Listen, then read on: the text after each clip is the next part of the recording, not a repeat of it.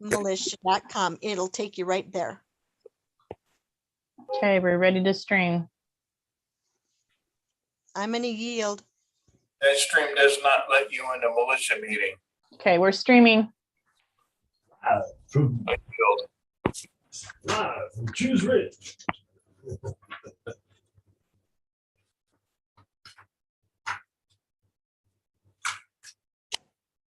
Live to you from California. Live from California. I don't see James on Sonoma yet. Is anybody? James, San Diego. Joey. It's not here. How about Dawn? Not yet. I haven't seen Dawn either. Okay. Skeleton crew.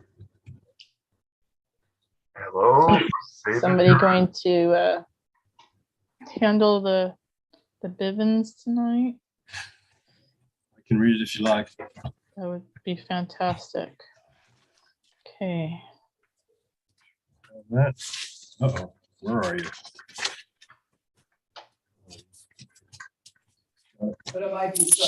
Hi, Christina. Hey there, sweetie. Hey, Barbara. Hi, Chris. Long time no see, y'all. I know. 4 minutes before the meeting. Less than 24 hours. Just about. Ooh. I'm at Doreen's. We're having dinner tonight. Her wonderful husband's making us dinner. Oh, nice. Good man. No. Let's see. I gotta find a bowl. She's still not feeling good though. She's going to ask you where bulls are. Oh, right. I don't know. It's That's your house. important. Let me see. That's way too big, isn't it? We could use it. Okay. We're good. Okay, so as of right now, we're about 4 minutes to the top of the hour, and I don't see James or Don. Is anybody going to raise a hand as a backup for moderator until they are able to get on the call? James is coming. Oh, where? Sacha, You know he's going to be here? you're here. I'm here. Satya, it's so nice to actually see you. It's, Wow. you know, it's hard for me because usually I'm EMF sensitive and the camera affects me for some reason. So I'm going to be on for just a little bit tonight because people have been asking to see me. But No. I can't leave it on for long, but I will leave it on for a little while. We don't recognize you without the hat. I could put on a hat. He does exist. I have lots of hats. I have a purple hat with a feather. You might like that one. The other one, no, the one in your on your name, you have the big white hat. Right. That's actually it's a light green hat. I was in Portugal when I had that photo taken. It's a good one. Thank you. I wear many hats. So we all. Hey, I have a new one. I'm showing off my hat. Whoa, nice, Chris. I like it. Goes with the shirt. It's a real Panama hat too. It's, Uh-huh. Nice. That's a nice one, Chris. Really beautiful, man. thank you very much. Yeah, I'm really happy to have a Panama for the first time. Took a lifetime to get it to be able to afford one. Beautiful. Okay, so we're 2 minutes before the top of the hour, and I don't have James on Sonoma or Don on yet. Somebody want to step in as moderator for a few minutes until they get on? Looking for a volunteer. Well, I'll co-host. Okay, and that way you can Yeah, let Chris people will be in. let people into the room. Okay, thank you. And you Carmen. can assign co-host to a couple of us. Yeah, for sure.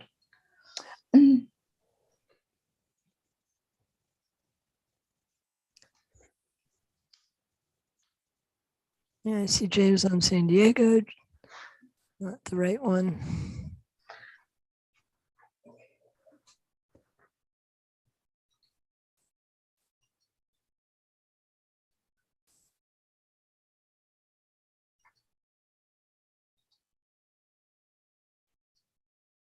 Morning, Satya. Oh, hi, John. How are you? I'm Hey, fine. you got a camera. I have a camera just for a short time. I'm very EMF sensitive and the camera You- bothers me, but I can have it on for a short time. You look beautiful. Thank you. And so do you. Thank you. It looks like you're as hot as I am. It's really hot here. What an interesting time. Indeed. Like Oh, that's there we go. Here comes Dawn. All right. Morning, Christina. Morning. Let's all wake up. All right, it's 6 o'clock. I'm gonna Dawn, I'm gonna get you on here as oops, keeps moving. Where'd you go? There you are. Okay, great. may I got I, Dawn as co-host, and when we let James in, we'll make him co-host, and he can slip right into moderator. In the meantime, it's 6 o'clock. It's September 8th, and the California General Assembly is in session. may I, Christina? What's up? Yeah, I need to call for a point of order. That actually, in the absence of the chairman, the role of meeting chair is meant to transfer to the sergeant at arms, which would be James. But as James is not here at the moment, if he was meant to come, but I don't see him, so I guess we'll have to wait and see. Okay, so until that happens. Yeah, I don't Thank see you. him here yet. Yeah, until that happens, I was appointed interim today for today only, while Nancy is, so everybody knows Nancy is traveling. She came to San Diego for the rally. And so we'll go ahead and call the meeting to order. Sacramento. Sacramento, excuse me, thank you. I've been in the sun all day long. So we'll go ahead and call the meeting to order. We'll start with the prayer. Using the words from the Declaration of Independence and the Treaty of Guadalupe Hidalgo, in the name of Almighty God, nature's God, our Creator, we ask you for wisdom in our purpose, that your glory shine in this task of reconstructing California. Put on our thoughts your ideas, on our tongues your words, so that through the actions, success will glorify you. For thine is the kingdom, the power, and the glory now and forever. Whereas we, the people, his lawful assembly, acknowledge the procedures of Almighty God, to obey his will, to be grateful for his benefits, and humbly to implore his protection and favor. With his guidance, we endeavor to educate, encourage, and assist our fellow man in discovering their jural political capacity and govern ourselves according to the principles of the Ten Commandments. The California Assembly is a welcoming and inclusive organization where all American and California nationals are recognized as its foundation of the Assembly and are included in all parts of our discussions. As an assembly, we operate, with the values of honor, equity, and lawfulness to support positive actions and productive solutions for all of us. I'd like to call for a moment of silence, please.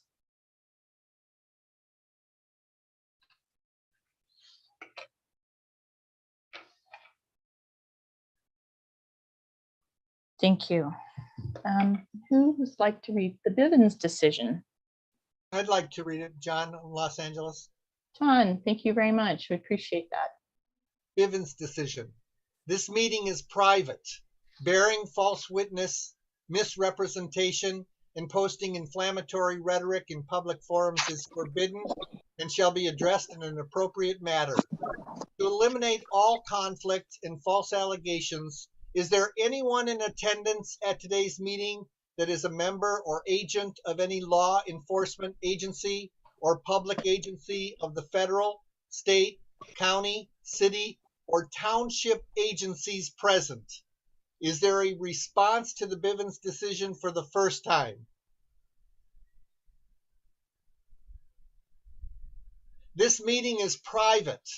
Bearing false witness, misrepresentation, and posting inflammatory rhetoric in public forums is forbidden and shall be addressed in an appropriate manner.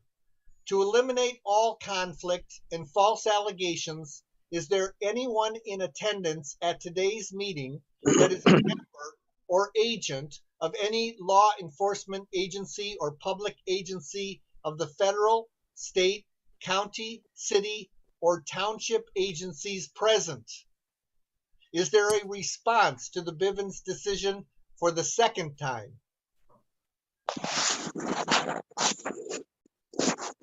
Good. This meeting is private. Bearing false witness, misrepresentation, and posting inflammatory rhetoric in public forums is forbidden and shall be addressed in an appropriate manner. To eliminate all conflict and false allegations, is there anyone in attendance at today's meeting that is a member or agent of any law enforcement agency or public agency of the federal, state, county, city, or township agencies present? Is there a response to the Bivens decision for the third time? Thank you, John. Appreciate that. Anyone who is here under false pretenses, anyone who is working for any foreign government, including the territorial United States or municipal United States, anyone who is being paid or coerced to be here must fully disclose their presence and purpose now or leave the premises. If they subsequently show up as a federal witness, they are discredited for failure to disclose. And I yield. Thank you very much. Okay, we've got James on Sonoma. I have a point of clarity on that for Yes, John. thank you. John, your copy, you have the old copy that has the typo. It's addressed in appropriate manner. You have appropriate matter. So That's right. if you could correct that, that'd be great. Thank you. Thank you, Chris. I yield. Thank you, John. Thank you, Chris. Okay, so Carmen, are you available to do the county attendance? Are we doing attendance now? I have to, I'm doing it from my phone. So yes, by alphabetical order, I'm gonna read the, and I'll even go on there. May I? Christine, I just wanted to let you know that James is now here. James on Sonoma. So are we, okay, I yield. So my request that he, in the absence of the chairman, that James, that you assume the role of chair for today's meeting as the sergeant of arms, sergeant at arms. Is that okay with you? Yeah, I'm here. Okay, thank you. Okay, go ahead, James. Okay. Let's see. So who's going to submit? So if may I, who is going to then be sergeant at arms? I recommend that maybe Dawn, she's available. She's sergeant at arms for the Jural, so she has the qualifications for that.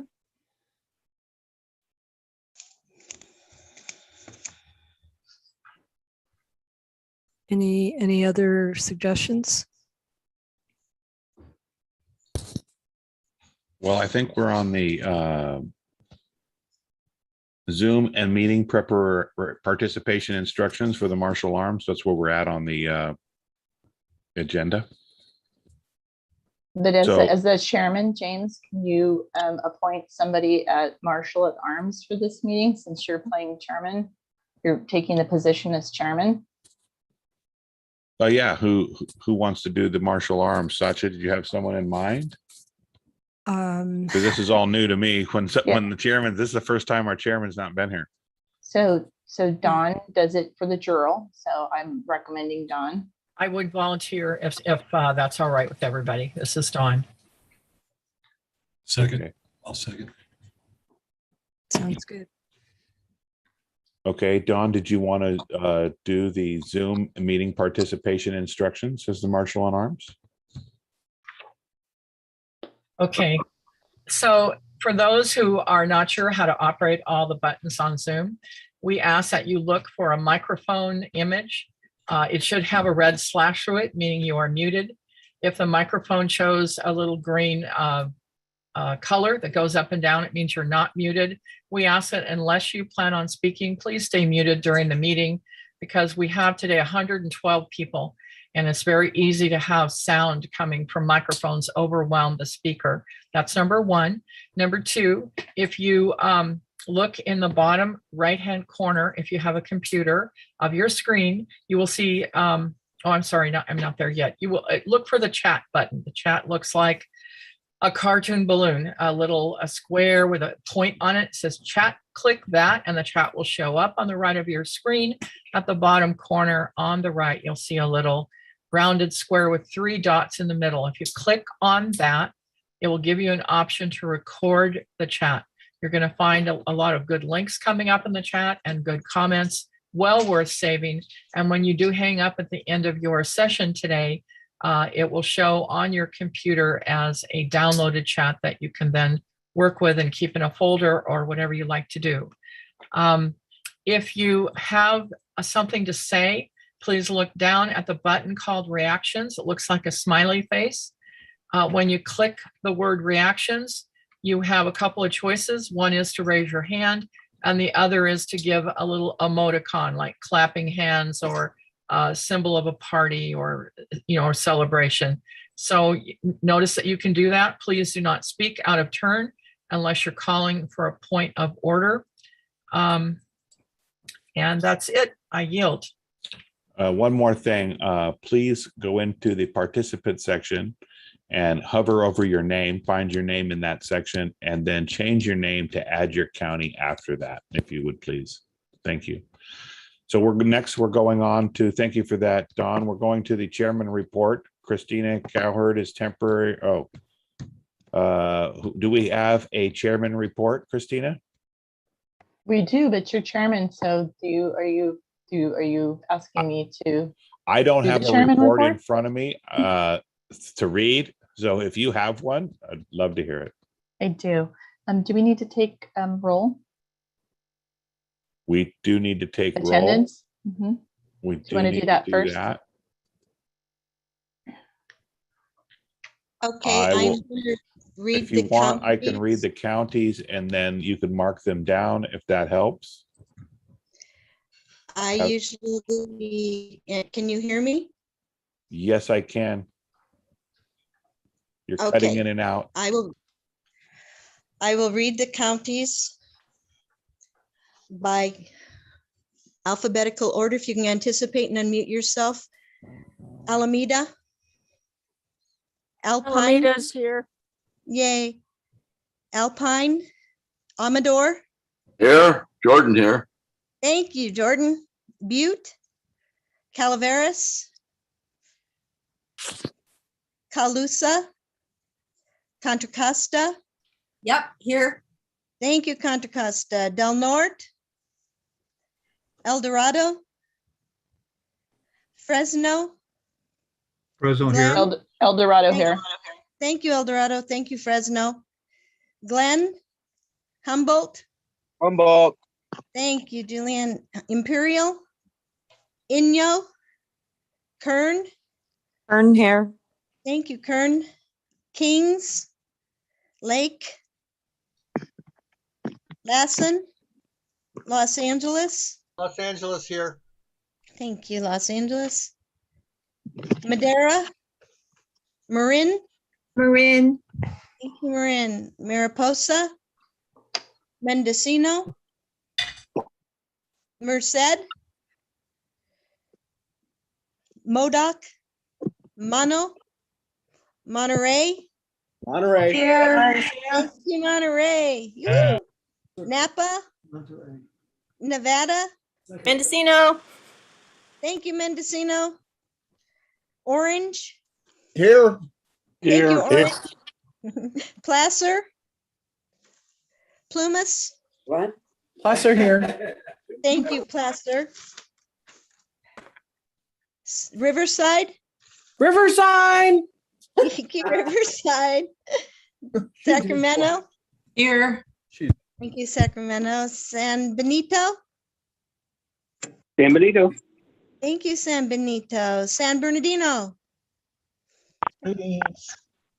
San Bernardino? Okay, okay. San Diego. Okay, got you, San Bernardino. Thank you. San Diego? We're here. San Diego. Thank you, San Diego. San Francisco? San Joaquin? San Joaquin. Thank you, San Joaquin. San Luis Obispo? We're here. Thank you, San Luis Obispo. San Mateo? Santa Barbara? Santa Clara?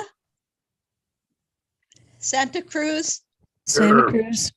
Thank you, Santa Cruz. Shasta? Here. Thank you, Shasta. Sierra? Siskiyou?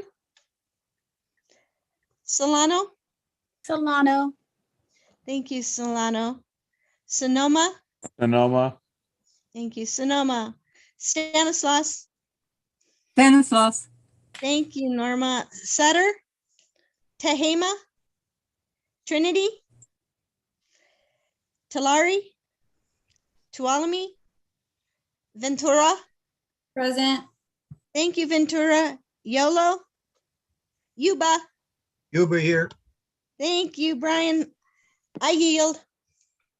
I see a hand up on a phone. Yeah, thank you, Carmen. Whoever's got the phone number ending in 519er, you want to unmute yourself. You're on the phone. You have your hand raised. What's your question?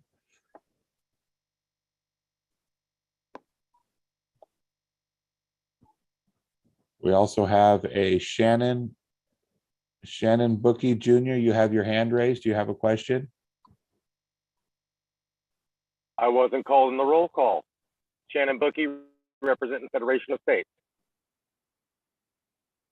What county? The Federation of States. Okay, thank you. He's in Alaska. Thanks, Shannon. Continental Marshals. Okay, great. Thank you for being here. Okay, next on the agenda, we have the California Chairman report, and I believe Christine is going to stand in for our chair tonight, who is absent. So thank you, Christina? James. So Nancy apologizes for not being able to be here live, and she was in attendance at the rally today in Sacramento. So she's en route driving back to home. So first of all, Nancy wanted to start with an apology in regards to the motion that was put under the militia. She had intentions to connect with Matt personally, and that did not occur. So the motion will be withdrawn at this time unless the assembly chooses otherwise. But she did want the assembly to be aware that the current militia assets, which would include the website, the Zoom, and the database, the YouTube channel, the broadcast channel, that they're not currently under the assembly's assets. So it's up to the assembly. Would they want to choose to keep that motion on the agenda? Who brought the motion forward?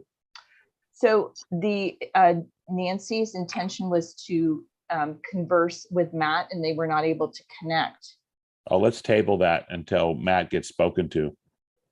Yeah, Well, no, what I'm saying, if you could, and that's fine, but I just, the point is that so you're aware that those assets are not currently the General Assembly's. Matt Okay, Dakin great. has his So- hand raised. Maybe we can hear from him. Oh, Matt, yes. So Yeah. I don't know if you heard Yes. the part that Nancy's apologies and not connecting with you. So go ahead. So she did connect to me. She did connect to me last night at 10:13. Oh, hold on. Can you hear me? I'm gonna put Yeah, my we can hear headphones you. in. We can hear you. Okay, okay. Yeah, so she connected with me 10:13 last night as I was driving home. And what she said was, I hope everybody's here can hear this. She said that, let's see. I received a phone call from Nancy and Michelle. It was a conference call. And she told me she was calling about the motion that I had made for tonight's meeting. And I was confused and asked her what she was talking about. She laughed and told me it was about the assets needing to be in the hands of the Zen desk and IT. And I questioned this protocol and asked for something in writing, stating that needed to happen, that needed to be moved. And she said that refer to the General Assembly handbook. When I got home, I checked my email and saw the agenda, which had been sent out at 6:46 with this fraudulent motion under my name. I was shocked. This was, this was brought to my attention for the first time 4 hours later. So this had, gotten on the agenda without anybody talking to me for 4 hours before anybody talked to me. So I felt manipulated and coerced by her phone call and putting this motion in my name, unbeknownst to me, and I felt like it was pure fraud. So I just wanted to state that for the record. Okay, and do you want to withdraw the motion in your name? It was never made in my name. Okay. All right. Well, I think that should be tabled, and we should move on. Christina, do you have the anything else to share from the chairman's report? Yes, I do. So great news. Sign in America is actually up and running. So that's great. So everybody on their county would like to work to get their representative ready and waiting for that. So that's pretty exciting. And then, sorry, my glasses are not so much. The motion, the agenda is adopted, for today's meeting. And please note that we do have a special guest, Robert, and that we have a hard stop at 7:10 to be able to have his presentation. He was on the previous calls, but those were tabled because we had a special guest last week that we extended for. Also, Nancy wanted to bring to everybody's attention in regards to the document that was sent out from Charlie Ward, pardon me, and Simon Parks, that to not participate in that. And so the recommendation for everybody to check for Anna's statement that she did on that. Because we are not recommending anybody to participate in that because it's a de facto item. The other item, the last item that Nancy had for me to bring forward was that we currently do not have a marketing chair. So if somebody would like to step forward as the marketing chair, to please reach out to Nancy. Otherwise, the committee will be dissolved. And I yield. Thank you. Thank you, Christina. David, you have your hand raised. Is it on topic? Yes, information on this, do not participate. It was posted on 9/7/21 and it's titled No Second Declaration. I yield. Thank you. Thank you very much. And I believe that was also posted on Anna's website as well as Paul Strammer's website. Anna wrote an article on that. Doug from San Diego. Yes, I want to mention about putting the asterisk in front of papered names. I yield. Yes, we asked that if you're papered up with your 928s to put an asterisk in front of your name when you do the name change. Thomas Mencia, you have your hand raised. Yes, regarding that situation with Nancy and Matt and it being tabled, does that mean we can't talk about it? Because it sure seems like a huge deal. Well, I don't want to bring it up now. It's not something that we need to get into tonight, and because Nancy's not here, and she's the one obviously that put the motion in. So let's wait till the person who brought the motion forward comes forward, and we can talk about it. But if they're not here, it doesn't make any sense to talk about it. Okay, let's move on to the scribe. May I, James? This is Nancy on the 5. This is Nancy on the 5. We got us a little reception for a second. I do want to apologize to Matt Dakin for putting his name behind a motion that I didn't talk to him about until after I put it on because I was traveling. Everything has been a little crazy, but I would like the discussion. And in order to discuss and debate, you need a motion.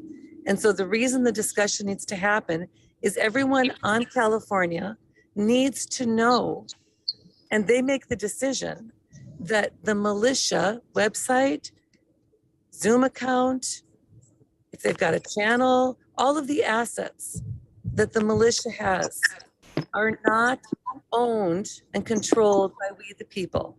And that's the discussion that I want everyone to know, that as the chairman, I need you to know that I don't have any say on that website, and the DEBA doesn't have any control to fix it if it's sabotaged, and et cetera, et cetera. So that's why the discussion. I'm fine. If the assembly's fine, I'm fine. I just needed the assembly to know that. And with that, I yield. Thank you.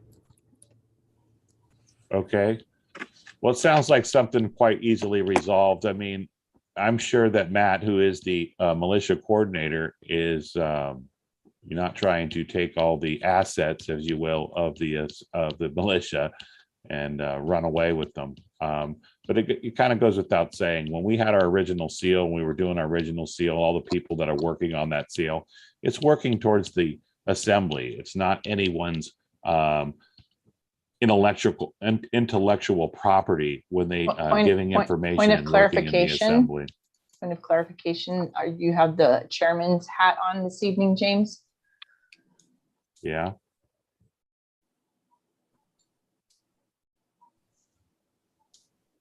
So that's what I was saying. Anyway, we have 3 hands raised. We have Satya and Don, and Emily and Matt and Wayne. Folks, if this is going to be into an argument, if we're going to get into a big discussion and start arguing, and I don't think that's where we want to go. So Satya, go ahead. You have the floor.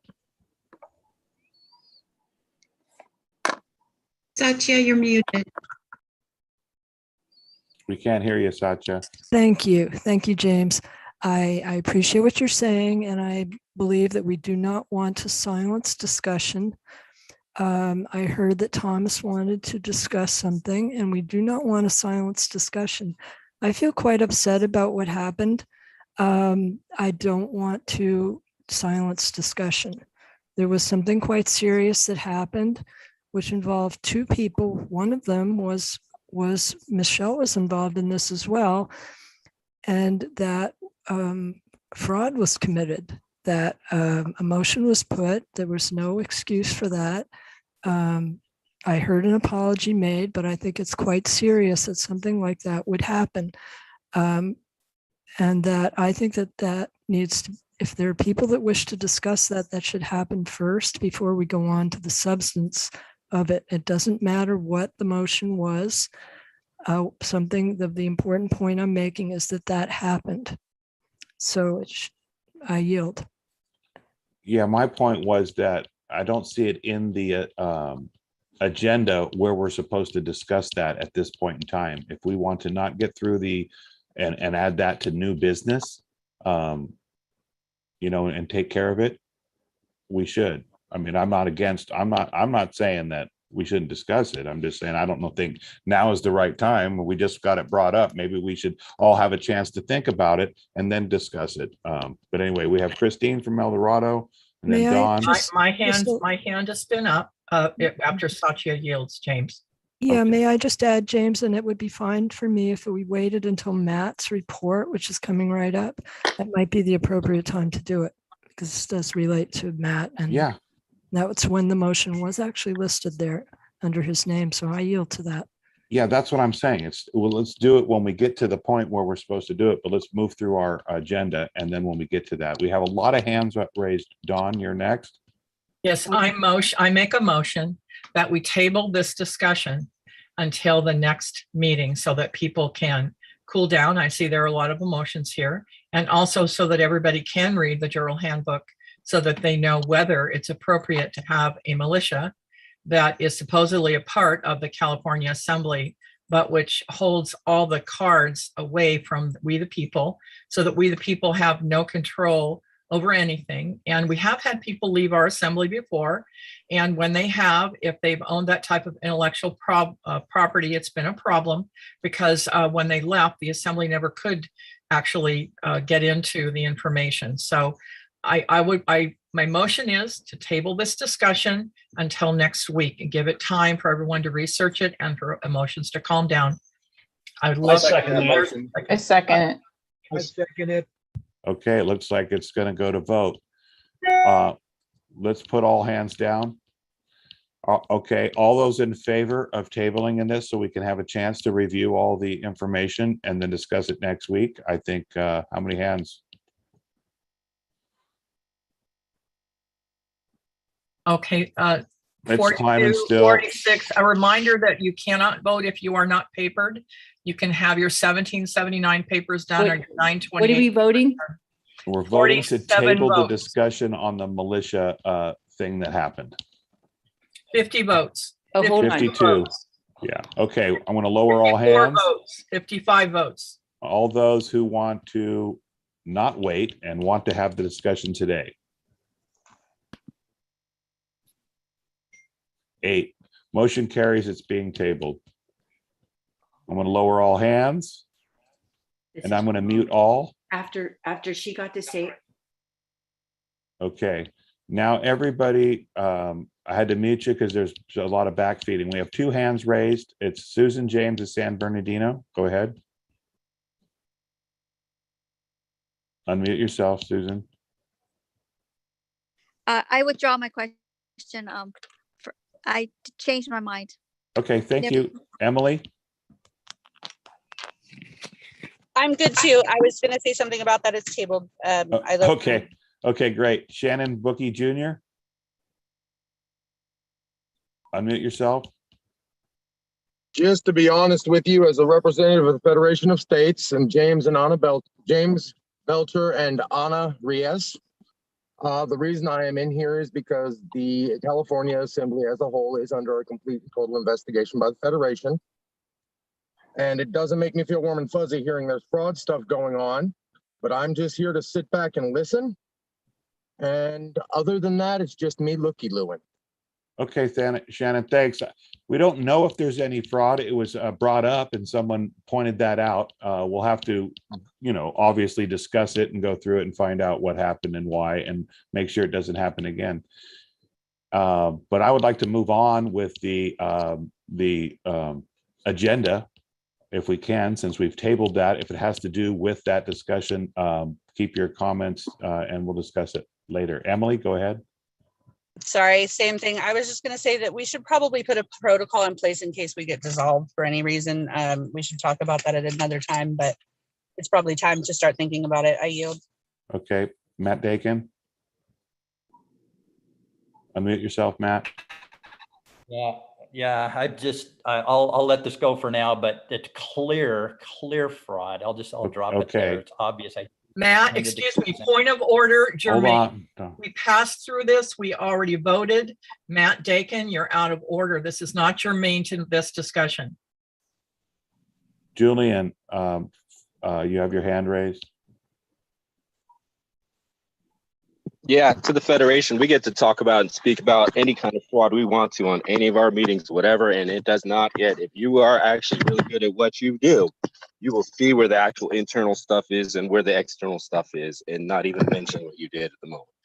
I do very much appreciate you here to actually do the stuff and do the investigation, but just as much as you heard fraud put out, you did not necessarily come in on it. So I ask you to bite your lip on that. Appreciate you being here and continue your investigation. I do yield. Thank you. Shannon, go ahead. I appreciate that. And I do hope to see such things in this meeting and other meetings in the future that I attend. And I do sincerely hope you're 100% right. It'd make my job a lot easier. Thank you. And I just want to point out, we're all one big family here and we're all have the same goal in mind. And that is to get people back onto the land and soil jurisdiction and assemble their assemblies. And so we want to put in the, I want to put in the word, like as Julian always says, cooperation, not competition. Let's see how we can work through these things, how we can accomplish the goals that we all have in mind. Twyla? Yes, I am the Fresno Militia Coordinator, and I would like to have some clarity when we do talk about the situation regarding the militia and the assembly, more clarification from both sides so we can make a really good decision what we need to do. I yield. Thank you. Thank you. But we're moving on to that discussion. We're going to the scribe report, the motion, the California Center, we record the minutes from September 1st. Does anybody have any Yes. objection? This is Carmen, and Yeah. I would like to move that we record the California General Assembly minutes of September 1st, 2021 into the record. Any objections? Okay, Carmen, go ahead. I yield. Without objection, it's on the record. Thank you, Carmen. Do we have a treasurer's report? Yes, you Christina? do. Let me get the screen share going here. And I want to point out that in the chat, there is links to be able to make donations either to the Federation or to the California Assembly. Go ahead, Christine. Okay, so hopefully you guys, I blew it up, so Yep. hopefully you can all see it. So the great news is that the data is now in QuickBooks. There's still some work to be done in regards to coding it. Unfortunately, I had to completely delete PayPal and input manually because there was syncing errors, but the data, everything balances. So yay. So this was the best report to show the General Assembly where we are. So the first part here is showing gifts and the income gifts. And so this first dollar amount is directly from PayPal. This also includes the transfer from the old PayPal, and it also includes the transfer from the Chase account.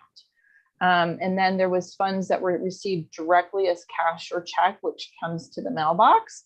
And then, yay, we got our first gift and donation from Venmo. So it's working. So that was exciting. Under expenses, we have a couple of items on the current bucket is called software, which includes Zoom, jot forms, and a few other things. We've got our PayPal fees here, and then we've got the recorder stamps on as far as expenses are concerned. Then we have our awesome contribution from the Federation and the LRO, and that is input there with our net income. And that concludes my report for today. Thank you. Okay. Okay, thank you. We go to the state militia report. Matt, do you have, what do you have for the militia report this evening? So we did not have our militia meeting because Andrea was ill, so unable to put the meeting together, but it will resume next week. So, and this is, Don made a comment about the assets being withheld. We have not withheld any assets from anybody from the militia. We're all in this as one team, but when we got our own Zoom, we were able to start them on time. We had control of when we started. We didn't have to wait and do a Mother May I. So it's been much smoother since we've gotten some control over the Zoom, for instance. Prior to that, it changed on us. Nobody told us. And so we're scrambling right before the meeting started, and it happened a couple of different times. And I was told at one point, from Christina that I couldn't have access to the highest level access for the Zoom to be, and so we have done everything we can to be inclusive. We've been growing the militia, and we've been getting great speakers, and we want to continue that. And so, so to be accused of having withheld assets, that is absolutely untrue. We are trying to grow and support as one big family for all the pillars. So with that, I yield. Thanks, Matt. And I'm sure we'll get that resolved. And I hope that we can all work this out. It seems that in the assembly, as soon as we get rolling and we get a lot of stuff moving forward very quickly, we become under attack, and in more ways than one. With that, I yield. And William Wyerson, San Diego, you have your hand raised. Now you don't. Okay, we're going to go down to the Chief Justice General Assembly report. If you yield, Matt. I yield. Okay, Chief Justice Chris, I? are you here? I'm right here. Yeah, we have Okay. Christina with her hand raised. You want to give it? Christina, you have something on point? Yeah, point of clarification in regards to the Zoom access, that there was more detail Why are we in the discussing? conversation in regards to that the militia was not restricted from using that. So I would appreciate that we all choose our words carefully and what we're reporting to the General Assembly, and I yield. Thanks, Christina and Matt. Let's try to work together here. No one is accusing anybody of anything. And it did work out a lot better. I was out on several of those militia calls when the meetings were confusing, when it was switching over from the coordinator's call to the militia. So I have no problem with them having their own channel and being able to start their meetings on time. Chief Justice, are you ready? I am so ready. Let's hear see if we can shift gears here a little bit. Let's see. This is a report from last week when, or part of my report is from last week from Terry coming in and myself yielding to that. There was two outings I went to, August 28th and 29th, Orange County and San Diego. That was a couple weeks ago. Put on by Jenny in Orange and Julie in San Diego. And good job to both of you. That was great. We had a good time. There's a lot of people at both these meetings, so I met a lot of people. I won't even try to go through all the names, but I wrote them down. Let's see. I went to the meet and greet or the assembly meeting in El Dorado County yesterday. Great bunch of people, huge gathering there. Special mention to Jeanette and Willie for their restaurant, opening up their restaurant, Apple Bistro right there off Highway 50. And I wasn't sure if I was there. And I went up to the door. There's this big banner that says "No masks allowed." And that was pretty cool. So I knew I was in the right place. Okay, quick refresher. And I had read this a couple weeks ago, but I had made some errors in the wording. And so I read through it. Actually, I listened to it myself and it confused me. So I'm going to read it again, and you may hear it more than this because this is something that we're going to hear a lot probably. And here we go. This is an edited version of what I read a couple weeks ago. Everything in our common law traditions are organized around relationships. The law of the city, that's the de facto, is organized around subject matter and organized into contract law and admiralty law.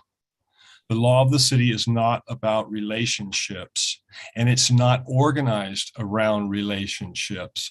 Common law is the law of the land, and it is process-oriented and not result-oriented.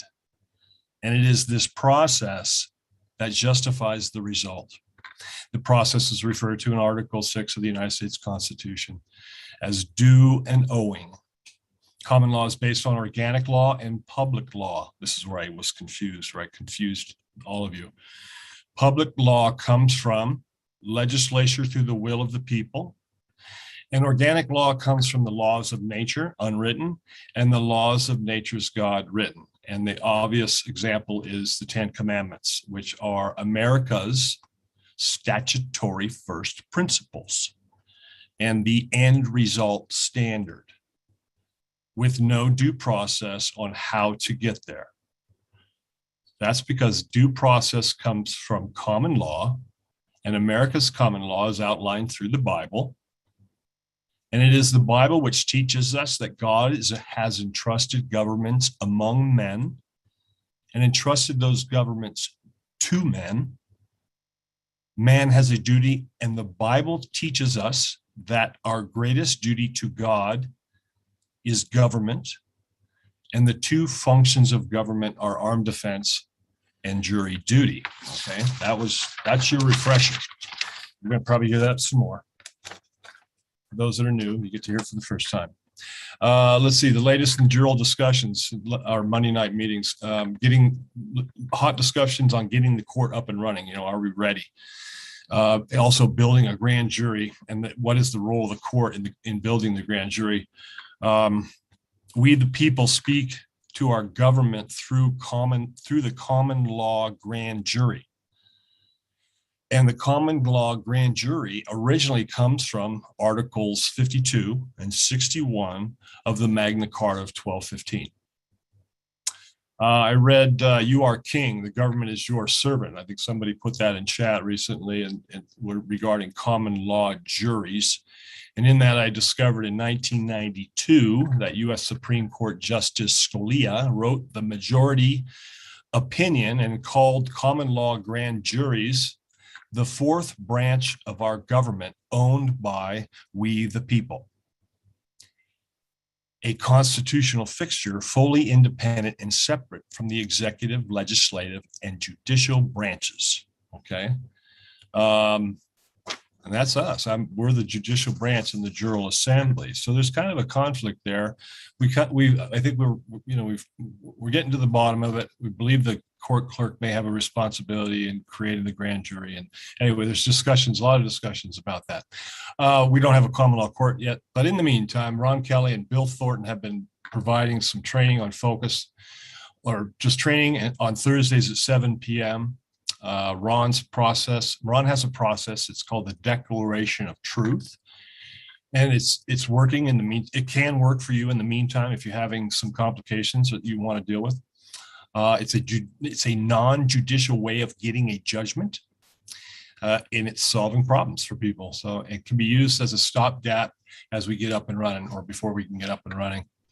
The litigations committee is up and running. You probably all know that. And they meet every Tuesday at 4 p.m. I missed last night. I was on the road, or I was in Placerville. I went to the Placerville or the El Dorado County Assembly. So that's why I wasn't there last night. I apologize, everybody. I didn't give you a notice on that. It was a last minute decision. Rules of the state seals, rubber stamps were found. If everybody was curious about that, those have been recovered and divvied out, I'm assuming. Rules of evidence was discussed, and that I was trying to bring out a point with the General Assembly that the rules of evidence are federal rules of evidence. That's de facto, and they refer to in civil law, in civil law, in civil law. And in civil law is the law of the city. And in Brent Allen Winter's common law lawyer, in his words, friends, neighbors, and kin, it's evil. And I want to get that point across, that when we read these words civil law, that we're dealing in de facto. So that was discussed in the rules of evidence. And there was a motion passed that we discussed the rules of evidence, and I'm kind of getting the Gerald to shy away from that. But it's going to, whatever we're going to discuss, we're discussing something to learn, to train with in the first 15 minutes of our General Assembly meetings. That's pretty much it. That's the end of my report. I yield. Thank you, Chris, for that. The International Business Report, do we have that? Who is giving that report? If any. Okay, then we're going to go on to the Chief Recorder's Report. Looks like there's a motion. I guess I'll read this. The California General Assembly elects Barbara Greer as Chief State Recorder and Doreen Brower as the Deputy Chief State Recorder. Motion by Caesar Apollinario. Hope they said that right, Caesar. Here. Do we without exception? I second. In a second. Okay, without exception, does anybody have any reason not to accept that motion? Nope. Okay, motion carries. We have a new. I need to know who that second was. Susan James, San Bernardino. Thank you, Susan. Thank you. I yield. Okay, so congratulations, Barbara Greer and Doreen Brower. I hope I said that right. Okay, congratulations. Okay, we're going to go on to the state IT report. Deba or Thanks, James.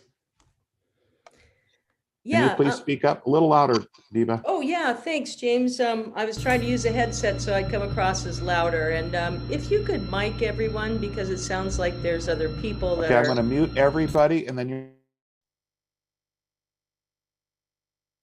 Deba, go ahead and unmute yourself. Yeah, I'll go ahead and unmute. Thanks. Yes, hi, everybody. I wanted to go ahead and continue my report from last week. I know that we had Terry who joined us on the call from. Deba, you need to unmute I'm yourself. here, thanks.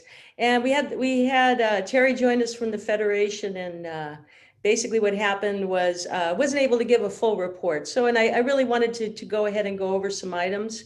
I'm hoping I can share screen, Christina, at this point. Let me just check here and see. It looks like I can. And I just wanted to go over some things with the assembly. I did want to come over here and talk and address some concerns. We had some concerns raised about transparency in Zendesk, and I just wanted to take a moment to address that. I think it's really important that everyone's really educated about this. We have an obligation on our self-governance to learn about law. We also need to learn about self-governance as it pertains to IT. And so this is Zendesk. I look forward to anybody who hasn't been in, giving them a tour. I just want to share with you guys a little bit. You can see right in here, our satisfaction rate is at 96%. I think that's really important. When I first started working with IT less than 90 days ago, we were hearing quite a bit of, we've had quite a turnaround. I just want to say that. Folks were asking, somebody asked whether, about the transparency. So I want to compare what we had before. Before, what we had is we only had email. And what would happen is there was all kinds of secrets happening in the email, and it was happening away from the General Assembly, and it was happening in secret, and none of us could see what was happening. And we all know about some issues that have happened in the past. And that was before Zendesk. But now with Zendesk, it's completely transparent. We can see any communications in here. I want to congratulate we have now over 453 users, including over 100 volunteers that have stepped up. Today, I want to say from last week, or the last time I asked for volunteers, I've interviewed and vetted a number of them. We have folks that are going to be helping us from everything from security to also helping us out with web development. And I'm very excited to be bringing on some new volunteers. I really like to ask that we take a moment to just realize that anyone, something that we've learned here is we're all kings and queens. We're all our own investigators. So if anyone wants to investigate anything, we invite you to come over here, click on here. If you have somebody who's complaining, you can actually go, you can look up that person. Let's say I put in here Michelle Ford as an example. I can come in here, I can look at Michelle. If Michelle was actually an end user, I could go in, I could see all of her tickets. I could go in and so we invite all of you to be investigators. Come on in and you're welcome to look at tickets in here. If you have heard of somebody that's complaining, we are seeking to have absolutely the highest level of customer service in here for our clients that come to see us, people that want to come home to the land. I want to also talk about another topic was raised about reports. And that's a great topic. So let's talk about reports. I just want to mention that our treasurer does her own reports. Our clerk of the courts, they do their own reports. Our recorders, our chief recorders do their own reports. And anyone that would like to step up to the marketing and do marketing reports, we want you to know IT has done a great job. We've installed the reporting modules. You're welcome to come in here and explore. We're glad to train you how you can do reports for your various departments, whether it's militia, whether it's marketing or anyone else. So we have complete transparency. Again, compared to email where we had absolutely no transparency. The next thing I would like to just tell you guys, I know that we're working really hard and something happened unbeknownst to the assembly behind the scenes. We had somebody who was helping out with our Zoom videos and making them available online. And that person has been an IT volunteer and he had a sick father, as we understand, or someone where he had to step away. And unbeknownst to the chamber, to the assembly, We had Mike McGee basically stand up and, come and stand in that place. We want to thank Mike McGee. Mike McGee has been there as our digital IT person. He has been helping to facilitate Zoom and webinar and live recordings. We want to really congratulate him and thank him and celebrate him. And I also, because we have more than a few thousand hours of people every week that volunteer their time, these volunteers are paid in thank yous.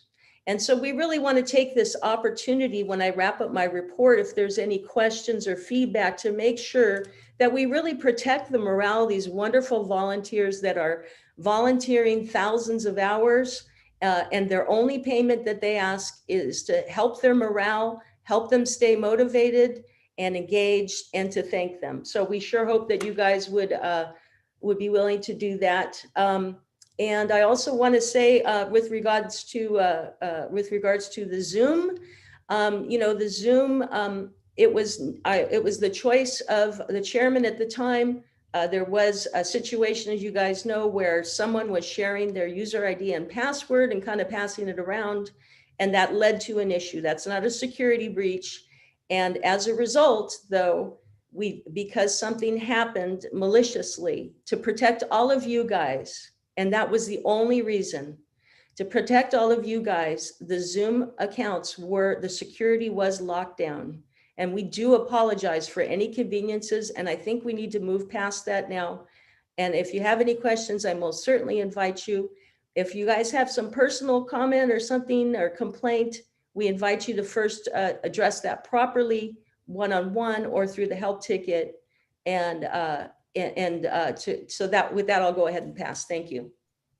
Thanks, Diva. Could you put into the chat how people can get to Zendesk? People were asking in there for a link or something, how they can sign up. Oh, thanks, James. So James, they just come on over here and they can click on, and they can, they can click on the contact us right here, and that'll bring them right in.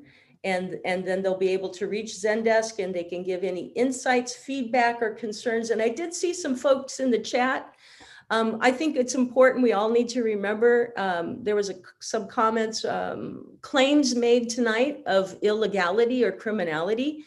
I think we need to remember, we need to always say that allege such things versus, because saying such a thing without putting the word allege in front, in my opinion, with my limited knowledge, is not a very good thing for the morale of all the people that work tirelessly as volunteers. So thank you. With that, I'll pass. Thank you, Debbie, Diva. And I want to encourage people, that topic that was brought up, I'm not going to bring it up again, but Zendesk is a great place to go this next week to get all of the discussion worked out. A lot of it can get worked out in Zendesk, but in the scenes where everybody can see and share openly, and then they can bring their stuff to the assembly. We can vote on issues or discuss it, but we should try to take this next week to really think about what we're doing, come up with our questions good, and put our feelings aside, not be heated if we can, and approach it with how we're going to work it out and cooperate, not who did wrong and when did wrong, because there's the list of who did what wrong and where is miles and miles long, and that's what we're trying to get away from. So let's go to we have the IT report. Now we're going to go to the committee reports. Do we have litigation committee? James, D8, may I? are you here? Hands are raised. Oh, hands are raised. Satya, go ahead. James, as a reminder, we have a special report at 7:10. Okay, we need to hurry then. Okay, Satya, hand up. Yeah, I have a question for Deba, and also I just want to add to what you said, James. The Ombudsman Committee is the proper place for that sort of thing. That's why we were created. So not Zendesk. What about the security breach, Deba, and the shared somebody sharing their passwords? What I was told were the reason the access was shut down was financial reasons. So I'm confused of what it is you're talking about. Can you be specific and share details about that? Oh, well, yes, Satya, as far as I know, what happened is that credentials were being shared. Everyone knows that there were a user ID and a password that was being shared, and that's how folks were accessing it. I had come in and I told them initially that was not a good thing. We shouldn't be doing that. Everyone should have their own credentials. And I let that be known. And so basically, as you guys know, we ended up with a telegram that wasn't meant to be posted, a video from Zoom that wasn't meant to be posted on Telegram. And that wasn't a security breach. That was a result of people doing something that did not have a lot of good judgment or common sense with sharing their credentials. And that, unfortunately, that sometimes that happens in a volunteer organization. Satya, I'd really, really like to ask if you would I really like to see you contribute in a very big and large way to the morale. And I would like to ask you to please come and join our daily stand-up call. And please get more involved as a state coordinator, because I really need you in the morning and I need you to be more involved. And so I would make that request of you. It's at 8:30 and I'm happy to remind you and send you the link again.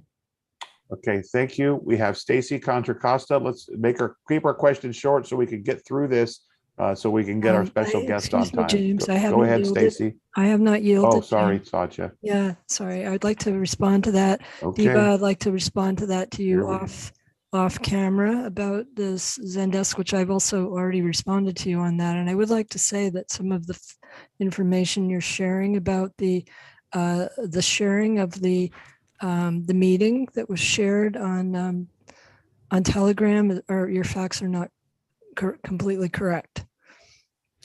Satya, I understand and thank you. And I will have to agree to disagree. And that's the first time you've said this. And this has been a number of weeks. So I find that troubling. So I do look forward. I look forward to talking with you. Move on. New information. That's why new information. Yes, hold on, Chairman, folks. if we could move on. Thank you. Yes. We're going to go with Stacy from Contra Costa. I yield. Thank you. Okay, thank you. This will be brief, and this is speaking to the Zoom, and it kind of ties into the militia thing. And this is just brought up because this was brought up in your report, Diva. But there seems to be this, self-governance, kings and queens. But when it comes to Zoom and the different committees having their own autonomy to be the kings and queens, to be the controller of their systems, that's not allowed. So there seems to be a conflict or an inconsistency with that, because I was on the litigation committee meeting yesterday that got just shut down. First of all, it was already scheduled by D, and that was fine, and everybody was ready to roll. Then at the last minute, we get some sort of weird link saying that the original link that was sent didn't work. But then when we were on the call with D, she had both links going. So something doesn't smell right. Okay, and it was highly disruptive. Then it was disabled at some time because Dee tried to change the co-host because she was going to the event in El Dorado. So it's been a very successful committee, and it was very disturbing that it's being disrupted by this lack of allowing for the autonomy to be the kings and the queens that we always preach that we are. So Stacey, I think it was just a mix-up of who was scheduling the meetings. I don't think it was deliberate. And I was on that meeting, and yes, if you're ever, I'm just going to put this out there. If you're ever running a Zoom meeting and you are the host and you close out before you make somebody else a host, the call will drop. So that's, I think, what happened. And the co-host, the other host didn't pick up, even though she tried to transfer it. And that's why it got dropped. Anyway, we try to work through these things. It wasn't. I understand, but there were two different Zoom meetings going on at the same time. And Dee had it squared away to begin with. She's very efficient and orderly. Then there was disruption butting in and changed it and confused everybody. You're right. That needs to stop. And Stacy, I really appreciate your comments. And what I can say is that what happened with the situation where again, unbeknownst to the entire assembly, where Mike just stepped in and was this incredible person that saved the day. And he's come in and, he never had a chance to communicate with his counterpart because his counterpart evidently was not available because of illness. We have to remember we're all volunteer. And all I can say is that he stepped in. So I just most certainly want to reinforce that Mike McGee is your contact for live, for any kind of things with setting up your Zoom meetings. And we definitely want autonomy. And Tracy, I invite you, I want to tell you, every place that we have in IT right now, this is 528 state IT, we the people. And we have great autonomy, and we have people self-serving solutions to long-standing issues that could not be solved and had not been solved in the last year. And I invite you to come on, please. And I invite you to reach out to me one-on-one. I'm glad to do a training and go over everything, and glad to show you how much control you truly have. In fact, as an example right now, I'm waiting from a number of my committees to get back to me on information. Point of order, we got an agenda here we're gonna need to get through. Yeah, thank you, Doug. And I look forward to them getting back to me so we can help them to have more self-control. Thank you. With that, I'll pass. Thank you, Diva. Christina Eldorado, and then we need to move on with the agenda. Yeah, I just wanted to share in regards to the access. I was the one who opened up the meeting, and so everything was running, and I transferred that over to Dee. And there was, I think, an honest fumble in regards to not being able to pass the baton when Dee left. We are working. I've been working with Mike. I've been working with Diva, and I attend the stand-up meetings because there's nothing more than I would love to pass on the baton, because as treasurer, to be in that. We've done an expansion, moving from small business to regular business. And so we have more licenses now, but we need assistance. We need volunteers to come forward on the stand-up meetings so that we can work through these things and get it to be smooth once again. And I yield. Okay, let's move on. We have the committee reports. Is the litigation committee. Is Dee Yates here? Dee, are you here? Okay, let's go on to the procedures committee. Carmen, do you have a report? Unmute, Carmen. I moved my report in light of time. What was that? I'm postponing my report for next week in light of the time. Thank you, for our Carmen. 10-minute yeah, thank you. Promotions, Mike McGee. Are you here, Mike? Okay, ombudsman, Satya, do you have a report? Thank you, James. May I, James? No, Satya is up, but listen to Okay, Satya, then we'll do it. Then I want to go back to the marketing. Okay. Satya, go ahead. You have the floor. Yeah, I just want to say that I think it's extremely important, the issues that have been brought up tonight, which is just helping to identify some things that have been going on in the background for quite some time, which is exactly what we do in the Ombudsman Committee. One of the things that we do, we help people work things through, and better not here. Sometimes things do need to be brought up first, but we are here as the Ombudsman Committee, and that's what we're for, to help people work together one-to-one to sort things out, and also to help people bring things up at the moment when they need to be brought up. So it's not a one-size-fits-all. So just to let you know, and we're going to be clarifying more what our work is, and we invite you to help us with that clarification. I yield. Thank you. Thank you, Satya. We're going to go to Sheriff Mark Cowan.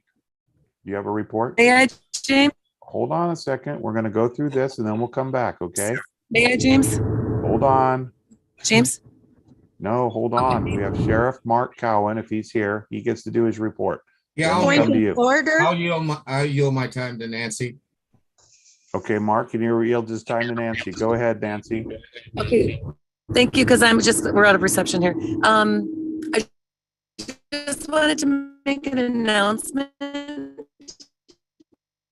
That spot. to all of those that are paper. The marketing committee needs a chairman, and the marketing committee will have to dissolve without a chairman. So if you're interested in being a chairman, please get back to us through the website that you're interested in that role. Otherwise, we don't have a marketing team we don't have a team that's meeting right now. And with that, I yield. Thank you.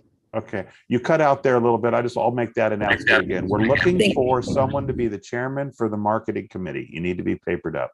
And so get a hold of any one of the coordinators and they will get you in touch with whoever you need to be in touch with there. So let's go to, we have old business. We have from 7:10 to 7:20, we have a guest presenter. Is the James, guest point of presenter? order. Actually, they've withdrawn for this evening because Michelle's not available via reception. Julian withdrew. Okay, Go ahead, Julian. Go ahead, Let Julian have the floor. Julian, go ahead.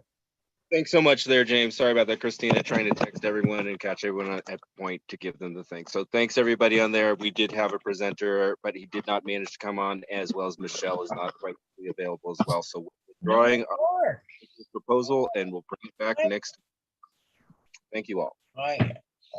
Thank you. I'm going to mute all. So everyone's muted. We have a lot of feedback there with open mics. So I just want to remind everybody that when you're not talking, please mute your hot mic so we don't hear everything that's going on in the background.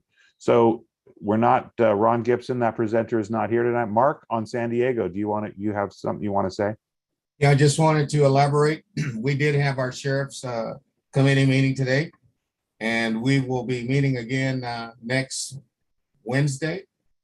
So we are right now, what we're doing is we were discussing our duties and going over the histories of each of the sheriffs. There were actually three sheriffs plus myself: Riverside, LA, and Orange. And I'll have a little further report next week. With that, I yield. Thank you very much. And I'm glad to hear that the sheriffs are getting together and progressing, because they are our enforcement. Once we get enough of us people together, enough sheriffs, then we're going to start doing some amazing things. Okay, we have back onto the agenda. Ron Gibson is tabled. And I just want to point out that Ron Gibson helps people with land patents, and that was going to be the special guest tonight. So maybe they'll be here next week. So you might want to show up next week if they're going to be here. That's a great topic, is the land patents. The General Assembly cancels the cloud storage on Zoom, allows live stream of state meetings access for individuals to record. Oh, that's the motion by the treasurer. Okay, treasurer, do you have a motion? Oh, wait, James, point of order. Yeah. Did we skip over the state co-coordinators report, or did I miss that because I have such bad signal tonight? We went way past that. That was a long time ago. Did you want to give your coordinators report? Oh, if you don't mind, I would just love to share with the assembly that there was a Thelma and Louise style road trip up to Northern California, and we got to do an incredible event at Apple Bistro. So big shout out to Jeanette, who she and her husband opened up their restaurant for a great presentation up there. And I really want to thank Dee and also Christina and Nancy and Chris Reed for being present for that. And Barbara Greer was also there with her parents, Doreen Brower.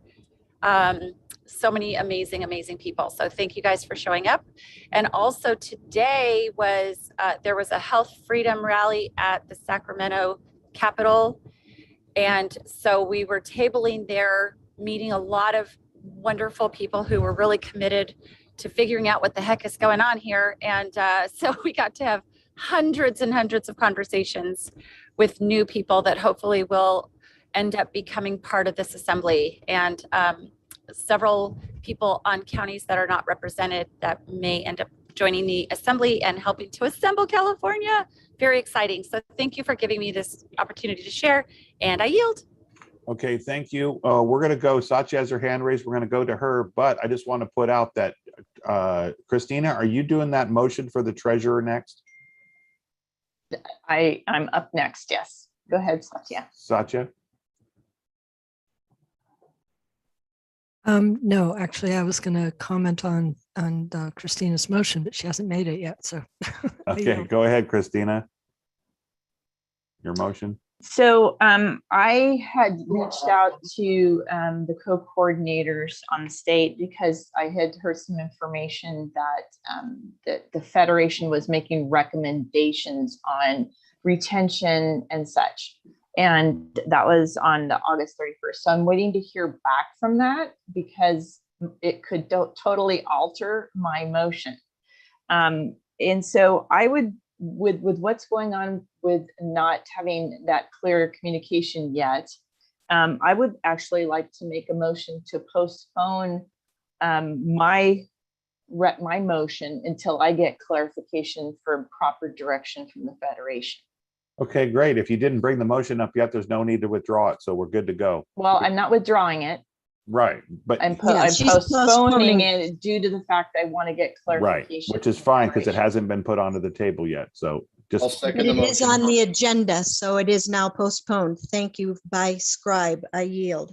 okay. Now we go to the California motion, and it's made by Satya. Satya, you here for your motion? Yes, I am. Okay, so could you please I muted all. Satya, you're going to have to unmute again. Yeah, I like your laugh, Barry. I won't take it personally. So my motion is that the California General Assembly will save and archive all recordings of all California Assembly meetings, either by audio or video, and that we do allow cloud recording for the ease of sharing. It's very difficult to share the meetings without having cloud access. And that these recordings will be deleted after 2 weeks or off of Zoom. And I nominate Thomas Messina to oversee this process of how we will share, how we will store these recordings, or how we will deal with them. I guess that would be the best thing to say, because we won't be storing them past 2 weeks. The cloud. Let me say this again. I'm feeling I'm getting confused as I'm saying it. I learned from Terry that we are meant to be archiving all our recordings of the meetings. So this is what's prefacing this. So let me state my motion again. That I ask that the California General Assembly to save and archive recordings of all California Assembly meetings, either in audio or video format, that we allow cloud recording for ease of sharing, and that cloud recordings will be deleted off of Zoom after 2 weeks. And that I nominate Thomas Messina to oversee this process. I yield.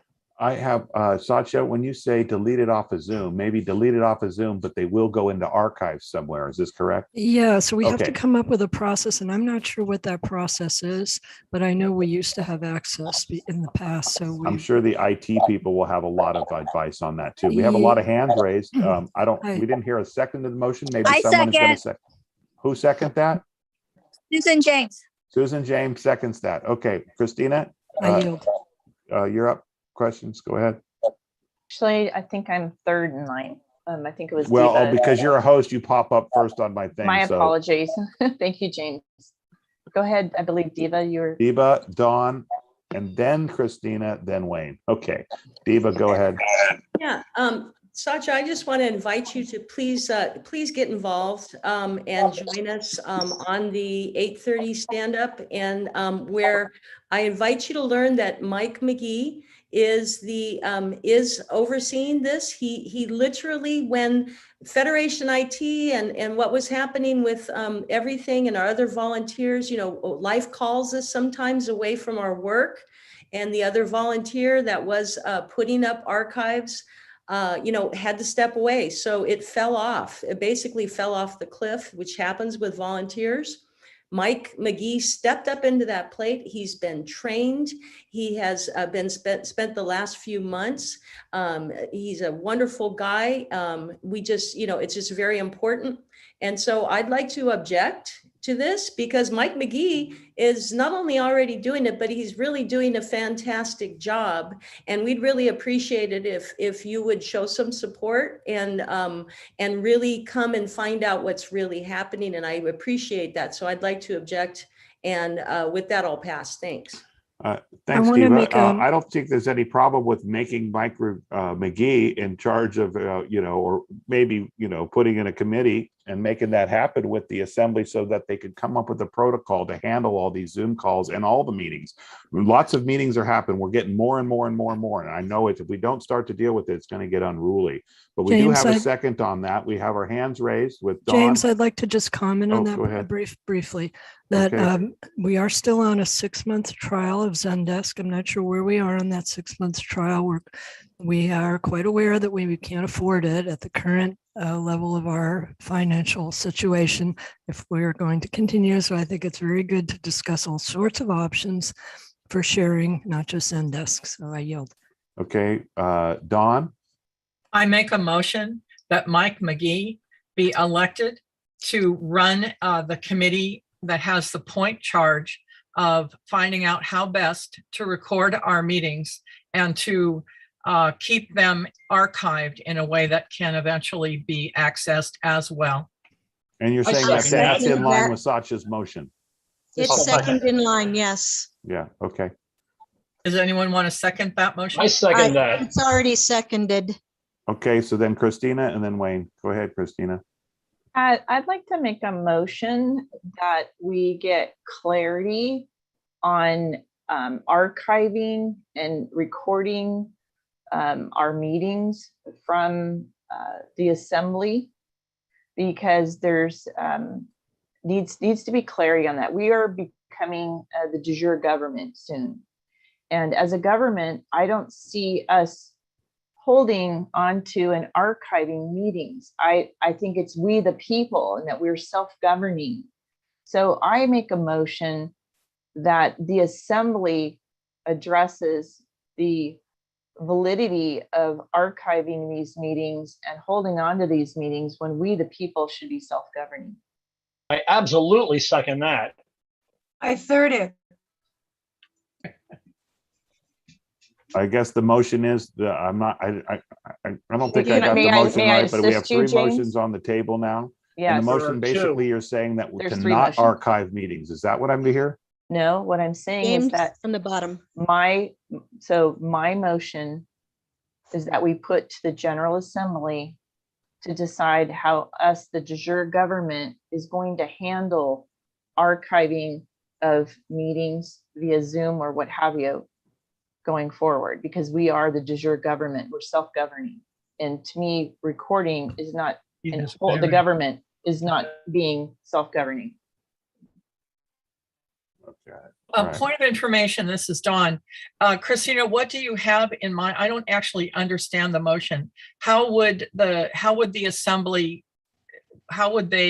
what is So it? You want them to do?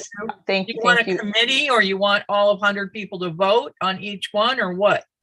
What I would like is thank you. I would like the assembly to self-govern by, currently our vehicle is Zendesk and or showing up to the stand-up meetings, because that's what our current process is with regards to IT. So whether it is putting in their information on their thoughts and what they would like to see from their de jure government regarding meetings. So does that clarify, Don? But then you would be for me, because I actually don't understand what the next action is based on what you said. I don't understand. Are you going to vote each week? Are you going to have a committee that makes a report? I don't get what your motion. Please explain how you would put it into action. I'm not clear on it. I'm not fighting you. I just unclear. And I appreciate requesting the clarity because I want to be concise. So I would say that I would appreciate for the assembly to show up at the current stand-up meetings if they're not able to attend, to voice their opinion as to how the de jure government is going to address meetings, archiving meetings, videos. So if they're not able to attend the IT meetings to have a discussion about this, we don't need a committee. We already have stand-up meetings. If they're not able to attend, then they can put in their information through a Zendesk, and we can accumulate that, and we can come back and report that information to the entire General Assembly. So you're asking for a certain amount of time, which yet is unspecified, to allow people to put feedback in through stand-up meetings and through Zendesk. Is that correct? Yes, so I need to Okay, do you specify want it.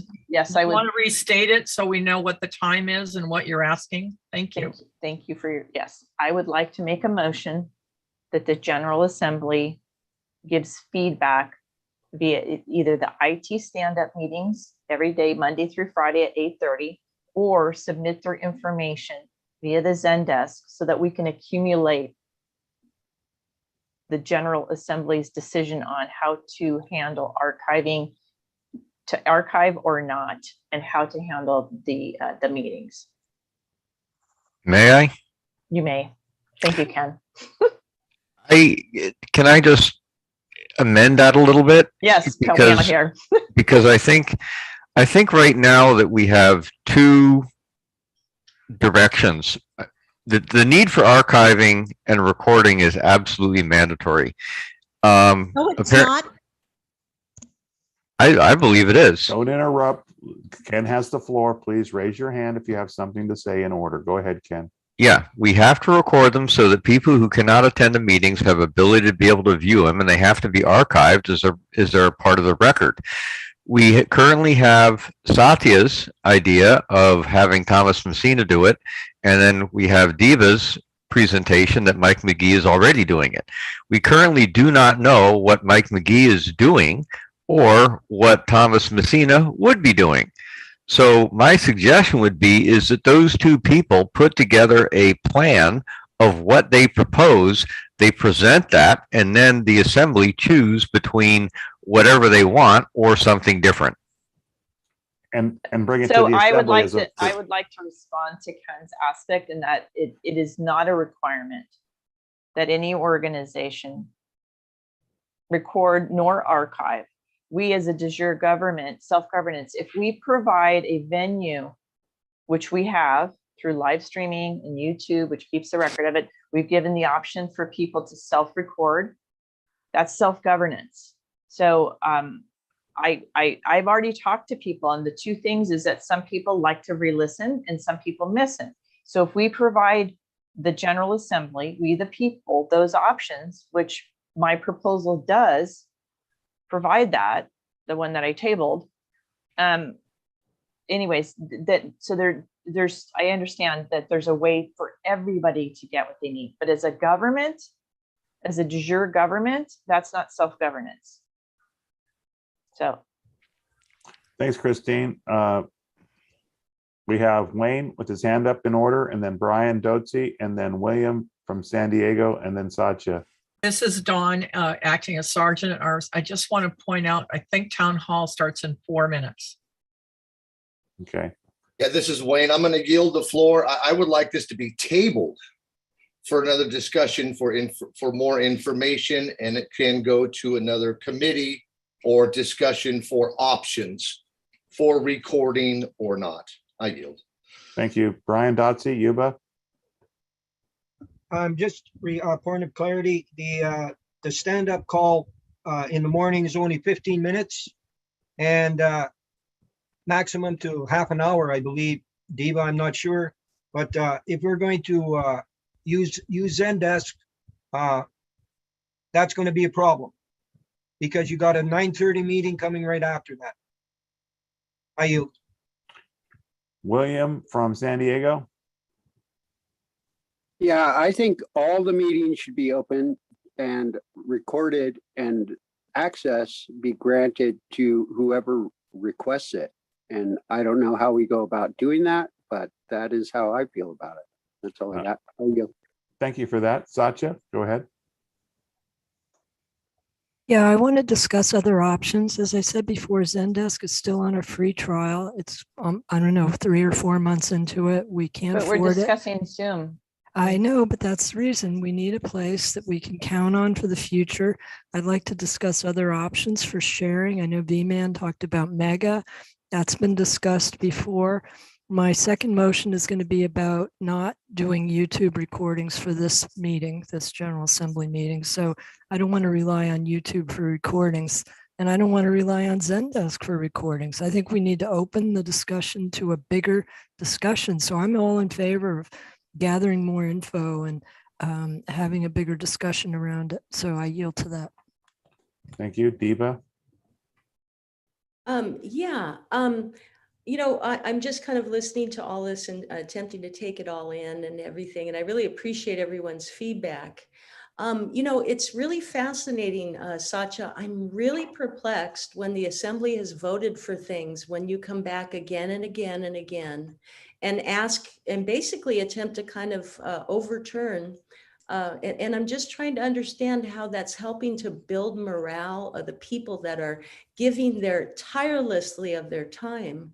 And by the way, I sure invite you to please come and volunteer and pitch in and help to train the coordinators and help them to be successful with their Zoom calls and practicing their Zoom calls, to help them and train them with getting into their proton mail for the first time and these other things. And, if I'm completely honest, I have to say, and I like you, Satya, I think you're a nice person, but having you every single week dive bomb and poison the well here in the general meeting, I just have to say, I'm not a fan right now. And I really have to say, I don't think it's Keep serving the personal attacks down, Point of folks. We don't order, need to do point of personal order. attacks, please. We have a point of order. William, San Diego, then Ken. We have 1 minute, and it's a hard stop at 7:30, and then we go on to the town hall Point meeting. of order at 7:30 now. Point of order, I vote to You all postpone have- my motion until next week. Okay.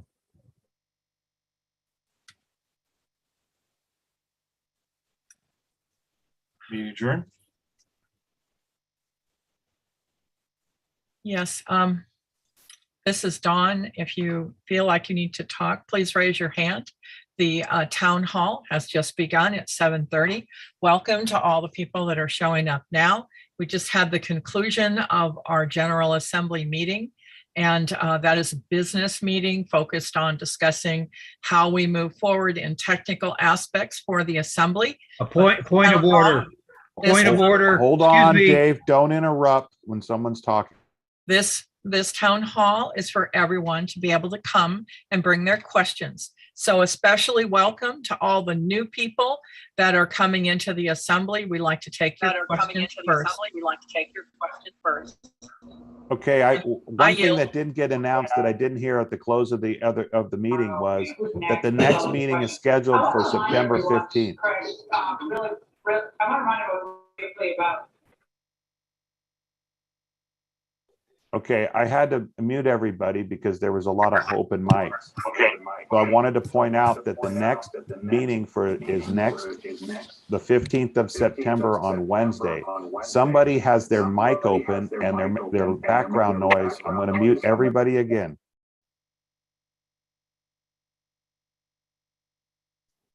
Folks, please, if you are not talking, keep your mic off. You can still hear, even though your mic is shut off, you can still hear what is going on.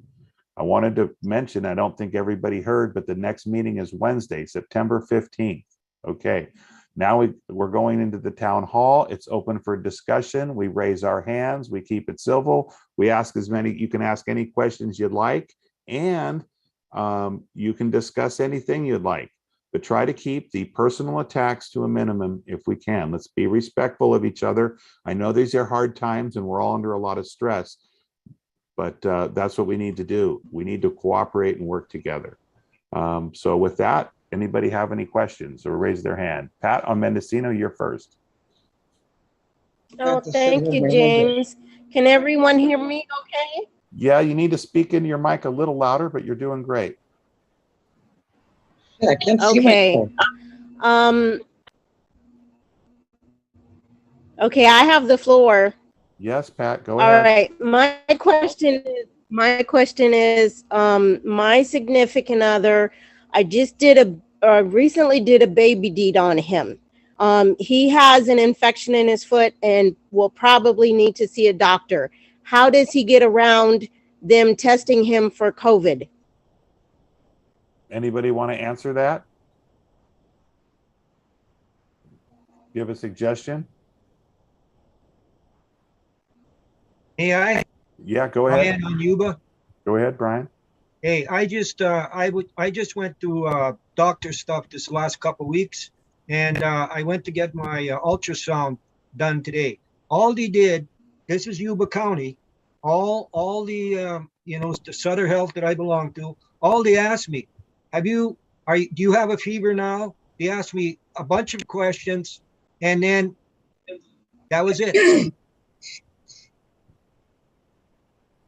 May I? That's what's happening in Yuba County. Okay. Did that answer your question? I can address that. I guess so. Okay, let's Okay, hear. Pat, Ken, hold I'd on a love to second. hear what you have to Ken's gonna, say. Ken has something he's going to say. Go ahead, Ken. Yeah, I just wanted to say the Right. only the pre-screening for COVID for a doctor visit is just a bunch of questions. There's no test whatsoever. If you are going to get admitted into a hospital, it's really dependent upon the hospital in terms of where they want to draw the line. Some of them say no test, no treatment on any way whatsoever, no ifs, ands, or buts, and you kind of have to go somewhere else if that's really what you want to push. But for just a regular visit, testing is not mandatory. Absolutely not. May I, Brian on Yuba? Go ahead, Brian. Okay, I had to go and have a Foley catheter put in a week ago Thursday at Rideout Hospital here in Marysville, and the same thing happened. They didn't test me. They just asked me if I was sick. They didn't even take my temperature. So I guess it depends on which county you're in and what's going on in their hospitals. But that's Rideout Hospital in Marysville. I wasn't tested, even though I was admitted in order to have a Foley catheter put in. I yield. Yeah, when you go into hospital and they ask you if you're sick, you go, "Why do you think I'm here?" All right, Lauren Marie Sanders, you have the floor. Oh, hi. Hi, Hello. everyone. This is my very first time on here. So is there a topic that everybody has to stick to? No. Okay. So my main, okay. I'm disabled. I've been disabled for quite some time, but I'm also on workers' comp. And I guess I'm wondering, it's been almost 6 years and they're just kind of like playing with my head, and my attorney gets paid a portion of my paycheck. I'm wondering if I can just like release him and not have him not be represented, and him not getting 20% of my winnings. Yeah, you can fire your attorney at any time, but I can't give legal or lawful advice. But you want to think about what you're doing or why, and maybe sometimes you keep an attorney, but you know what they need to do, and you just make sure that you keep them on their toes. Right, so you make them do what you want them to do. Now, I would stick onto the call, and there's going to be a lot more people with their hand raised with a lot of advice. They're going to be able to help out. And tonight, this call goes on for quite a long time, so you'll have plenty of time to come back and ask questions, or if someone doesn't answer it right away, you will learn all kinds of things. And I encourage, if you're new people here, to come back and join us every Wednesday, because there are thousands of questions and new questions, and we all learn from them, even if you've been doing this for some time. So let's go with Ron and Tony. Ron is a really smart guy with a lot of knowledge, and I'm sure he might have something to say here. Go ahead, Ron, unmute yourself. Okay, Tony has something she wants to say. Speak up, Tony. Going back to the COVID, I was here in the litigation committee on Tuesday. Yeah, phone rings and the nurse said, the doctor said you have to get right over to the hospital or you're going to die. And I said, well, I'll take potassium and I'll be fine.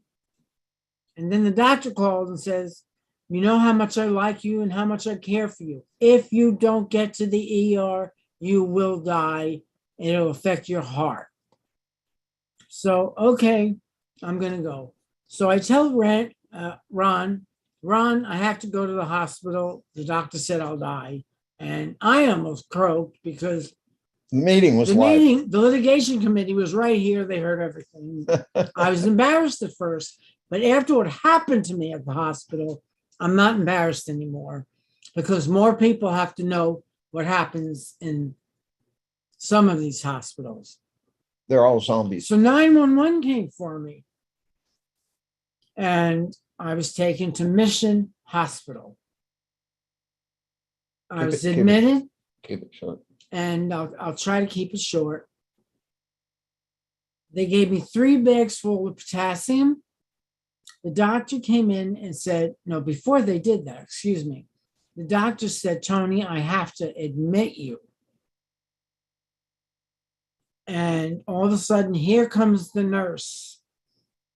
She was about to stick those things up my nose. I said, no way, no how, never. I was not vaccinated, nor will I ever be. And the doctor says, you have to have it. It is policy. I said, Policy. I don't care what it is. And the nurse says, it's policy. It's policy. Might be yours. I said, no way. And I thought, they both walked out of the room, and I thought I was not getting Your potassium. the potassium. Yeah. But then someone came in, hooked up the bags to the IV. They gave me 3 bags of potassium. And then didn't check her when And it then was done. they came in, took out the IV, brought in the paper of AMA that I was leaving Against medical advice. And I said, you mean to tell me you're gonna not check if I am normal and allowed to leave the hospital? He said, well, if you would have got admitted, you would have had everything done. So they were trying to force me to have that done. I got up, I left, I called the taxi, I got out of there so fast, it wasn't funny. So they are forcing us One to way or try the to other. get that. Yeah. Point of information? Thank May you, I? Tony, for that. Yeah, Dana, go ahead. Yeah, I just wanted to say a couple friends went to Hawaii and Hawaii is really strict on that. One thing you may try, if you consent to that, is to do the spit test rather than have those PCR tests put up your nose that have all the graphene and stuff on them that deposit into you. So, that way it's kind of a conditional acceptance. Yeah, they would get your DNA, but at least you could get around those things being put up your nose. So I yield. Thank you. We have Mel Price with your hand raised. Unmute, Mel. Mel, going once, going twice. Okay, Crystal Sage on Shasta, you're up. Unmute yourself. Okay, thank you.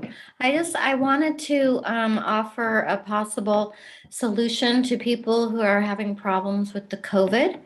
It doesn't sound like the Assembly or very many people have become aware of Peggy Hall in Southern California. Oh, everybody knows about Peggy. Oh, okay. Okay. Well, she has a lot of documents and stuff that are free to download and very helpful if anybody's interested. Yeah, there are good documents. Unfortunately, she doesn't understand or follow along with the status correction of understanding the difference between a U.S. citizen and a state national. We tried to talk to her, several people did, and she wasn't receptive. So she stays in that de facto and argues in the de facto realm where we're stepping out onto the land jurisdiction. Anyway, just wanted to point that out. She does have a lot of great information, though. I will say that. Thank you for that, and I yield. Mel Price, you're up. Okay. Hadash, San Diego. Yes, thank you. I asked a question on Zendesk and it was referred for me to ask in this group. So what my issue is, for the IRS, I'm papered up with the 928s. Regarding the IRS, they went back to 2018 and told me that I owed them a bill. And so what I did, well, first of all, I had sent the letter to Charles Redding. Yes, I sent the letter to Charles Redding in New York and Washington. I received a letter back from the IRS saying to give them 60 days to review it. Yeah, everybody gets those. So I'm wondering, in paying this bill, because I read the Dear Lucretia letter, and I was trying to figure out, how do I manage that? Like, am I still able to utilize that as to rectify this situation with the Dear Lucretia letter, with getting the stamp in red and stamping it? So this is, I don't know how to proceed forward with this. Did you have your status corrected before they came for the IRS claim? Well, I did it in another way. What I call the perfected title, I was with another group, but now being with this group, I did my 928. So was my status correction before they did that? With what we call the perfected title with another group that I was with, yes, it was corrected. In that way, I got my student loans deleted. So it was already in the system. Okay, I'm not understanding the question. Maybe somebody else here who understood the question wants to answer that. I want to know how I can pay it with utilizing that stamp, because this is when Anna says the IRS is your friend if you know how to navigate yourself. And I feel like I am in proper standing. I feel like I could utilize that. I just need to get a registered mail number according to the Dear Lucretia letter and get that stamp in red and stamp my the bill that I have and send it back to the IRS. Point of That's information. Yeah, Dana, Yes. go ahead. Yeah, have you done a revocation of election? Did you notice? Yes. them? Okay. Oh, well, then if you've done that, probably the Dear Lucretia is a good way to do that. Did you ever do a surrendering of the of an endorsed birth certificate to the Treasury in your process at all? If that's not part of our, I have my birth certificate authenticated by the state and the Right. federal. Okay. Yes, and I did all that and they were noticed. This was before I got with this group. But once I got with this group, because I want to be a part of it, I did my 928s. So yes, Good. I kind of like, yes. Good. I would try to accept it and properly endorsing the front and back. Did you ever get the coupon back from them with your exemption number on it after your revocation? A frivolous letter or anything with a coupon on it? You'll get a letter and it has two vouchers on it. One at the bottom is for payment, and the one in the middle on the page is for if you've been contacted, but it's not about a payment, just that you received it. The bottom one is for a payment voucher. Normally, when you send in your revocation of elections, you will get something like that from the IRS. If It's you usually on haven't, the first page, and that voucher coupon, actually lawfully, they're supposed to give it to you. And it would have your name and your debtor name and address on all caps debtor name. and it has your social security with no dashes. Correct, between two asterisks. That's your exemption number, the credit side of your account. So you could basically, I believe Anna's Lucretia letter kind of turns it into sort of like you make it into a handmade money order. You properly endorse it front and back. She has instructions for that, and send it to them for closure and settlement of the account. The idea is to get out with clean hands as much as possible. So when you do a revocation of election and they send you either an acknowledgement or the frivolous letter, which looks scary, but it's a lot of hot air. There's the coupon voucher on the bottom. Save those, take lots of copies of them and keep them tucked away. You have any IRS issues, you can handle that. One other point, unless they have ever sent you a notice of deficiency or a notice of determination that you're actually a taxpayer, which the IRS by law is supposed to do, or notice of deficiency that you're deficient in some amount, an actual formal notice of deficiency, it must come to you by certified or registered mail, or it is considered not delivered. We've had a man in U.S. tax court that held up both those notices that he received and said, "Judge, I never received these." He looked at him, he said, "I agree with you. They have to come certified or registered according to the IR manual." I yield. Does that help? Yes, yes, it does. And regarding the registered mail number that I have to get, is it, okay, I'm thinking about getting the stamp, but you're saying just write it. If I fill this out before they send me that receipt, because I did receive the 60-day letter and that was all I received. If I fill this out before I receive that receipt, am I still acting in a lawful way?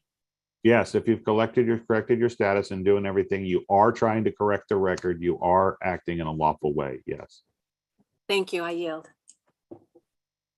And the IRS can be really funny. Sometimes you can offer them a letter to say, yeah, I'd be happy to pay if you can just tell me what species of money you want me to pay in, and I'll be happy to pay it. That was just another, I learned that in the litigation committee. Mel Price is up next. Go ahead, Mel. There you go. Unmute yourself. Hi, sorry, it took me a second. I don't know if you remember us from last call, but my husband and I, JR, he got himself into a little bit of a pickle with this whole mask situation. And I don't know if you remember, but we had court on Thursday and we had a great showing. Our lovely Lenka was there putting the heat on the officers, and it was a really informative time, I think, for the officers and for people that have seen the video. It's on her Facebook page, Lenka Coloma. But she asked me to also ask for the advice or the what you would do if you were us situation to Ron Kelly, as well as you, James, and Ed, and anyone else that may have some situation, but situational help. But what happened is we we found out that they never made a case out of what happened on October 2nd of 2020, which was when he was put in handcuffs inside the Sprouts on Temecula Parkway here in Riverside County, put in handcuffs by an officer, a sheriff deputy, and put into the back of their car for about 30 minutes while they questioned him and wrote him a ticket for trespassing. And so I had gone to the sheriff's station next door on the morning of the court, which was Thursday of last week, and wanted to get the report for that day. I know it's a little kind of like a little late, but never too late. So she let me know that there was never a case made out of this. And I said, well, you know, we've been in contact with the court even yesterday morning. And the fact that we, you know, are here today for this. And she says, no, but let me keep looking. She goes, oh, here it is. October 12th, 2020, arrested. And I says, no, he was never arrested. He was detained, but never arrested. And there was no, you know, encounter with any officer on the 12th. So it's kind of like they slipped a 1 in front of the 2 and made the 2 a 12 and made something out of nothing. But so that's on our mind because we need to know, we need some direction on exactly how to proceed with that.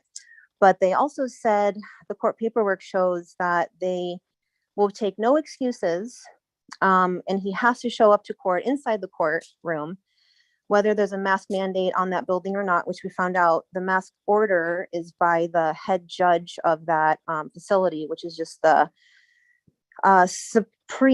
Superior Court of Murrieta, which is in Riverside County. So it's like this head judge put this order on the building, so everyone has to have a mask to go in. There's one.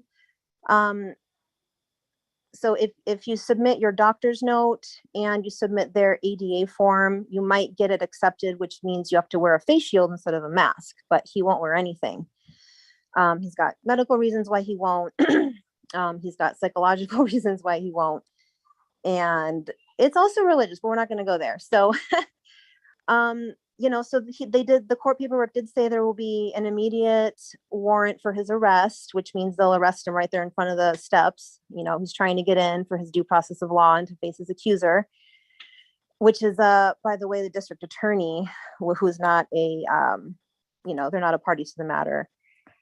So, yeah, I don't know if I can answer any questions or anything at all. I'm not sure what your question was. If you had a question or you were just making a statement and sharing your story. Well, I'm definitely sharing the story. Just wanted to update everybody from last week, but I also, if anyone has any sort of, Okay, Mel. guidance on what we might do from here. They have a lot of hand raised. Might be a few people in there that want to answer that. So let's go and call on them and we'll see what we get. Go ahead, Thank Mary. you. Thank you. And I'm sorry for the trouble that you're going through, but we'll see if we can't help you out. Mary, you're up next. Go ahead. Hi, thank you very much. I was on the meeting last night for Riverside County and they suggested I come and ask you guys a little background. I just joined. I just sent my paperwork in to Barbara, who is the woman that's handling me.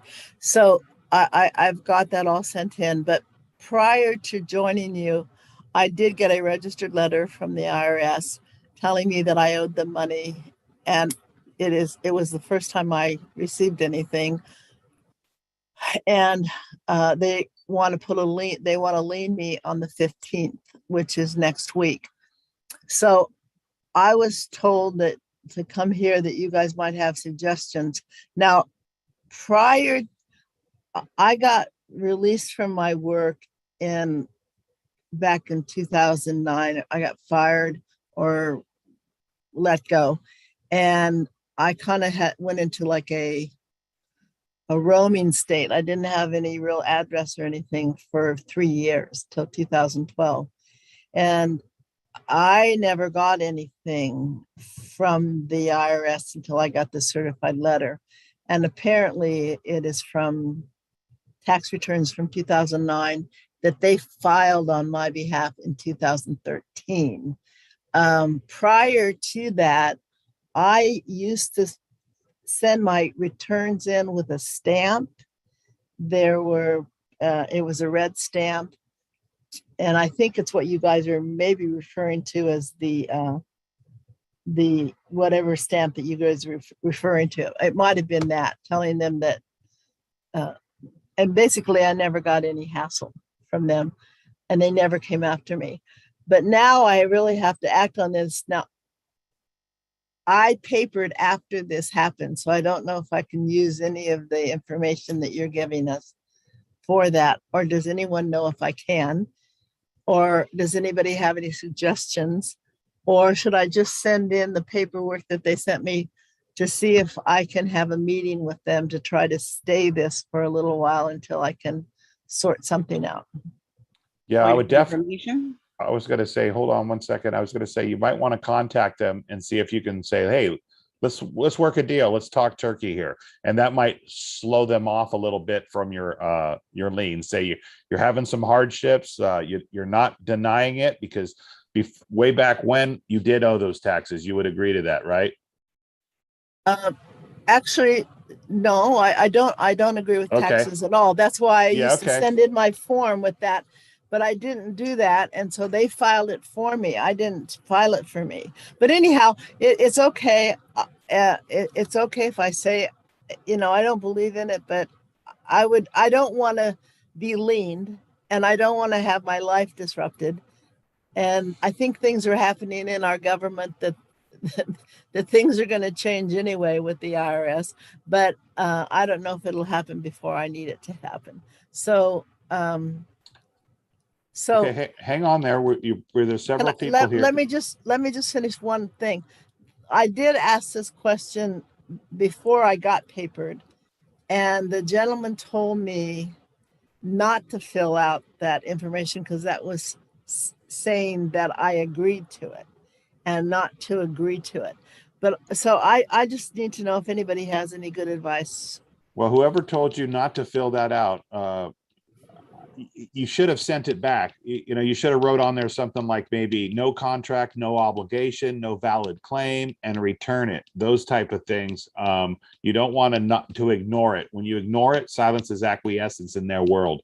So I'm not ignoring it. I just want to know what right action to do, just so you know. Go ahead. Go ahead, Dana. Yeah, I was just going to say what they did was an SFR on you, which is a substitute for return. And if you actually looked in the IRS's IR code manual, they're only able to file a substitute for return when you don't file the 1040 on only numbered documents, and guess what? The 1040 is not one of them. It is outright fraud. I would highly recommend asking Ron Kelly to how to handle this on the quickest way to respond to them before they slap that notice of lien on you, which of course is not a lien. It's only a notice of lien. Right. But to be able to reverse this pretty quickly, I think he has some good remedies that would help you. Now, how would I get a hold of Ron Kelly? He's on the call tonight. Maybe he could answer that real quickly. I yield. Ron, do you have an answer for this lady? If I can get unmuted here. Yeah, let me give you my email. Write me an email or you can call me. I'll give you the phone number as well. Okay, if you do that, I'll call you tomorrow if that's okay. Yeah, okay, that's fine. I've got somebody who's going to be here tomorrow, so I'll be a little short on time. Because I've got to do the same process for someone else tomorrow that we're talking about. We have a way of stopping them ahead of time. So I can call you Friday, but it's the 15th is next week. So if I'm busy in the morning, I'll be free in the afternoon. Okay, yeah, because see, I have to work in the morning, so I'll be available in the afternoon. Okay. And then we go to our county meeting at 3:00 on Thursday. So Thursday gets shortchanged a little. So Friday would be better, but my phone number is 949 446 6786. 6786. Okay. Yes, and then my email is Ron Kelly with one E. And that's 869. Ron Kelly. Kelly. Yes. Yeah. 869 at cox.net. That's my ISP. Okay. cox.net. And also somebody put a United States Tax Court PDF into the chat. So there might be some information there, but definitely get a hold of Ron if you can. Okay, great. I will send you an email and I will, what time on Friday? Because it'll be like anytime on Friday should be good. Okay, so And I'll try I get to up early, so. Okay, I'll try to give you a call Friday morning, okay? Okay, that'd be great. Because I'll need to do some action on this Friday or Monday. Okay, thank you very much. I'm sorry I took all your time and I will call you and thank you. That's no problem. Thank you. Talk to you later. Yeah. James, may I? This is Dawn. I have to leave. Do you want to make someone else co-host? Yeah. I can co-host if you want. I'll do better than last time. Okay, yeah, you can make Emily co-host. Christina from El Dorado, if you want to make Emily co-host as well, then there'll be two of us. Paula on Mendocino, you're up next. Unmute yourself. Hi there. So one of my questions tonight is about voter registration cancellation and I'm confused if it's with the county or the state, and who knows. It's county. Wherever your voting registration will be in your county, the registrar of voters in your county. Get a hold of that address and write them the letter of revocation of election to vote. I heard something in another meeting about somebody talking about the state too, and I wasn't sure. I don't know of any place to register as the state except at the DMV. Okay. Notice agents is also notice of principals. So if you send it in your county, that should apply to the state as well. That's what I did and it worked just fine. Awesome. Yeah, mine worked too. Okay.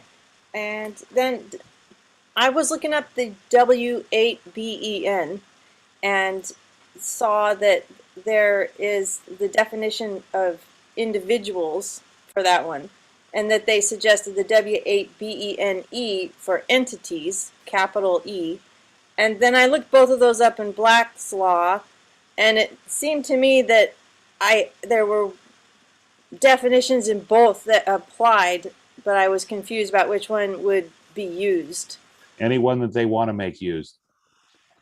The de facto will bounce around and use all different definitions of words depending on what suits their needs. So, right. So I was just wondering which one as a national do we want to use to give to somebody who's paying us money that we don't want to be W-9 for? May I? Go ahead, Emily. It's not about the form itself. It's about the way it's filled out. And the reason it's so confusing is because they don't give you all 5 pages of instruction with the form. If you look on the IRS website or anywhere else, there's actually 5 pages and it goes through every single part of that form.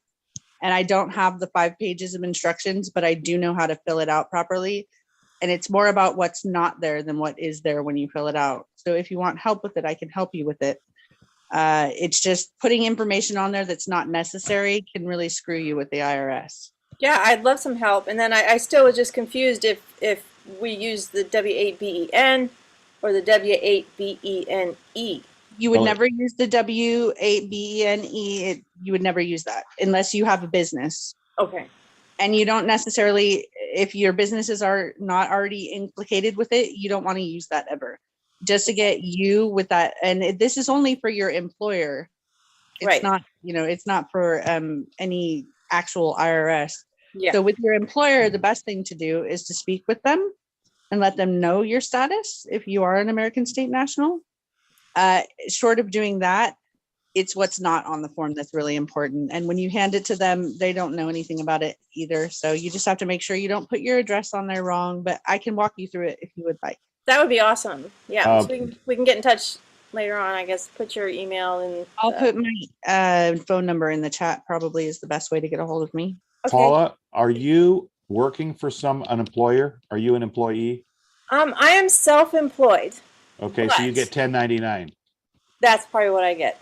Yeah. Yeah, and I know like last year before I was papered up, she got my social security number and to give me whatever, the 1099 or whatever, because she paid me more than a certain amount of money in the year. But now that I've changed my status for the next tax season, I want to be able to clear that up. I would say that the next tax, this is my thoughts, is that you're not part of the tax system. You don't need to give her any forms and you don't pay those taxes. So you wouldn't need to fill out anything and you wouldn't have to give her anything. Right, but she's already got that information and I guess okay, probably use it again. All right, if you get a 1099 sent to you in the mail and you disagree with it, the very top of the 1099, there's a box that says amended. Amended? So fill yourself out a duplicate 1099, say a click on the box amended and write a 0 in the bottom right hand box. 0 tax liability. So you just amend the 1099. Okay. Great. And then it'll be good to check in with Emily on another time. Yes. And if you are working for somebody who is your employer, allegedly, I don't like the word employer, that's why I said that. But if you are working for someone, you can fill out a W-4 and you fill it out exempt. And if you look at the directions in 2020, the directions are written in bold in about 2 paragraphs on how to fill out that exemption so you don't pay taxes. Ken on Fresno, you're up next if you yield, Paula. Yeah, I yield. I'll ask other questions later. Thank you. Thank you. Ken? Yeah, I've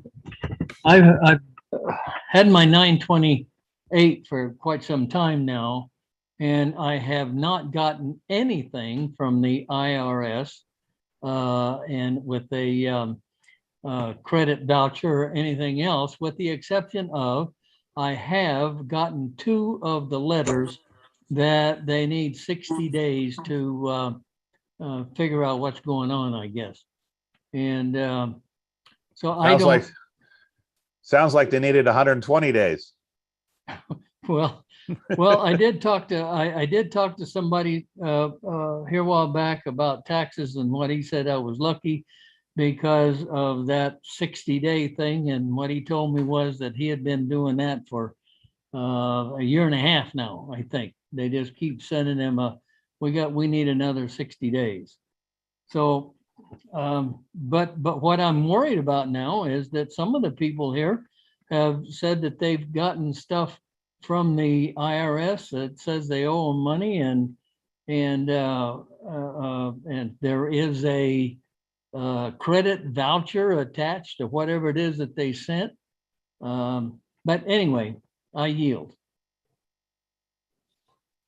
Yeah, they do send a voucher that's down on the bottom of the document. I was going through some paperwork in my office a couple days ago, and I found mine. So, and I found my letter that said we need 60 days, and there was like 6 of those. Anyway, I just want to let you know they'll just keep sending those. Okay. We have you yield the floor. Yeah, I yield. Okay, great. We have Christine. You're up next, Christine. Placencia. I'm not sure what county you're from. San Diego. Okay, go for it. Can you hear me? Yep, 5 by 5. Okay, good. Okay, so we defaulted on our property taxes in San Diego by 1 day. We were going to go ahead and we are already papered up, and we were going to go ahead and pay it this time until we learned the proper way to do everything else with the land patents and everything. So this happened, we were defaulted by 1 day. So my husband had called, we were supposed to pay 1%. We send them a check for the amount and the percentage, the 1 day percentage. A month passes by, they do not cash the check. So I called them a couple of weeks ago and I said, you guys haven't cashed our check yet. What's going on? And she said, oh, don't worry about it. It's taken care of. And I said, well, no one ever cashed our check. And she said, don't worry, sweetie. It's already been taken care of. So they sent me this, and I wanted to show it to you guys. It says a remittance, and then it says remittance. I'm going to show this without showing our APN numbers, but it has a amount. It says used to pay all bills within a trust fund. So let me see if you guys can see this, James. Yeah. I'll go slow.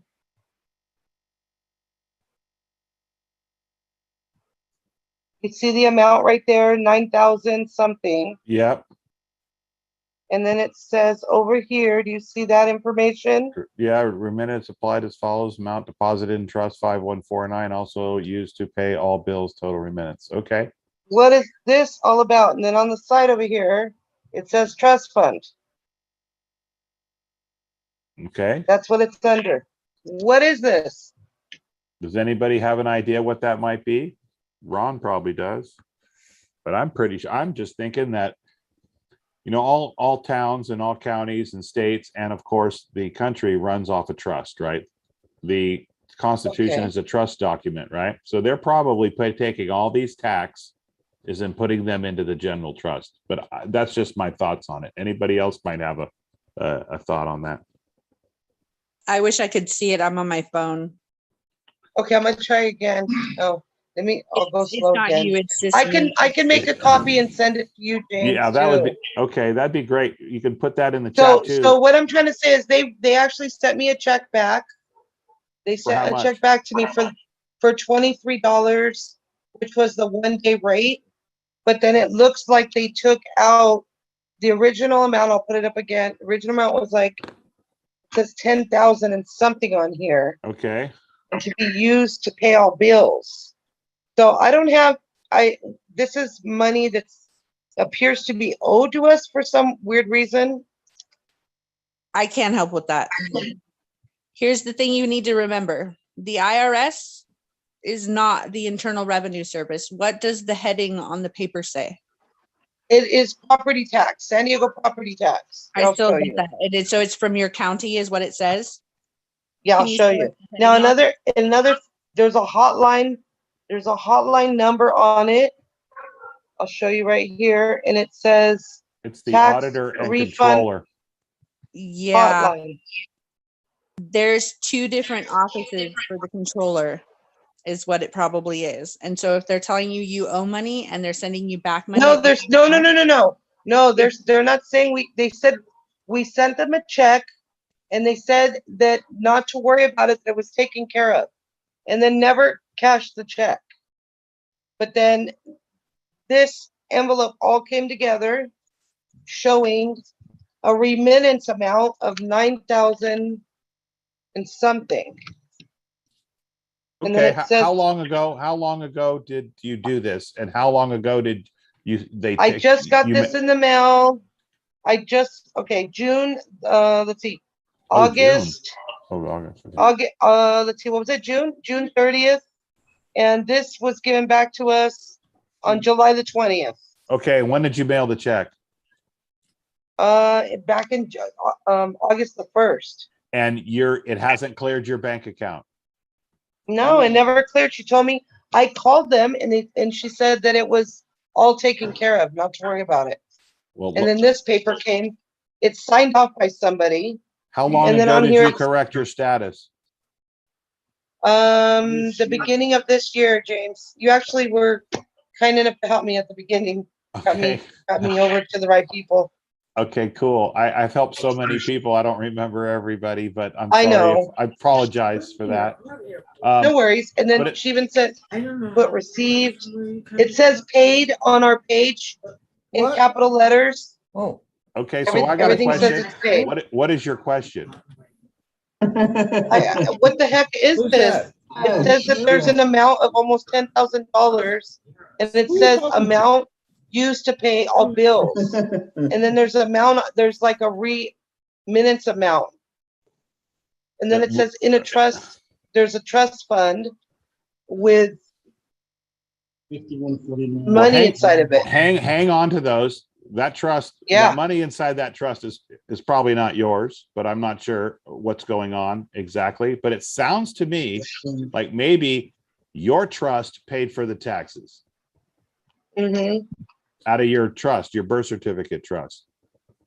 That's what I was thinking. That may have happened. Because I have been looking into that also. Point of information. What you have in your hand could be extremely valuable. We need to look into that further. You may have an awesome success story that others may follow. So we want to know more about that. So hang on to that. And frame it. I yield. Please keep in mind it could be a ticking time bomb as well. Definitely make copies of it, right? Make copies Yes. of all your stuff.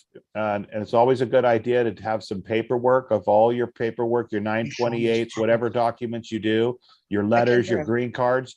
Make copies of that and store those in a different place other than at your house. In case something happens, you have a backup set. Okay, because stranger things have happened. Paperwork has disappeared, if you know what I mean. Right. Yes, I hear you. And I will. I'm going to make copies.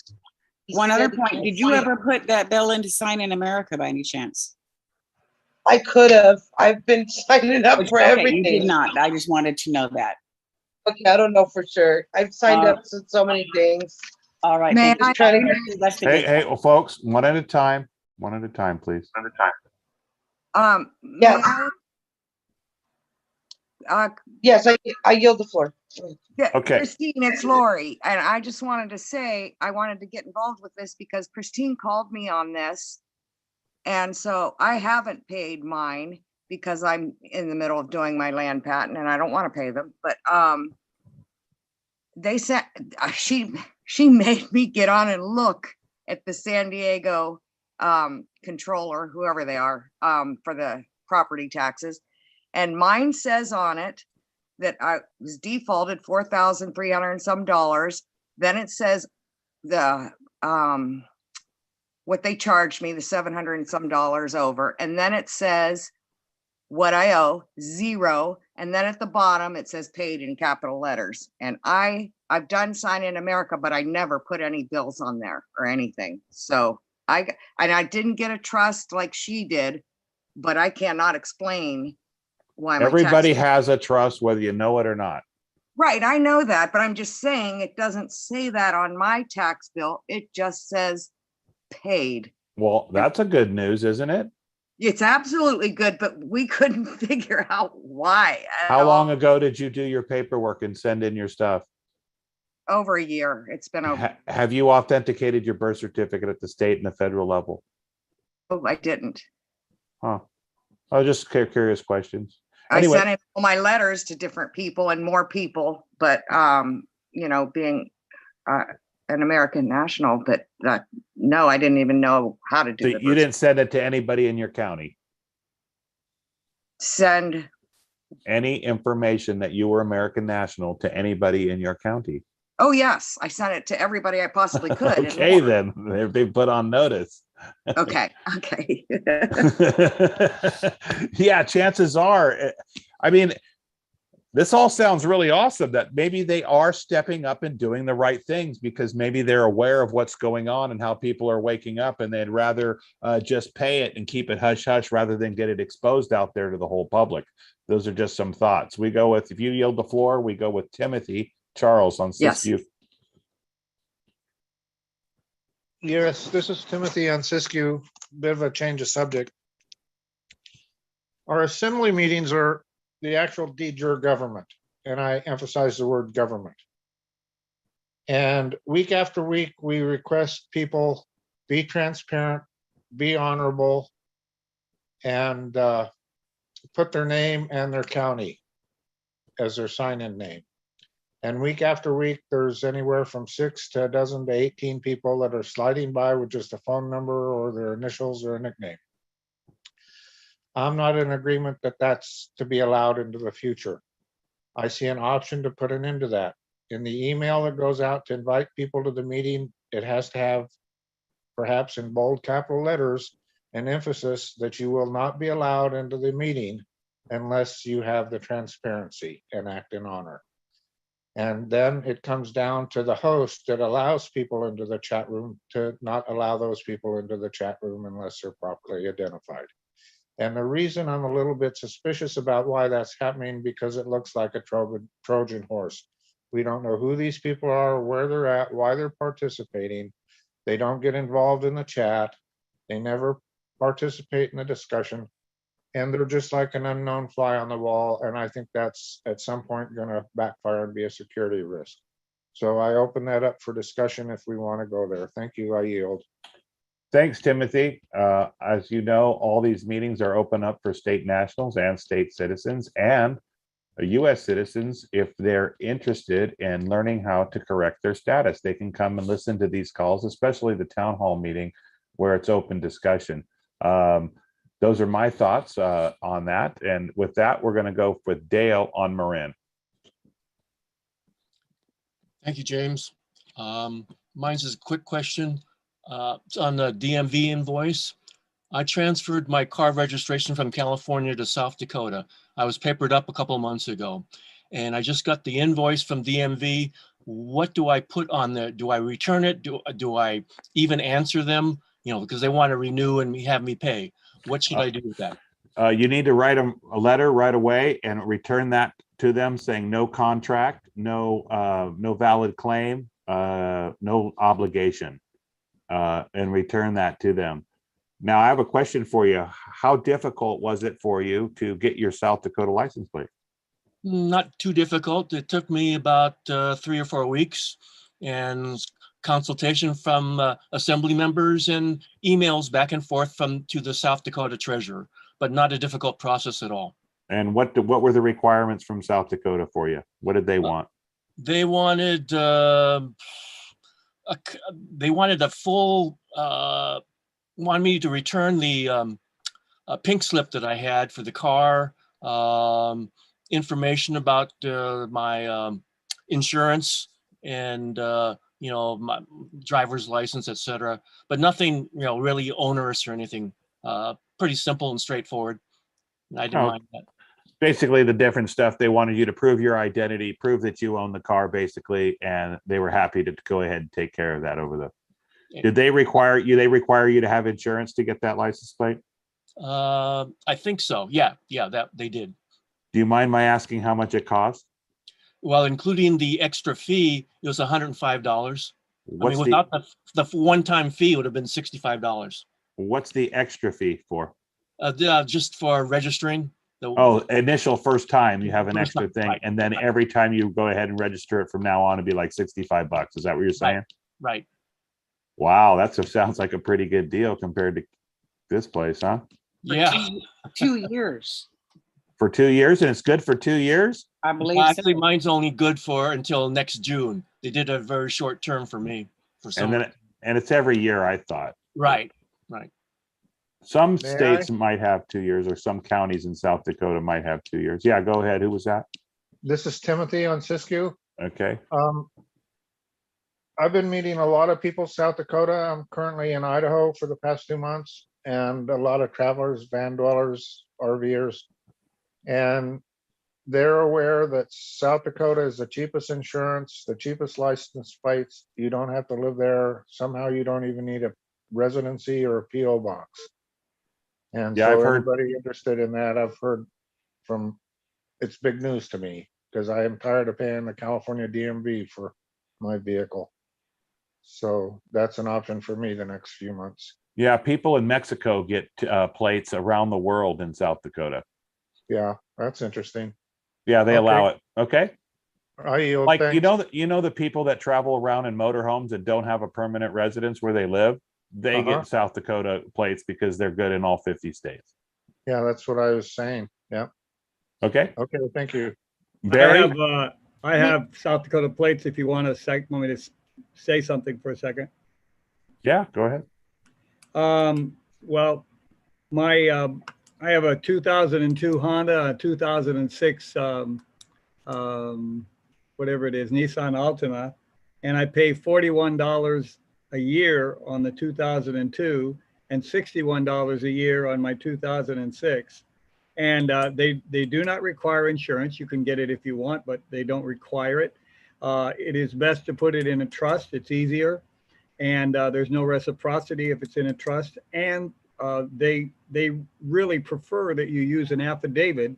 And when you use an affidavit, no one challenges it. And I've never, ever been stopped, and they just look at me and drive away. So that's my story, and I'm sticking to it. Okay, John, what did you mean by an affidavit?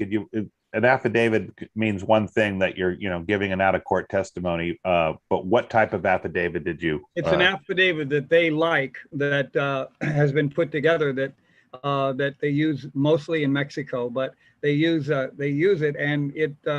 I have it. I can give it to anybody that wants it. I don't care. Where did you get it? Did you get it off their website or something like that? No, I talk with them all the time because I have done maybe 30 or 40. I've helped 30 or 40 people get their license plates from South Dakota, and South Dakota said we prefer a affidavit, so we put one together, and they like it. Okay, like I said, what did the affidavit say? Like, just a brief description of, like, is it affidavit of non-liability, affidavit of that? It's saying I don't live in South Dakota, and I travel around and blah, blah, blah. Okay. Basically. So, an affidavit of your situation and your jurisdiction. Okay. Correct. That's called a nomad affidavit. A nomad, a gypsy affidavit. I think something like that. I don't think they call it that, but okay. I just made that up. I was making a little levity, folks. We're all so serious here. We need to laugh a little, I think, in these dire times. Anyway, somebody said South Dakota does not prohibit. Oh yeah, right. That's right. Never mind. No, that was correct. Okay, we have Barry from Ramona. You're up next. Yeah, I'm the San Diego Melissa coordinator. So when emotions are impacted, it impacts our emotional health, emotional imbalance, and emotional bliss. So everybody on this call, remember that God has given us this great country, and that whatever the differences are, it really doesn't matter. Just help everybody and grow our assemblies, and enjoy your destiny in your life. Yeah, town hall meeting just about drove me to drink.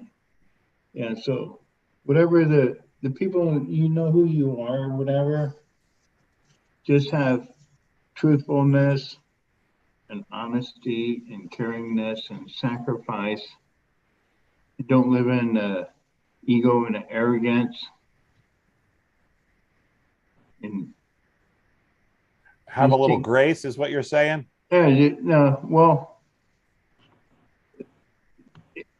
when you say your prayer at night, you say, forgive me for the things I've done willingly and unwillingly and knowingly and unknowingly.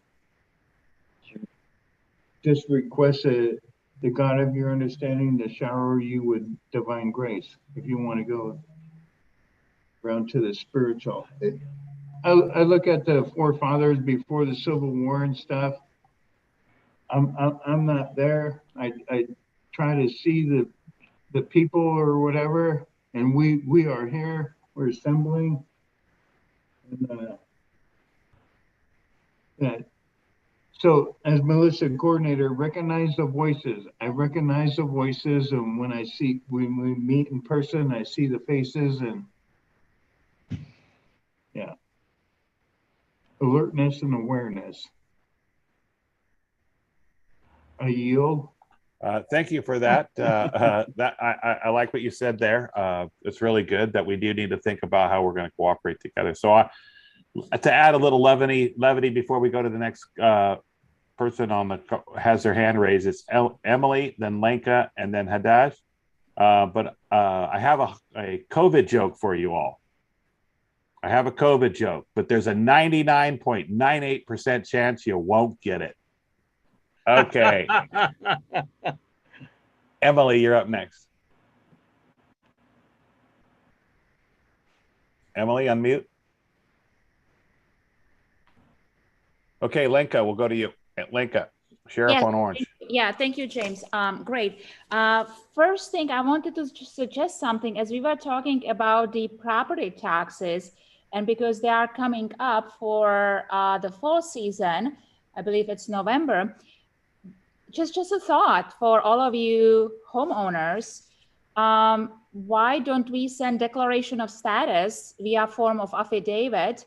We could also use from our litigation team the declaration that Ron put together, which is absolutely amazing. It's a 64-page document, and have them rebut it. Send it to the county clerk, the recorder, the collector, right? And have them to come back and see what happens. And if we do it as a joint effort, I think it will probably make them wonder what's going on. Because let me tell you, when you see the document, it's absolutely, it will just take their breath away. It's educational and it's very powerful. And if they receive more than one, in each county, I think they will start shaking in their feet. So just a thought, just a suggestion, along with your paperwork, especially 928, which is very powerful as well. But my question is, which is actually great, what Dale and John just were talking about. I need to purchase an automobile.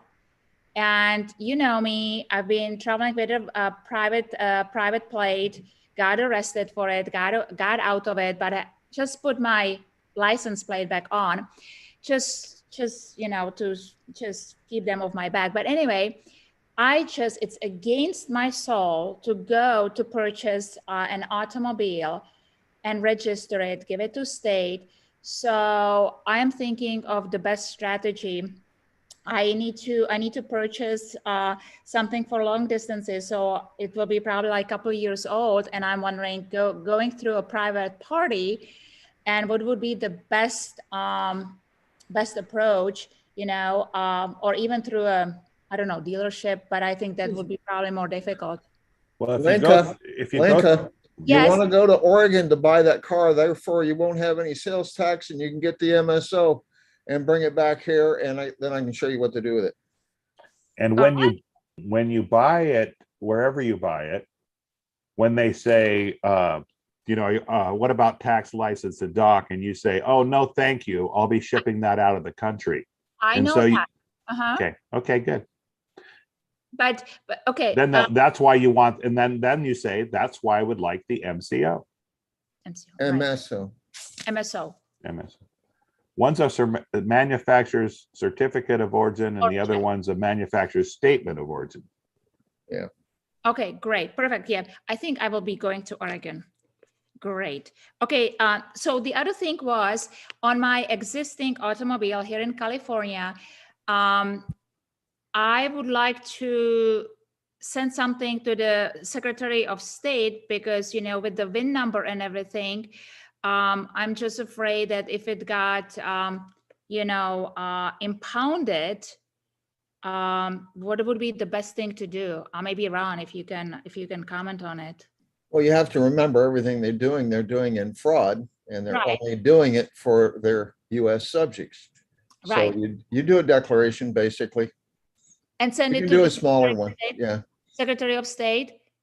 Well, and the Department of Transportation, Department of and to the Transportation. DMV, and to the Yeah. sheriff, and to the highway patrol, everybody that you think that might come in contact with that. Yeah.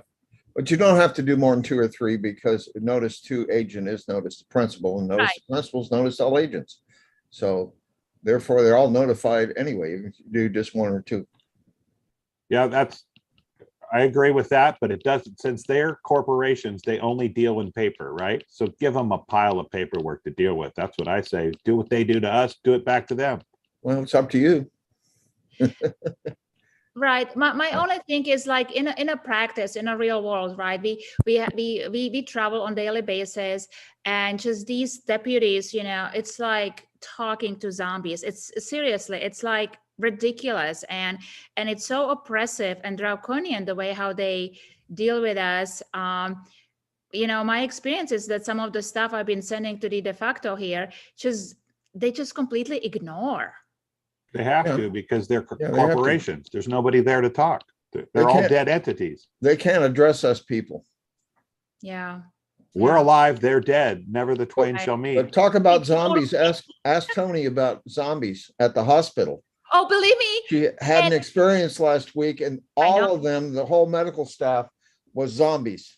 And let me tell you, I have great news for you, because I already have a case with them because what they did to me and my offspring. So I am already on them, because guys, we also need to get a clearance with these hospitals, because we might need emergency, you know, care or stuff like that. And we need to let them know that we are nationals, that their edicts do not apply to us. So I'm already working on that. Well, so it's their policy is what they say. Their policy. What is policy? I got a policy too. It's called an insurance policy. You know? Well, thank you anyway, guys, and I yield. Okay. Thank you, Linka. And thank you. Emily from Monterey, you're up. Unmute yourself if you're there, Emily. If not, we're going to go to Hadash. I hope I'm saying that. Hadash, you're up next. Go ahead. Yes, that's perfect, Hadass. Yes, regarding, I have an SDG&E bill. When the pandemic first hit, I was writing my checks to the SDG&E. For whatever reason, they came back. And then I tried to go down there and pay it, and they were closed.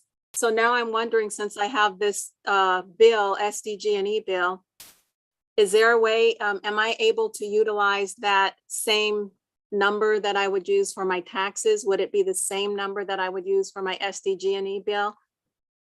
Your exemption account number, is that what you're saying? Well, it's my exemption account number, but then going back to the Dear Lucretia letter, we're supposed to get the registered mail number as well and put that on there. I'm wondering if that's the same number I'm going to use. No. Same number for what? For the SDG&E bill. Okay. If you're going to do the Dear Lucretia, which is the Form 56, where you appoint the treasurer as a fiduciary over your account, that's when you give them that registered mail number, and that becomes the account number. If you've done that, then yes, that would be the account number you would use. Oh, I see. I don't recall the Dear Lucretia speaking about Form 56. It's in there, I believe. Okay. All right. So it sounds like it'll be a different registered mail number for each account that I would use that for. So when filling out the Form 56. No, once you do the form, this is what the old way, I don't know. I just want to explain how it was done in the past. You would send in the Form 56 and you would appoint the treasurer fiduciary over your account. The account you would be created, that number off that registered mail number, you would use that number to create that account, appointing the treasurer of the United States of America fiduciary over it. Then you would send your bills to him, and they would offset the account. That's how it was supposed to go a while ago, a couple years ago. I'm not sure what they're doing now. Signing America, I just heard tonight, was back up and running. Maybe they have a new process. So I would love to hear about if they've had any successes with the new process of being back open with Signing America, because Signing America was supposed to help you discharge your debts. Okay, great. I will check into that. And I do remember at some point in time, they had said they did away with Form 56, but now it may be back. But I'll look into that and I'll reread the Dear Lucretia letter. Yeah, Thank you very much. I heard that they weren't using the Form 56 anymore either, but I'm not sure. Okay, because some people are still out there saying yes, some say no. It's hard to get a straight answer from the IRS, right? Like the NASA, we hear that NASA, you know what NASA is an acronym for? No. Never a straight answer. So Not a space agency. Thank you. Well, Thank you. I yield. Need another 7 astronauts. Anyway, Barry from Ramona, you're up. Yeah, Sylvana and Thomas. So recognize the voices on here. So if we have to communicate without, don't rely on the telephones or the satellite or whatever, the de facto, don't rely on those. Remember the voices that you're hearing here. So Thomas and Sylvana, if you folks are, so I had to go to Florida, and the last town hall meeting was very good, very nice. Yeah, and there's a lot of, I'm not going to say information, there's a lot of knowledge there. And I wasn't able to download anything or whatever. I request if Thomas or Savannah is there, I'm going to put my email in the chat, and I request if you have the it was such a last week's.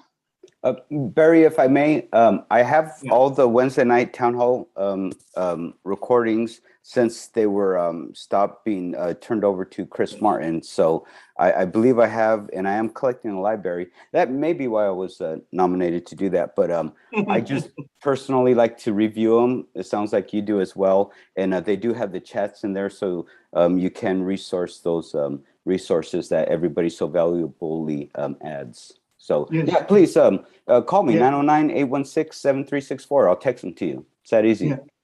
Yeah. Can you put that in the chat? Last week, that was one of the times to where I wanted to be on there and download everything. It's so informative. Folks, if you haven't signed up for this yet, correct your political status. I yield. Yeah, thanks, Barry. I want to point out last week on the town hall meeting that started last week around 7:30, went all the way to about 6:45 a.m. in the morning. And there was a lot of really good content on there. Great guest speakers, tons of information also downloaded in the chat. So just want to encourage you, if you get a chance, you can see that on the YouTube channel. If someone wants to post in the State Assembly's YouTube channel, you can see it there. And one thing cool about YouTube, I know it's run by Google and all that, but you can speed it up. So if you click on the gear in the chat there in the YouTube, the little down in the bottom menu bar, there's a little gear there you click on, you can hit speed, and you can go all the way up to 2 times as fast or 1.5. And so, you can take a couple hour show and drop it down to an hour. Just wanted to point that out if you wanted to get that information. I like to play them and listen to them when I'm at work. I just set up a speaker and Bluetooth and I listen to the call when I'm working. Anyway, I want to just point that out. Paula on Mendocino, you're up, then Terry, then Dale. May I? Yeah, Barry. Yeah.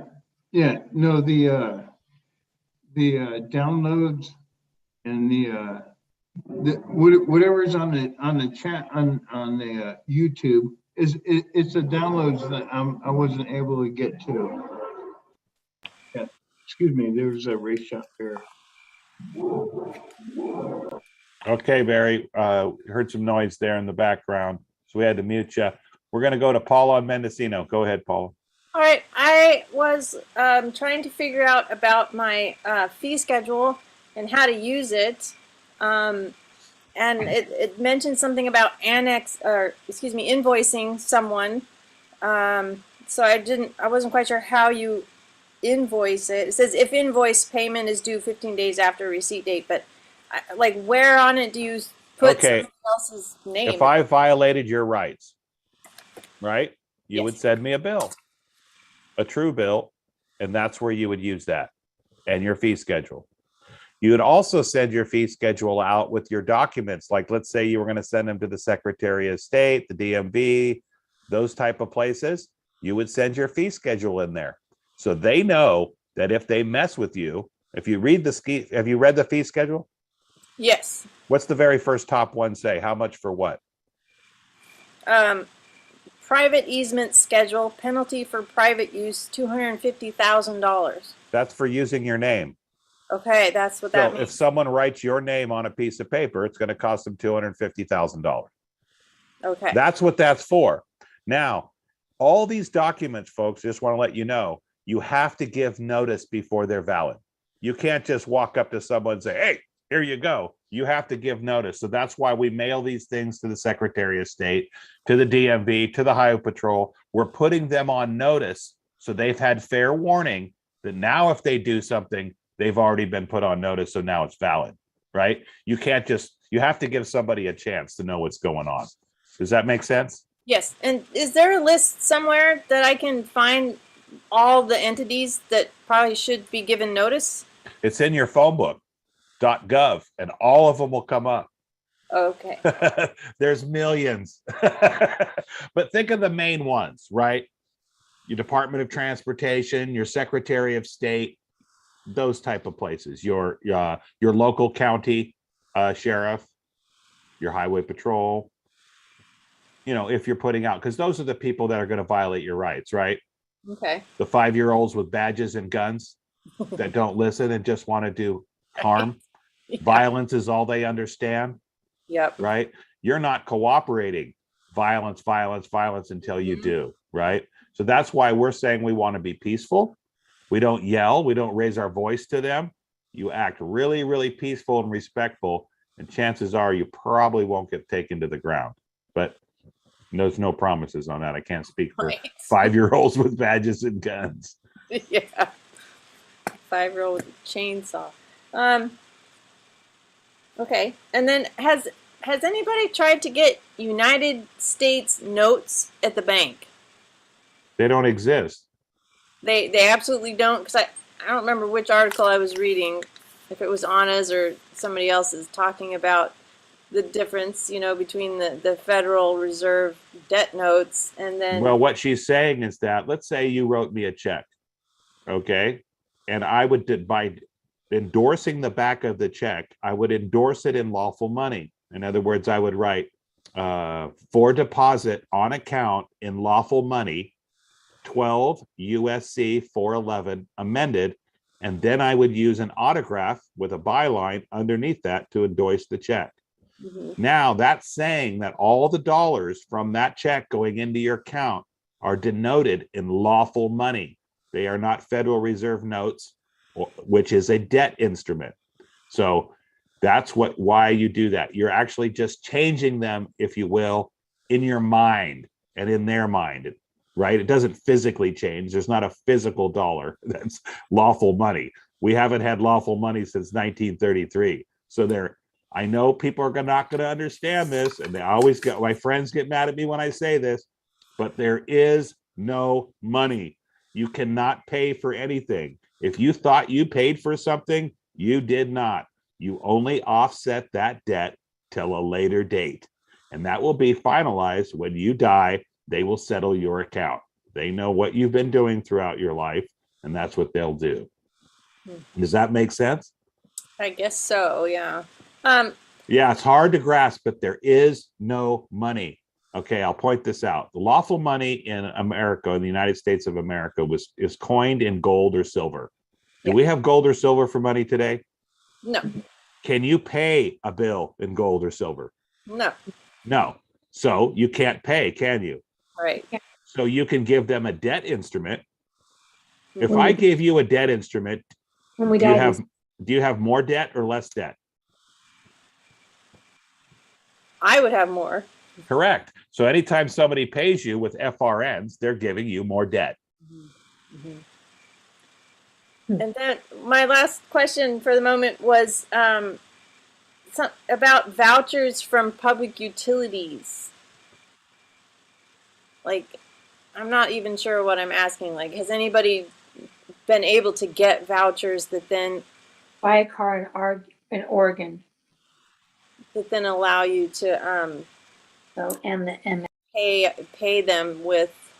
Well, I know there used to be. I mean, there used to be where you'd say get a bill. Anytime you get a bill in the mail, it says a statement. It never says a bill, does it? You're supposed to endorse the bottom. In the olden days, people tried. It was called A for V. I'm not sure how to do that and endorse that voucher and turn it into a voucher or a promissory note. But that's what they're doing. And I think you need to go to Sign in America and they'll be able to help you do that stuff. Yeah, I'm working through that. Yeah, okay. Point of information. Yeah, go ahead.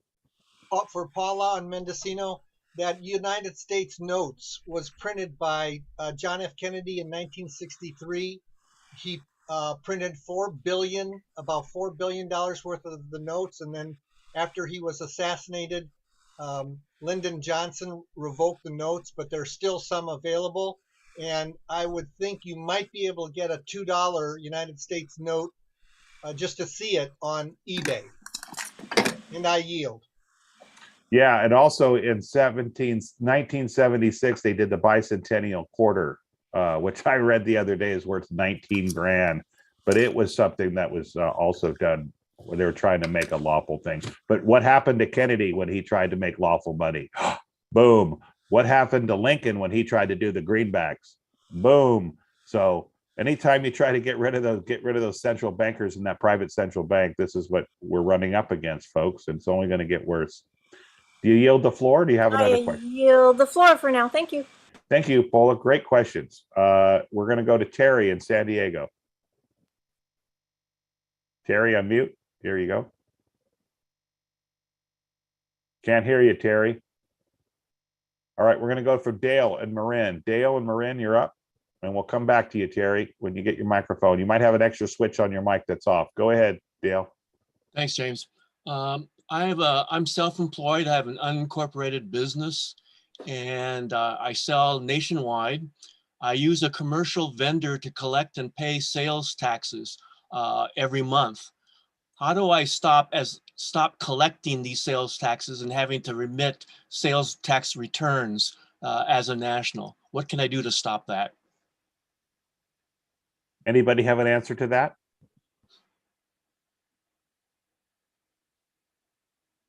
Oh, okay. How can you stop that? Have you done all of your paperwork, your 928s or your 1779s? Have you sent your revocation of election to the IRS and to the Internal Revenue Service? Not yet. No, I've got the 1779, yes, but not the 928 or neither the revocations. Yeah, okay. Once you do your revocations of election to pay taxes and you've already corrected your status and you have it on the record, then it's okay to go ahead and start working on not paying those taxes that you're not owed.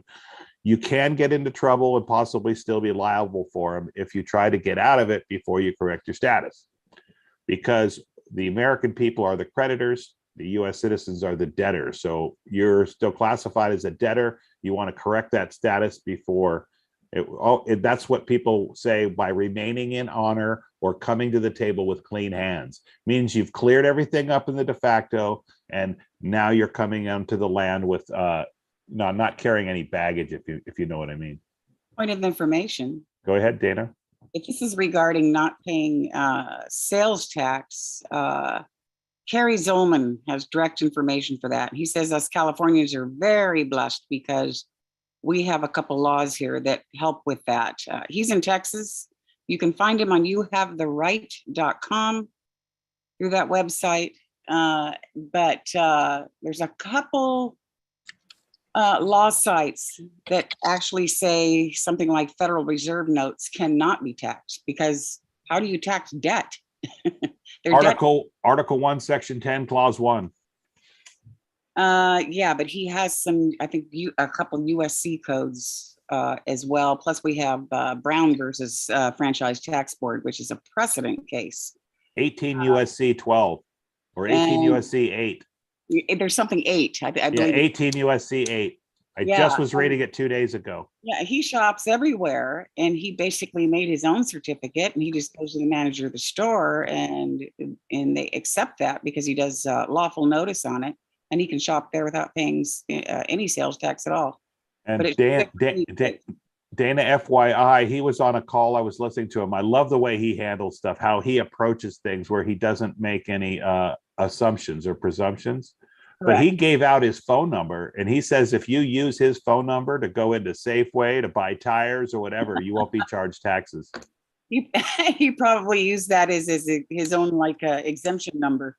Yeah. He has the exact information. I have it too, but I'd have to dig through a lot of stuff to find it. But that's how you can get direct access onto their calls. I think it's every Thursday at 6 p.m. California time. Youhavetheright.com. You can ask that question directly. I yield. Thank you, Dana. And he has got some great information. You can see him on Sovereign Living on YouTube too. He's done some great talks there, but he went up against the IRS, and out of 32 people, he tells this story. He's the only one that didn't go to jail, and they had him on the stand for over 8 hours, and they couldn't get him. He was able to deny all their presumptions and assumptions. We're going to go with Nathan Trevor on Los Angeles. Go ahead.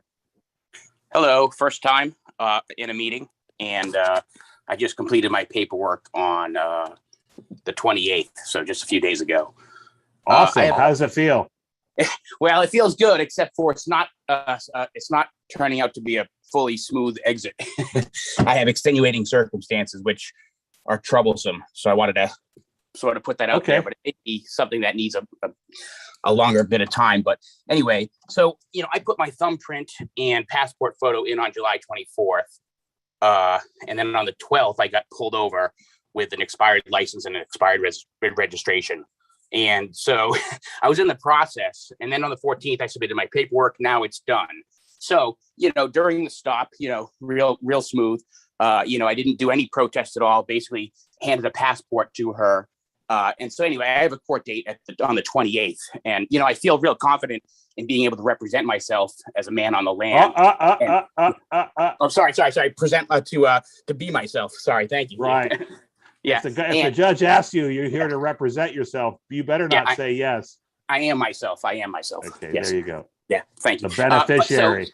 So a couple more things. So that's it. I've never even spoken to anybody till this moment, ever. About any of this. I've been since 2018. I got my my authenticated birth certificates, and I do stand apart because in 2018 I recorded my business name, Nathan Trevor Wilds, as the name holder, Wilds Nathan Trevor. So I've always felt like Where before did you do that?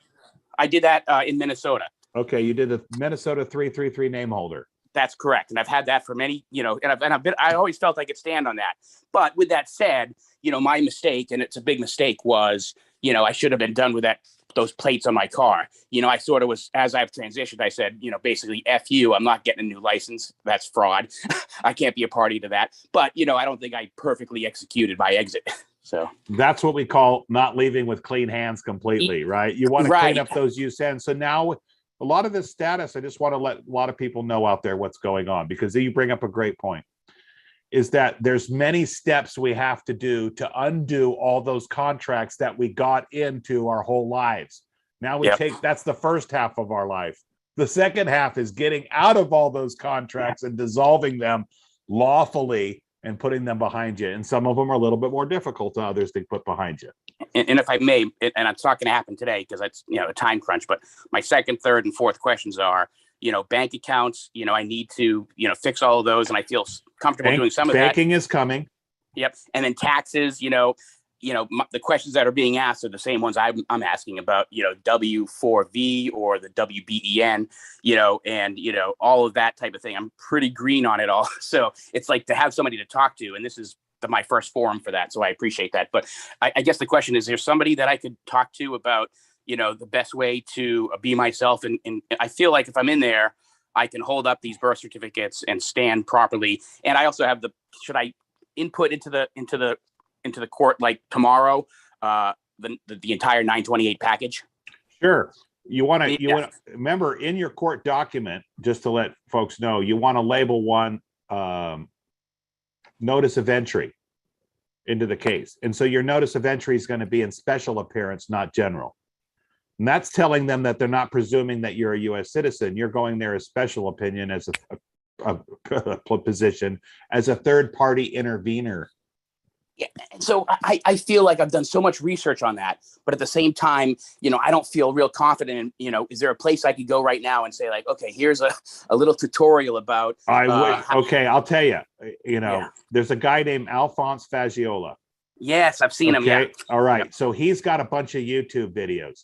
Go watch the court cases. Okay.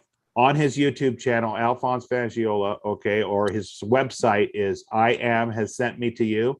All right, so there was a guy that went into court, and Alphonse reviewed his in court. He had it on a Zoom call, all recorded. And then Alphonse went over it and showed where he did good and where he could have done better.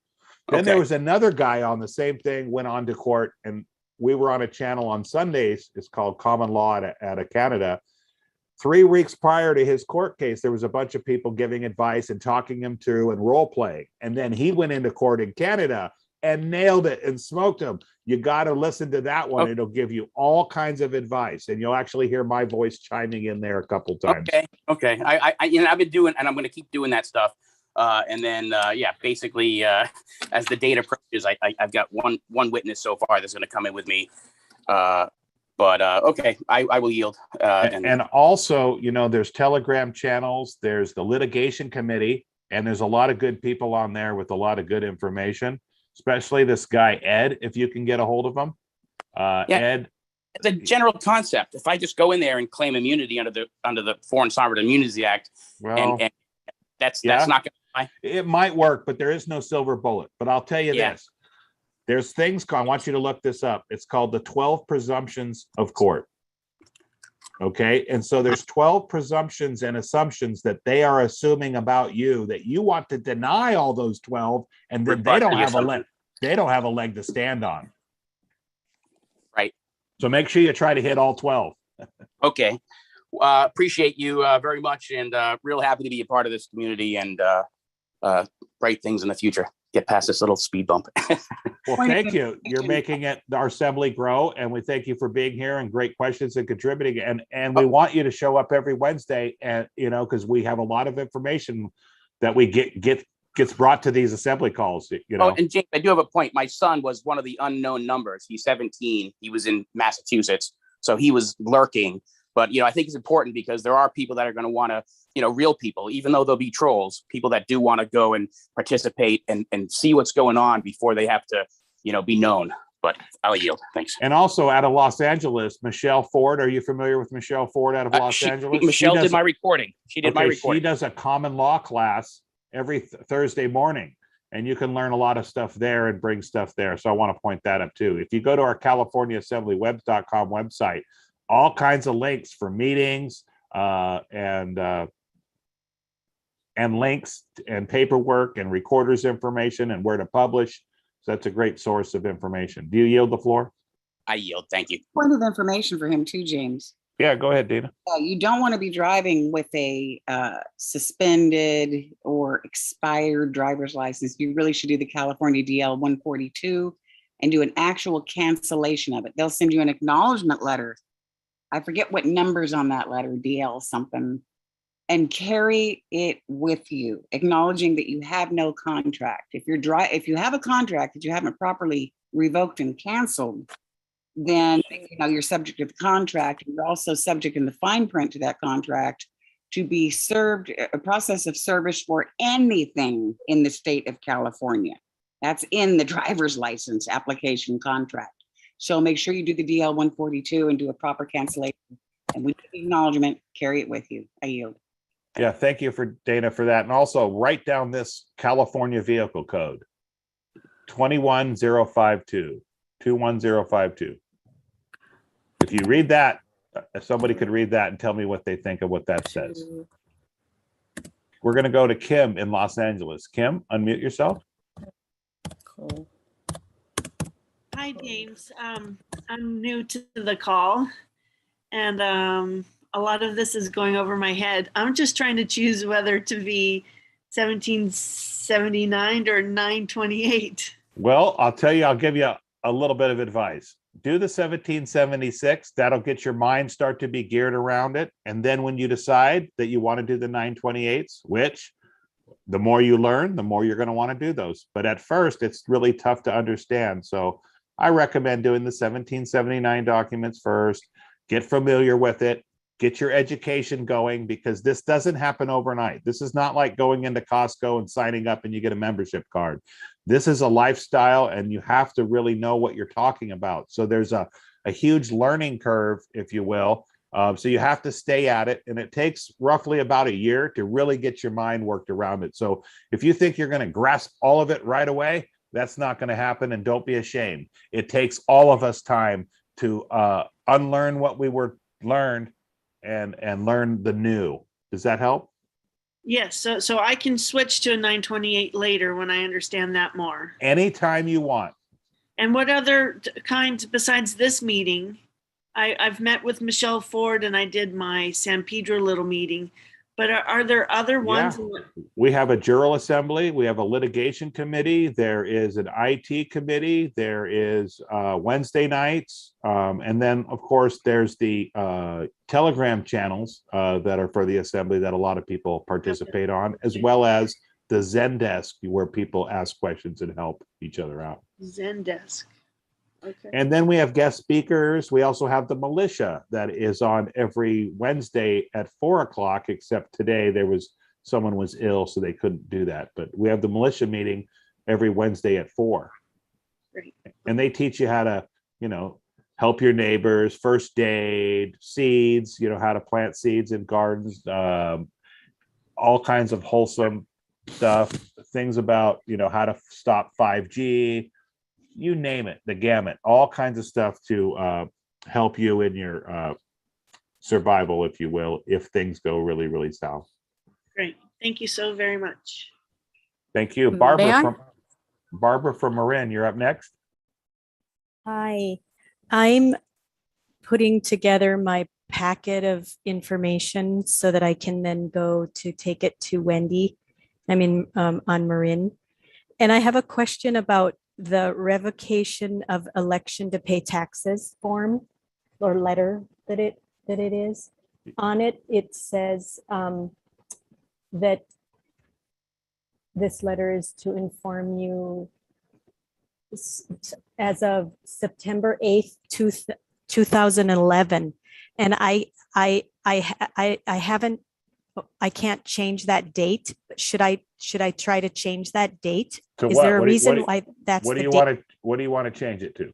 Like to the year that I want to stop? Oh, you don't want to stop paying taxes 10 years ago? Well, can I? Is that what you're? That's why that date. That's why that date is written that way, because you can only go back 10 years. Okay. So you might as well claim all 10 years that you were exempt. Sure, absolutely. Thank you. That was my question. Any more questions? What county are you from? Marin. Marin. Thank you. I'm above you in Sonoma, but we're neighbors. Cool. Thanks for coming on the show. Thank you. I mean the town hall call. I call it a show. It's not a show. Okay. We have Carol Hungerford, Los Angeles. You're up. Hi. Okay, so I have a question about the fee schedule. So I get that you notify ahead of time. I get all that. So you do a claim, but how is that enforced? Or is it? That's a good question. And that's where we need to get more people on the assembly. We need to get our sheriffs and our lawful courts up and running before we're really going to have some teeth. But you can go through the administrative process and find them in default, and then you can take it to a district court, federal district court, if if you so choose, and go through that and see if you can't get a judgment that way. Somebody else might have other advice on that, but does that help answer the situation? In other words, you may get the default, you may get the judgment, but how do you collect, right? Right. Well, Yeah. it's almost, in some ways, it's almost enough just to stick it to them no matter what. Yeah. Ron Kelly has, someone put in the chat, Ron Kelly has the answer to that. So maybe Ron Kelly has an answer how you're going to actually get paid. Ron, are you here?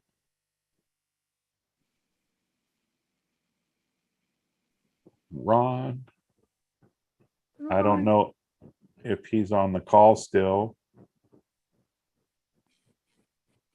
Maybe someone can see in the chat, there's 124 people. I'd have to scroll way down there. No, So, he's not on anymore, James. okay, thank you. Try to review what he says. Go ahead, Dana, do you have an idea what he says? Yeah, he says, it says on the fee schedule, they got 15 days to pay it. So by day 30, if they have not paid, they're late. And then it can go up to 3 times the amount. That's trouble damages. So basically, you would then be able to be paid back the first amount you claimed and 3 amounts more. So it's like 4 times. And he talked about being able to put the claim into a federal court and get a judgment on that, and possibly be able to lien them. Anyway, I would refer to him to more information on it, but he's got a bang up method for handling that. I yield.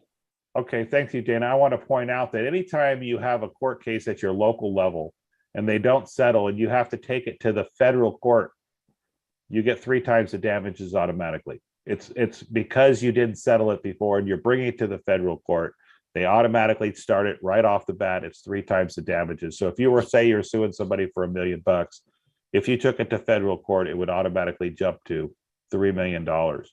So a lot of times on these Title 42, 1983 suits, which are deprivations of rights under the color of law,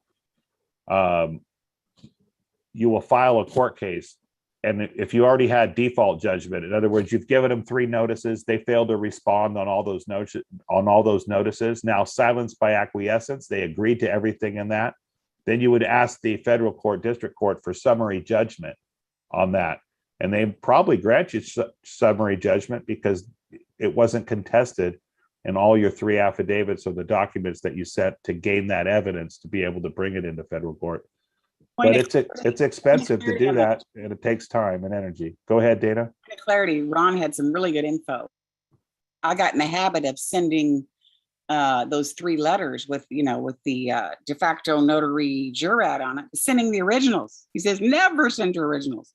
Reason being, you then take your process when you've got them in default and dishonor, all 3 letters, with a estoppel and a judgment through, registered mail. You take those to the county and get the notary authenticated. They rivet or staple a authentication document to the top of each of those letters that have. Well, Dana, it's not so much authenticated as it is a certificate of good standing for the notary. And then you can take that document to the state level and have it authenticated. Yeah, mine are called authenticated here in Riverside. They put an embossed seal on it. Then you take those, send those to the Secretary of State for an apostille. He says, once you have that, judgment is over, it's final. No court's even going to entertain them coming back after you after that. And then you take that and you file it in federal court in the miscellaneous, AKA green file, which he says is the common law file. 30 days, it seasons there, it's done and it's over. Wow. Great process. So hang on to your originals. You can put on your letters you send to them in parentheses at the bottom of your signature, originals retained for litigation purposes. It's just a nice little notice to add. So with that, I yield.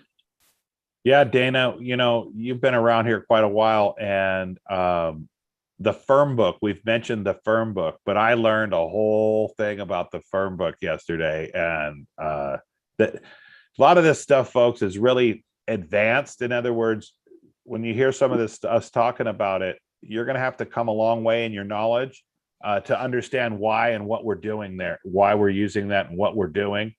And that just takes time, and it happens rather quickly, especially if you come on these calls.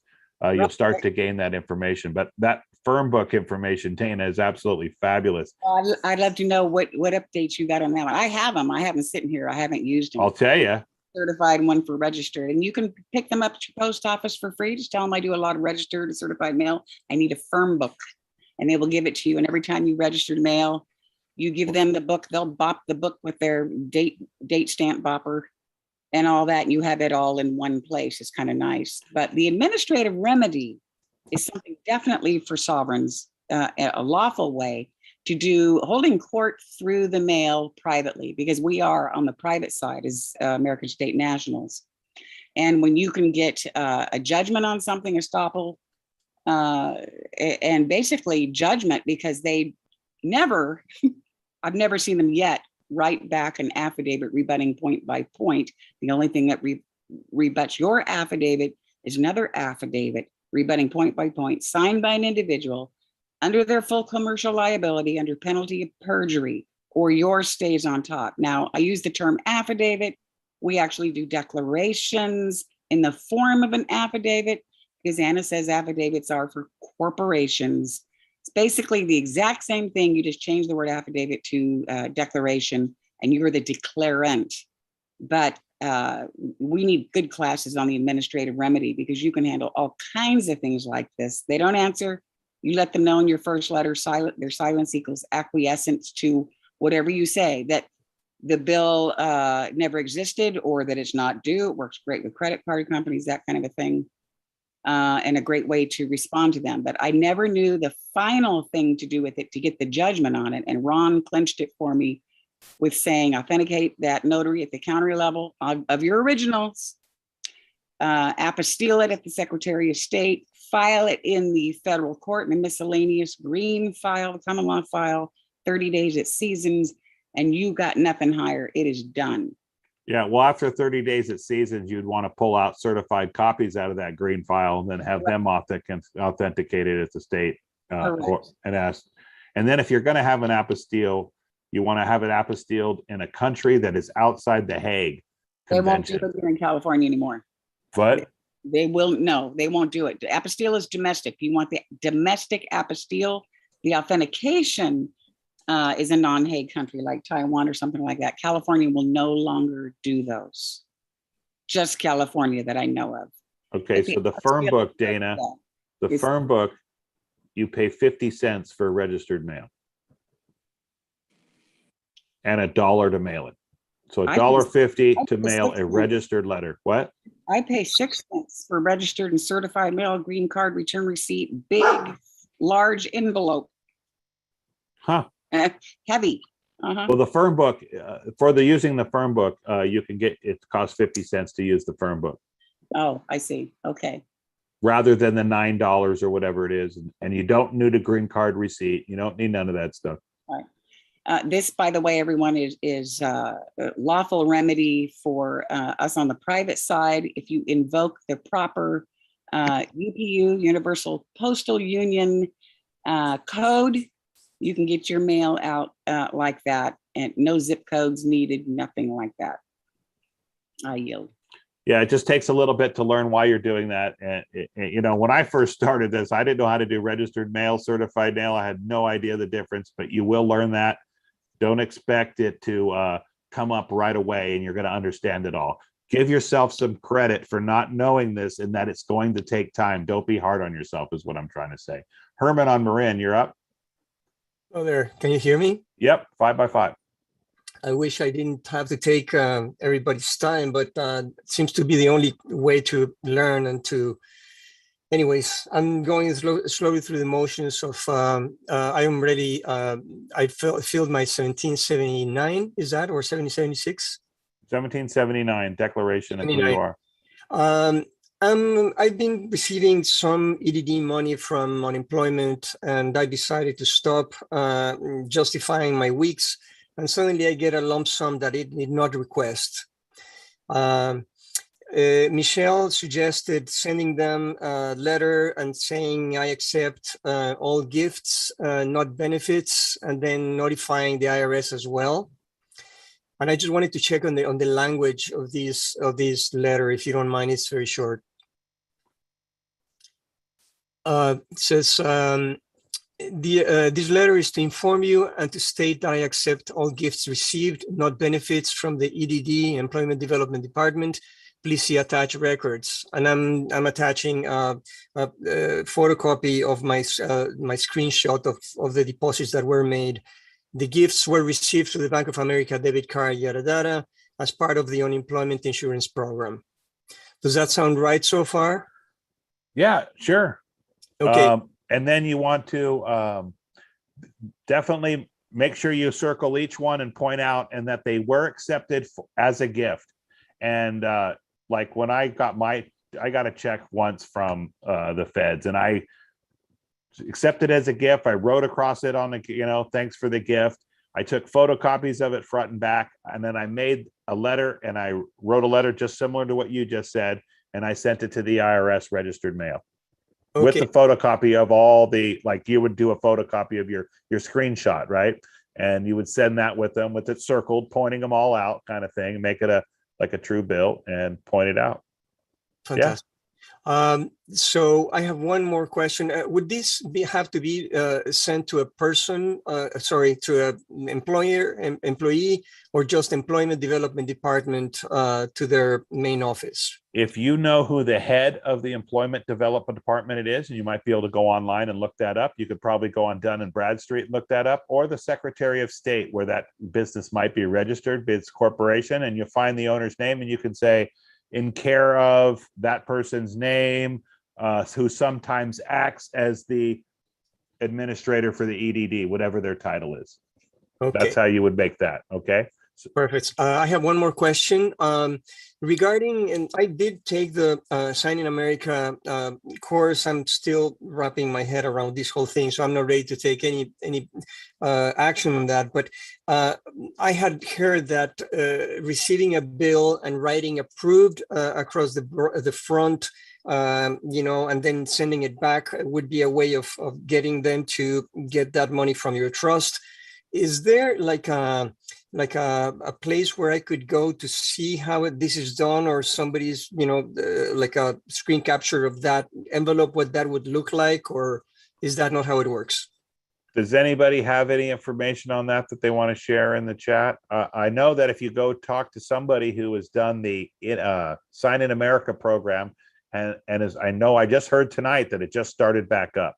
So there might be someone in there that has a lot more information. I know a lot of people were taking classes to be like the head of that county for the Sign in America. Each county was going to appoint somebody, or someone was going to volunteer to be the sign in, if you will, coordinator for that county.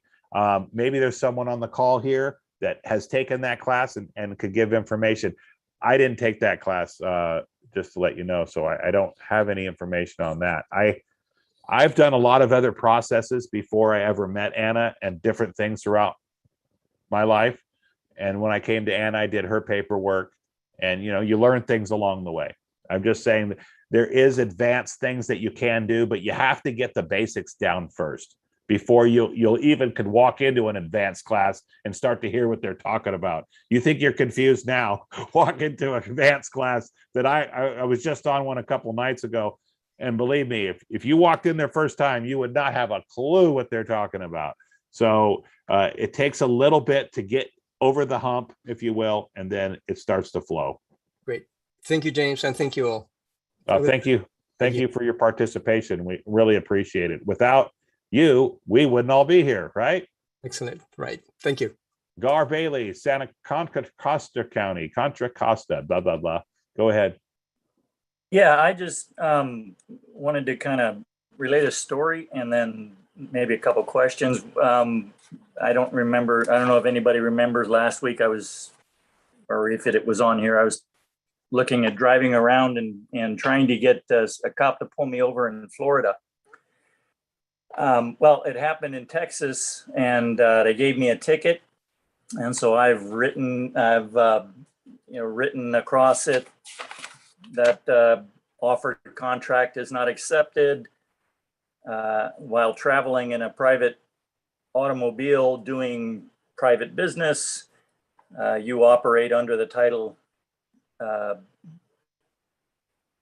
U.S. Title 18, Sections 241 and 242 as a conspiracy to deprive me of my rights under the color of law. And I've written a cover letter to this judge, basically relating what happened. And just so you know, I had a conversation with this cop while I was doing it. And by the end of our interaction, he told me if what I told him was true, he was going to quit. And did you get his name? He gave me his personal email and asked me to send him stuff. Well, if you're going to mail something to the judge and put it into your court case, did you return your ticket within 3 days? Yes. Well, I got it on Saturday, so it's going in tomorrow. Okay, great. Sign it in front of a notary, so that notary has your signature on that document, whatever you're writing, notarized. See how much power that's going to give it, because they're an officer of their court. Oh, really? Yes. Okay. Okay. Now, well, this is in Texas. I'm in California. I guess it is the same. But what I'm doing is also just to make this kind of, so I don't have to invest a whole lot of time in filing a claim. I'm writing the letter to the judge, basically telling them that, I don't trying to take care of it. Yeah, it sounds like you're trying to take care of it in the private with the judge before it goes into the court. Right. So I've written this letter explaining what happened, explaining that they're liable, that they're operating under the color of law, et cetera, et cetera. And then in closing, I'll just read the paragraph. In closing, this letter I wish to communicate is my intent to and preference to peacefully resolve the matter without need to employ the effort required to research and prosecute a claim against the fictional entity called Calhoun County. In that endeavor, I offer to settle any future financial claims against Calhoun County and its affiliates in exchange for the sum of $10,000 in lawful money in accordance with 12 USC 411 to be received by me at my residence in Martinez, California, no later than September 21st, 2021, for which I will relinquish all my rights and claim in conjunction with the incident connected to your offer to contract entitled citation number numpty squat. I'm sure that as your title is judge, you understand that this is a generous offer and that my claims for various penalties that arise from violations which occurred as the result of this incident could be extensive. The offer is no longer valid and withdrawn if not accepted by September 16th, 2021 at 5 p.m. Pacific Standard Time. Further, I demand that all evidence, camera footage, documents, and any other information of any kind regarding the incident remain intact. And in the event that you do not accept my offer, that I be sent an inventory of all such evidence and copies of the same. I don't know if this is the proper, not proper, but. That sounds good. I would get a hold of Ron Kelly if you can and add his 64-page thesis, if you will, and his affidavit that's built into that. That if you can get some of these judges and attorneys and different people to start reading this information, then they will discover the fraud. And if you know that officer, right, in his email, you mail him a copy of that and say, look, this is where it all is. This is how it happened. This is where the Vatican did this and this and that, right? And it goes through the whole history of the fraud. That's how we have to start educating our employees. That's the next step. Yeah. I've actually got that from Ron and oh, great. Can print it out. But I would, I guess I just send that as a. That's an affidavit and a document. It does everything. It does it all for, I don't care what it is, court cases, traffic tickets, it doesn't matter. That document, if it's used properly and they respond or don't respond, you will win because there's no way they can answer it. In point of information, James, you Yeah. should be telling Gar, you should be telling that LEO that the assembly is looking for sheriffs and militia people and all that if he's looking for a new job. Well put, Dana. We're looking for lawful officers who will hold up, honor their oath, not policy enforcers. Well, this kid was, I call him a kid. He wasn't a kid, but he was. It sounded like he was interested in being an honorable person, not an officer. So, and he was willing to quit his job over it. I have another question here. This 10 years of tax that you can only go back. Why is that? I thought fraud had no statute of limitations. It's not fraud. I mean, it is fraud. It is fraud, but haven't you been giving it to him as a gift? No, I haven't. It was fraudulently presented to me as something I owed. Right. But, you know, that's what they're claiming. Their plausible deniability is, hey, you sent it as a gift. It's under gift and estate taxes. You should have read the IRS code. Well, I would say that's untrue. When they I agree with you. But what court are you going to take it into where you're going to get a judgment? That's the thing, is how can we get a judgment? Well, yeah, I would go to Ron Kelly's whatever they call it, administrative remedy, and okay, I'm going to point out. Do you know what the administrative remedy is? It's baseball. Do I know what it is? Yeah. Not Okay. significantly. Great. I'm glad you said that because there's a bunch of people on the call that don't know what it is either. And I'm going to explain it. It's simple as baseball. It's 3 strikes and you're out. Okay. So the first strike is you mail them a letter making your claim and asking them to rebut it. You're in that letter, you're making a self-fulfilling contract that if they remain silent, then they agree with everything that you're presenting, right? You give them a timeline. If they don't answer you within that timeline, you send them what? A notice of default and an opportunity to cure along with the original letter. And you put a timeline and the self-fulfilling clause in there as well. And if you do it in the form of an affidavit, that's the best way to do it.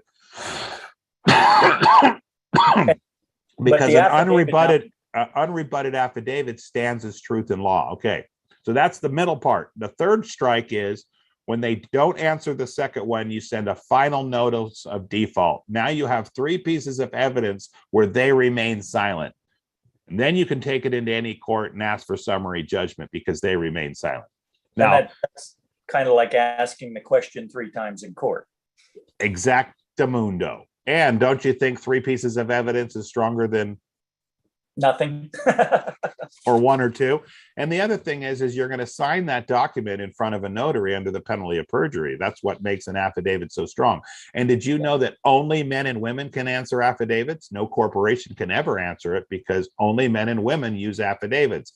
Attorneys cannot use affidavits. They can't because they represent fictions. And can a fiction ever answer a question? Well, an attorney has no personal knowledge. Right, but the fiction, let's say he's working for McDonald's. Can McDonald's answer in it? Right. No. Fiction can't do anything. No fiction can ever answer an affidavit ever.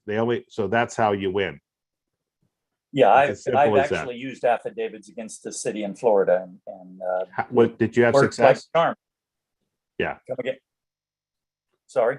I said yeah, and I asked how did you fare? Oh, this was just, they threatened me with putting a lien on my property and ordered me around to do things. And I sent them basically an affidavit that I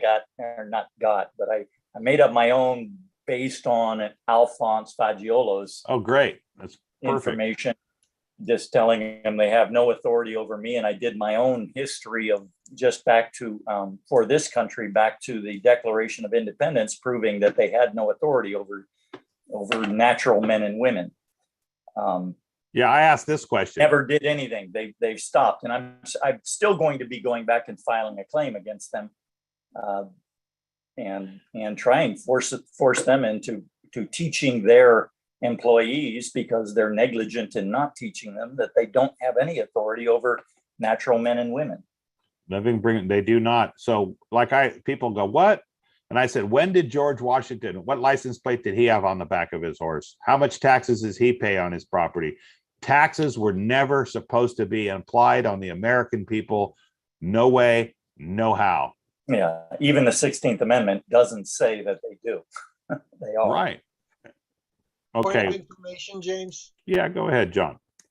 The originals for those 3 testimonies in the form of an affidavit that you're going to do, you have them notarized by a de facto notary. And as Dana had just said, you keep the originals. You send the man who's acting as the chief executive officer or the chief financial officer, you send that man a copy of the original, because it's the originals, and that's 3 of them. It's the originals that you're going to need in order to complete this administrative process, and I yield. Yes. And, sometimes, folks, it's a good idea, maybe, to mail the documents to yourself and don't open them. Like if you're going to make 3 copies, mail 1 to your client, 1 to the DA, mail 1 to yourself. And so you don't open it. And so if it ever gets lost and they say you don't have it, you have that backup and you can say, inside this envelope, Judge, I wrote, it's an exact copy of the other one I have not opened. Would you like to open this today? And the chances are they probably won't. But anyway, those types of things are just little things you learn along the way. Okay, so I have a question. What this post office firm book, I just heard it talked about. It's the first time I've heard it. What is that? That's the advanced class there, but get yourself a firm book, come to the meetings, and you'll learn how to use that. In other words, you're going to use this in lieu of paying high registered mail prices. Like a registered mail costs like $16, right? Yeah. Would you rather pay $1.50? Well, sure, but you said the advanced class. What is the advanced class? We kind of toss it around like it's not for newbies. It would take a long time to explain, right? You need to come up to speed, and then you're going to start to see the stuff with your own mind, and then you'll start to come up with ideas like, oh, can we do this? Yeah. That's when you start getting into the advanced class. Well, I'm already there. I've been doing this a long time. I've just found your. Then you're ready for process. it. Yeah, I'm quite. So that's what I call advanced class. Like people who will take the initiative and go on to Alphonse's site and learn as much as they can. Christopher James' site, learn. They're just striving to learn as much as they can. That's what I mean by the advanced class. But yeah, I just did a David Straight conference this last weekend. So right, and Kurt Kellenbach and Ron Gibson and all these other people you can learn from. Not everybody knows everything, right? Right. And everybody's got sees it a little bit different. And so what we're learning is not the process, but the principles. Once you get the principle, you can make up any process work, right? Yep. And that's what we're trying to get. So the advanced class is when, hey, I got the principles down and I can explain it in different ways. Yeah, I've already written my own affidavits, and I completely understand the concept of being a natural man and that they have no legitimate authority. I've been saying that for a decade. Oh, for sure. Then you definitely should start teaching the class. You come into you can give a lot of experience that you've done, like you've mentioned in Florida and Texas now. You're working on these things. You have a lot to bring to the table. I encourage you to come onto the litigation committee. Well, I was there, and I'm not getting notices anymore about it. Is that something I sign up to get notices? Yeah, you can go on to the CaliforniaAssembly.com website and they have a link to those things. But I just want to point out that there was a little faux pas or mistake that happened with 2 links coming out this last week for it. So it got misconstrued and then the call got dropped. It was a lot of stuff that happened. That normally doesn't happen, but every Tuesday they meet, the litigation committee. And what that is to help people who have immediate problems with any type of issue, that the group gets together and comes up with ideas on how to, defend yourself Right. or go on the offensive. I attended it once. But there's always different people that are come on, and you can hear, like the other night, this guy Ed, who's really out of Georgia, and he's really smart, and he came on and laid down a lot of really good information that, I had heard some of it, before in passing and some study, but then he reinforced it, right? You hear those codes again and those different articles, and it just reinforces it. I heard him on the Orange County meeting last week. Yeah, he claimed if anybody has any issue with child support or CPS, he's the guy you need to talk to. He's 100% successful in all of his cases.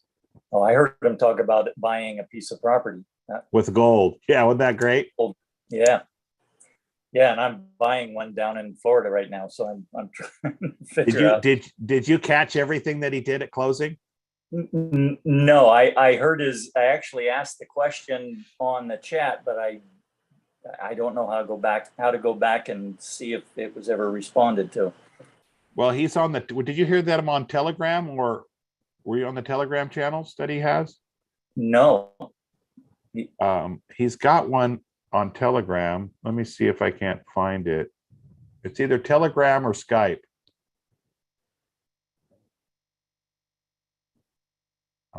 Let's see.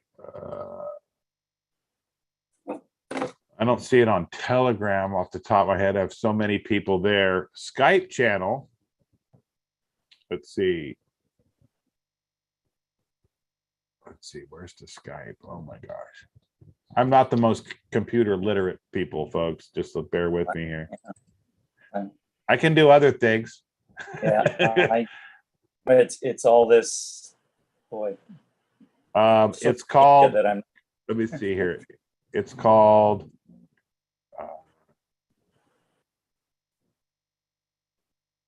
okay, ready? Yeah. It's the pound symbol. Uh-huh. By God, we will save the children.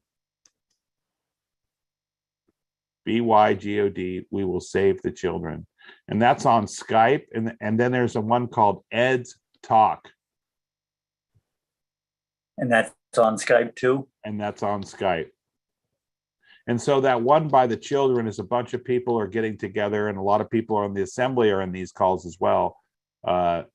They're trying to make a difference in helping people get their children back. Which is, I think, of all these things that we do, IRS and all this different stuff, that, my friends, is probably the most noble reason to do all this, is be able to go there. And I could care less about taxes and money when you've got children that are starving and being used for vile things. Wow. And when you've had your children taken from you, it's... Yeah, I've been there, done that. Yeah. I got the t-shirt. All right, I yield. Thank you. Thank you. Terry, San Diego, you're up. Hi, is my mic working? Yeah, 5x5. Hello?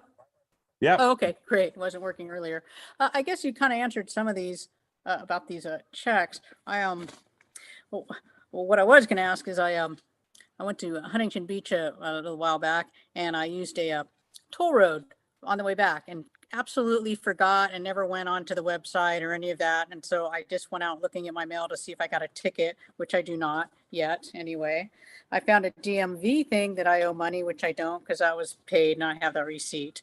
But and that'll be the last time I pay them for anything. But what I did find was a tax refund. I did taxes, and then I thought I was supposed to get some money, but I ended up doing paperwork, papering up pretty quickly after that, which I didn't expect the timing to be like that. But my brother did my taxes, put them in, and that was that. And so they sent me just now a refund, and so that's you. cool. So I just yeah, so I just do the accept it as a gift, and put in that. I just send that. Did you get that sentence that you put on the back of your check to endorse, where it says deposit for lawful money on account? Yeah. 12 USC 411 amended with your autograph, which is a byline, : your name, and a little copyright symbol. Okay, so that's what I send, I just send the Department of Treasury, thank you for this with my name on Thanks it. for the Thanks for gift. this Make a check, copy of it. the Yeah. number. Make a Okay, copy I'll just of send a it. copy back and say thank you. Okay. Keep a And, copy but for yeah, yourself. so what? Yeah. And Okay. make a photocopy And, of both sides of the check, and you can even write across the front of the check, thanks for the gift, in red. And if you want to make a stamp, okay, across the copy. yeah, and then make a stamp. Well, I wrote it across the check, and then I make copies of it. But anyway, you can get yourself. Oh, you can still cash it then. You can get yourself a stamp that says that, right, in red, and then you can just stamp that on the back of all the checks you get, and then you just have to sign your name underneath of it. Then you don't have to write all that stuff on. Okay. Get yourself a rubber stamp. Okay. Not the first time if All you right, want to go and ahead and write it, but in the future checks you get, that's going to make your life a lot easier. Yeah. Yeah, I think I want to go ahead and do that. And so I'm wondering, so any money I get, should I just ask everybody to send me checks and don't direct deposit? And does that, Yeah. I mean, is that really big? It just seems hard to be real. Like, it's hard to imagine it because I write that on the back, lawful money only, that I'm actually going to get lawful money. Well, what you're saying is, I'm all for it. well, you're denoting it as in lawful money and not Federal Reserve notes. So you're not increasing the debt. You know that debt clock? Okay. Yeah. Right? Okay. Now that makes sense. I didn't quite understand. And they can't hypothecate your check and make 10 times the amount off of it. Okay, well, I'm definitely all for that. Those were the parts that were missing. And I'm sure there's many other reasons. I don't know. Yeah. I don't know much, folks. Sure. I'm pretty new to all this stuff myself. Point of information on that, James. What was that? I got a point of information on that. Fire away, Dana. I just saw Anna's comment on that we have direct deposits and stuff happening in our bank account. She says, write the CEO of your bank a simple letter, basically letting him know that all money going in and out of that account is redeemed in lawful money to cover everything. Get a green card receipt back. You just cover the entire account. So in case you miss putting your stamp or writing that on anything, you've got that to back you up. Now, just to give a backup to everybody on the call, I know of a man who opened a bank account, put the $100 down. He put 100 cash. He didn't put lawful money or anything. After that, he used his 12 USC 411 redeeming lawful money stamp on everything that he did, his deposit slips, his checks, everything. He got audited by the IRS. They went back through his checks. He got photocopies of all those deposit slips and checks. They all said redeeming lawful money. IRS could not touch him except for the $100 that he forgot. The FRNs that $100 in FRN he put in. However, that was not enough to trigger any taxable event, and he was off scot-free. This is just vital that we do this. I mean, everyone should do this. You're lowering the national debt by doing that. And they're called FRNs or FRNs, which is an acronym for Federal Reserve Note. And they are based on debt where we pay interest on them every time they print it. And did you know we pay interest not just on the printing of the dollar bill, but the interest on the face value of it. So if they print 100, we pay the interest on the 100. If they print a $1, we pay the interest on one. But it costs the exact same amount to print each one. On the U.S. Treasury website, I think under the mint section where they mint the coins and the notes and all that, it says Federal Reserve notes are essentially worthless. Right there, plain to the public.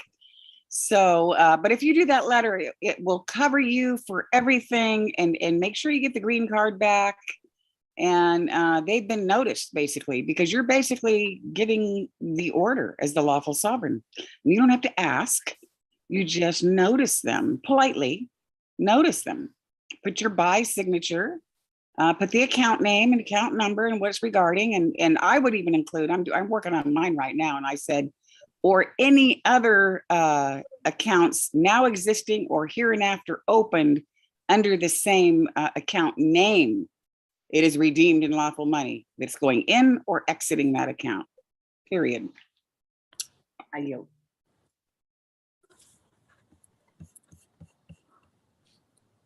Thank you for that. We have Susan James from San Bernardino. Yes, this question is for Dana. Dana, are you there? I sent you an chat message, but I don't think you got it because you didn't respond. I'm responding to you, Susan. I'm responding to you. I'm handling that. Dana, you have a few questions in the chat. People are asking you. What my question is, I had a recorder that recorded it in January of 29 and of 21, and he put the 1779 and the 1928. I did both. He put my husband's 1779 document in my profile, my LRS profile. So right now I have a recording 1779 with my husband's name on my profile, but my two witness testimonies are fine. You need to get a hold of the publisher or the recorder, and they'll straighten that out for you. Whoever helped you. The guy left. He's gone. It's Caesar. Oh, well, then you need to get a hold of Barbara Greer. She's the new head chief recording secretary. Correct. She will correct that. And as far your husband probably should have his own account, so they would just have to switch that over, give him his account.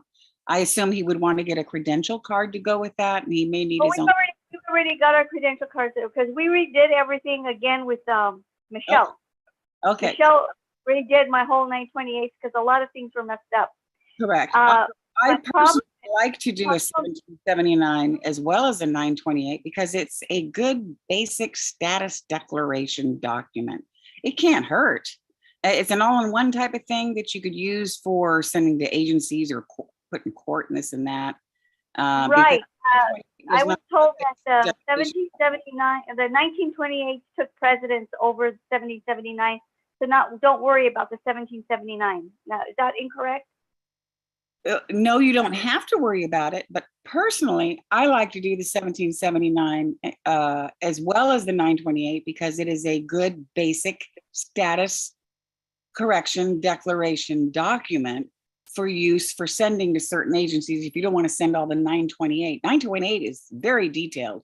Expatriation of your all caps names with immediate repatriation back onto the land and soil, an assumed name certificate for doing business in those assumed names, which actually takes the place of that Minnesota assumed name, and even better because it's got a built-in writ of habeas corpus. It's basically. Well, I understand. I don't mind doing it over. I have no problem with it. My point is, when I went to Michelle, she redid my 928. I have my good 1779 that has my name on it because when Caesar sent my papers back to me, he sent me the right 1779 with my name on it, and I have my two witness testimonies that are correct. So I do have the recordings. The documents that are correct that he put his seal and he signed it. So should I get those and just re-record them again? No, if they're recorded, you're fine. You just publish them. You would send them either to your recorder or send PDF scanned copies to the recorder to add to your publishing. They could put it under the miscellaneous or other, whatever it's called, file on the LRS for you. Right. I don't have to redo them. I can just get. No, you don't. If they're correct, and they've already got recording stamps, you do not need to re-record. No. Just take a copy of them, a picture of a camera, and then send them to Tony and let him publish them. No. Do you have a computer you could scan them on? That is much better than a picture. Or take them to an Office Depot. They can scan them in for you and give them to you on a thumb drive or something like that. Okay, and I can give it to they can email them to you. And you do want color copies because we do everything in color. Black ink, the blue and the reds for the living Blue's He's usually tried. for commercial, for autographs. So you think I should just have them scan them, the two witness testimonies and the 1779, and have them republished again? Well, is that what you have them published under your account, under along my with account? your 928s, and then you got a full loaded package there, lady. Now, do I need to go back to Michelle and have her do it? So, or can I go to Tony in Orange County? I do not know. I would approach probably the recorder on your county to see if she would handle that first. I don't have a we don't have a recording secretary in San Bernardino. I went to Tony Rotero in San Diego. He did my husband. He did my husband. Yeah, my husband was too. Yeah.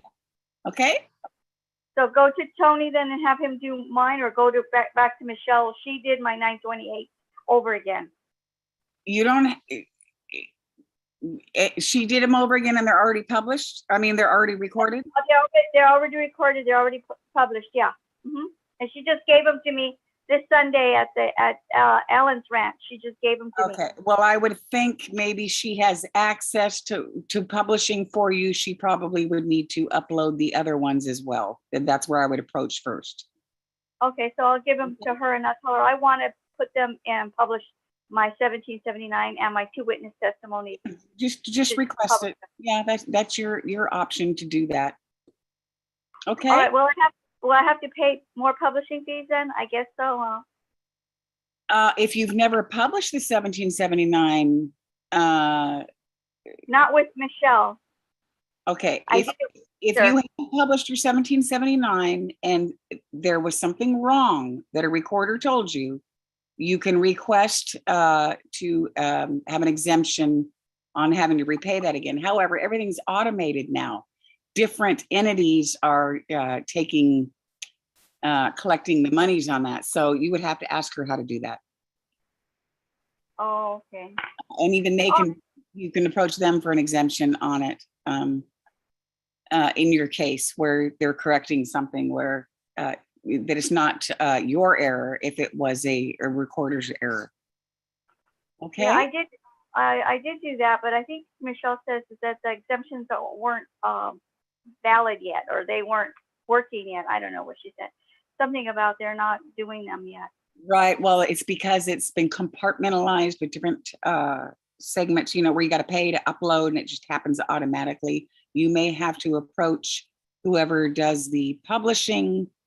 I don't know if it's the website owner or how you would do that. You get a hold of the recorder, and the recorder will help you with the publisher. There you go. All right, then. Okay, thank you. Thank you. We have Susan on Sonoma. You're up. Hi there. Thank you, everybody. Hello. Yeah, I've been going to seminars and YouTubes, and I spent time at David Straight's 3-day seminar this last week, and it was fantastic. And really digging my head into as much information as I possibly can to learn. At the same time, I'm dealing with the IRS and the state franchise tax board. And I've been answering their letters and sending back questions and declaring who I am, but also I haven't sent them my 1779 documents, but I have said response to each one and asked them to respond. Of course, they don't respond to any of my questions and inquiries about their claim against me. And at this point, the FTB has put a lien on my property as well as on my bank account just this last week. And they gave me about 3 days to come up with the money, or they were going to pull it out of my account. So my question has to do with what Dana was saying about writing to the CEO of the bank. What I have done is put together a lawsuit against the bank, which I went and talked to the manager who wasn't there. Then I talked to another manager, and she said the real manager wasn't there. But I did send letters to the bank saying, give me my money back, or I will put a lawsuit against you, a claim. I am not sure how to stop them from taking the money out of my bank account. I'll tell you. Okay. Write a check out of your banking account into another bank account. When you put it into that other bank account, you deposit it in lawful money. Now, when you write a check back into your bank account that you just took it out of, you put it in there in lawful money. Well, everything I've been doing in that bank account for over a year has been with US 12. I don't think you heard what I said. Well, I did. You said take the money out and put it into another bank account and then take it out of No, that. I said write a check. Right. And when you deposit the check, it needs to be in lawful money. We endorse the back of it in lawful money. Now you've just made that lawful money. It's no longer Federal Reserve notes. It cannot be taxed, therefore it can't be liened. Well, the question I have is, there's a hold on it. I don't have, the money isn't available to me. Oh. They've already put the lien on it and the bank is in agreement, credit union, to put a levy and basically I went and talked to them and they said, no, it's not available to me. Who's the lawsuit against? The bank or the man or the woman acting as the president of the bank? I put the manager of the bank on the lawsuit, but maybe I should put the president of the bank on. Right? CEO, the top dog. Okay. And everybody else you can name. Well, that was what I thought. I've got somebody who has wrote me a letter and said, we need all the documentation about your family trust because we need to know this, this, and that. Well, when I set the family trust up with that bank, they got everything already that first time around. So otherwise they wouldn't have given me the opportunity to set my trust up in that credit union. So I'm not answering that letter. Instead, I sent her a letter demanding my money back along with the manager of the bank. So you're saying my next step is to send the same letter to the CEO of the bank. But well, no, I didn't say send a letter. Letters don't do anything. You sent me a letter. I'm going to, big deal. Who cares? You have to send it in the form of an affidavit. So when they go unrebut and remain silent on it, which they will because they cannot answer the questions, they lose. Well, I put a demand. It's a demand for return of money, what I put at the top of the letter. Okay, you made a statement. That's not good enough? No, you didn't hear what I said. You can't make a statement and have somebody do something. You have to make an affidavit where you're asking them questions that they can't answer. Now they go silent. Now they lose. You have to get them into a default situation. If you want to win, you have to go on the offense. You can't play defense. Telling them to give you your money back is defensive. Okay. You want to go on the offense and say, you never had the right to go after my money. Well, I did say that in my demand letter. Did your letter have a self-fulfilling contract at the bottom of it that said, if you remain silent and do not respond in so many days, that you agree to everything in my letter? That you said it under penalty of perjury and that you signed it in front of a notary? No, I did not sign this in front of a notary. If you want it to have some strength in their court or in their rules and their thing, you probably want to get a notary to notarize your signature. Then you probably want to get a certificate of good standing from the recorder's office where that notary is has their commissioner, if you will. Then you'll staple that to your document. That's what they'll do. You'll mail in your document. They will put that notice of good standing from that notary. Notice of good standing from the notary that I'm having it notarized. Right. So that tells the court or anybody there that at the time that notary signed that document, they were in good standing. Remember, it's all about standing. So they can say, well, because, if you look at a notary stamp, they expire every year, right? So yeah.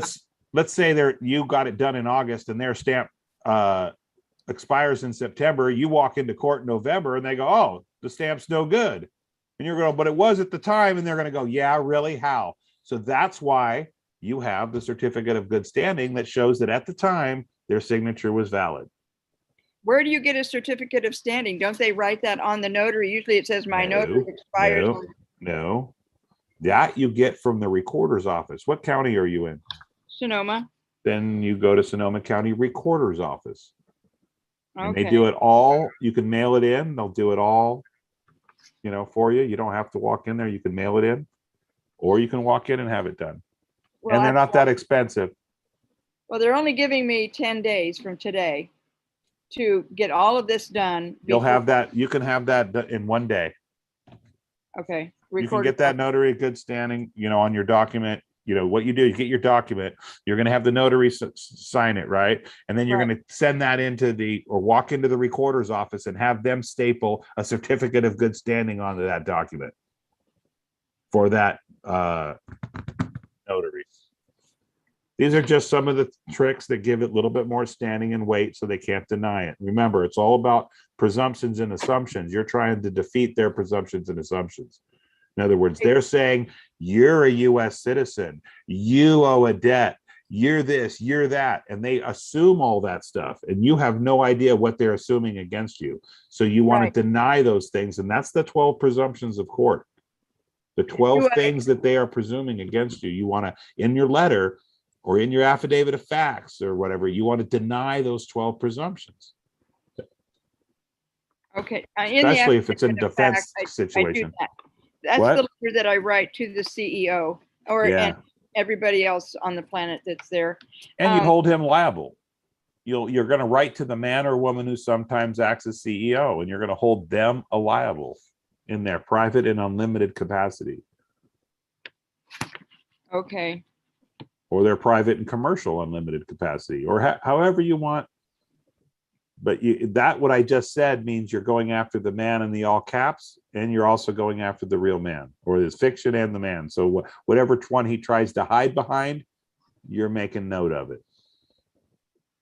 Okay, so do I list all the 12 presumptions that I am in a question? You have to make the 12 presumptions into a question. Are you presumed innocent until proven guilty? That would be one of the presumptions, would it not? So you'd make that into a sentence. And like Ron was talking about at the litigation committee last night, there's positive averments and negative averments, and courts like negative averments. That basically says, I see no evidence that I am not innocent until proven guilty. That's a negative averment. Yes. Okay, so I have letters into the Franchise Tax Board responding to their lien right now. Was there a man or a woman on those liens or that signed the paper at the bottom that you could address directly? No, they sent me one of those, blank sort of form letters, just like the Franchise Tax Board does. Okay, I'm not a tax whiz by any stretch of the imagination, but there is a guy called Uncommon Consultants. It's .org or .com. His name is Eugene Pringle, and he's out of Grants Pass, Oregon. And he has a website. It's called Uncommon Consultant. Okay. And he's the guy that I know that knows more about taxes and tax code than anybody out there. Is that Kringle with a K or a C? P. Pringle, like the potato chips. Oh, Kringle, like potato chips. No, okay. Pringle. Oh, P. P. He's Papa. Papa Romeo. I don't eat the Pringles. Either do I, but I was just, you know what they are, right? Well, they're they come in a tube and they're supposedly not supposed to be broken. That was their claim to fame. Or if it comes in the bag, the chips are always crushed. But if it comes in the tube, right, that was their whole deal. Their marketing technique, if you will, for all their processed poisons. Oh, sorry. Pringle, uncommonconsultants.com or net or something. I think it's .org. Okay. All right. Well, I will get a hold of him right away because I was looking at filing this lawsuit this week, and I wondered if he can advise me on whether or not that's a good idea, because I've pretty much got it written up, but I don't know that it's offensive enough. There's someone just wrote something in the chat. It has to do with Anna wrote about writing the bank CEO letter, basically informing them that this is the notice to agent, which is notice to principal, and notice to principal is notice to agent. All funds whatsoever entering or exiting this account name, and then in parentheses, account name and number, is redeemed in lawful money per 12 USC 411. Sign it in blue ink by notarize your signature. Notarize your signature and mail to the bank's CEO registered mail with a green card return receipt. When you get the green card back, keep it in a safe file with color copy. Dana put that in there. And you don't need a green card receipt if you're going to do the firm book, but that's a whole learning thing. And it's people are pretty hush hush about how to use the firm book properly. Okay, well, I'm barely learning how to do anything properly right now. Well, registered mail is something you want to get down. Registered mail is for man to man, and certified mail is for corporation to corporation. So depending on the capacity that you're acting in, would tell you what kind of mail you're going to send. So that's why I would find somebody at the IRS. I would call them, I would get the account number, and I would nail down a man or a woman's name, get their name, get their phone number if you can, an extension, get their address, and write the letter directly to that man or woman at the IRS and hold them accountable. Well, I'm dealing with both the IRS and the Franchise Tax Board. They both threatened to put liens, and Franchise Tax Board did put a lien. I do have a name of a man. I talked to him on the phone this morning at the Franchise Tax Board, and his whole mantra was file the taxes, file the taxes, file the taxes. That's all he could say. And you know, and all he did was give me an extension on the levy so that the bank wouldn't give my money to the Franchise Tax Board tomorrow. So right. Okay, I'll give you 10 more days. So I have 10 more days to get my ass in gear. Well, if you can knock out the IRS, since that's the parent company, they report to the state. Franchise. So if you knock out the head of the snake, it might take the tail with it. But you're going to have to go after both, I think. Yeah, because they're threatening to take. Well, I've got I have another question. I don't know if anybody knows the answer to this one, but I have a bank account in another state.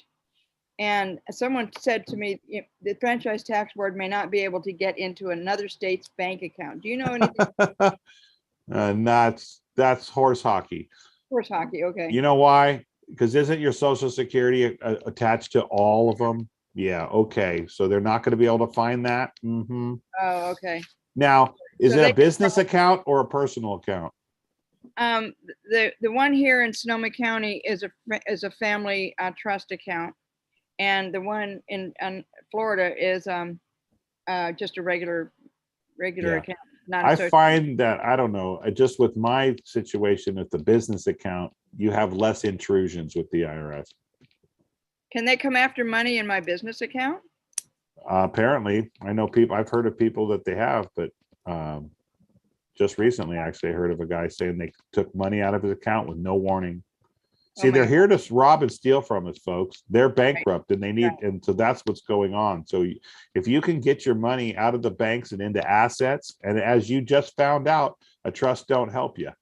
No, I thought it was basically bulletproof, but it's obviously not. No, trusts can be broken. Everybody swears trusts can be broken. Trusts are run by the Pope. They're fictional entities. But, you know, a lot of people claim that the trust is the way to go if it's done properly. I'm sure there is ways to do it, but I'm still learning. And trust is like equity law. That's you've got your land law, your water law, and your air laws, your trust law, your equity law. And that's a tough one. That's hard to understand. I mean, I'm just trying to get my grasp around it. Well, when I got this trust, the man that put it together for me said it was called a pass-through trust, which has to do with settlements. So it's like a settlement trust. So you put money into a settlement account because between two parties, something's being settled. And they said that can't be messed with. Well, if it's a settlement account. Well, I think I would contact him and ask him for your money back. Yeah, I think I will. Thank you. You know, to say, hey, dude, you said this was going to work and it didn't work. So what did I do wrong or what did you inform me wrong? Let's get this figured out. That kind of thing, you know, where you're going there to be cooperative, try to figure out a solution rather than pointing the finger. Oh, right. Thank you. Well, I appreciate it and I yield. You're welcome. And we have a few hands raised up. Brian from Yuba, you're up. Yeah, this is a question about lawful money. I'm the executor of my late wife's estate account. I'm going to do it for my own account, you know, in lawful money. As executor, I can also ask that any money that would come and be deposited in that estate account be in lawful money as executor. Is that, can I do that? Correct. I can do that. You can. Okay. Yes, you can. Okay, I yield. Thank you. Paula Mendocino, you're up. Unmute. There you go. I'm starting to do outreach in my county, and just wondering if anybody knows of stuff that the assembly already has prepared that I should be using for that outreach. A lot of stuff is on the CaliforniaAssembly.com website. You know, a lot of the documents. Did you find that? Did you go to the TASA website? California Assembly state site didn't have much. Okay, you can go to Anna's website, which has a lot of articles, thousands. Right. I just figured I didn't need to reinvent the wheel because people have already been doing outreach on California. So I thought maybe. Okay, I have no idea. Ask and see if there's anybody on here tonight that has some information on the outreach committee. I'm not in it. I don't know anything about it.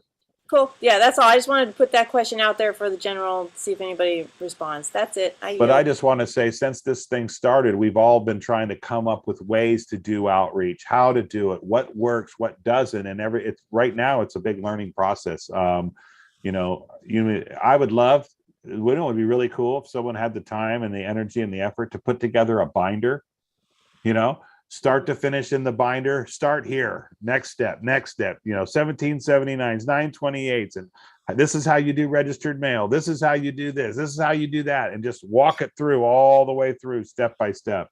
So I imagine that's coming, but that's going to be a work in progress because, you know, it'd be awesome to have.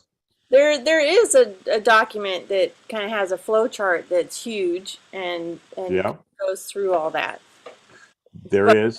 I was just, yeah, there is. I was just messing around with it today, printing it out. I can, yeah.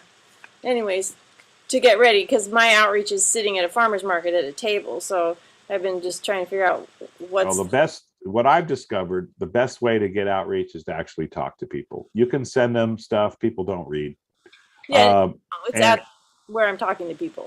So then when you talk to them, you want to present them with a few things like the 1779 documents, right? Show them a blank copy of that. And then that gets their curiosity going because it's going to take some learning and someone explaining it to them to be able to fill it out, right? Because they think they're an American right off the get-go, right? They think they're an American national and they're not. They're classified as US citizens and they have no idea. So that's really hard. That is such a hard concept to portray to people, you know, to get them to realize. Yeah. I mean, when you first heard it, what did you think? You're nuts, right? That's what I first heard it. The first person told me, I go, you're crazy. U.S. citizen is not a British foreign agent. Yes, it is.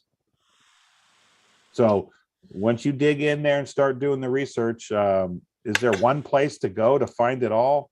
Gosh, I don't know. I read Anna's website every morning. I look and see if there's a new article and I read it and try to keep up on all the articles. That seems to be the newest information that's coming out other than all the stuff that we've had. And who do you have in your county as the coordinator? Isn't that Pat? That's Pat. Yeah. And you guys are working together up there. You got a few people? We've got about 4 right now, and there's going to be at least 3 more really soon as we get through the recording process with these 3 other folks. And so we're really at the beginning. And so, yeah, I was just looking for, flyers or things that people have already used in those counties that are already populated. I'm sure they've created. If you ask me, the best person to talk to that I know of, I don't want to piss anybody off, would be Michelle. Yeah. Down there in LA. She's doing great outreach. She does that Common Law 101 class, which is really valuable to learn the basics. Yeah. That's a great place to send people who are interested. These calls are good. I think people find a lot of information in these calls. Yeah. I know where to send people, and I've already created things. I mean, I'm creating a lot of things on my own, but yeah, that's good. Yeah. Didn't know if there was already some things that somebody already created that could just be sent out via email or what have you. I made t-shirts, you know, with the flag that you have behind you on them, you know, so to try to get people, that's a talking point. I haven't found anything that's solid that works on everybody. I've been trying to talk to people for a couple years now about all this stuff, and I've pretty much lost all my friends. Yeah, I've lost a lot of them, but not because of this.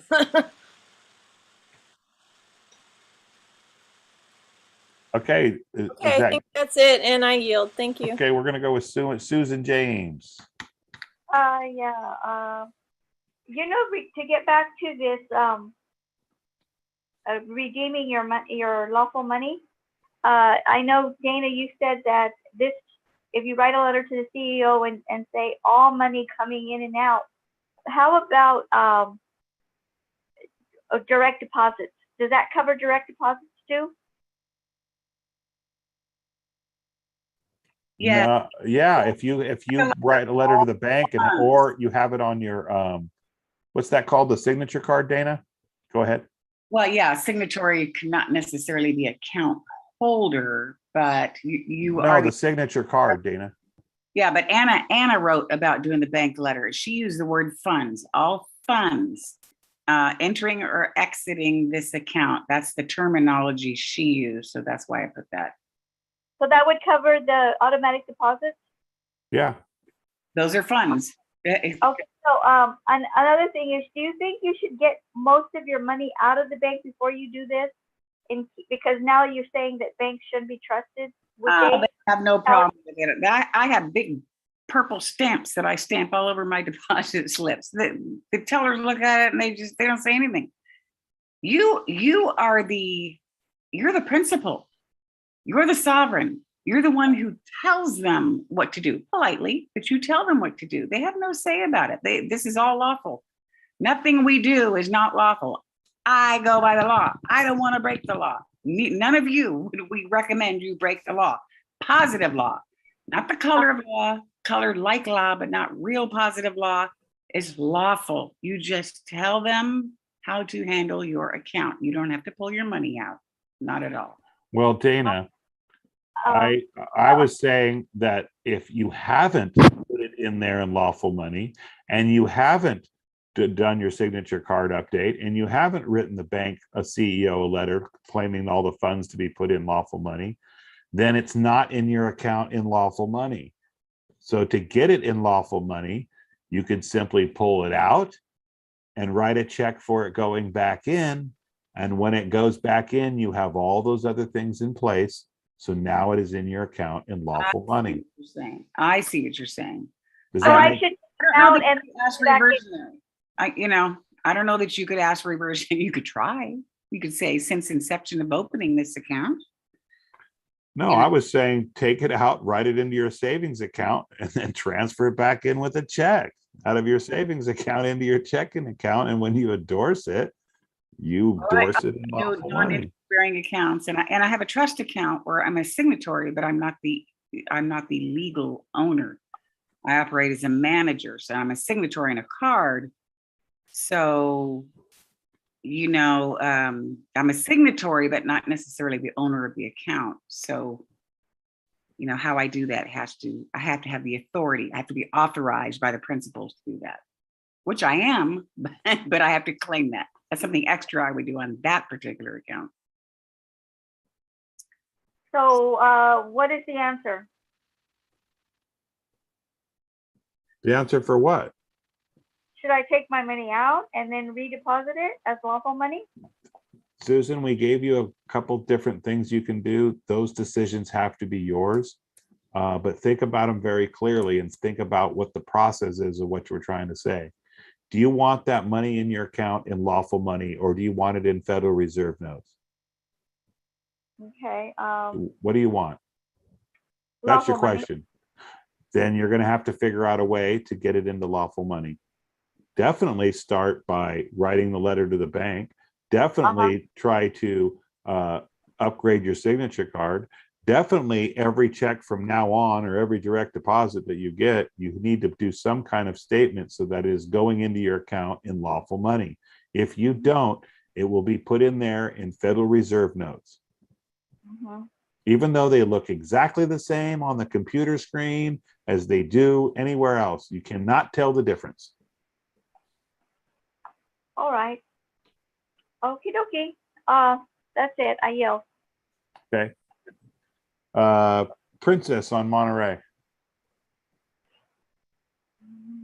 Oh, okay. Thank you. It looked like there was Susan James in front of me, but I guess not. She just finished talking. Oh, that was who that was. I'm sorry. Okay, thank you. With that, I was just asking with regard, is the lawful money verbiage and the covering of your account only for the checking account? Is it only applicable to the funds in your life? I would do it for an IRA or a pension account. I would do it for absolutely everything. Everything you can think of. Okay. And then unless you want the IRS to come take it, or if you want to be held liable for taxes, then don't do this. If you like paying taxes and you want the IRS to take it, do not do this. I get that. I just want some clarity, because I was wondering about different accounts versus just the checking. And then the other thing was with regard to that, if I'm dealing with not a local bank, it's actually USAA. And they don't even have any like sister banks around here in California. So when you're talking about just writing a check, would I have to just have them close out my savings account, or because I'm not sure how that would work? I'm sorry, I'm not sure how that would work as far as writing a check. That's a great idea, and I'd like to do that to get the money out of my savings, and then because it's currently not in there, and they won't allow me to update my my signature card without adding somebody back on or making some kind of change, closing the account out and opening up another one or something. So they won't let you amend the signature card? Yeah, because it was even though I called in and set up the account and I told the person I wanted them to send a hard copy of the signature card, and I went 3 months just requesting that, and they kept saying they would send it.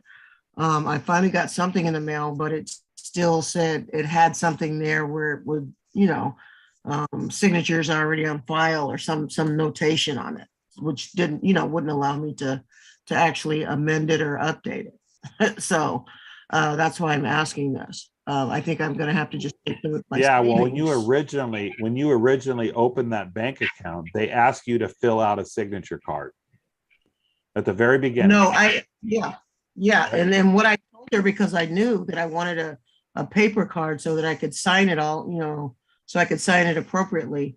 I was told that I would be sent one. First, I was told that it's just done online. That's the way it's done. And then I insisted, and I was told that they would send one out. And I never got it. And I called back, I think 3 different times to request it. And each time I was told I would get one, but I never received one until finally I did get something. But it wasn't just a clear card where I could sign it. It already said signature on file, not valid, or something to that effect. And so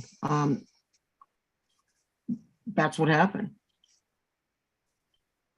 Yeah, I'm not sure exactly, but I know when you open an account, they ask you to do a signature card so they can verify your signature if a check ever comes in there and they need to verify it. But on that signature card, normally this is what happens. And normally on that signature card, you can write deposit in lawful money, and then you put your signature with a byline on that card to designate that account. If there's any way that you can transfer the money out of that account into another account, when it goes into the other account, that's when you would denote on that check, deposit in lawful money. Now you've just converted it from FRNs into dollars. All by magic and thin air. It just happens. Yeah, I guess because you had mentioned writing a check to yourself or to someone else before writing it to a family member, and then have them, write it back to you or something. I think I remember you saying, I wasn't sure how that differed from from this process. So sounds like you say I need to close out the account. Well, I don't think you need to close out the count if you can definitely write a letter to the CEO or the CFO, letting them know that everything, it'll be like Dana said, declaring everything that is all the funds leaving or entering that account being lawful money. And then from now on, every time you put something in that account, you want to endorse the back of it in lawful money. And then of course you have the signature card as backup, and you have the letter to the bank as backup. So you have three things of evidence saying that you want that redeemed in your accounts in lawful money. Okay. And I thought I heard you say earlier, though, that a letter is just a statement. So which is it? Is it an affidavit that we need to send or a letter? Okay.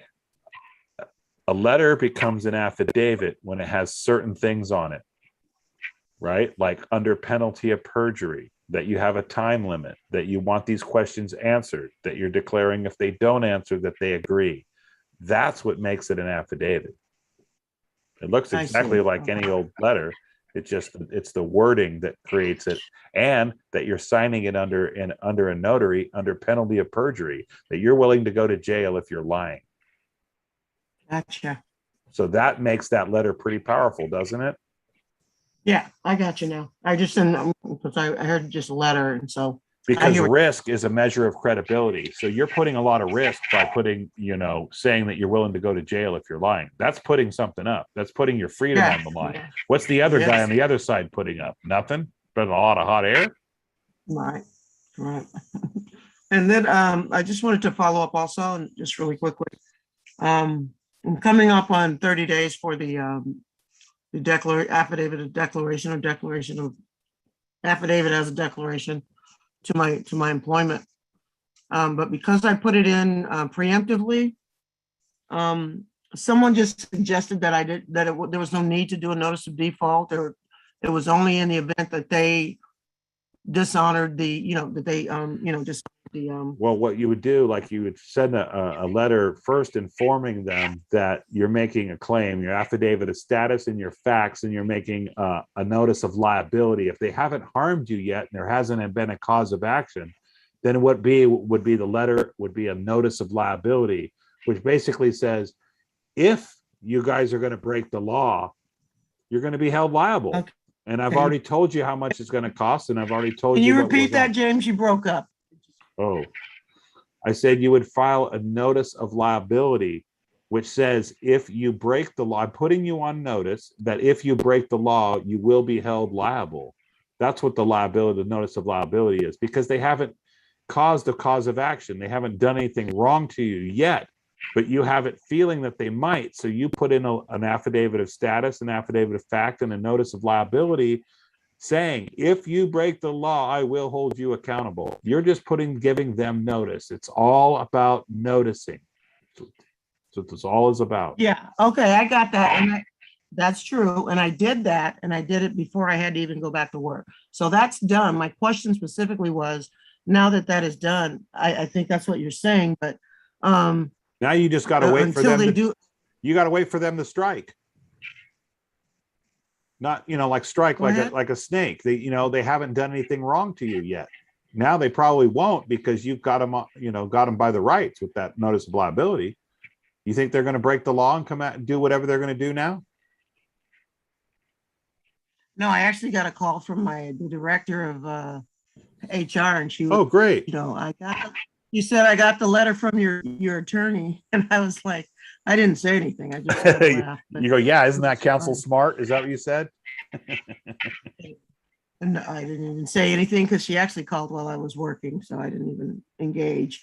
Okay, so it sounds like, because someone mentioned a notice of default. I might need to go ahead and put that in, since I put a time. You cannot do a notice. You cannot do a notice of default, because they haven't done anything yet. Unless in your affidavit, time frame. What? You're cutting out. I gave a time. I gave a time frame. For what? To respond. And to respond to what? Your letter? I gave a time frame. The affidavit of fact, I believe it was. Did you with some ask them to exhibits. rebut? Did you ask them to rebut those affidavit of fact point for point? Yes, that's what I'm asking. That's what I Okay, did. how many yes. days did you give them? Well, it was, it was me trying, and I put 14 days on Okay, there, but someone so said that, send out a notice. Oh, go ahead. you're Go cutting ahead. out, Princess. Your phone is breaking up really bad. But I was going to say, if you put in there that they needed to respond in 14 days, on the 15th day, you need to send them a letter of notice of default, opportunity to cure, and another copy of the original letter saying, here, you need to answer these points. Right? If that's what you want. Okay, so if can I? Oh, okay. Well, I guess my question is, I think what I'm hearing is it probably should have been 30 days. And that I think that ship has sailed as far as the 15th day. Does that put me in a different? Well, if it's past 15 days, it depends how far past 15 days, but you want to remain in honor. You don't want to let it go too far. If you tell somebody that they need to respond in 15 days and you're going to hold them liable, and then they don't respond and then you go silent, then that means you left the battlefield first, they win. So you want to make sure that you remain in honor and do what you say you're going to do and follow through with it. Okay, so I guess because it is it's write them a probably- letter saying notice of default, opportunity to cure. I need you to answer these notice of facts, because that's what you asked them to answer, right? Right. And someone said, even though I had put 14 days on there, I could say this is your 30-day notice to cure or notice of default. Yeah. And I'll give you 30 days or 15 or whatever you'd like. Remember, it's your contract. You're writing it, whatever you want. All right, just wanted a little clearer. But 30 days I think 30 days is considered in international law or whatever. It's just like, the right thing to do. Give somebody 30 days. Okay. But the minimum you can warn somebody is 10. And if you hand deliver it, they need to respond to it. The minimum you can ask for is 3. But, it all depends on what situation you're in and who's going to be making that judgment call. Okay, so all 4 of the respondents or 5 of the respondents received the green cards on the 11th of so that's when their days start. So that's when their days start. And their days start on the 11th when you mailed it. But give them 30 days. I mailed it on the 10th. 20 days, the more the better. I mean, you're not in any danger right now. There's nothing's coming, that's really pressing. Like they're not saying in 3 days, we're going to lock you up. So then you have to do some kind of, process server to get that information to them quicker. I don't think you're in that jeopardy. So I think you can, you can handle 2 weeks to 4 weeks, right?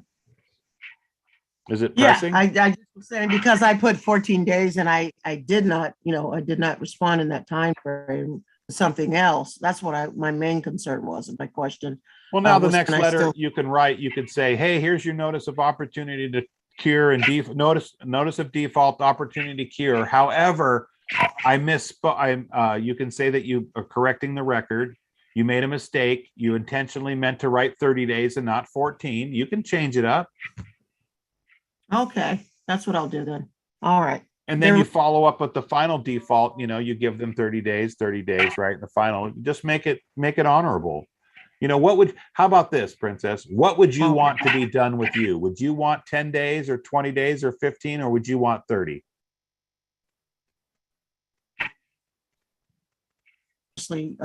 My desire was to give 30 days, but I think I missed that. And it happened. It was an accident. It was it's an accident. Sure, that's what you're going to say. It's an accident. I meant to give you 30. No problem. You're correcting the record. Move on from there. But like I just said, if I was coming after you and wrote you an affidavit, would you want 15 days, 14 days, or 30? That's what I just answered. I would want 30, but I made a mistake. Yeah. So thank you. I got. But I wanted to use this as a learning tool for everybody else too, Princess, to hear, look, when we make mistakes, it's okay to make changes. That's what we're doing, right? When we didn't know that we were U.S. citizens at the beginning, now we're correcting the record. we're going, oh, okay, I figured it out. I woke up from my slumber and I'm figuring it all out. Now I want to correct the record. So there's nothing wrong with trying to correct the record. Hey, Thank you very much. You're welcome. And I yield. And thank you. Really good content there, Princess, for everybody involved that is going through these processes.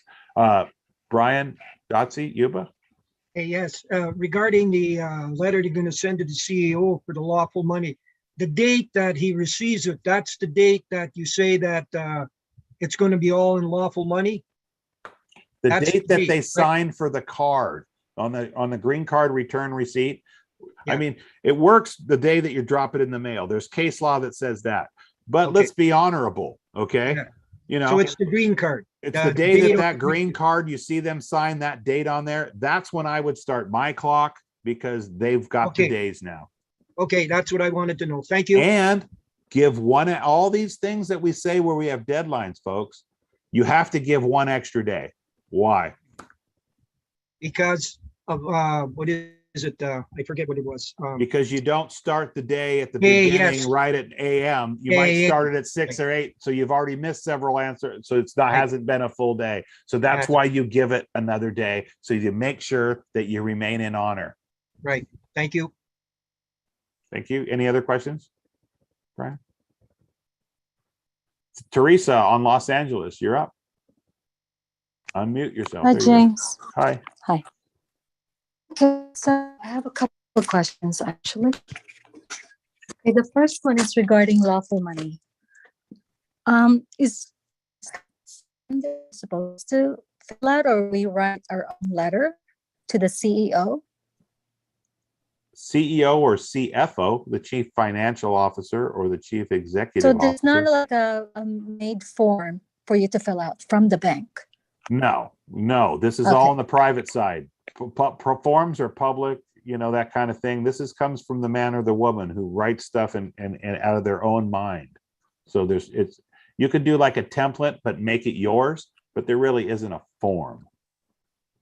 Okay. Forms aren't from men and women. Forms are they're fake, right? Okay, so I have an IRA. So I include you keep that cutting in my out, letter. Teresa, I just want to point out that your phone call is breaking up, so we're not hearing everything you say. So you might have to repeat it a couple times.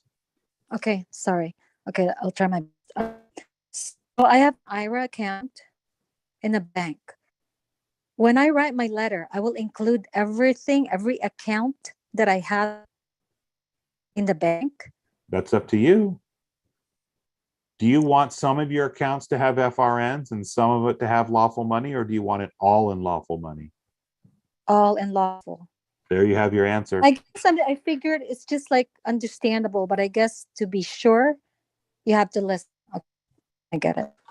Well, if you leave one bank account, then you didn't make the change, then it's in FRNs. It's considered Federal Reserve notes. So that's why you're just denoting everything that's in your account is going to be lawful money, not Federal Reserve notes, not debt instruments. The things that I know this is really hard to explain, but everything that you carry in your pocket with dead presidents on it, that's green, it's got numbers in the corner like 1, 5, 10s, 20s, 100s, that is not lawful money. Those are debt instruments. Those are just carrying the debt forward. When you go buy a sandwich or you buy gas, you don't pay for anything at the pump. You are forwarding that debt to a later date. But I know it once you get into and study this more and you really delve into House Joint Resolution 192, Public Law 7310, you will discover that there is no money. And that's when we get to where we're at today with all the problems. If you ask me, the problems have all started because of the fraudulent money that they started in 1913, where it loses its value. It's an inflationary currency. And you're starting to see it go into hyperinflation, and then it'll run out its time and die. And then they're going to present some new type of currency. In my opinion, it's going to be some form of crypto. But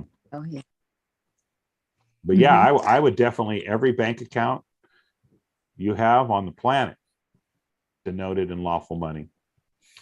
Okay. So say I write that letter and then a year from now I open other accounts. I have to write them another letter saying that, oh, include this. I would. Okay.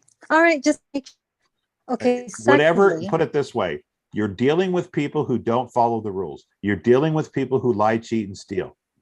So do you want to leave it in their hands or do you want to leave it in your hands?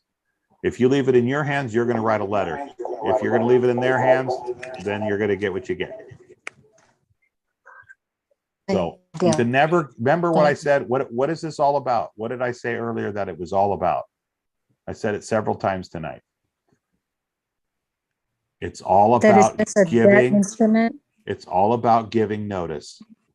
If you don't give notice, you can't expect them to put it in lawful money. So definitely give people notice. Give them notice. That's what this is all about. That's what we're doing.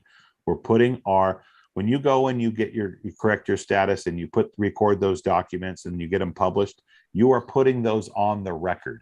You're making your record. You're making your claim, and you're doing it so people can see it. So you are giving notice. Does that help? I get it.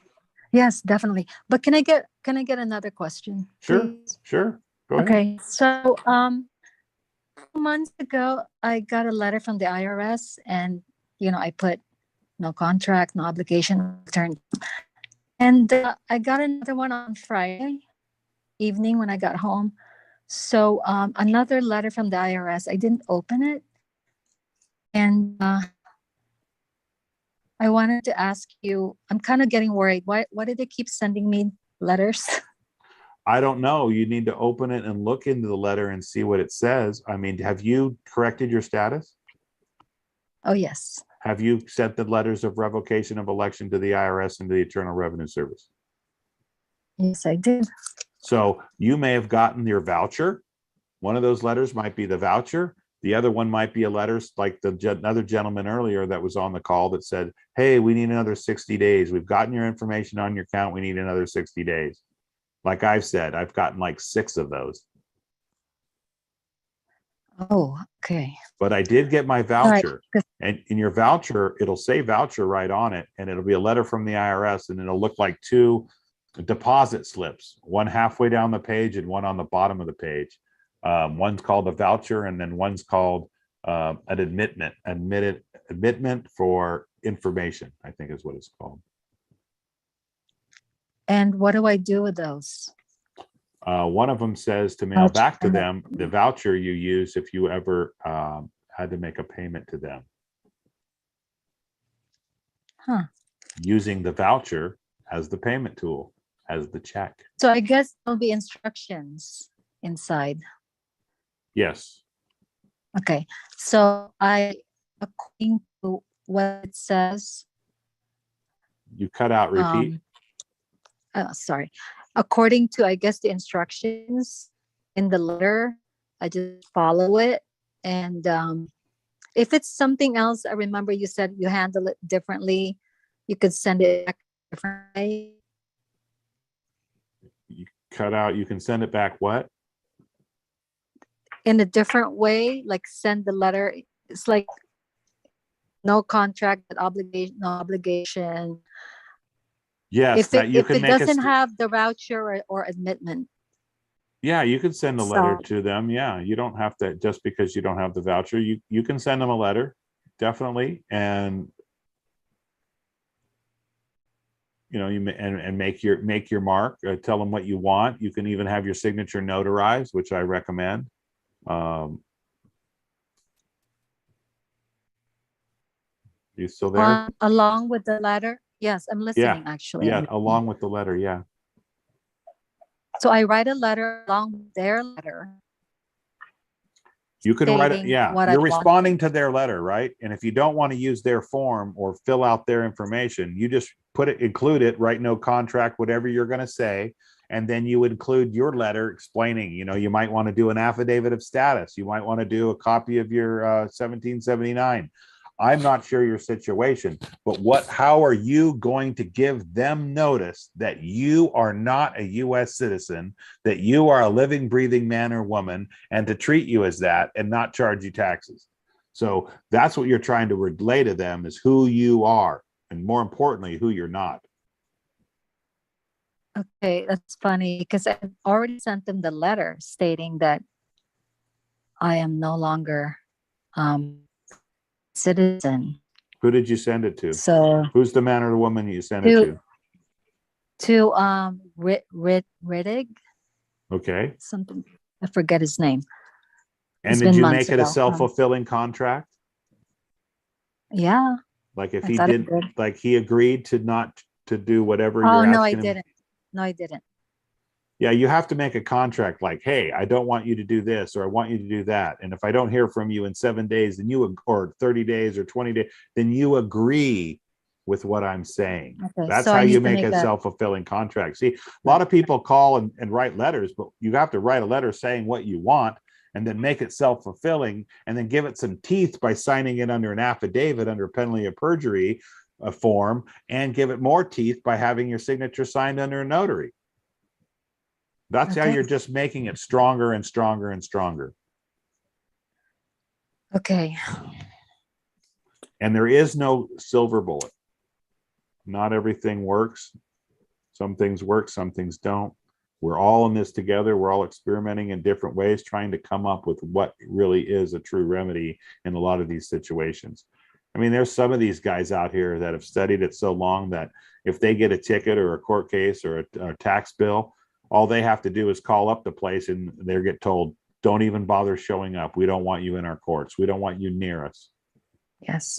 And I heard it. that's the place where the knowledge level where you want to get to. So they just leave you alone because they know that it's going to cost them money and too much of a hassle to deal with you. Yes. So I received it on Friday evening. Is that still considered, and it's a 3-day weekend, is it still considered 3 days if I were to mail it back tomorrow? 3 days or 3 days, not including Sunday. Okay, so I should be fine, right? Yeah, Monday the was a Labor holiday. Day thing, you might be able to call that and get an extra day, but I encourage people to turn it in the very day you get it. If that is your goal, is the moment you get it, you're like, tomorrow I'm going to mail this off and take care of it. Because if you have that mindset, chances are you won't get it done the second day, first day, but you might get it done the second. But if you say, hey, I got 3 days, and you wait, you're just running into the chance of not getting it in. You. What? I wanted to ask you, so I waited Oh, okay. to not mail it. Yeah. If there is the 3-day rule, do they always follow it and adhere to it? No. But that's what we're trying to do, is remain in honor. Uh-huh. And you have a right to rescind any contract. So definitely write that on your paper. It's been less than 3 days, and I have a right to rescind any contract with 3 days, and I'm rescinding this contract. Okay, cool. Thank you. Okay. And you can look up rescission laws. Just type in rescission laws or any of these laws or anything in Google. It'll pop right up. There's a Justa law and a couple other law ones that pop right up that give you all kinds of case law and the actual statutes and whatnot too. So Okay. Thank you so much, James. you're welcome. You. And there's a lot of information in the chat, people. Dana's been posting a lot of stuff in there. Dana is, Dana should teach her own class, is what Dana should do. She's really smart. All right. Thank you. Gar Bailey from Contra Costa County, you're up. Unmute yourself, Gar. There you go. Okay, there I am. So first thing I want to ask is, I've got a guy who he lives at my ranch, but he's Mexican. I don't know if he's naturalized. I don't think he actually is, but does he, I was going to suggest he get on the land or do this process. Does he, it seems kind of strange to go get naturalized to the, You have to naturalize the de facto before you, as a U.S. citizen, before you can correct it and become an American national. You got to do that step first. Now, there might be other processes out there, but that's as far as I know what you need to do. Now, Bianca's on the call with her hand raised. She might have some information on that. okay. Yeah, that's the way it's been so far. And to get naturalized, like, usually takes a few years. And then once they've done that, like our recording secretary, Cesar here, who's, I don't think he's no longer the head chief recording secretary, but he was from Brazil. And he was able to correct his status, come here, get his green card, as we call it, the naturalization, and then correct his status and become a national and become a recording secretary. So it can be done. Okay. Hi, James. It's Bianca. May I? Yeah. Hi. Okay. Thank you. So yes, last week I was on a call when Terry was a guest, and I did ask Terry was it last week? Saturday? Oh yeah. Yeah, it was last week. So yeah, I did ask about that. So I do have a friend that actually was never naturalized, not a citizen, but they were able to correct their status, so they're American state nationals. However, the only thing that they are not able to do is get a passport, because the passport application requires that they must be either a U.S. citizen or naturalized. But yeah, according to Terry Sam, you could actually review that call too from last week. She said that unfortunately they're not able to get that diplomatic immunity passport, but eventually we will be having an American state national passport, according to Anna. I yield. Okay. So in the future, Anna's working on a state national passport for everybody. So in the future, sounds like they'll be able to get one, even though they can't get a U.S. passport, is what she's saying. Correct. Okay. Yeah, I'm sure he's got a Mexican passport. It's just. But once you're naturalized, you could get a U.S. passport. Right. So next question I had was this whole lawful money concept and the difference between lawful money and the debt notes. And I know the debt notes are nothing but debt. I know that concept. But where can I go to learn about this lawful money and the benefits? And 8 USC 411 is in the United 88, just 8, just the number 8. 8. United States Code, which is capital U, capital S, capital C, or United States Code 411. Redeemed and lawful money. Read that section and it talks about lawful money in the United States Code. Okay, not 12 USC 411? Yeah, 12 USC 411. It's either 8 USC 411 or I think it's 12 USC. It's either 8 or 12. I've read 12 and I understand that the coinage and there's also Article 1, Section 10, Clause 1. Yes, I know there's about also that. 18 USC 8. There is also a book written by the Chicago Federal Reserve. I forget the name of it, but you'll find it. Just type in Chicago Federal Reserve book, and it talks about, what's it called? Modern money mechanics. Modern money, okay. And The Creature from Jekyll Island. Yeah, I've read that. Okay. Yeah. Modern money mechanics. And okay. House Joint Resolution 192, Public Law 7310, March 9th, 1933. You want to look up that because that's when they took away all the gold and silver or the lawful money. And that's when they created the federal, not the Federal Reserve. They created the Federal Reserve in 1913. But in 1933 is when they took away all the gold and silver, the lawful money, and in exchange declared to the U.S. people that they would pay all their debts from cradle to grave. And then they welched on the deal. The bankers and the politicians decided not to show people how to redeem their trust account, money out of their trust account. Huh. So you have a Sestakay trust that's worth millions of dollars. Yeah. What was the House resolution? House Joint Resolution 192, Public Law 7310. Public law. Okay. And then my last question is, so I have an IRA account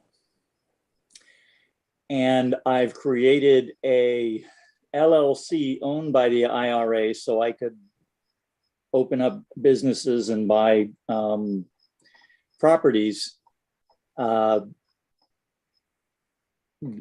under the IRA without having to have it in the stock market or and also Right. buy And then there's silver. penalties for taking it out early kind of thing. Right. Is there a way around that? And although I've bought a boatload of silver in that account and real estate, what about the lawful money thing? If I keep it in lawful money, can they come and touch anything? No, not if it's in lawful money. They can't touch it. But how do you Okay. get it into lawful money? Well, I've taken the money out of the the account and put it into a bank account held under the LLC. So right, but when you put it into that bank account, you should have denoted it into lawful money as it went into that bank account. yeah, I haven't done that, but I can do that. I've actually got two bank accounts. I'll just take it out of one and put it in the other. And That's what I was suggesting if you wanted to clean it up. The other thing is they have these IRS, I don't know, the gold back, they're self-directed IRAs where you could invest in gold, silver, crypto, those different types of things, and where you self-direct it. Yes, I've got that. Okay, so you already got that. And I've got an account with, a whole bunch of silver in it over in Brinks held under that LLC under the IRA. So it says right here, Mike McGee, thank you, Mike. He says, guard, HJR 192 and public law, it's in the chat, public law 7310, public law chapter 48, 48 statute 112 under HJR 192 is the remedy and in part states that the federal government will discharge all of our debts, public and private, dollar for dollar. Doesn't that just say that the United States government is going to pay for everything for you? Sounds like it. Huh. Yeah, it does. And it's hard to believe, but once you start digging into this, yeah. Now, I learned some stuff the other night. I was on a call where it's kind of like you got to correct your status and know what you're doing. You can get into a lot of trouble. But where you actually have access to that straw man account where you can discharge debt. And so we're learning about that on a special call. I don't have a lot of information about it, but if anybody, interested in that and is more into the advanced class that understands concepts of equity, trust law, that kind of thing, who wants to learn, then definitely get a hold of me and some of the other people in the call that. Okay. Yeah, David Straight talks about that too. So yes. But you can't do any of that until you've corrected your status, right? Right. If you do, you can go to prison. So, okay. But what you do is you create a DBA out of your assumed name, just roughly giving a rough idea of what you kind of do. And then you create, you get an EIN number for your tax, for your trust. And then anybody you owe, you would send them a 1099, ask them for their W-9 so you can send them a 1099. And the funds are available for them to claim. Oh, wow. Anyway, that's in a nutshell. It's probably really confusing. And at first, when I first was explaining some of this, I couldn't grasp it. But now I've got it fairly well grasped once I started understanding the mortgage fraud. Yeah, that's another subject. Yeah, I'm going through it right now. Bianca, are you Gar? Do you have another question? And then we're going to go. Nope, that was it. That was it. My hand down. Good questions. Thanks, Bianca. You're up. Hi. Okay, thank you. So my question is, let me go back to the chat so does the 72-hour right to rescind a contract actually apply to traffic citations and or other court litigation? Everything is commercial. Okay, so then even murder. All wow. crimes have been converted into commercial code. Okay, so for example, we get like a ticket and then we will just is it the same thing as what David Strait talks about, like put like use a red ink or a pen? It says your offer to contract is not accepted, title 18 USC 242. Okay. Yep. Write it on a 45 across the letter from corner to corner, and do it on front and back, because one side is private, the other side is public. So you want to do it on both sides of the letter, and you want to, when you sign your name on that thing, sign it in front of a notary. Then have your notary mail that and give proof of mailing. Now it's into a third party's hand. It's a lot more credible when you have a notary mail, a court officer witness your signature and mail it for you, and proof of mailing. That's a pretty strong case, because when notary signs their name on that document, they have to date it, and that's going to show that they signed it within 3 days. Bingo. Right. Yeah, that makes sense. So because we have a friend that got arrested, and they actually send them, or well, she actually got out the next day, but when she got out the next day, they gave her like basically an extortion fee. I don't know, to pay what, $600? What is it called, babe? They falsely accused her of trespassing, and she was on a public parking lot on a public school. So I don't know exactly how. Was she causing a disturbance, yelling, screaming, acting out, doing anything of that nature? Nope. Do you have video of? Does she have witnesses? Yes. Yes. Well, if she has any witness, and what the three witnesses, in other words, the person who got violated, who was caused loss, injury, or harm, and the other two witnesses can write a letter showing the crimes that officer did. In other words, you all say, I'm a witness, he did these crimes, and then you use that as your court case, in your court case. See, you have two witnesses that say nay, because when you go to court, they're always going to believe the officer, unless you have somebody who's going to declare under penalty of perjury that what the officer is saying is lying. And you'll get out of it. Yeah, there's witnesses and there's actual video.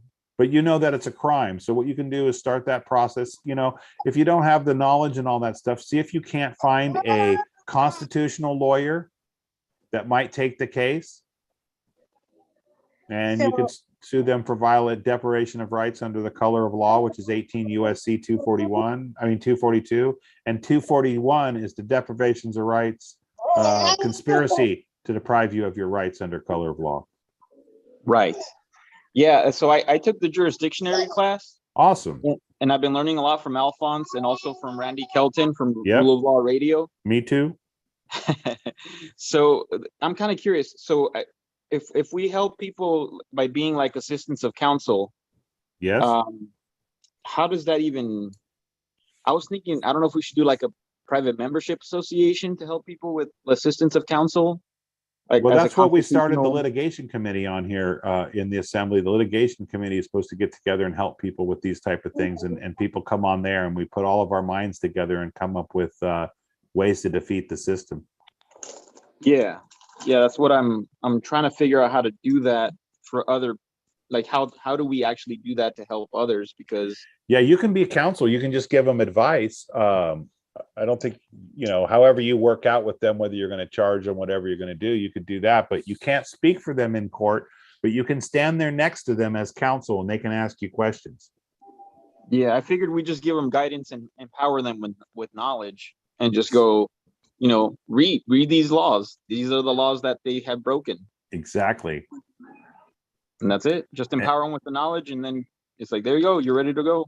But 3 witnesses against somebody who are file an affidavit of fact and status and claim against somebody, an officer who violated someone's rights under color of law, man, they're done for. Especially if you can take that, if you send them letters and they all go into default without answering, then you file a 42 USC 1983 case in federal court for triple damages, and man, you will clean up. Excellent. Yeah, we have the evidence, we have the witnesses, we have the video, we have it all. And I want to point out that you cannot be removed under law, according to the law, you cannot be removed from private or public, not private, but public property unless you've committed a crime. And the definition of a crime is causing somebody loss, injury, or harm. So if you're standing there in a public parking lot on a school and not doing anything wrong, they can't remove you from the property unless you're causing loss, injury, or harm. Which she was not. She was not doing any of those things. Now, a lot of things, public school. right? And a lot of times, what they'll do is the cops will come up and they'll get that person riled up. The moment that person raises their voice, they can arrest them.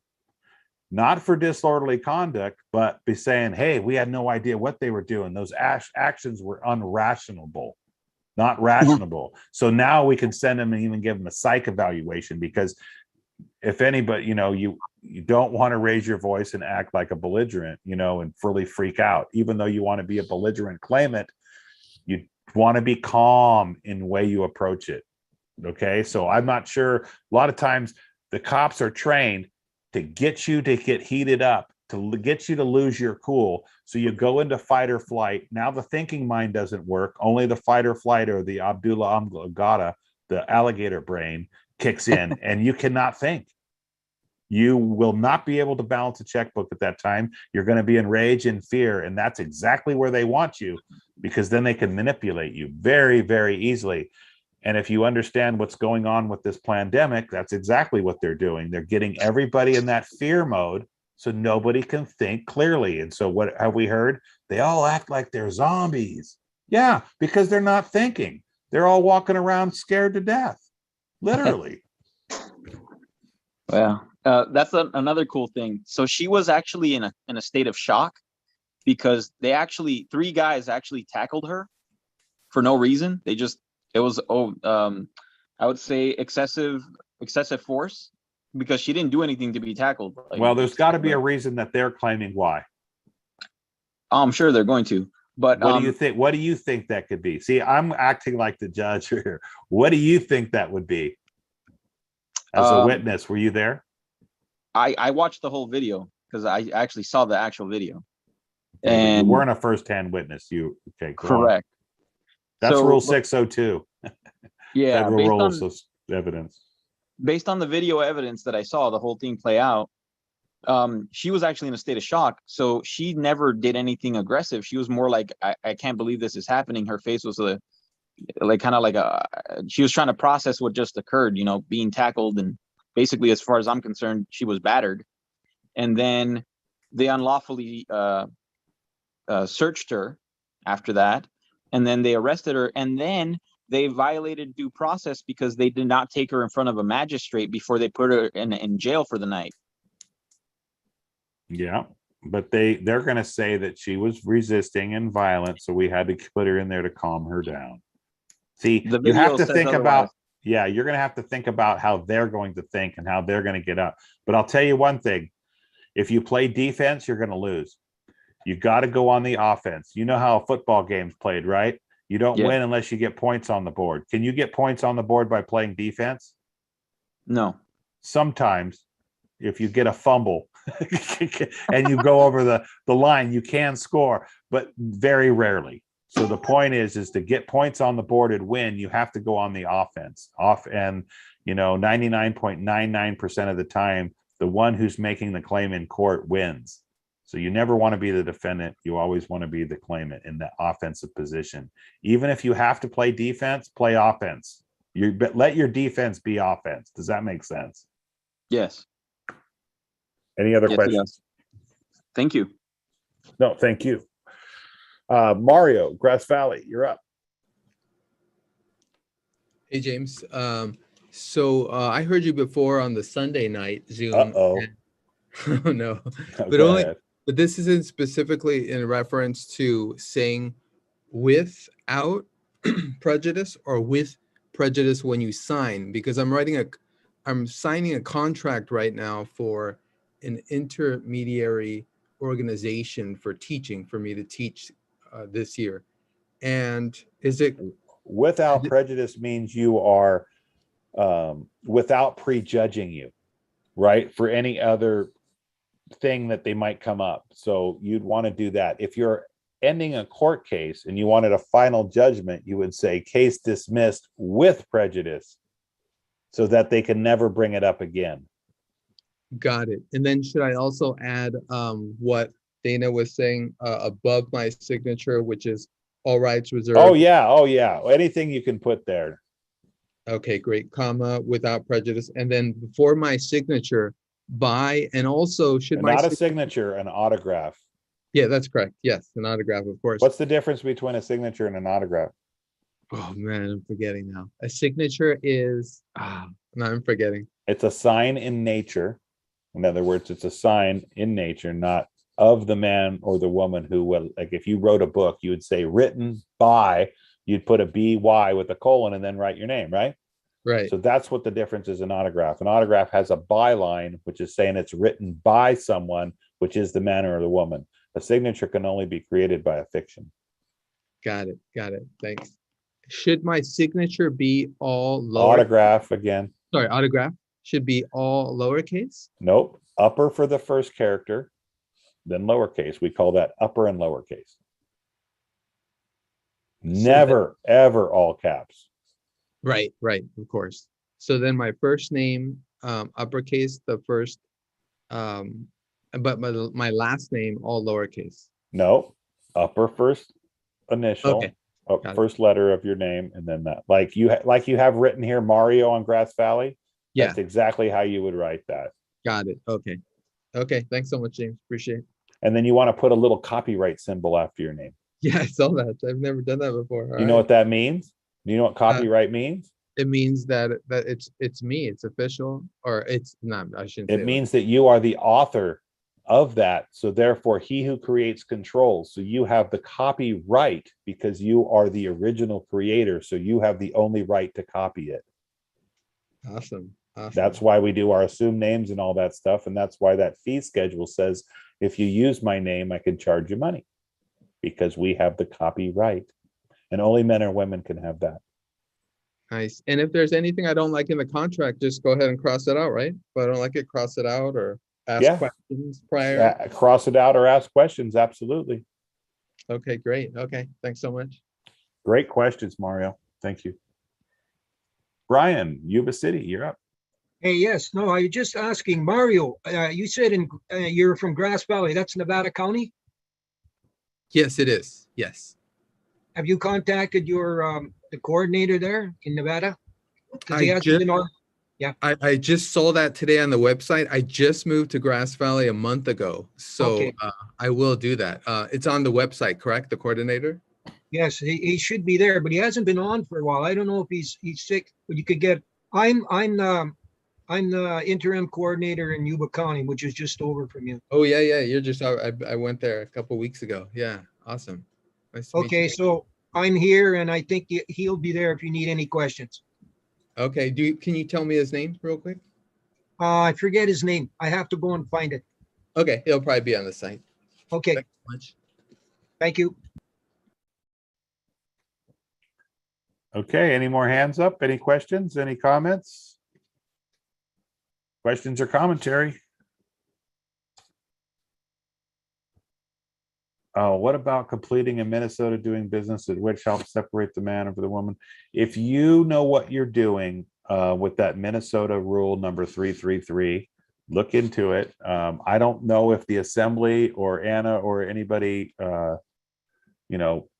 is condoning that thing, but it makes sense to me, and I've been studying it, so that's just what I'm going to say about that. But I don't know that the assembly, it's not an assembly thing. It's all these other things that we learn out from many different people around the world. Speaking of people around the world, I encourage everybody to look up on YouTube. It's called Justinian Deception. Justinian, Justinian, Justinian Deception. He was in 520 to 560 AD. He perfected corpus juris, or the law of the dead, also the dog Latin that we write in all capital letters. So corpus juris, the law of the dead, or the law of the sea, which is opposite of natural law.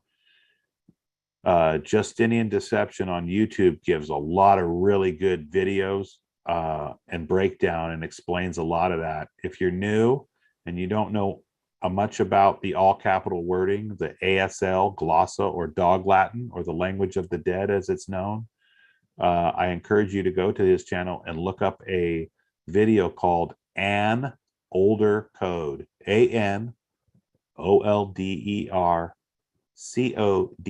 in his video section. It's about 8 minutes long and has a great explanation on dog Latin. And they use the movie Madagascar for kids, and they teach you about dog Latin glossa, or American Sign Language, in this glossa, in this movie, a Madagascar kids movie. Anyway, I just wanted to point that out. We have some hand raises. Language of Babylon. Thank you, Anton. You're right. Babylon, or baby for a long time. Princess, Monterey. Go ahead.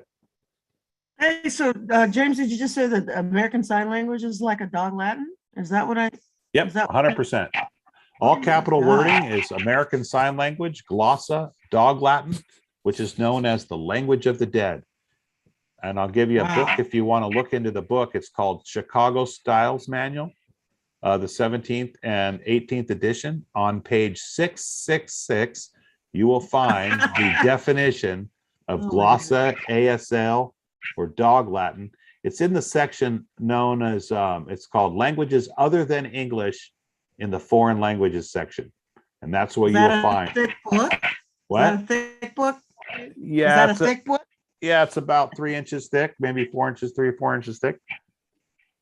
Cost a few $100, I think.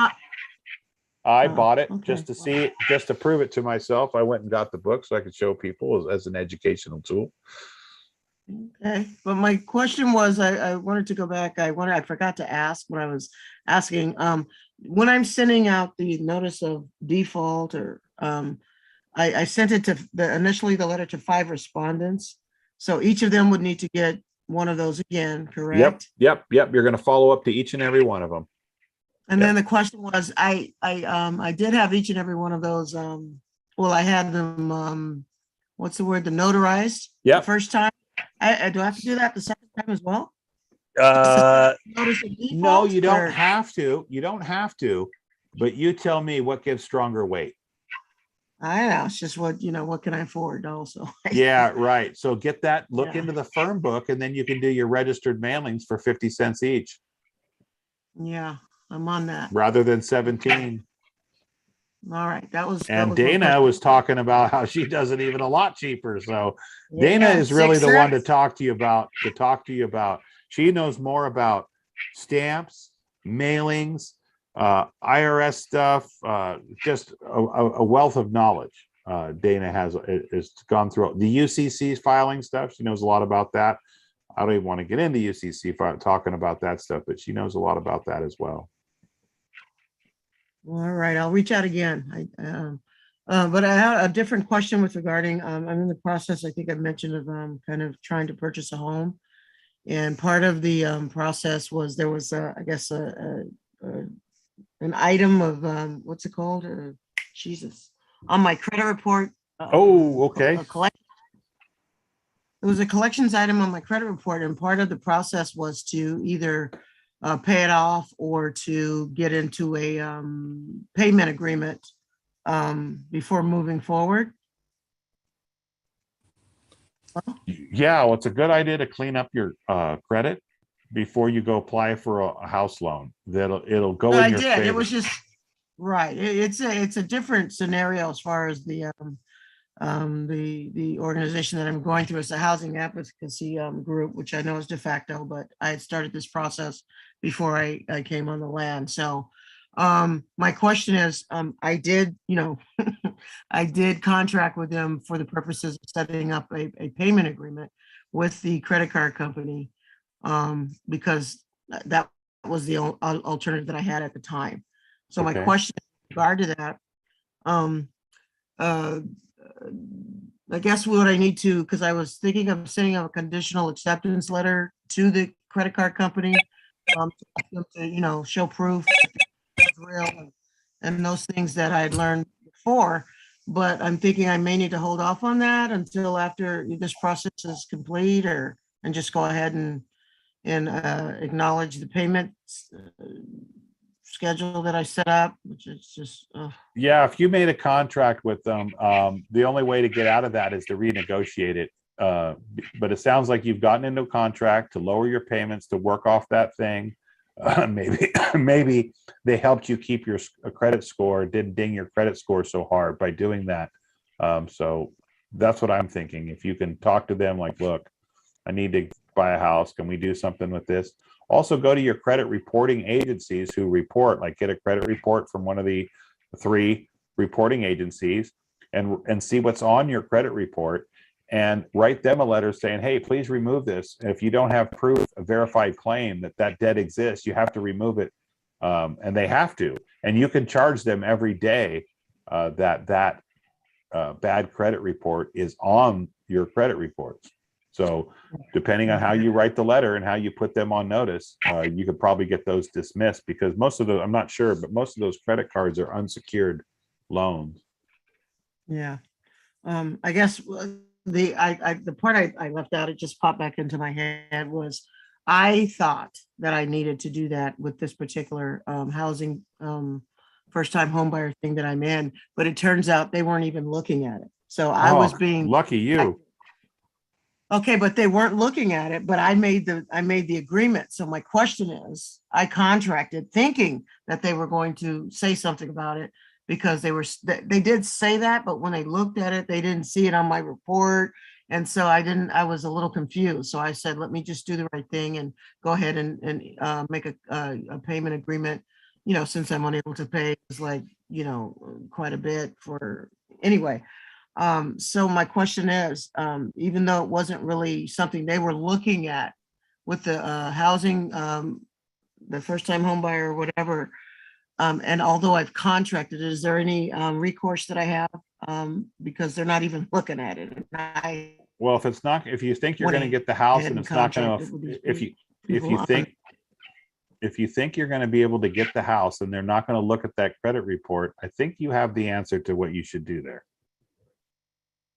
Because the credit, you've already paid for it, folks. When you borrow, you slide your credit card, or you go get a house loan or a car loan, you are funding that whole loan off of your signature. Whether you realize that or not, that's what's going on.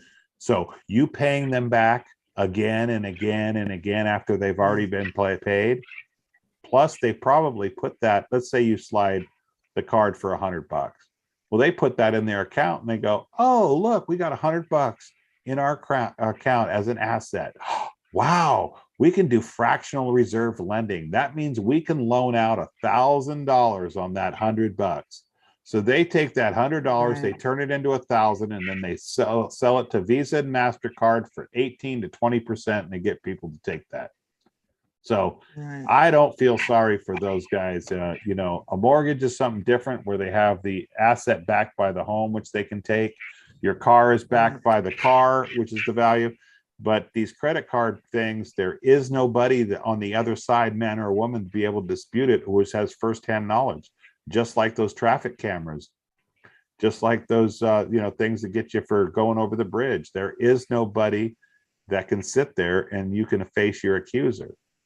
And that's one of the constitutional amendments, 7th Amendment, right to a jury trial and to face your accuser and all that stuff. So what is something that I because it's the first payment is due on the 15th, and I'm wondering what would be the best recourse for that, because I'd like to just send them something and deal with it. Just not sure. Send them a letter asking them how you can discharge it. Like, how can we get rid of this debt? And there was something about it, starting out with the it's just come to my attention that there maybe a condition under whether this debt is not owed by me. Does that have you heard of that? Or well, that's really hard for you to do, Princess. You signed a letter saying that you would pay the debt and you agreed to it. So they're going to have some pretty hard, solid evidence that you agreed to it. So you know, I can't advise you on one way or the other what to do there, but you know, you think about that a little bit, and maybe someone else is on the call has an idea with that.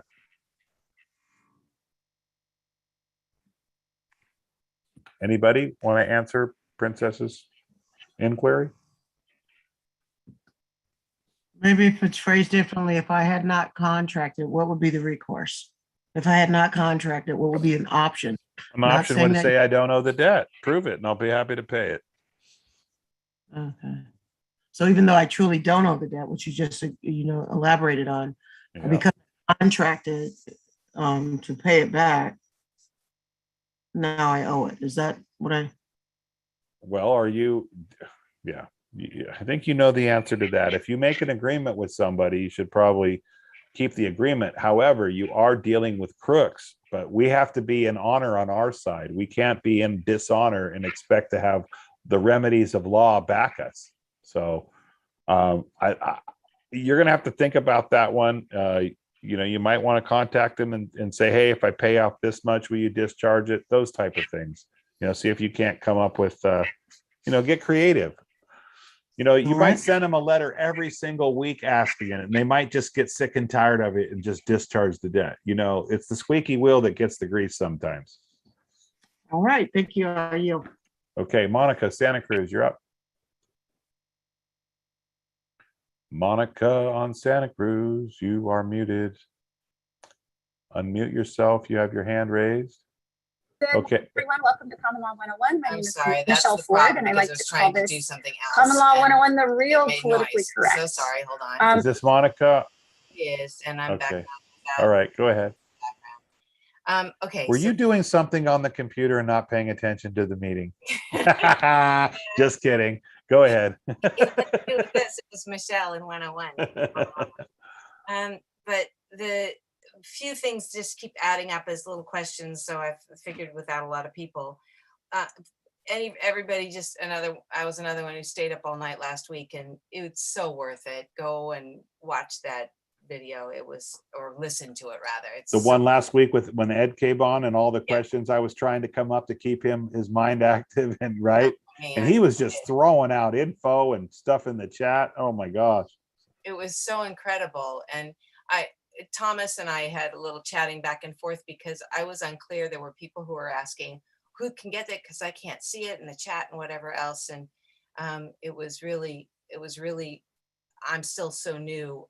It felt right that somebody like Thomas was making sure he kept track of things and then would be talking to people and have them identify themselves before they could get maybe all of those documents that he gave us, because he specifically said over and over, please be careful. Don't just give these to anybody.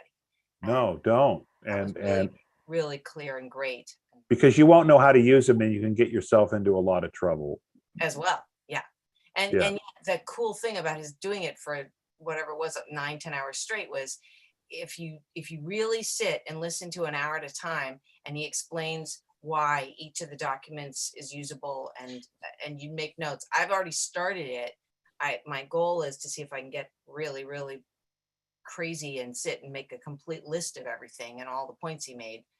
Maybe someday in all my spare time, but I'll try. Well, if you look at all his notes and you look at Ron Kelly's document, that 64-pager, most of that stuff is in there too. A lot of the stuff that he was mentioning is in there. Some people have asked, how do we get a copy of Ron Kelly's? Do we have to ask him, or what's possible with that? Yeah, you got to ask him. It's his paperwork. He is the rightful owner of the copyright, right?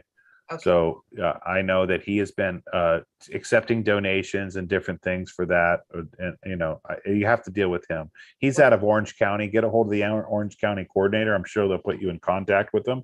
Also on the litigation committee, he usually comes on to that on Tuesdays.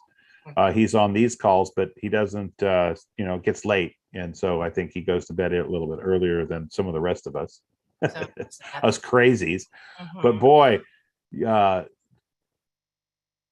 I feel like an infant, when guys like Ed come on, or, I feel like an infant in my knowledge. I don't know anything. I don't know any codes. I don't know statute. I know nothing. Right. James, it's called newbies. We're newbies. It makes me feel like a total newbie, and I've been studying this stuff for like 3 years. Yeah, you're no newbie compared to a lot of us. So yeah, it was amazing. And I did look up the guy he kept saying was his mentor, Bill Henshaw. Oh, he's at Bill's site. Did you look up his site? Did you talk to Bill? I didn't talk to him, but I Have you gone on to any of the Skype channels or the Telegram channels with Ed and Bill and? Well, I no, because I couldn't do those steps yet, but I did go and try to watch the video links that he gave us. Well, there's a Bill Henshaw and a Bill Whitehop, and there's also Ed. Oh, there is a Bill W. Whitehop. Whitehop ends with a P. I'm not sure exactly how to pronounce it. Okay, but I've been listening to him lately, along with a few other people on the assembly. Who were invited into that call. Okay. And boy, a lot of new information. I once again back into the cradle. Yeah. Using the sippy cup to get my nutrition there. You could study this stuff for years and years and years, but one of the best documents that I can recommend everybody read is the Declaration of Independence. That you need to study, and your Bill of Rights. If you don't want to read the Constitution, I get it, but read the Bill of Rights. Yeah. And understand that Article 1 is legislative. Article 2, when I mean is legislative, Article 2 is executive, and Article 3 is your judicial, right? So you'd have to create the laws first. That's why legislative is 1. You can enforce the laws with number 2, and number 3, you check and see if the laws are constitutional. So that kind of helps you understand how the Constitution is laid out. If you want to know the difference, we've heard of Article 1 courts versus an Article 3 court. Well, what did I just tell you Article 1 was? Who does things first? Legislative. So those are legislative courts. The people on the land jurisdiction, what kind of courts do we want? Article 3, judicial courts, which don't exist. Well, that's what I thought I heard on another call, and I said that to someone, and they said, really, nowhere? And that's what people have said here, right? Oh, I've heard Philadelphia. Oh. But we could recreate that? Is that one of our... Yes, that's what we're trying to do with the General Assemblies in each county. Okay. And exactly. Yeah. Okay. Just keeping all this clear myself. But does that help break it down a little bit by learning the 1, 2, 3? Yeah. Law, LAW, land, air, water, those types of little things that are so subtle that really help with your knowledge. Once you grasp it, it really does help. It does. It's amazing. It's not just a gimmick, Right. Oh, and it adds so much credibility, because I'm constantly telling people there's 1,000 topics, and we could go, an hour with 4 of them at any point. It's hard to tell where we should start, but I just start with the flag, and that just gets so many people's attention. Like, really? There's a piece. And then the language, and then you've got the Sesticate Trust, right? Which is what this is all based on, right? Spell Sesticate. That's a new one to me. CSTIK is QUE. Sesticate V. VI. It's spelled something like that. I'm sure someone's probably going to post it in the chat, but that's the trust that they created. Guess what year they created that? This stuff all starts to roll right together. 1666. Yeah. See, anything that's got a 666 in it, right? It's going to have to do with death or something like that. So in 1666, they created the Sesticate Trust, right? Wow. And then what page on the Chicago Styles Manual? 666. Yeah. Okay, what's the number of the beast in the Bible? 666. So I have my own idea. The 666 is the number of the beast, right?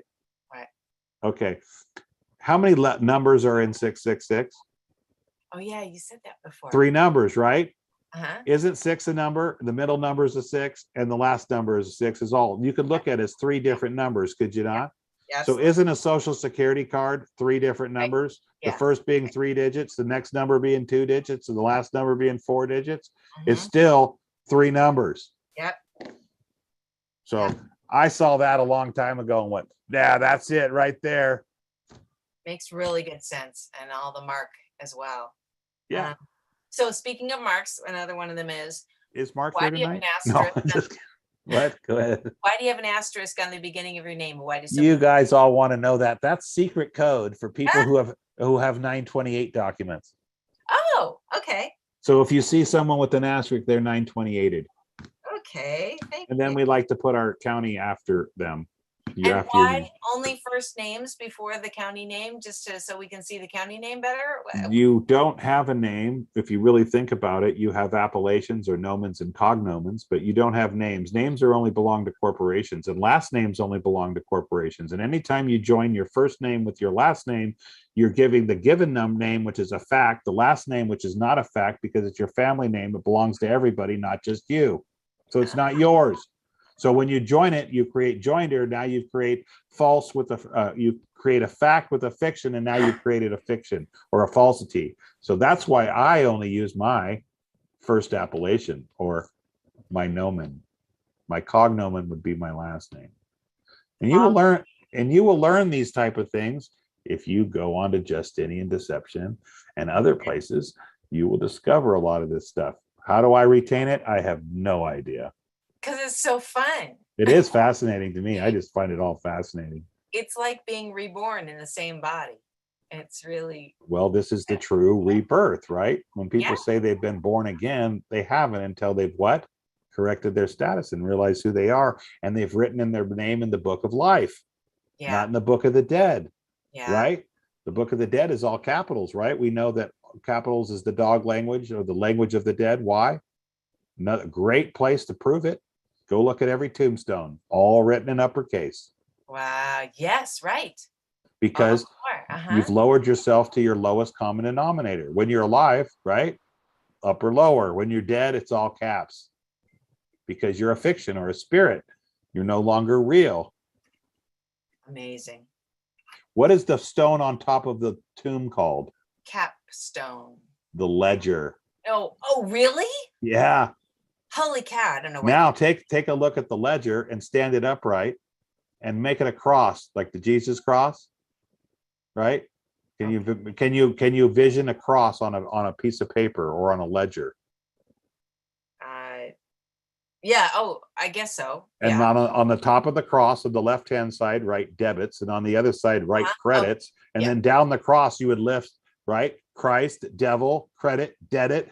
The cross is the definition of your credits and your debits if you put it onto a ledger. How do you make a ledger? You draw a line and one at the top and you put credit and debits, then you list all your credits and you list all your debits. Well, Christ died on the cross for all of our sins, so we don't have any more debts. That's why we're supposed to live debt-free in the land of abundance. But anyway, we're going off on all kinds of tangents and different things, which I enjoy. Sometimes they call me Tangent Man, especially when it starts getting late at night. Well, I don't think this is too much of a tangent, but one more. People said that you can put a 1 cent or even a $1 stamp down and then put your autograph over that. Yes, that's invoking the Universal Postal Union, depending how you do it. There is a document, it's called UPU and how it works or something like that. I don't know if someone's in the chat who wants to put it in there, but there is a document going around that explains the use of the stamps and how to use stamps to invoke the different jurisdictions. That might have come up earlier then. Because you become the postmaster of that document. Oh. When you sign that stamp. You put a stamp on the front on the upper left-hand corner, and you put it on the back on the bottom right-hand corner. So the first side of the paper is public. The last side of the document is private. So you're covering both jurisdictions. At least that's what I've been told. Huh. And we want to be the postmaster of a document that we're a part of to be all the stronger, I guess. And what, does it make a difference in your understanding if it's a 1 cent stamp or a $1 stamp? I don't know the significance of, the $1 stamp does have the gold flake on it. So that would mean it would be unlawful money. But not all of them have a gold Dana flake. Is the master on that stuff. Yeah. I don't know anything. Do you know if Dana has any kind of a document that she puts her known facts onto for us? I don't know, but she is gone for the evening. Yeah. She had said she'd closed out, but try to reach out for her. She's in, I think, in Riverside. So get a hold of the Riverside County Coordinator. Okay. All right. Well, The last thing I want to say is it was so amazing. So exhausted by the end with Ed. And I didn't stay on the last 45 minutes, or I don't know what it was. You guys actually went longer than I was on.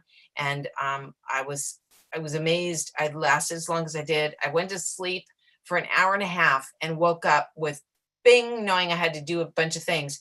And I went all day and didn't have any problem after sleeping only an hour and a half, because it was so fun to get all that information. And I went to bed that night and didn't sleep. Like, it was still only like 7 hours I slept, got up and had a totally normal day again. That hasn't happened it's happened so few times in the last few decades. It was remarkable. And I just want to say again, this is so life affirming. It's amazing what that thirst of knowledge. And then there's a quote in the Bible somewhere. I don't know the actual verses and stuff, but it says, knock and ye shall find. Ask in the door. Yeah, seek and you shall find, knock and it shall be opened unto you. Something like that. Where if you go out and seek it, you will get it. And when I was in school, harder to pay attention in high school, things like that, right? But here we are, we're going 12 hours and learning the whole time, This thirst for knowledge is just uncanny. But I wish they would have taught a little bit of law. Like, every year you were in school, you got to learn a little bit of law. You got to learn about the languages. You got to learn about the jurisdictions. You get to learn about how to keep in your lane, in your own status, not cross over. Plenty of law classes, and you wouldn't have any problems. Right. If we'd just been allowed to learn it over time, instead we get misled so that we could be slaves, because they didn't teach us anything in school how to get out of that slavery. Right. Not at all. But we can do it now. Yes. We can take care of all the children. We don't need to say, oh, well, maybe I'll have grandchildren someday. No, it's right now. One of my lines from parent coaching was, all adults are mentoring all children all the time. If we're not on it and caring, we're throwing away our future. Absolutely. Couldn't agree with you more. That's what, got me involved in this so much is, what am I leaving behind for my kid, Yeah. And I feel really bad for the kids today. Oh, yeah. They didn't have the high school. My kids' last year of high school was Zoom. Yeah. I mean, really? Yeah. It's totally horrendous. And I had a great, gosh, it was fun when I was in high school. It was nothing but fun, It was good times, Yeah, I know. Different time, different era for sure. Yeah. Well, thank you for all you do. And everybody, keep seeing you. I think I am going to go to bed myself now. But thank you. I'll be back. Thank you. Good night. Shane, Solano County, you're up. Unmute yourself. Can you hear me? Yep. Oh, cool, man. I was gonna talk earlier on my phone, but my last phone got stolen when I was talking to some cops, and so I had to activate my old phone. The speaker doesn't work, so I hopped on my iPad on the Wi-Fi. So yeah, man, I wanted to tell you a little story that happened the other day. I don't know if you heard a couple of weeks ago. You weren't on the calls that time, but I got pulled over, detained by 5 cops, a sergeant. They pulled me out of my RV because I'm rocking my Z plates on my RV. I'm papered up. I have my Z plates. I just got my passport back, my national passport. But before I got my passport, I was pulled over about 2 weeks ago with my Z plates. Some security guard on this island that we have outside of Vallejo Mare Island. He was telling me to leave in my RV, and I said okay. So I cruised past the bridge, super slow. I guess he didn't like how fast I was going, so the cops still came over as soon as I got out of the bridge and pulled me over. Like, I'm off the island. I left. I didn't argue. I was peaceful, private American. The cops see me. They pull me over. Of course, I'm in my RV, have my Z plates on. They tell me to get out the car with their guns out, get on my knees. They detain me, and I'm letting them know, why are you detaining me? And it goes on. But then I end up educating them, and they let me go. So the next week I'm driving. No ticket or nothing? No ticket, no nothing, man. Okay, great. I've been studying law, man, and I've been practicing, like you said earlier. I mean, it really helps a lot. As much as you know the law, as much as we can say it on the Zoom, it helps to practice it in the mirror or with your friends or something. And that's what I've been doing for so long, because Now, obviously, I used to be a U.S. citizen. Well, I never was a U.S. citizen, but they used to have me documented as a U.S. citizen. I'm sure they still have me documented as a U.S. citizen in many places that I'll have to put them on notice for, but that's in the future. But being a U.S. citizen, I've always had harassment from corporations, and I've always wondered why the creator allowed me to go through these things. But it was because I believe and I know this for a fact, because he wanted me to see that this is real, that the corporations do not care about us. They're really here for just money, and something needs to happen. And, you know, I'm learning this firsthand in the streets right now with the law actually on my side. I mean, the law's always been on my side, but I wasn't on the correct side of the law, if you will. I wasn't in the right jurisdiction. So now that I'm in the right jurisdiction, I don't fear these guys at all, because they've pulled guns out on me. They've detained me. They've beat me up many times for no reason. And I never had any rights. Nobody ever listened to me. So now that I have the law on my side, it's game on. But I'm peaceful, private American. So I'm out here in Solano County with my Z plates on. You know, I'm educated enough in law to talk to these piggies and everything. But I gave the bear a reason to pull me over the couple days ago. There's this park in Vallejo. I go there and fish every once in a while. It's a humongous park, Dan Foley. There's like a couple of stop signs in there, but there's nobody in the park. I'm the first one in the park. You can see from the lake, from the entrance. So I'm just cruising all over. And then I stop at every stop sign, but I'm not completely stopping, you know? So then I roll through the last one, and then I go and park. And then these cops pull up behind me, and they're like, "Hey, you didn't stop at that last stop sign." And I was like, is anybody— Did you say neither did you? Exactly, right? Exactly. This is exactly where I'm going with it too. So I was being I was respecting them, but I was throwing straight body shots at them with the law, because they were hitting me with, "You didn't stop at the stop sign." And I said, "Sir, officer, you know, I understand that I didn't come to a complete stop at that last stop sign, but here I am now. I'm parked. I'm an American national." I let him know the law. You know, I gave him the whole rundown, and he's like, "Okay, you know what? Can you just step out the car real quick?" And then he turns me around. And I was like, "Sir, this is I'm asking you to verify my jurisdiction. I'm an American national. I'm not under maritime admiralty law. This is violating the 14th Amendment because I'm secured in my jurisdiction." And he's just looking at me all funny. And he starts going through my pockets. He's saying, "If you have any weapons on you?" I was like, "No, I don't." And then he pulls out my phone. He throws it into my car.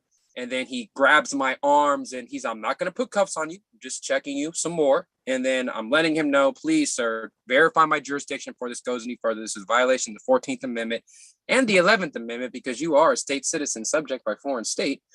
And then there's two cops, Officer Jackson and Officer Bauer. Officer Jackson's the ones that's not detaining me, but searching me. And Officer Bauer is watching from a distance. Illegally searching you. Illegally searching me. And I'm letting them know that. And I'm letting him know that peacefully. So this guy is like, "Yo, just like the last cops that pulled me over 2 weeks ago, they're like, yo, this guy is not breaking. Like, we've already tried everything. Like you said, they do try to make you lose your composure. They try to put fear on you to make you think so you can't think. But I've had this happen to me. They're trying to knock you off your square. Exactly. I'm in my square. I'm playing four square right now with these guys now, because I'm like, the law's on my side now. You guys tried everything you could when I was a U.S. citizen. Too bad. I'm out of that. Now you can never get me. So I'm sitting here and I'm just letting them know calmly. And then this is what throws them off. So Officer Jackson backs off of me. He's like, so what are you talking about? And I'm like, "Sir, I have full proof of my jurisdiction inside my vehicle. I have my American State National credential card here. If you scan the back of this, it'll take you straight to the land recording system. And it'll show you my full Declaration of Naturalization, 1779. I have 2 witness affirmations in there proving my jurisdiction. And it's signed by the head of state, saying that I'm moving in international jurisdiction. So it's violating the 11th Amendment. And it says it twice on this LRS credential card. So you need to look this up before we go any further, sir, because this is 100% breaking the law. I see cops. I'm trying to save you from a lawsuit, losing your house and possibly your car. Exactly. And then it keeps going on. They're like, and the Officer Bauer hops out. He's like, "Okay, man, so where's the license plates at? Where's your license?" And I say, "Sir, I don't have a license. I don't have license plates. I'm an American national. Vehicle code 21052 says that anybody that's hired by a municipal or state or government has to be, it's pretty much has to Well, obey it the rules basically of the says road. that it basically says that anybody who needs a driver's license has to be an employee of the state. Exactly. Anybody who's employed by the municipal government, state, has to abide by the rules of the road under Vehicle Code 21052. Sir, I'm self-governed, land jurisdiction American. I am not for hire. Maritime Admiralty law does not apply to me. And he said, well, you know, we're law enforcement and we're here to make sure that nobody dies because a lot of people have been dying. Like, he tried to go way off board. There was nobody around. It's a park. I can literally see straight to the end of the lake. There's no cut roads, no nothing. I'm cruising in my RV going 2 miles per hour. He's like, we're enforcing the law because people die all the time. And a lot of people have been dying out here in Vallejo from hit and run accidents. And I said, sir, is there anybody here that's proclaiming to be injured or threatened or harmed by what I did? And they looked at me, didn't say a word. And then he said, you know what? Go check his VIN number. Go check his VIN number. So they went to go check my VIN number because they didn't want to believe anything I was saying. So I see them, I hear them running my VIN number and they're talking on their speaker, talking to their headquarters, de facto headquarters, and they're letting them know my VIN. And they're saying, well, sir, you don't have your license on you and your vehicle your registration just went out this month. So you should get this fixed or you're going to keep getting pulled over. But I'm just going to give you a ticket for running a stop sign because we have to enforce the law and make sure you're safe. And I said, officer, well, you know, I've seen a lot of cops around here speeding. I've seen a lot of cops around here. And I didn't want to get too deep because I could already tell I was hurting their feelings because I've seen cops driving around here on their phones. I've seen cops running red lights. I've seen cops burning out and speeding everywhere for no reason, not even with their lights on. And it doesn't even matter because they're literally state citizens subject by foreign states. So if they're doing it on this land, then why are they enforcing it on people who aren't in their jurisdiction? So I'm letting them know that I've seen cops do this all the time, sir. And I'm not here breaking any law, and I am a peaceful private American. I'm not arguing with you. I've never killed anybody, and I don't plan on harming anybody. But, sir, what you are doing is 100% unlawful, and I don't want this to go any further. I've already been pulled over 2 weeks ago, and the cops let me go because I was letting them know the law, and they were smart enough to let me go. And Officer Bauer is just so butthurt right now. Officer Jackson's like, mind blown. He's like, wow, this is interesting. I never knew. Jackson's probably thinking, going, what does this guy know? He sounds too educated. I probably don't want to continue this because we might be getting in trouble here. Exactly. That's what he's thinking. He's starting to use his brain. The other guy's still stuck on ego and his feelings are hurt. Exactly. And that's exactly who broke up our conversation and wrote me the ticket and said, all right, man, I'm just going to, Officer Bauer broke up me and Officer Jackson's conversation and was like, all right, man, you know what, man, I'm just going to write you a ticket for not stopping at the stop sign, and you could just appear in court on this date or before this date. And I was like, you know what? Okay, whatever. I'm just gonna sign it. I signed it under UCC 1-308, and I know it's Maritime Admiralty Supreme Court. We don't even have to go. I can send them letters to not go or whatever. But I want to go. Because I want to go in there and I've been studying more law of my rights. And that's why I heard you talk about the 12 assumption of court tonight, because I want to study all this because I know a little bit, but I want to study it to where I can go in there solid and test out my jurisdiction in the Supreme Court, because it seems like all these little piggies out here don't want to really listen. And the ones that want to listen, their little squad homies want to pull them out because their homies' eyes are being opened. So I want to go into a Supreme Court and test this out, talking to a judge to where nobody can run. Law has to be laid. Look this up. I think it's called juris sanguinis. Juris sanguinis. Okay. I learned that yesterday. Sanguinis, I believe, means by the right of blood. In other words, way back in history, this army was being attacked, and so they slaughtered all their horses. And they spread the blood all across the ground around them. And the elephants from the opposing army would not cross the blood. So a horse's blood. So when you put a red mark or red border around your document an inch in, you're saying you're under the divine right of blood. Right? Okay, and that makes sense. That makes a lot of sense because, red. Yes. bread and blood. And but it's from horse's blood. And the story is that goes way back in history where they won't cross. It was great. Ed broke it down really great. This guy, he was on I'm the gonna call look that last up. week. My new No, I hero. listen a lot, man. I listen to you talk a lot. I listen to everybody in the assembly talk a lot, and everything I hear, I note it down if I can catch it, and then I study it for the whole week. And I learned a lot. What really helped me start uncoding the legalese was the Holy Scriptures, because the Holy Scriptures actually break out. It like demolishes the legalese. Well, Like once you read all law comes from the Bible, right? exactly.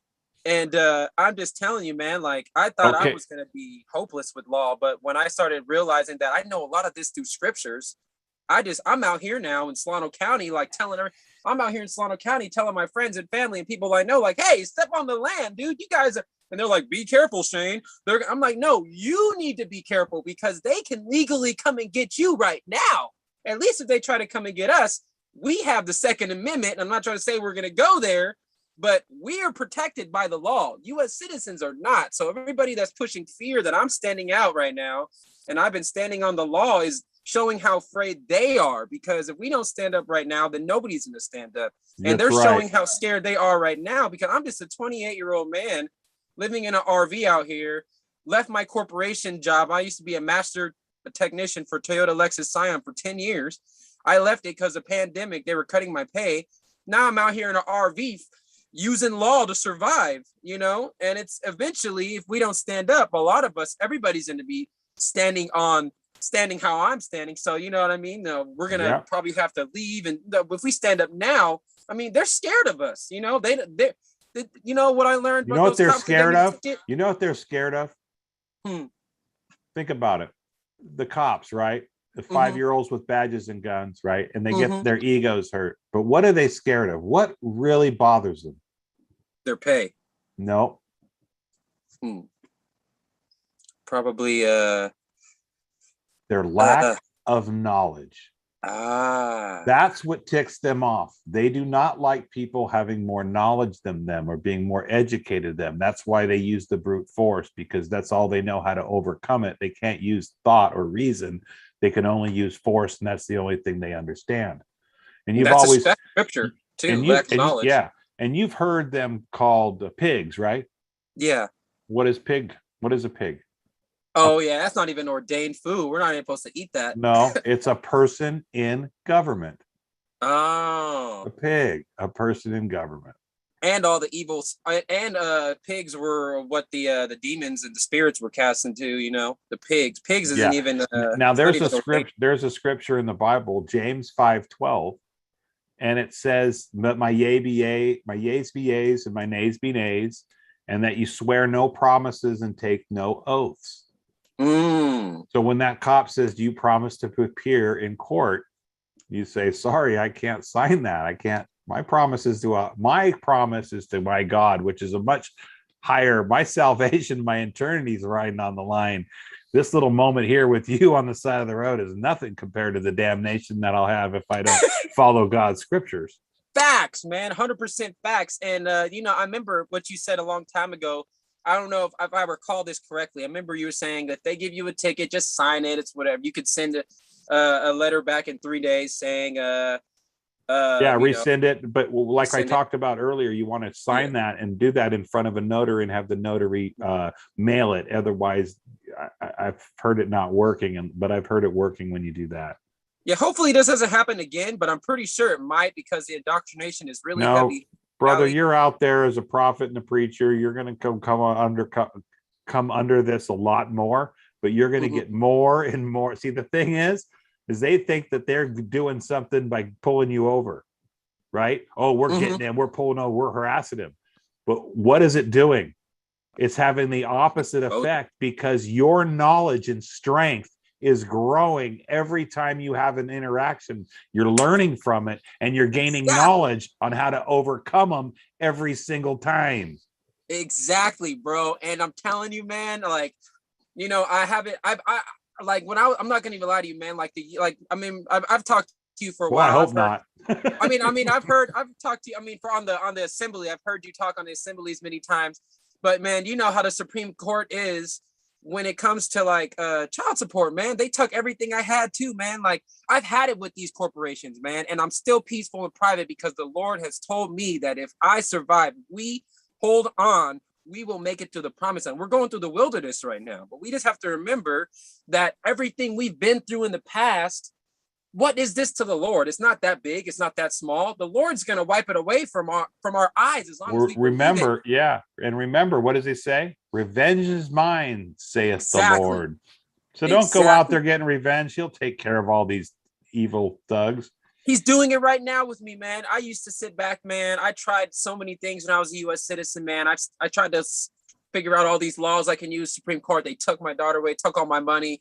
I lost all my apartment, all my cars, man. And I thought that I was suffering. But what happened to me is that they MK Ultra'd me through that and turned me into a superhuman, man. I'm out here like, yo, okay, you guys can't even hurt me anymore.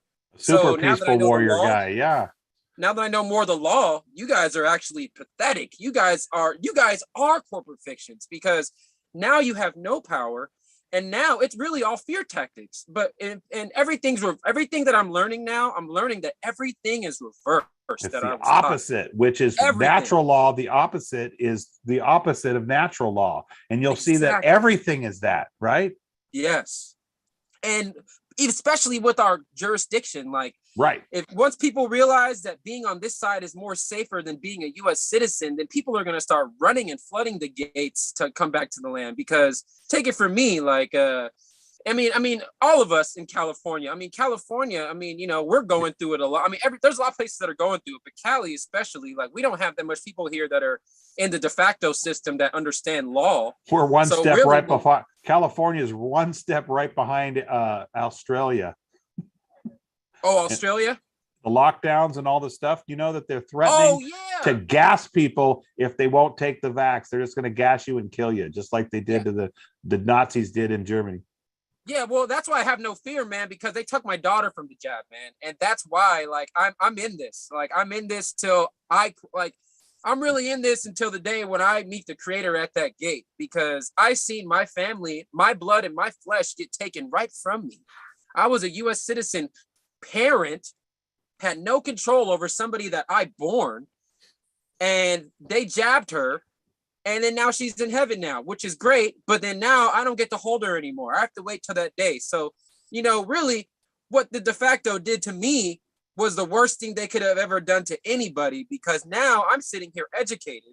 Oh, you're going to get a lot stronger. And I want you to meet that guy, Ed. I want you to talk to Ed, because he is the master at helping people with their child CPS and those type of things. He's the master. Oh, yeah. He's never lost a case, allegedly. He wins them all. So if you want to do something about maybe, working on that type of thing, you might want to get a hold of him. But, as we have to get educated to be able to go on to be able to fight back. But there is a scripture also that says that nothing shall prevail against you. Exactly. And look nothing, how good man. You're out there. I'm out here jumping around, screaming ever since I came on the land about 4 or 5 months ago, man. And check this out. Another thought popped into my mind. You're in the world, but not of it. When you gave up all those worldly possessions. Yes. Think about how much happy you are on not having to fight for that mammon every month to pay all those bills. Exactly. It may have been tough at first, but you sound like you've really embraced it and turned it into a wealth rather than a loss. Yeah, man, I did, man, because, I really realized obviously through our life, especially when you hold on to the faith of the creator through the scriptures, we read it every day and you eat spiritually, and then you see how the Lord provides for you. And then when you really start seeing him just slaying demons before your eyes, like, these quote unquote law enforcement, they would have, if they really were about their business, they would have been out here. They would have already took everything else I've already had. But now they're like, look, this guy knows what he's talking about. If we do take his stuff, we might get our stuff taken when he comes back for us. So now they actually have to think. When I was a U.S. citizen, man, they didn't even have to wait for my approval. They took everything. So when people tell me, Shane, be careful, you're out here doing all this law stuff and you do seem free now and you are coming out of that hole, but you gotta be careful because they got a laser on your back, bro. And I'm like, no, they have it on your back. The U.S. citizens have it on their back. You're The right. ones that are on the land are free. But they can't see the forest through the trees. Exactly, man. Now I want to, you know this, I think you've heard me say this one. Who's at the top of the ladder of life? God. And then God created man below it, and then government and corporations and so on and so forth. And what's the first commandment in the Bible? Love your neighbor as thyself. No, it's thou shalt not have any other gods before me. Oh, yeah. Thou shalt not have what she's saying is, don't go down the ladder of life. Stay at the top under me where I'm your creator. Don't go down the ladder where someone else is your creator. Something just clicked in my head. You know that commandment you just told me? Yeah. That commandment sort of makes me think about how you can't have dual citizenship. That's exactly right. You can't serve two masters. Uncoding some more. Okay. A grasshopper. Yeah, no lie, man. No, well, you know, I've read the scriptures, but then now that I'm putting it together with law, it's like now I'm starting to put them together like webs and like spider webs and stuff, man. You're connecting the dots, as David Icke says. Yeah. And I'm really starting to see how everything in the law is from the scriptures. Everything. Even the Abraham Accords. Everything. Like I was like, what? Now I got something to tell you. Maybe. Did you know that the Torah, the Quran, and the Bible, the Old Testament, are all the same story and all the religions around the world? Yes, sir, I do. Isn't that funny? But yeah, I do know. Yep, the Old Testament, because with the Old Testament with the Torah, that would be like Sunni, and then the teaching of man would be like Shia. That would be like what you would call like a New Testament. But New Testament for us wasn't teaching of man, because we know that the holy divine being that came was the law manifested, and he lived the law. And I do see though how all of us got divided after that, after the Old Testament, how everybody got divided. That's what I'm starting to see now too. But now I'm starting to put it all back together, and I'm starting to realize that the New Testament is the Old Testament. The New Testament is just manifested in a being, in one being. Because even if you look at our brothers and sisters, like in like the Abraham Accords is United States of America, Arab Emirates, Nation of Islam, and Nation of Israel. Even if you look at our brothers and sisters in Islam, like the Prophet Muhammad, right? They had Prophet Muhammad, but then we have Jesus or Yeshua in the Hebraic scriptures. But I was like, wow, so you do have the Old Testament where we all have the halal eating, we have the Moses, we have all the prophets of the Old Testament, and all of us know that, but we all get divided in New Testament, but we all still know similar words of the New Testament. But I know that it all has one origin, and I know that we're all going to figure it out soon, because I actually do astrophotography. I'm really into stars, and the time of knowing is now. And a lot of this knowledge that's happening, that's opening up to us, is so unreal, but it is real.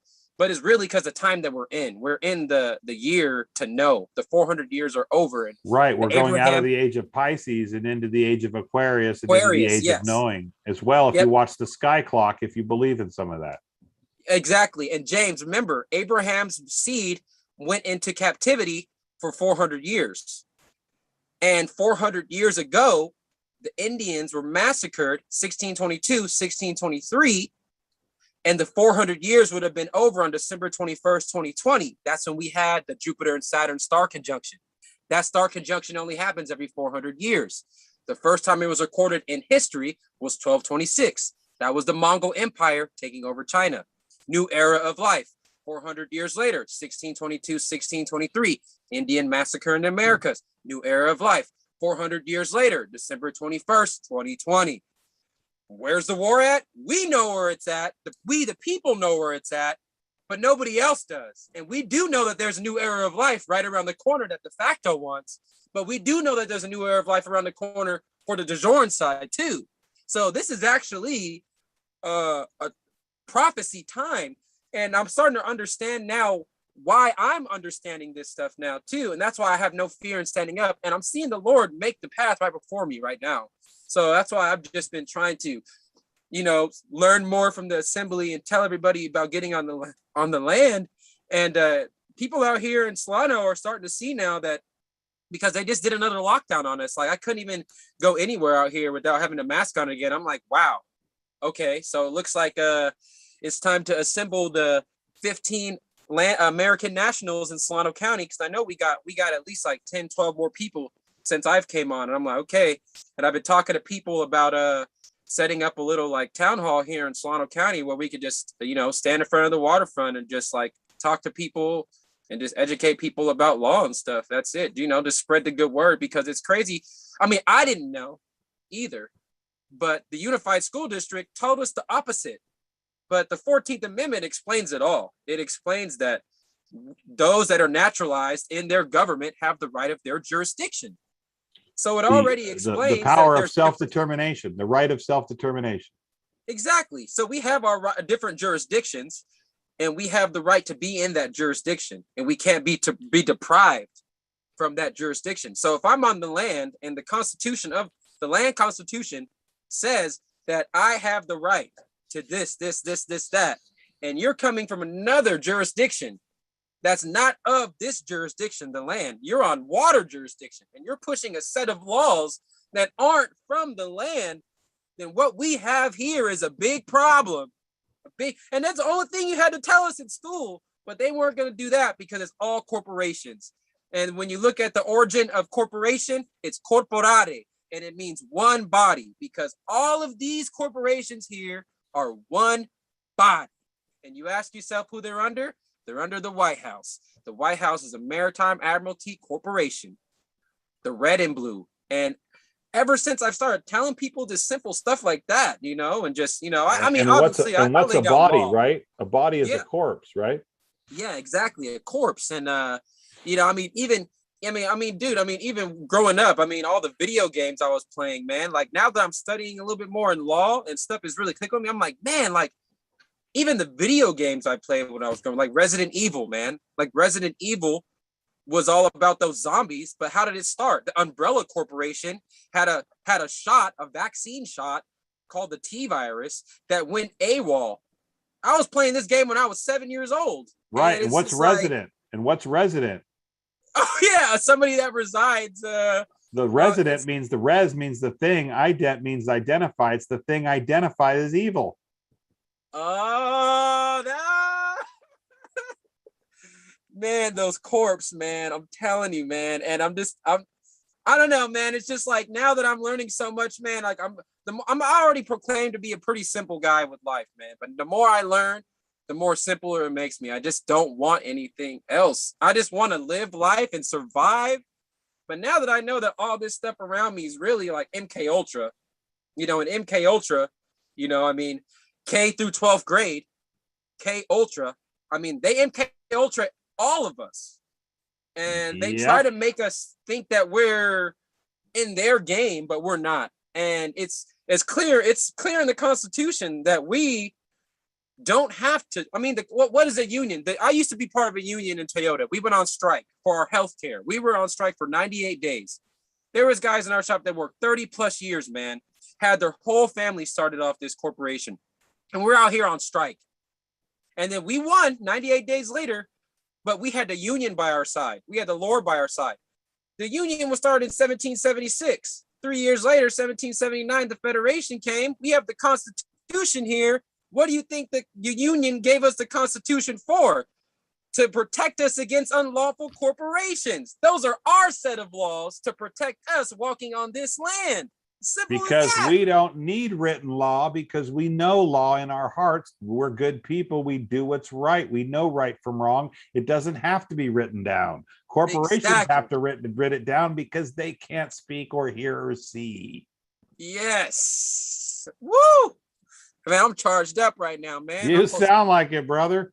I am. I'm telling you, man, because I want to point this out. You probably realize this now, but you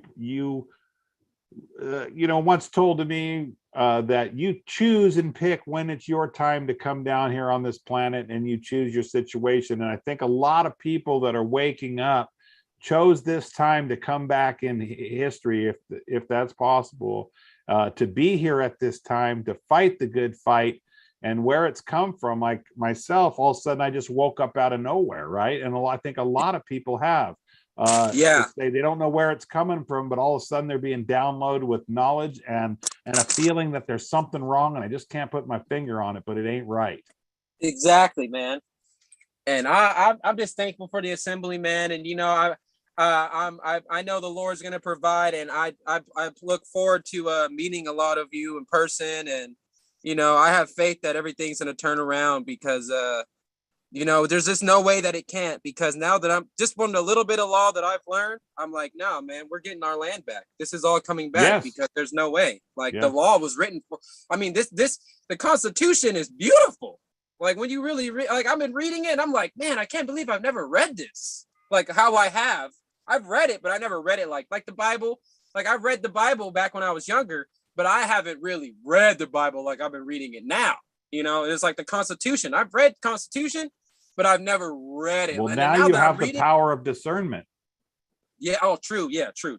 When you're young, you don't have discernment. True that. James? Yeah.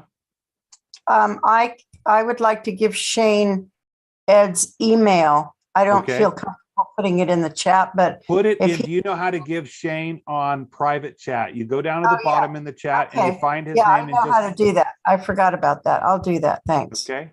Oh, how do I accept the private message? If you'll just see it in the chat, nobody else will. It'll be there like everybody else sees it, but nobody else will see it. And it'll be a red highlight. It'll say privately next to it.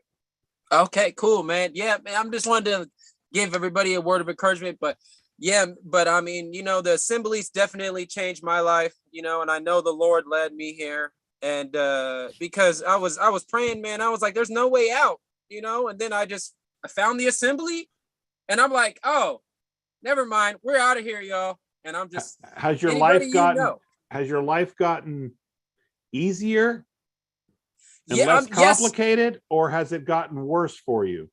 It has gotten way less complicated. And I think that comes from, being tried so much as a U.S. citizen. So I think maybe if I wasn't tried so hard as a U.S. citizen, this would seem like a lot of work.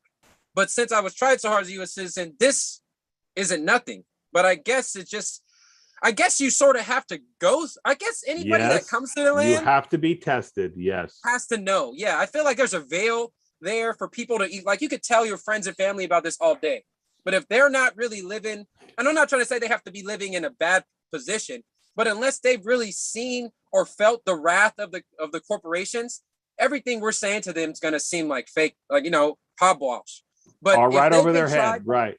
If they've been tried by the corporations, you tell them this, they're like, oh, give me some. And that's what's been happening out here in Vallejo lately, because I've been seeing Vallejo has a pretty big standing of people that aren't going to stand for none of this. And finally, they're standing up now and they're waking up. But I was letting them know, like, hey, you have to correct your status before you guys stand up. You guys can't stand up without correcting. I mean, you could stand up without correcting your status, but you're going to hit a wall eventually. No, you can't. I know, because you can't. How can you stand up if you don't have standing? Exactly. And a baby can't stand. And a baby can't stand, right? A baby doesn't have standing.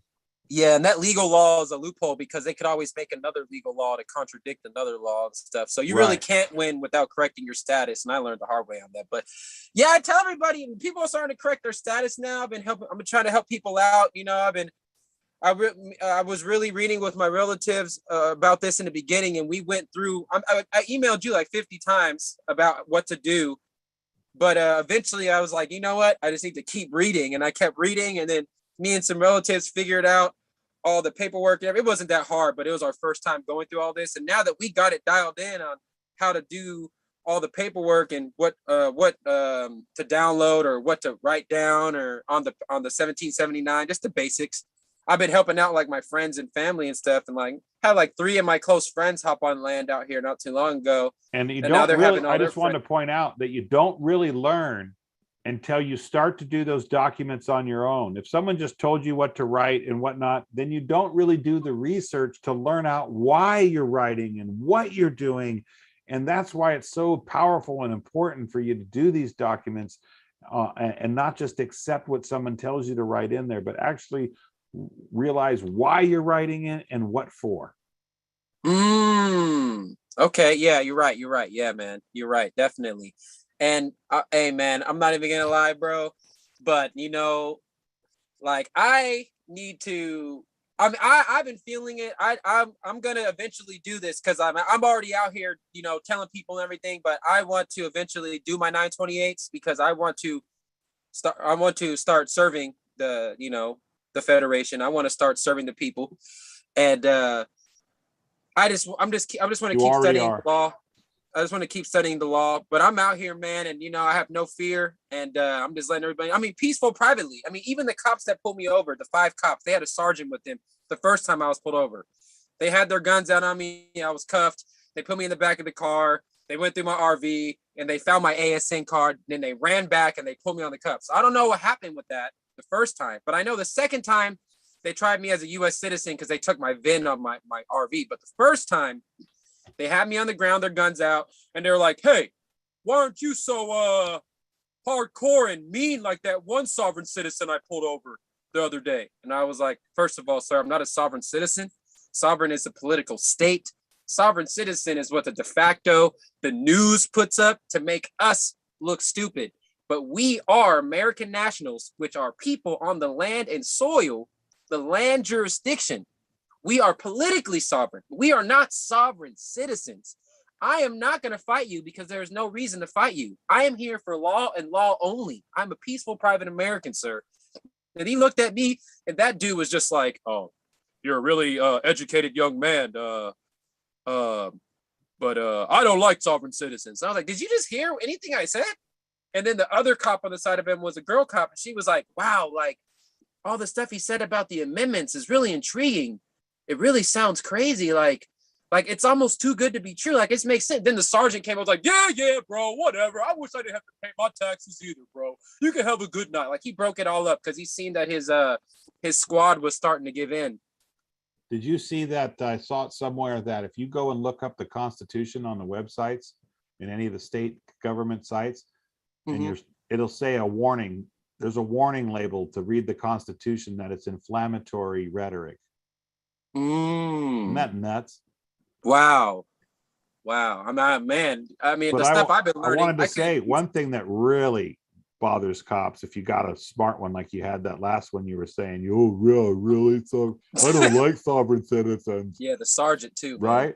Just start calling them. Do you like being called defendant, Bauer or Jackson or respondent?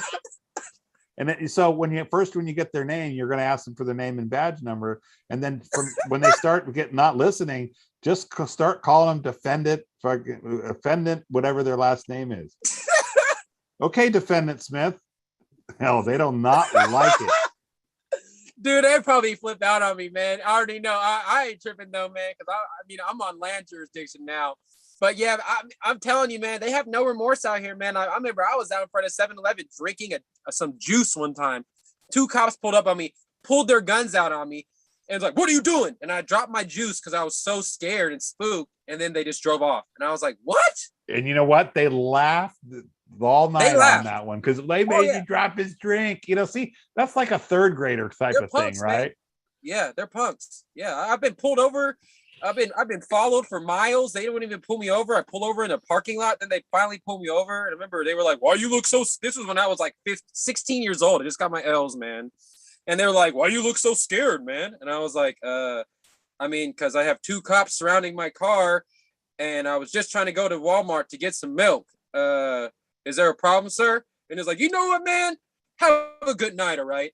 And then he was like, hey, man, when he got in his car, he was like, hey, man, look, you don't have to be scared. I get down too. And then he did a burnout right next to my car. And I was like, what? Like, these guys are legitimate punks. Like, these guys were like 5-year-olds with badges. Like, when you say that, it really makes me laugh every time because I've had that experience with them too many times. They're really 5-year-olds with badges. They really are. Guns. I'm not making that just to be derogatory or jokeful. That's exactly how it is. Oh yeah, I've had this How about this firsthand like one? 50 Did- times. how can you run a stop sign? What is run a stop sign? What's the definition of run? And then you can start doing things like that, right? And also, isn't a stop sign a control device? Who is it controlling? I was in full control of my vehicle at all times. You know, Exactly. you can just argue it up one side and down the other, but by using logic. But you can't do that if you're in fear, and that's their whole point of getting you in that fear. For God's sakes, Exactly. they have a red light to get you. Everybody knows red light. You know, if you Yeah. live in, it makes you go forget what it does. It elevates the senses into like a bull, right? The red cape, for the Yeah. charging bull, same type of thing. Yeah. Yeah, and the crime, like, I mean, like, even when I said that, like, when the cop was like, well, we're enforcing the law and we got to make sure nobody dies. And I said, sir, a crime is causing somebody injury, harm, or loss. Is anybody here proclaiming that? And they Well, looked add at this me. one because they've added this one: loss, injury, harm, or penetration. Oh, penetrate. Exactly. So Exactly. you just use that one. Have I caused you penetration?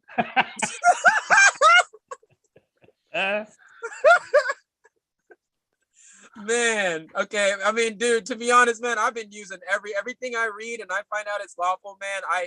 I write it down and because I look at all the situations I used to go through and I get all the law that I study all the law that could have got me out of that situation from stuff I used to go through. Great job. And stuff that Good. happens to me on the fly. I just write it down on the fly. I started studying laws that I think I could get into situations. I'm not going around saying, oh, I might get arrested tomorrow for this or that. But like when they're enforcing stuff at certain places or doing stuff before I even go, I'll try to look up laws that I can use. And, you know, I'm a peaceful guy. I mean, I used to lose my composure, but now that when you truly have the law on your side and you understand just enough of it to get one of these little piggies out of your face or unlawful corporations, like it just makes you want to be peaceful because there's no reason why you have to get mad. The law's fighting for you. Well, and I was going to say, you know, to reach their humanity, right? To reach down into their humanity, the best way to do that, if all possibility, is if you can get them to laugh. If they can laugh, that breaks them down completely. You talk about switching you from fear to the complete opposite end of the spectrum. That'll do it. So always come up with a good joke or have a good line. Like if they pull you over for speeding, and I've heard this one. I like this one. What'd you pull? You know why I pulled you over? Go, yeah, obviously I had an appointment with you today and I got here as fast as I could. Or, you know why I pulled you over? Gee, officer, it's only about 30 feet from your car to here. You forgot already? You know, different things to make them laugh, that kind of get them off balance, you know, or when they walk up, how many people have said, you know what? I've been waiting all day for you to pull me over. Right? Why? Because I wanted to talk to you about freedom. And right? And just go on how you are with your heart and your spirit. Just go out there, man.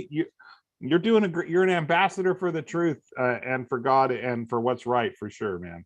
Oh, thanks, brother James. But dude, James, it's funny though, man. When you said that, I had to bring this last thing up. When I got pulled over the first time by the 5 cops and the sergeant, after they uncuffed me from the back of their squad car, and they said you can relax. So what's going on? They started talking to me, let me explain law to them. I had this sudden like calm feeling just fall upon me. And then the first thing that I actually said was that actually I've been waiting for you guys to pull me over for about a month now. I've been driving around with my Z plates on trying to get your attention. But I know the only reason why I got your attention tonight was because that security guard called on me, said that I wasn't leaving.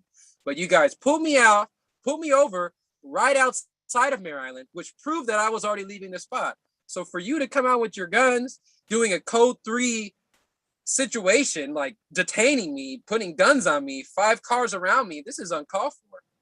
But I literally had told them that I've been waiting for you to actually notice me with these plates.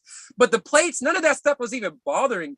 Like the cops out here, like from the 2 cops, I mean, I've had 10 sheriffs behind me, 30 CHPs, 50 BPD squad cars in the city. Nobody cares about my plates. It seems like they only pull me over or they actually would talk to me as if somebody calls on me. But the plates aren't even a big deal to the cops. Or they're out here in bored. Vallejo. Yeah, or they're bored. Yeah. And one thing I was learning, what you said earlier, what it could be is that they probably just don't want to expose themselves. They don't want to blow their cover on a lot of things, you know, because I know that they're talking about me in Vallejo because I've had they about, are. I want yeah, you I've to had try about this. 3 I cop want cars. you to try this next time when you go out there, if you can. If you can Mhm. reach into their humanity and you get them listening to them, Mm. ask them this: if they have family, would you want your kids, your grandmother, your mother, your brothers, sisters, or friends treated the way you treat people? Would you like to be pulled out of your car and handcuffed and questioned when you've done absolutely nothing wrong? Oh, and if yeah, you can that would- start to ask them those questions, why they think that if I don't have a right to do it to anybody, where do you get your authority?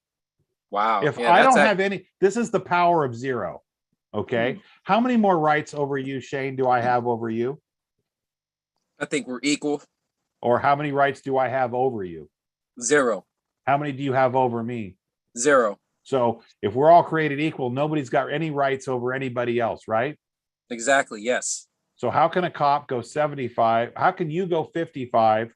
I'll start over. You're going 65 and a 55, and you get pulled over by a cop that had to do a 75 to pull you over. Who was speeding? Exactly. The cop, man. Right. Exactly. So my point being is, if he doesn't have any more rights over you than you have over him, how can he pull you over and charge money for it? Exactly. And it blows my mind that. And that's the logic that you have to ask them. And when they sit and they think, if you can get one that actually will think, like you sounded like you got one, like the lady cop sounded like she was listening. And I bet you that sergeant was listening. And he's the one that told you, let this guy go. This could cost us too much money in court. Yeah. Yeah. And Officer Jackson was listening to me on the second time I got pulled over. He was like, wow. When I started explaining to him the jurisdictions, he was just like, wow. That's really interesting. I'm gonna have to look that up later. That's when Bauer came in. I was like, yeah, it's proof. Ask him this one. I'll do whatever you want and give you everything you ask for, and I'll plead guilty to any crime if whatever you say I did out here. If you can tell me the reason why you have a blue light and a red light on top of your car, if you can tell me. Bam! I said that too. I said that at the first time I got pulled over. I was explaining how over time municipalities like municipal VPD eventually got red and blue lights. You know what the red and blue lights indicate? They indicate the House, Maritime Admiralty law. That's who you're serving. Well, originally you had the red light only. Yep, the people, we the people, the republic. And then in the 70s, that switched and they started adding the blue light. So the red light represented a peace officer following his oath operating on the land jurisdiction. When they became federal contractors and got federal money, they became right. And in 46, I think, or 52, they switched everything over to commercial law. That's when they brought the water jurisdiction onto the car with the blue light. Now that cop has what's called discretion.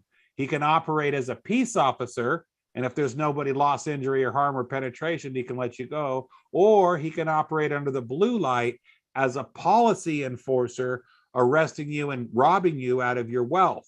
See, there's no money in the peace side, but there's money on the water side because that's commerce. And so that's why they're always going to there, because they can make money there. But when they pull their buddies over, or their mom or their sister or their grandmother, they go, oh, I got discretion today. You haven't caused anybody loss, injury, or harm, which is the definition of a crime. No crime, no foul. You're free to go. Exactly. That is 100% factual, man. And you know, I didn't even know the history part of that, but I can totally see how they do that on the daily basis. And what blows my mind is that learning that corporations are here to serve we the people, but yet all these corporations are driving around on this land with exempt plates if they're working for their corporation. Does Solano have a police department boats where they're in their lakes and in their harbors and stuff? I don't believe so. Well, take a look around those harbors and whatnot. If you see any patrol boats out there, You tell me what color lights on there they're on top of them. And if you find one with a red light on it, you let me know. Because as far as I can tell, when you're on the water, there's not a single police boat out there that's got a red light. They're all blue lights. Oh yeah, we have a maritime admiral. We have the maritime academy here in Vallejo. Right. So why isn't there red lights on the boats? Makes sense. They're operating in that. If it's not true, and there's no meaning between red and blue lights, why do they used to have red only on the land, and then they brought the blue onto the car, but over on the boats in the harbors, you don't ever see a red light on the top. It's always that makes blue. me just think about all the gang fights back in the day. You know, like how that's always been the gang colors, red or blue. You know, and it's almost like the corporations have done this for years, and it's just like, you know, like learning now that corporations are here to serve us and we are actually over the corporations, but yet the corporation state citizens are the ones that are exempt from everything here. They're the ones that get the exempt plates. Like every time I'm behind somebody that works as a state citizen for the de facto, they have exempt everything. And I'm like, you can say this. You want to learn law? Everything you think you know, stand on your head. Because everything's upside down and backwards, and then you'll have a perfect understanding of it. 100%, man. And that's what I'm starting to learn now. Like, as long as you can open your mind up and open up your understanding to learn that everything is reversed, that's when it starts to come in a little bit easier, because that's when I'm really learning, man. Like, and it's 100% fact. Like, everything's literally reversed. And look under, you know, you want to learn your 3 different jurisdictions. So when they start mentioning contracts or different types of things or an injured party, but they're talking about an injured party or a crime, there's law jurisdiction on the land. If they're talking about contracts or violating a code, they're talking about water, right? If they're talking about administrating property, then they're talking about trusts. So once you start to recognize the language and what they're talking to, you can say, oh, you want to renegotiate the contract, it sounds like. What? You know, where you throw them into that jurisdiction, you're like, oh, you want to discuss water contract law, the water jurisdiction. Oh, that's a lot. That makes a lot of sense, right? And there, you know, man. the acronym land, air, water spells law, right? Yes. Land, and that soil blows them away, because most attorneys I've told that, they look at me like, oh, that's like a kindergarten thing. You're like, oh, okay, we know where you're uneducated at. We have a couple other hands been raised for a long time, Shane. I probably want to get these guys to ask the question. Stay on, and I'll stay on. And we'll see what they got. They've been waiting a long time. I just want to see what they have. And if we have no hand raised, then I'm sure everybody's real fascinated to listen to you and your story tonight. I want to say that, man. I'll stay on the chat. I'll just go through the chat messages, and then I'll hop back on and I'll hop back on and talk again in a second, man. I'm about to just read. Remember, somebody said they were going to send me something. I'm just going to hop in there. I know what I want you to look up if you can, if you're on your computer. Oh yeah, I am. Look up Cicero. I've heard that before. An enemy within the gates. Cicero. Okay, I'm gonna look that up right now. I think it's Gustus Tullius Cicero, something like that. Brian from Yuba County, go ahead. Thanks for waiting for so long, you guys. No, that I would just wait because this had to be done. Hey, just a couple things, you know.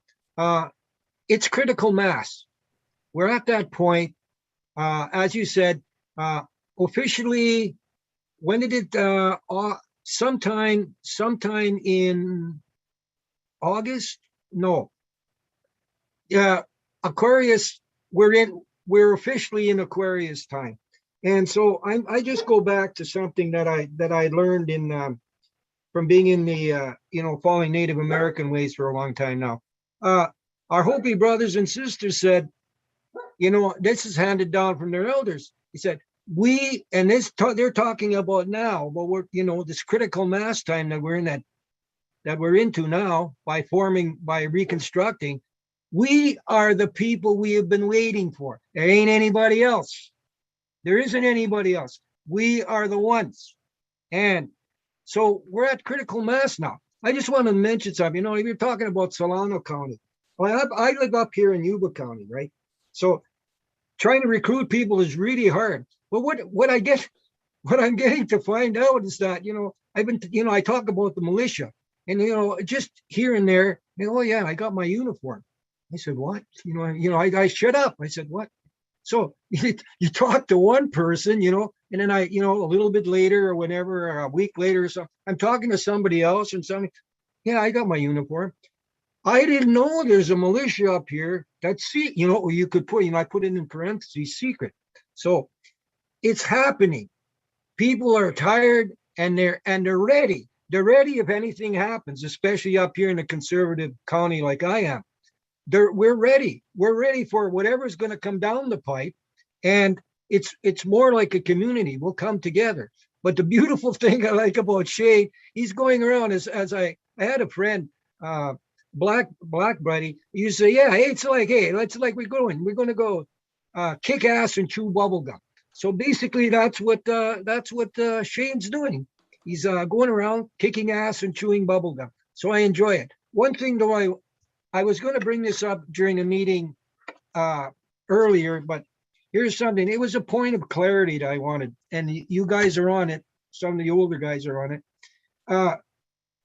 Someone mentioned that, okay, here's what I want. Here's what I was going to ask, but I didn't ask it back at the meeting time when we were there and with the coordinators.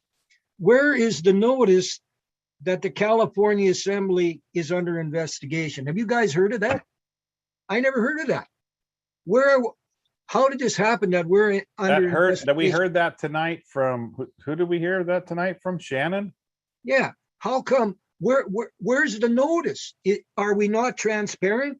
Is this not self-governing? Where is the notice that Brian? Yes. That's not what's going on. It's not all about the whole assembly. Oh, it's just about some. There's just a couple bad apples, if you will, or allegedly there's some bad apples that need to be looked into. I guess that's all I have the privy to say. Yeah, okay. No, because I don't want to get people, I don't, it's late at night and now we kind of let our hair down and talk about things. Yeah, that's why I wanted to save it till now. But I wanted to say that, at the beginning of the call, I had no idea. First of all, I tried to get on and my Zoom thing wants to update, so I couldn't get in. Yeah. I'm trying to get in. You got that one too. So did mine. And so I get in there, and then it seemed like everybody wanted to fight and argue, and it was like someone would say something and go, "Well, you need to show up to our meetings and listen," and the other someone else would say, "Well, some other back and forth." It was pathetic for a bunch of grown-ups to talk about, is what I thought. And I kept trying to make that point. And they wouldn't listen. They wouldn't listen. And I was being completely ignored. And I think a lot of other people, and it was just, and a lot of the people there, are senior members. I mean, a lot of people were here, and in the chat, I was seeing stuff and I was like, wait a minute, what is going on here? Something's up. Something's up. And then when Shannon came on and explained it, I'm like, oh, something's going on here. And I was trying to piece it together, and I didn't have it pieced together. But I was really disappointed that even though there was some disagreements and things need to be talked about, and it seemed like there wanted to be a battle right there. And like I said, I've been on this call for over a year now and a half. And every time we get rolling, things get moving. There's always a disruption, and we lose. Bunch of people leave. They get upset because they're like, they get upset, and we can't have this. Here we got people that are so proud of their egos that they just can't let that go. They have to cause dissension, and either they're causing problems because they're sabotaging and they don't want the assembly to succeed. They're ignorant of what they're doing. It's one of the two. And I just, for the life of me, I can't understand when we're trying to bring people in, why people want to argue and fight over a little things that seem to me, maybe there's some bigger picture stuff, I don't know, but it seems to me really petty stuff. It is. It was, I call it moose patty. We don't have time for it. If you want it, I'll give you a damn shovel. You go and shovel it. I don't want it here. I want to listen to people like you. I want to listen to people like Shane, Ron, everybody. We're not here for moose patty. We're not here for that kind of stuff. We're trying to assemble. Look, how many people did we have? We had what, 200 people at one time? 200 people. Brian, 200 people on, yeah. we had 204 on our call, and at the same time, Yeah. we had 30 people on a YouTube call. Right. So 230 people that Yeah. want to know stuff, not us talking about moose patty stuff, arguing. They're going to leave. They said, it's the same as any other stuff. You know, Brian, yeah. On the participant section, just to cool you down a little, on the participant section, can you see in yours how many people are on the participant section on your chat? When you turn on participants and look at the top? 43. Right. So I watch when things are going on, and tonight that was all surprise to me that I was going to be running and doing the other job. I had no idea, no pre-notice. Right? A little bit of a surprise there for me. No, I just get really frustrated. I have to go out. I have to have a couple cigarettes. I hear you, and I don't get to do that. But I know you don't. But in the participant section, I watched the numbers of people coming in. And tonight, when I saw the arguing start, the numbers just kept dropping. I mean, people were coming in, but people just kept dropping off, and people are commenting, "This is childish. I don't want to be here. What's this all about?" You know? Yes, exactly. And it's up to us who've been in it for a while. You've been in it longer. We just got a point of order. And you say point of orders. It does. Are we under Robert's rules? They don't listen. It'll go down. It'll go down to two chats. And it'll bring up again. And that's when I have to get up. I have to turn off and I have to go away. It's the entitlement. I don't know what it is. And I'm just guessing it's the entitlement. People feel entitled to, I don't know. We're volunteers. We're interim, right? It's like this, Brian. If we were all on a boat and we all had to row to get across the lake or the ocean or wherever we needed to get to the other side, everybody has to row in unison. Yes. And timeliness and in the right same direction. Yeah. Otherwise, it ain't ever going to work. Nope, it ain't going to work. And it's not that somebody's in charge because they're giving the cadence to when to stroke the oars. They're not in charge. There just has to be someone in that position. Right. That's what to keep the cadence. And we definitely need to do that in the assembly as well. But it's not that there's a position of hierarchy and power and control and mine and this and they're going to steal all those things and they belong to this and all the rest of it. You've been here, you remember the seal that got taken and all that, remember? Remember that crazy thing that went on. Who was that guy? I wanted to go out. I got so peed off that night when I looked at that guy. I don't know, maybe. But anyway, I wanted to point out that we've been through a lot of things and we always work it through and things work out. It's not the end of the world. It's like, come on, folks, are we all in this together? So I think it's up to us who've been in it for a while and just say, no, we got to stop this, or the points of order or some sergeant at arms, stop. No, they changed it. Get out. No, did you see what they did tonight? I'm usually the moderator, right? And so they made me the chairman. So then I couldn't be the moderator. So somebody else was the moderator. And it just didn't make any sense to me. Why? Anyway. What? We made it through. We made it through to now. We did. We made it through. I'm sorry, guys. I'm venting, but it's good. See, I think a lot of these people, if they got complaints and stuff, should come on here when it's late at night and we can really talk about it without disrupting a meeting. And you can exactly. And get want to stay up. It's what did you call it? Flat Earth time. Remember that? I love that. You call it flat Earth time. Brian, tonight in the call, I was trying to calm people down and set the tone where we didn't want to argue and that kind of thing, but I didn't feel I was getting through. No, they weren't listening, James. Someone would say point of order, No, it would, like I said, it would go down two chats, same stuff would come up. You would bring it up again and it come. Finally you got a hold of it or the energy changed maybe we did a lot of praying or whatever, and maybe my 2 cigarettes or 3 cigarettes helped. I don't know, but it came together, and now we're here doing this. Listen, no, just if people were here listening to what Shane just went through, we wouldn't have that nonsense that we had before. We wouldn't. We'd be listening to this stuff and working from that kind of energy. Yeah. Anyway.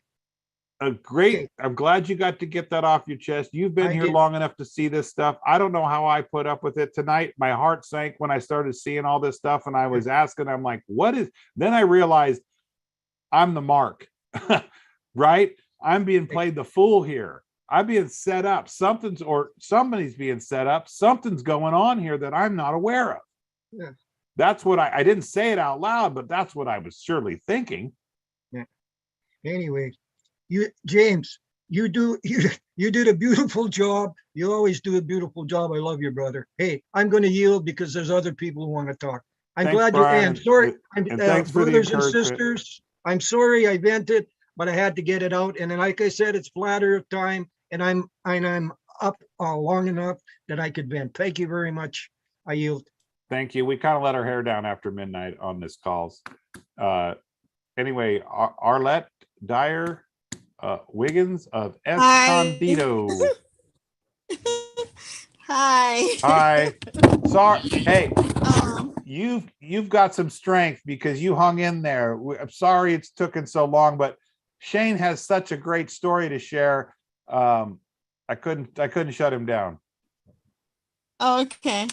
That's okay. I'm learning too. I just papered up, and I don't have much direction, whatever, to go into, but it's so interesting. It's like I fall asleep and wake up, fall asleep and wake up. But I have a letter here from my HR.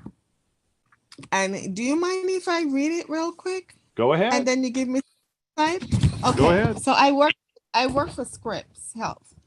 And I'm not even in the medical section at the business office. But it said here, it came in on Friday at 1:19 p.m. It says, we're calling to send from COVID vaccine exemption at scripshealth.org. Email so any responses can be handled in a timely manner. New email forthcoming, same info. Then it goes on to say, the California Department of Public Health mandates that all healthcare providers working at facilities in California must be fully vaccinated against COVID-19 by September 30th, 2021, unless entitled to a medical or religious exemption. We are in receipt of your request for a religious exemption from COVID-19 vaccine. Due to the volume of exemption requests we receive, the committee has not yet had an opportunity to convene and review your individual request on the merits. This letter is to inform you that your request is temporarily granted, pending future review by the committee because you submitted your request prior to the August 23rd, 2021 deadline. Please be advised that this exemption is temporary and may be modified or revoked at any time for any reason. Once the committee has an opportunity to meet and review your religious exemption request in depth, we will either extend the existing exemption, revoke the temporary exemption, and issue a conclusive denial, or we will continue to engage you in the interactive process. In the event this initial temporary exemption is revoked and you are issued an ultimate denial, there is no course of appeal. However, you will be given adequate opportunity to become fully vaccinated should you choose so, or we will accept your voluntary resignation.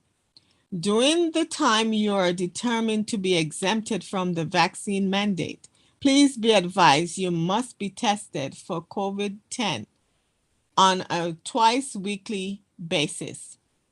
It is your responsibility to assure this testing is accomplished and that the results are provided to Scripps Health in a timely fashion. There is no exception to this testing requirement for unvaccinated healthcare workers for any reason. If you refuse to test, it will result in a written warning and unpaid admin leave through September 30th, or until you comply with testing mandate to receive and submit proof of vaccines beginning on August 30, 2021. 3 instances of missed testing results in written counseling.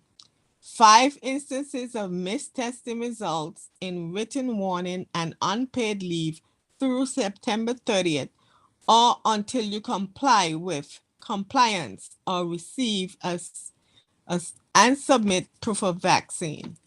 Additionally, all unvaccinated healthcare workers are required to wear a surgical mask or higher level respirator approved by the National Institute of Occupational Safety and Health, such as an N95 filter face piece respirator, at all times while in the facility. Do we want to specify that it cannot have a relief valve? A relief valve. We value your commitment to patient care and hope that you will continue to cooperatively assist Scripps in assuring compliance with this legal mandate. Should you have any questions concerning this matter, please contact the human resource representative. And that's the letter. So who signed it? Who signed it? Who signed it? There is no signature. So it didn't come from anybody. Didn't come I have from my anybody. one question. I have one question for you. What's the difference between you, or no, maybe I should ask this. Are you a healthcare worker? No, I am in the So it doesn't apply to you. It only applies to healthcare workers. Okay. And so you're a woman, right? Yes, I am. There you go. I'm a woman. I'm not a healthcare worker. Arlette, you're also you got that little star beside you got 928s? Yes, I just recorded today. Yeah, well, you got them. You got them. Also, you can, there's several letters you can write and different things you can do.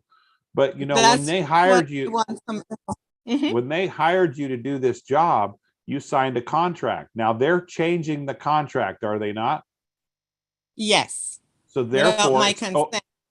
Well, they can change it without your consent, but now it's open for renegotiation, because once you change the contract, now it's open for negotiation. Now they've made you an offer. Now's your time to come in and make an offer back to them. Like, I'd be glad to get tested. I would be glad to do all this stuff, but I want $10,000 for it, or I want, you make a something that you want for it. Make an offer, a conditional acceptance. In other words, so you can start that game. The other thing, I don't want to get anybody on the wrong track here, and don't take me wrong, but do not quit for whatever reason possible. Get fired, and then you can sue them for wrongful termination, and you're going to win, because nobody has a right to tell anybody to do anything on this planet, especially when your status is that of a woman. If you're a US citizen, well, guess what? All that stuff applies to you. But if you're not, and you've corrected your status and you know who you are, those rules do not apply to the living, breathing men or women.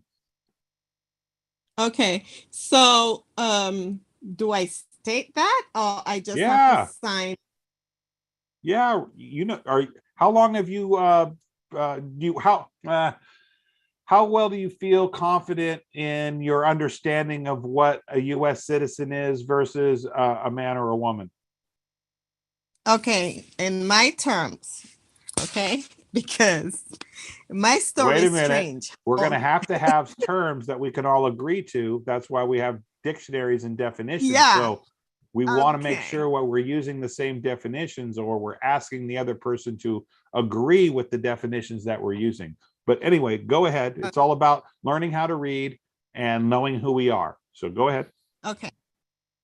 So as I was saying, on my time, okay, when I say on my terms is how I understand it to be. I'm still learning. I just started. So a woman, that means I finally come into myself. That's how I am interpreting it as a woman. And as citizen, we don't have any rights at all. And as fast as I see, Scripps is a corporation, the government is a corporation. So, and we don't have a president. I don't.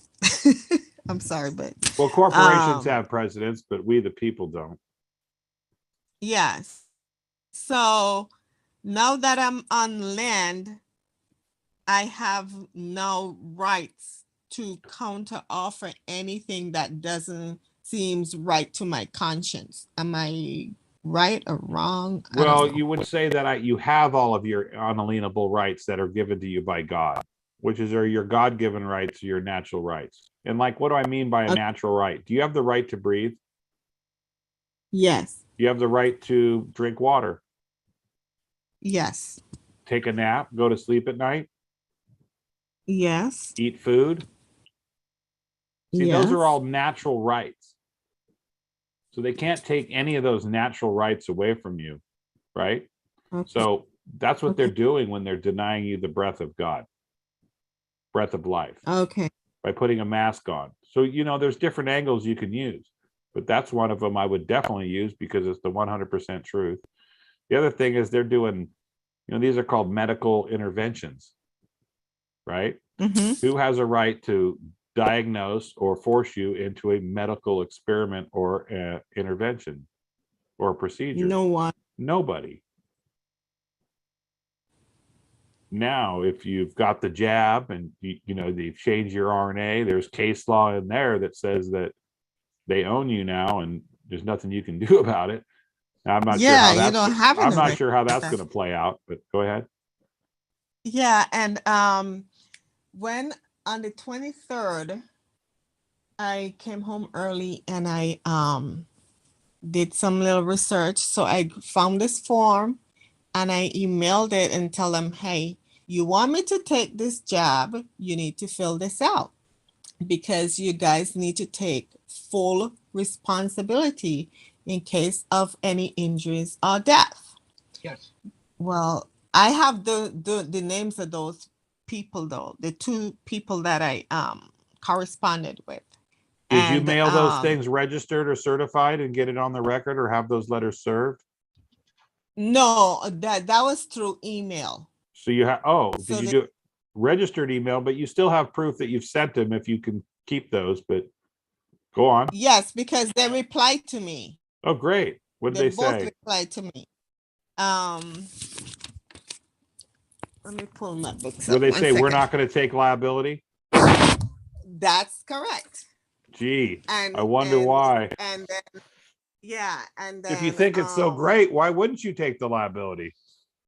Right, and then the first lady that wrote me back said, oh, it's not Scripps policy to answer these. We cannot answer these questions, but it's the California law.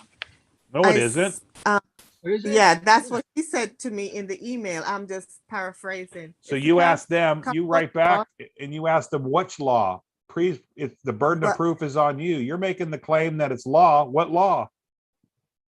Well, how I responded to her, I said a mandate is not a law. However, when the state of California passed the marijuana law, you said Scripps came up with a policy and said there's zero tolerance. So I said, it's funny now that Scripps want to be found in a messy situation with a vaccine, but won't be found allowing its employees to smoke. However, I voted for the marijuana, but I've never smoked and never will smoke. She's going to write to me and tell me, oh, take that up with your, she's going to respond, take that up with your county representative. I say, it's funny how you don't want to, she didn't want to write this form out. I said, well, you guys need to take 100% responsibility because you did not list the dangers. You did not list what could happen. But and then you're having the staff to sign away their rights for them to take the shot. So that means you guys are off the hook. Well, I'm not going to put that in there. And since you guys did not sign the forms I wanted, I won't be taking the shot. So I sent them that. I sent them something about the Nuremberg Code.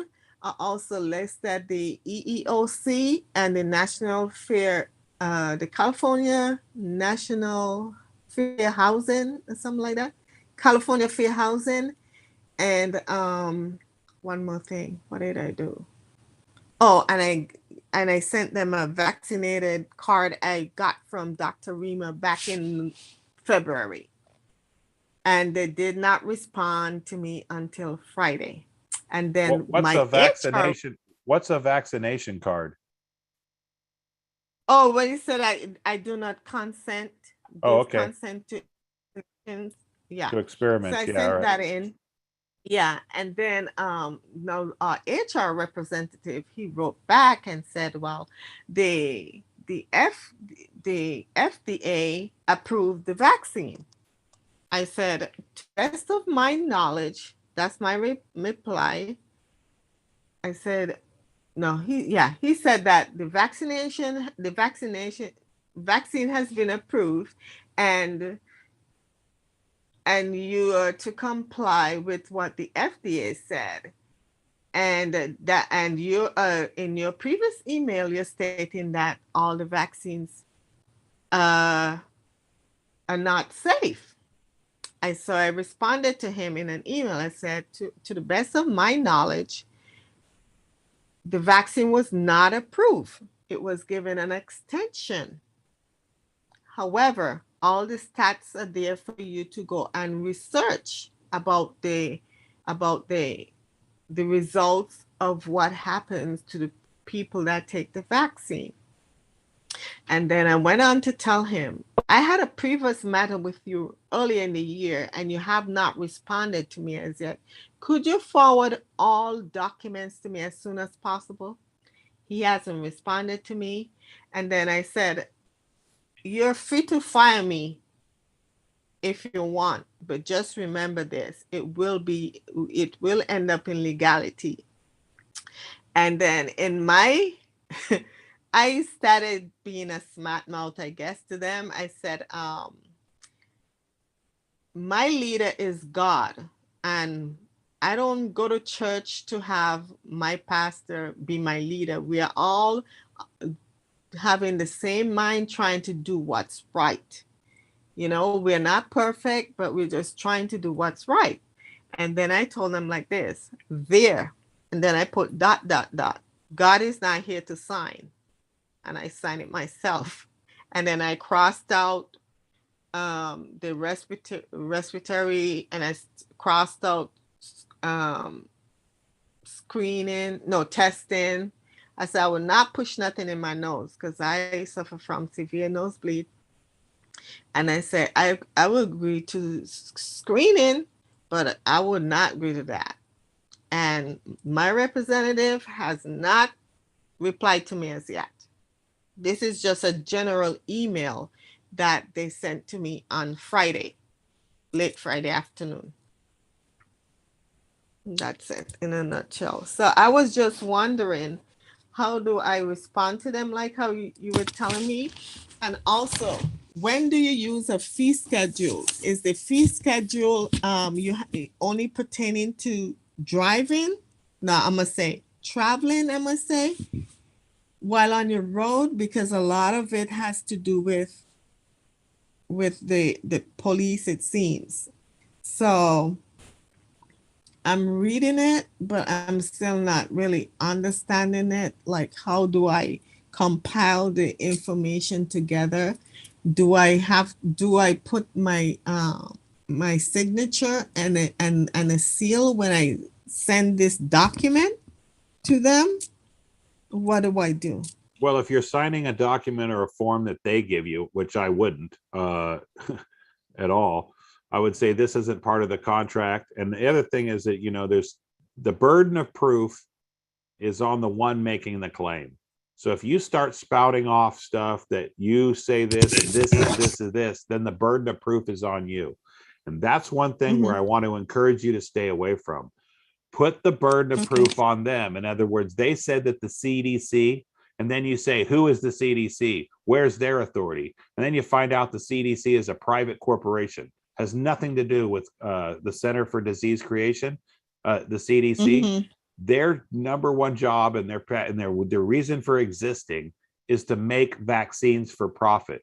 It has nothing to do with trying to make vaccines safe or anything like that. It has nothing to do with that. Remember, it's opposite world, as Shane was saying, right? So if they say it's the Center for Disease Control, yeah, they want to control all the diseases on the planet and bring more, so then they can force people.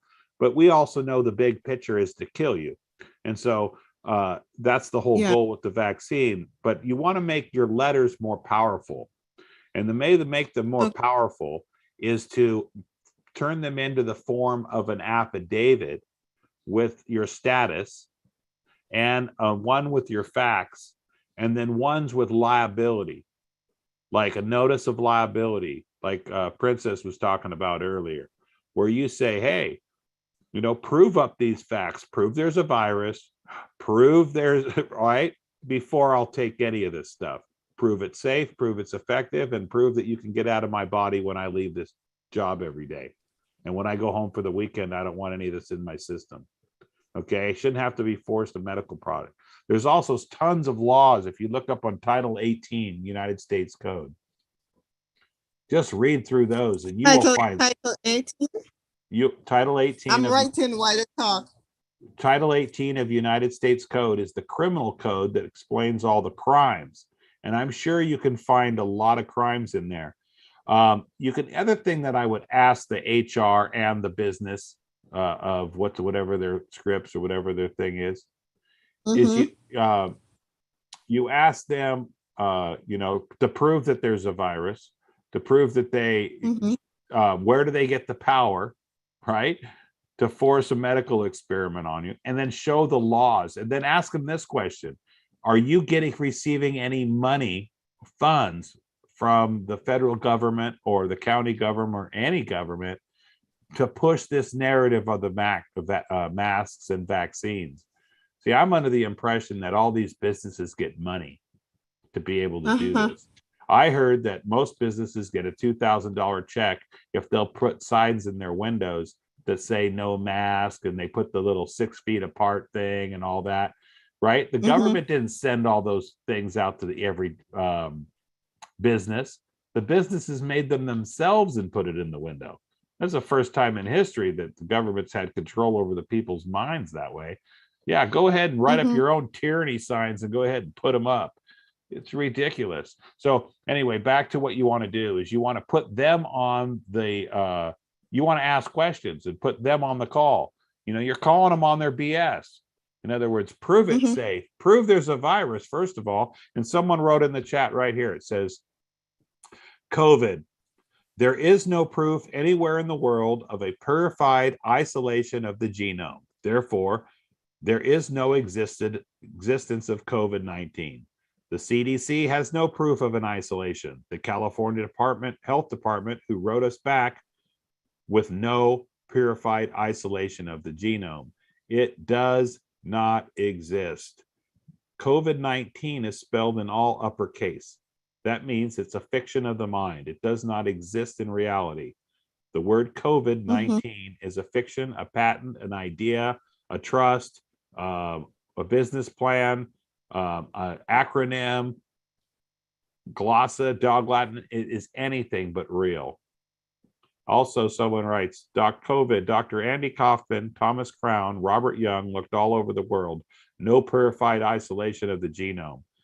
Stanford, Cornell, and Dr. Dolores Cahill lab examined cell cultures from numerous COVID diagnosed patients, and they found only influenza A and influenza B in the cell cultures. Stanford, Cornell, and Reiner Fulmick have sued CDC for fraud. Also, 100,000 worldwide health practitioners and 1,000 attorneys are suing them. But anyway, I wanted you to go through Title 18 United States Code, and there's one in there for frauds and swindles, right? They're creating a fraud and they're swindling people. And if they make a profit off of doing this or causing a national emergency or any kind of emergency and then make money off of it, you'll find that there's codes in there for the crimes that they're committing. Just go ahead and list everyone you could possibly find in your letter. Okay. And it's and I just wanted to point out that you've corrected your status. Now you're one of the people. You're no longer a U.S. citizen or a corporate entity. Now you have rights that come from you from God. They have privileges and immunities. So you aren't one of those things, and the rules that they are writing to you in that document only apply to corporate fictions. So now you have standing because you've corrected your status. And now you want to go after them with the document. So what I'm saying is just put in as many things as you can find with regards to codes that they're breaking in the United States Code under Title 18 for criminal stuff. Okay, and you said I need to put down how much I want to be paid because they broke the contract? No, well, you're in a contract, you right? said about offer. They made you an offer, Yeah. and they broke the contract, so they created a new offer. Now you're going to do a counter offer to your contract. So why not ask for more money? Why not ask for a raise? You're making me do all this other stuff. I'll take a raise, but I won't do that. I won't be tested. I won't wear a mask, and I won't get the jab. Yeah, I'm definitely not taking. But okay, there's what's that one code title? 42. No, that's public accommodation. They had one thing 21 or something. It's 21 United States Code 360 little b hyphen 3. I think. Is that correct, Thomas Messina? I have no idea. Sorry. Yeah, 21 USC 360. So that's a typo. It's not 306. It's 360 little b hyphen 3. Can you see it in the chat?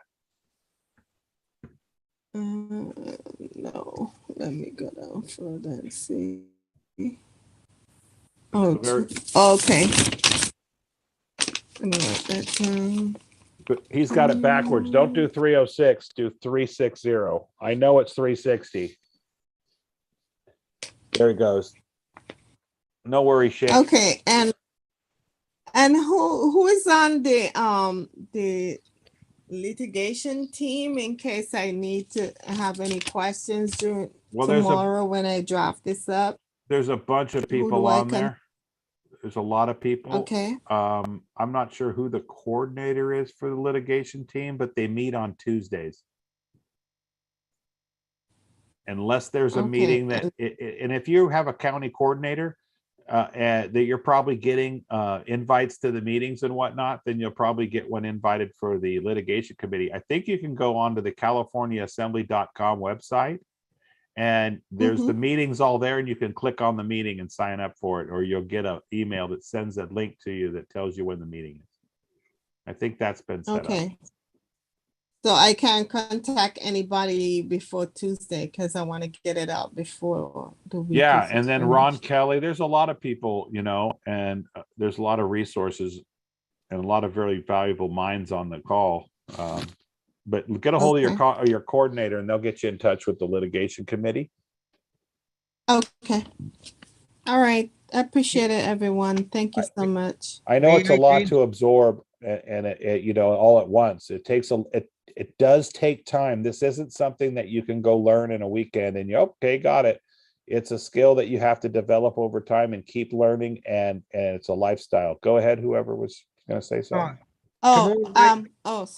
Tomorrow night on, I think it's in Orange County, they have the 7 o'clock meeting. Ron and everybody will be on there, and you maybe you can run it past them.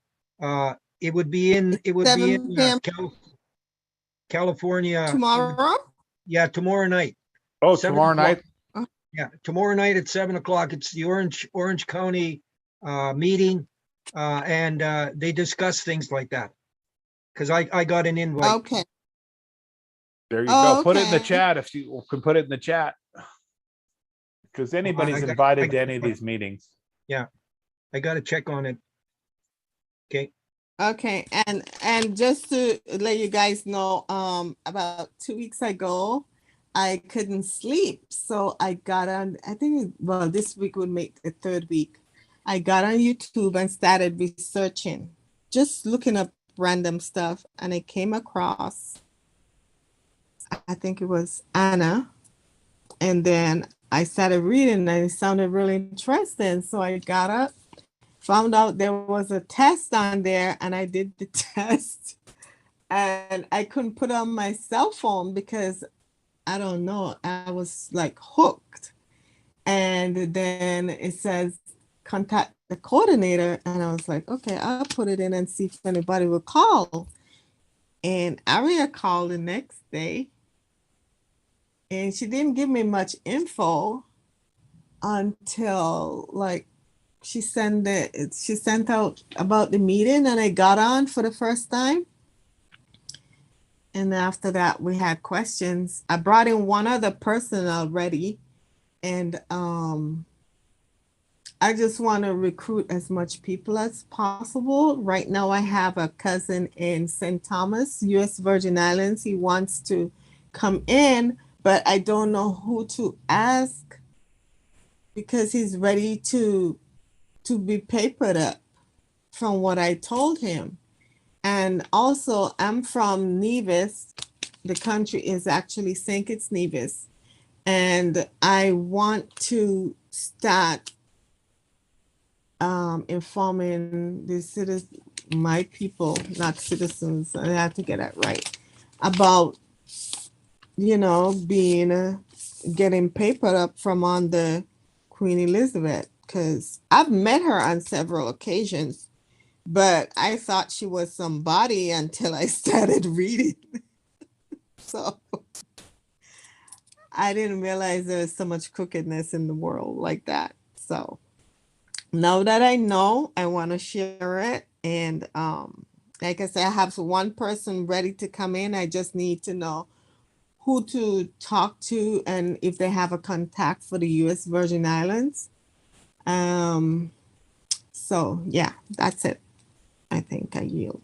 Well, the U.S. Virgin Islands is a territory. That's going to be you have to look into that. I think the best person to talk to is probably the recording. Well, it was Caesar. He was the best one to talk to about those type of things when foreigners come into the country. He was the best on that.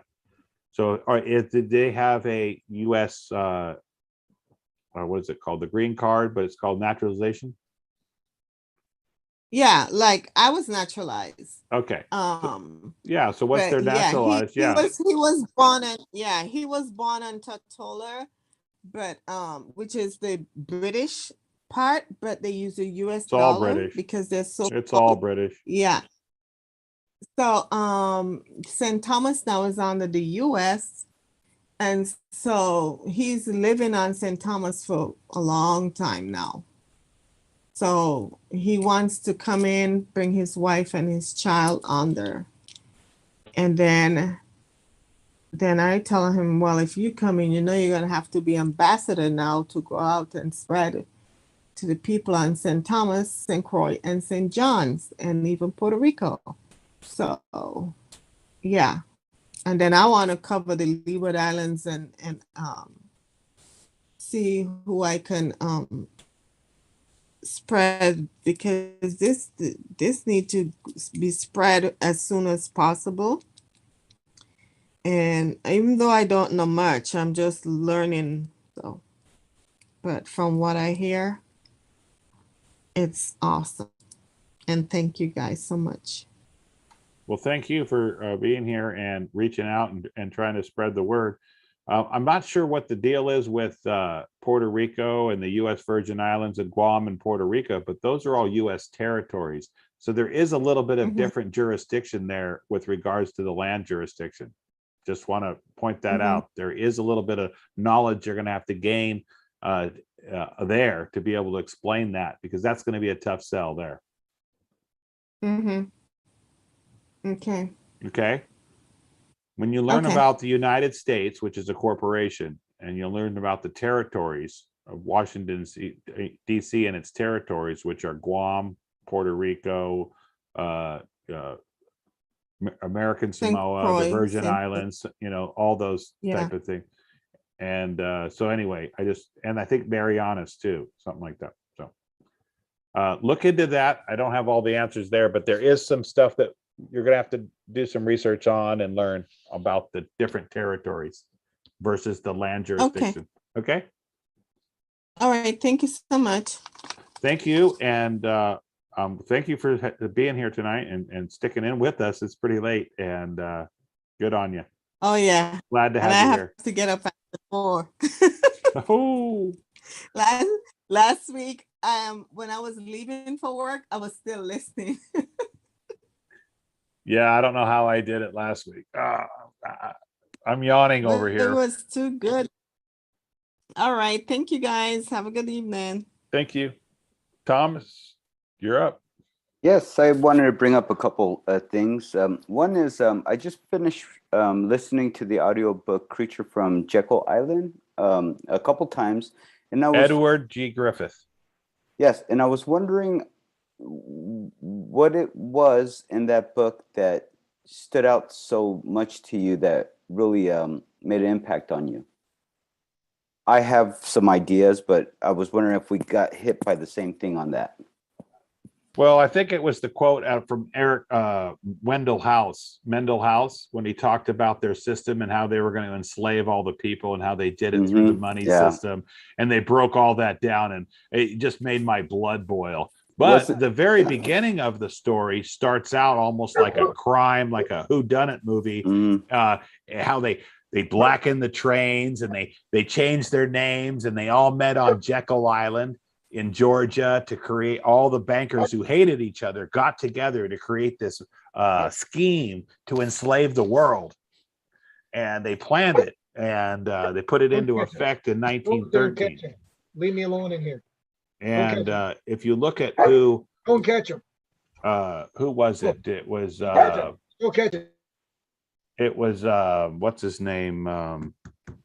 Gosh, that dog just yeah, it was kind of messing me up there too. Yeah. Well, my point, James, was what I got from it. I just saw it as like prophetic. It was just like a prophecy. The way this guy just painted out. I don't know how long ago the book was. Except it's happened. Yeah, it's like it's happening. The way he just he just like. Well, FDR, check out FDR. FDR did the thing in 1933, the deal, the House Joint Resolution 1992, when they took away all the money, right?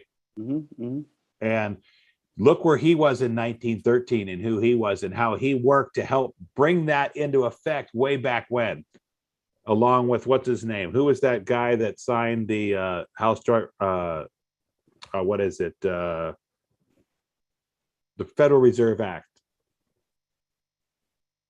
Woodrow Wilson signed on like Christmas Eve or something, when only a few people were in Congress, and they signed it behind everybody's back. And that was the private bank of the Federal Reserve. And that created the federal dollar, and the demise of it, as we're seeing today. It started, its final death was in 1933, right? When they took away and then in 1972, Richard Nixon took us off the gold standard. So now the dollar wasn't pegged to gold. Then they had Bretton Woods deal, which went on to the petrodollar. So now all the fiat currency around the world, and the American dollar was backed by, or not the American dollar, the FRN was backed by oil, and how much oil we pull out of the ground based on it. And so that's how they manipulate the currency in one way. The other way they manipulate it, which has really pissed me off, is through the inflationary period, how it loses its value over time. So how when you make something in your 20s, it costs $10, and the same exact thing when you're 80 costs $80. And that's how you lose the value of your money. Yeah, you have to work harder, especially as you're getting older, to make more to buy less. I mean, can it you just work doesn't make 8 sense. times? Can you work like No, 8 times? course No. not. And that's why you lose your home and everything else. Taxes were never supposed to be made for the people ever. We're not supposed to be taxed on our land ever. Right.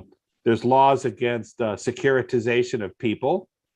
There's laws against securitization of the land. Yet they securitize the land, don't they, with mortgage-backed securities, and then they take your home if you know, they don't give you anything but a couple digits on a computer, which is nothing made out of thin air. The banks didn't do anything for it. They didn't take money out of someone's account and loan it to you. Right. Okay. Well, just okay. yeah. So when they do that, okay, go on. Well, I don't like to talk about what they do. I mean, that's totally de facto land. We get they're totally criminal. But to shift Well, it's gears, a good to show the what they're doing with the money. Oh yeah, the book lays it out. You need to understand that. And a lot of people don't understand inflation because you don't see it until now. We're starting to see hyperinflation. See, now nobody thinks everybody thinks there's money. They don't understand what a fiat currency is, how it's run off of debt, and how we pay interest on any. Okay, let's say you and I, Thomas, create a country, and we're going to make some money that we need to, put into circulation so that people can have a medium of exchange to be able to barter and trade, right? So wouldn't we just go to a printing press company that does special bills and, hey, printer, print us up some dollars. We're going to need this many hundreds, this many tens, this many 50s. What's it going to cost? The printer would print up that for you. Now, should you pay the printer interest on the face value of everything that they print? Depends on what you guys agreed to. Why? Okay. I mean, he could get royalties off of it, I guess, if that's what you agreed to. No, you hire a printer to print a banner for your business. Now, everybody he sees it's got to pay the printer that printed your banner a royalty? No, that'd be wrong. Well, what unless you agreed on it.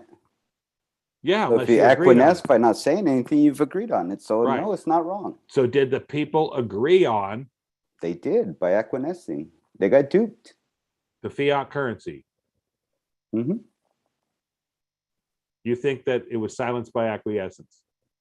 Yes. Do you think a fraud vitiates all contracts? I'm not a lawyer. I don't profess to know all that stuff. I mean, you're taking me in a realm that I'm not sure about. I mean, I'm not sure what your point is here. I wanted to shift gears. Oh, okay. Go on, shift gears. Yeah, I mean, the de facto stuff is just all de facto stuff. Okay, my point was that there's 5 elements of a contract. Okay. And that's what we're here to talk about is, a lot of people are in contracts or their contracts are being changed. So there's 5 elements of a contract. That's an offer. Then there's acceptance. Then there's consideration. Then there's a meeting of the minds.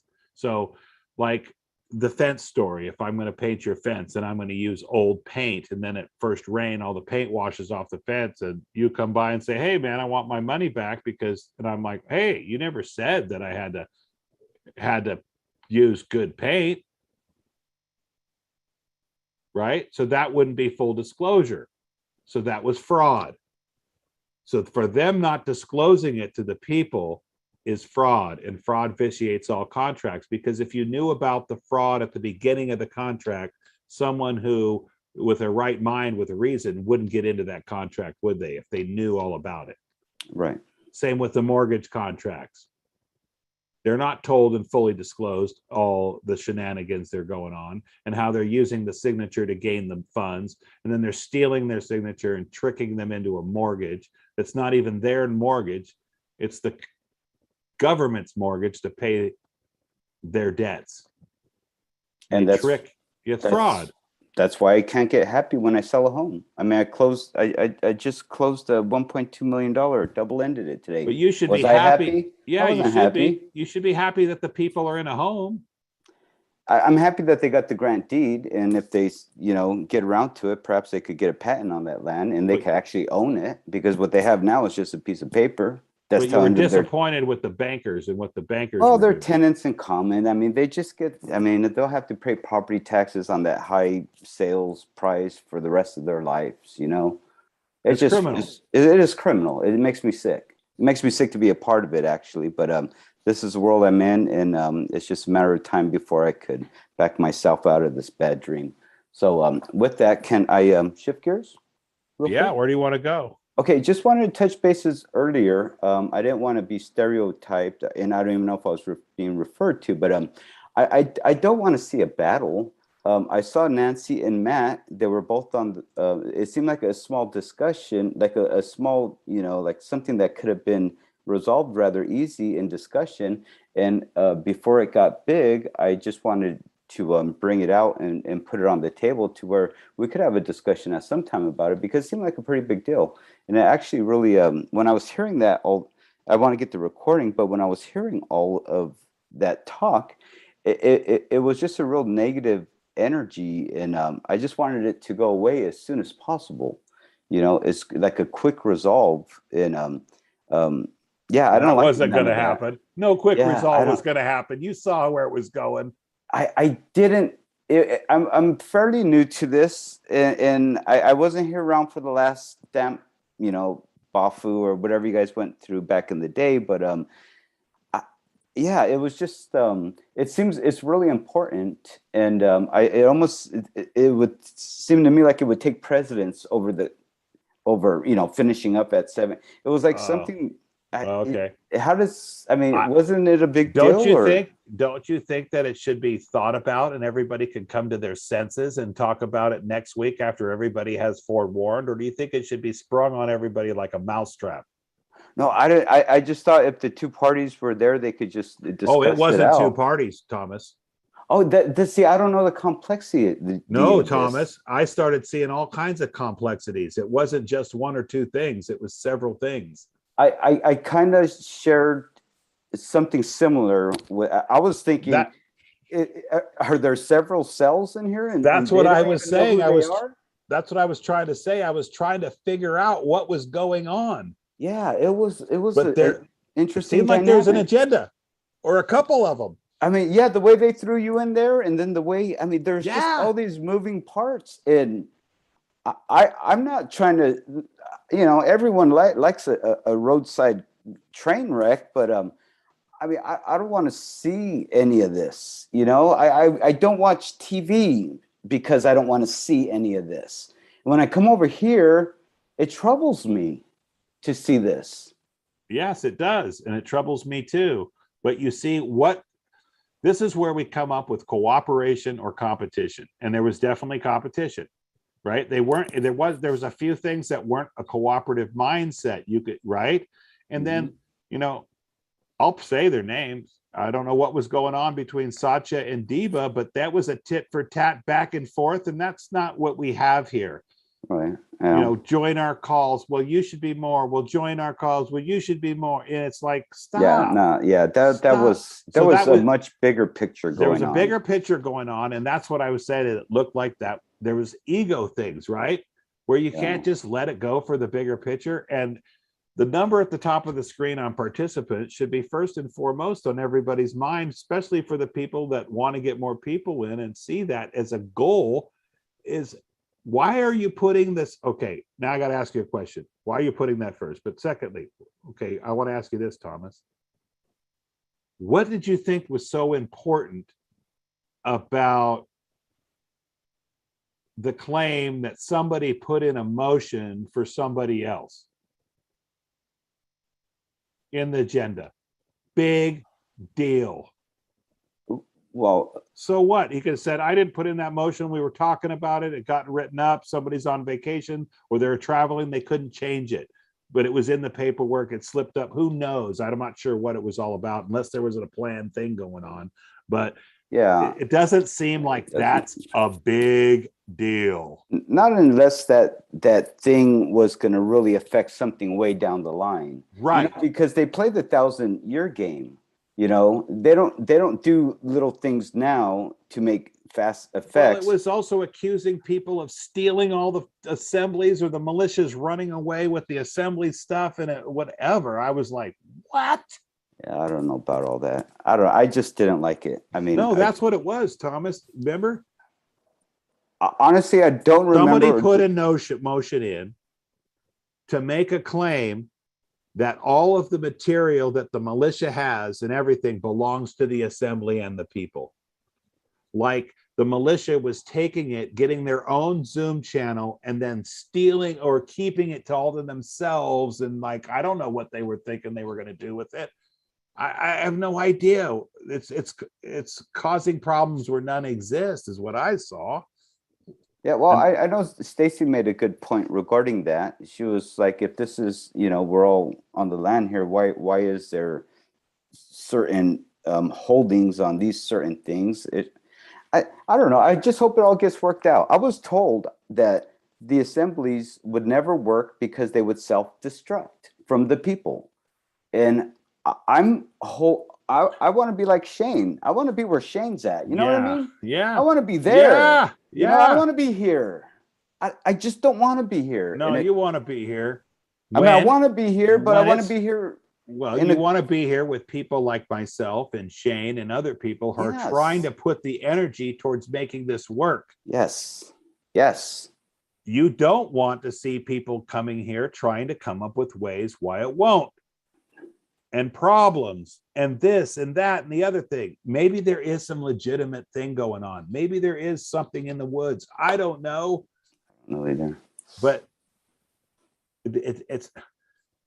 it will self-destruct if people are constantly self-destructing. And like Anna said, and everybody said, there is infiltrators and saboteurs in every single assembly. Now, who are they? I don't know. But the truth will surface, and with that, I yield. And I want to end this call with Shane tonight. Anton's got his hand up. Yeah.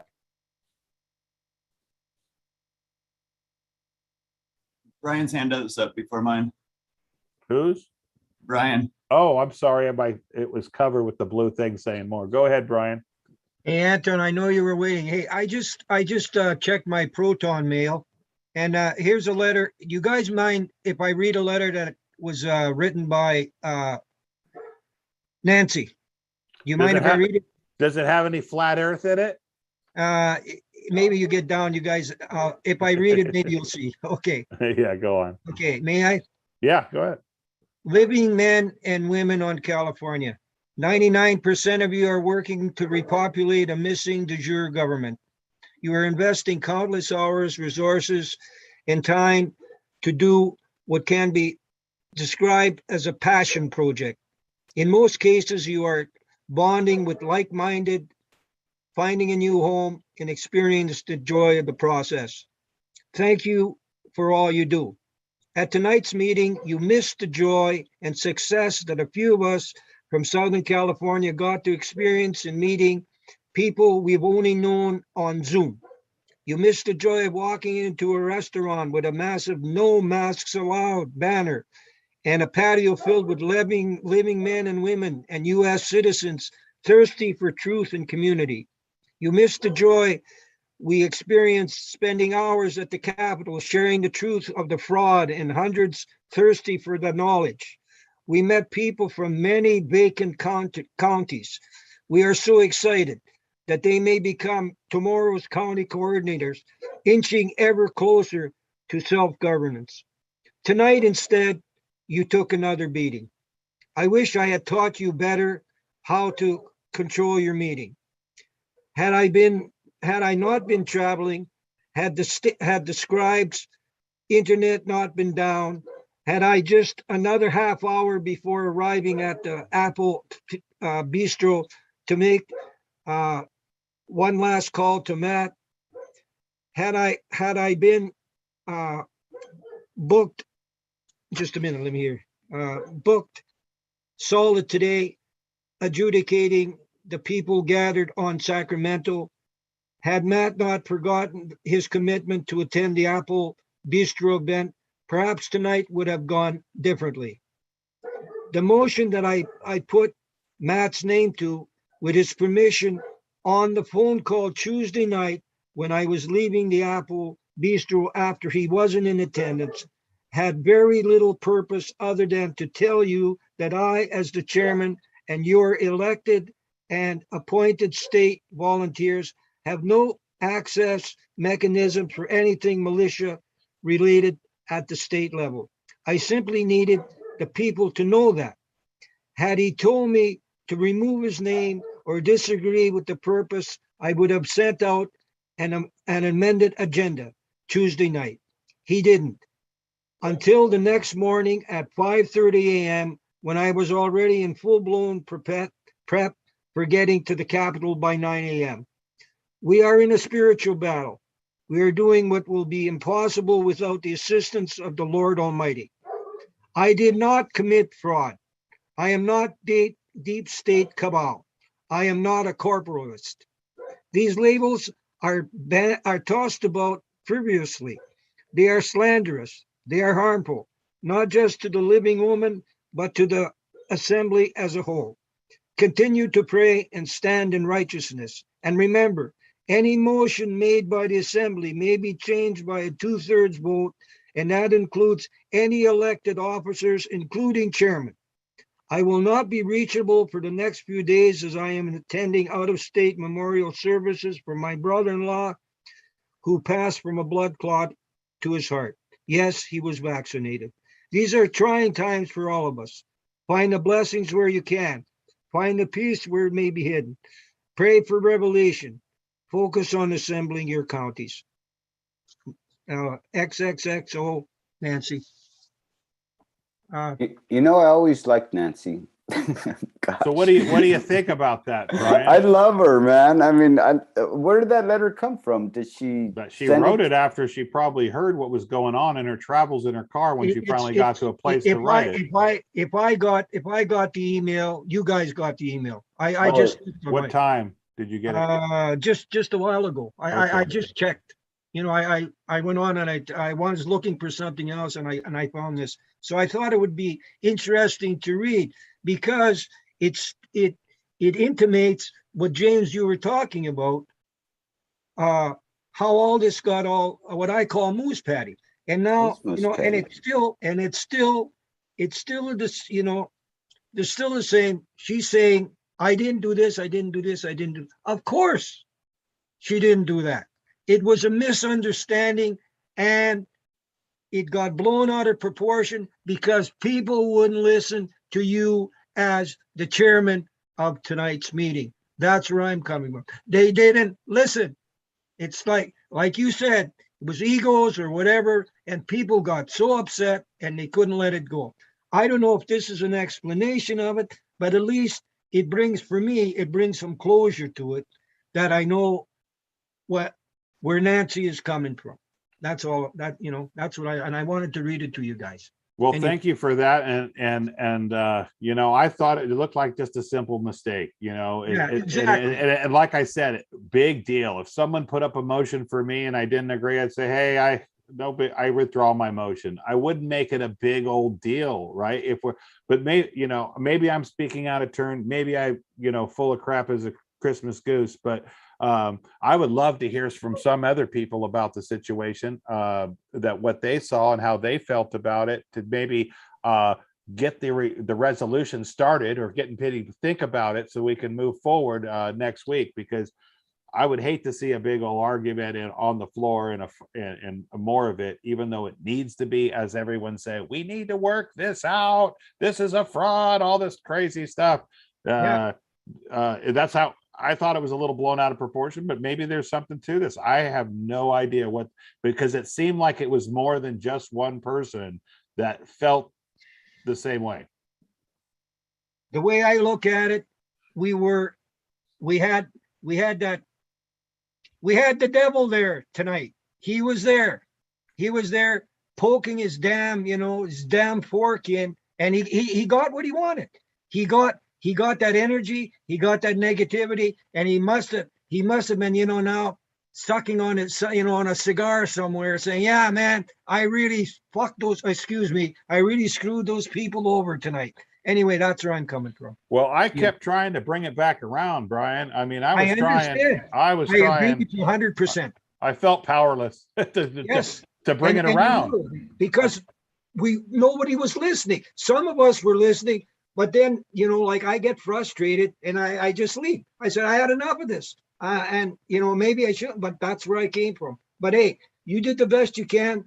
Maybe with this letter, and people, and like we said, maybe there's a little, space and people will come to their senses. Yeah, maybe. If not, this can't carry on.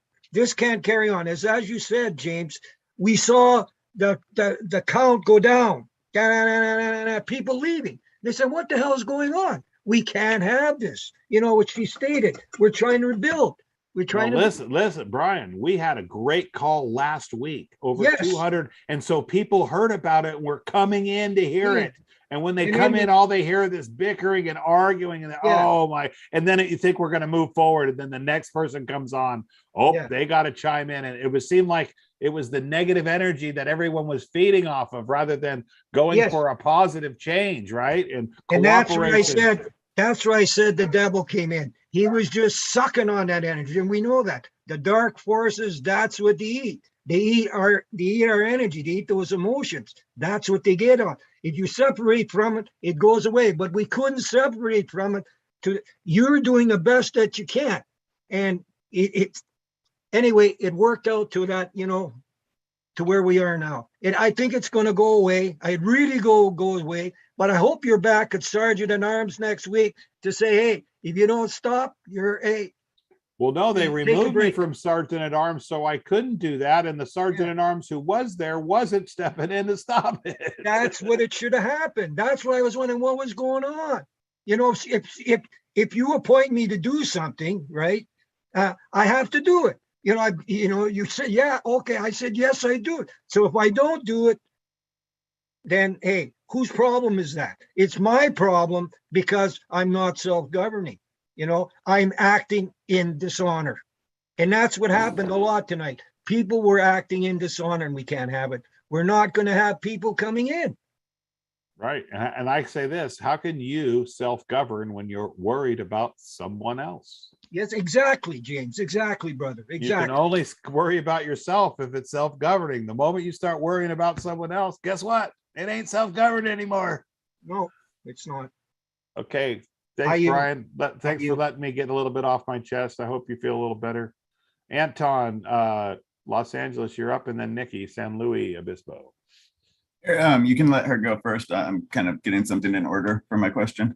Thank you. Anton yields his time to Nikki on San Luis Obispo. Go ahead, Nikki. Well, I'm not quite sure how to say this, because there's a lot of things that could be said about the meeting. As a brand new person, papered up and in a small county, or a small assembly, I can just say that on the one hand, for me, it was an embarrassment. But on the other hand, I've lived long enough to know that human beings are really complex. And I've been in many organizations and co-housing and whatever, sat on boards, had to go to meetings with various positions I've had employees, and I can just say that what you were saying about, I don't want to be pejorative here, but what you were saying about the cops, James, that's how the meeting felt to me. Yeah, there was 5 years old with guns and badges. Yeah. Okay. I want to apologize on behalf of the assembly if I can for that behavior, even though I have no control over everybody. But I was trying my darndest to make it right, and because I see this happen, I've been in with the assembly a year and a half, and like we had a really good meeting last week, and a lot of people, and you would think that to this week, when the people heard about they're coming on, would love to hear that good stuff again, and to see that was like night and day of who we are. There was some bickering on that last week's meeting too, but we overcame it with greatness. Nikki, go on. I want to hear. But it's not just bickering. It's people. I'm just going to say this, and you can, and I would love to hear your response to this, because this is a real struggle for me, because I was trying to form a organization here, and I thought people were ready for this, right?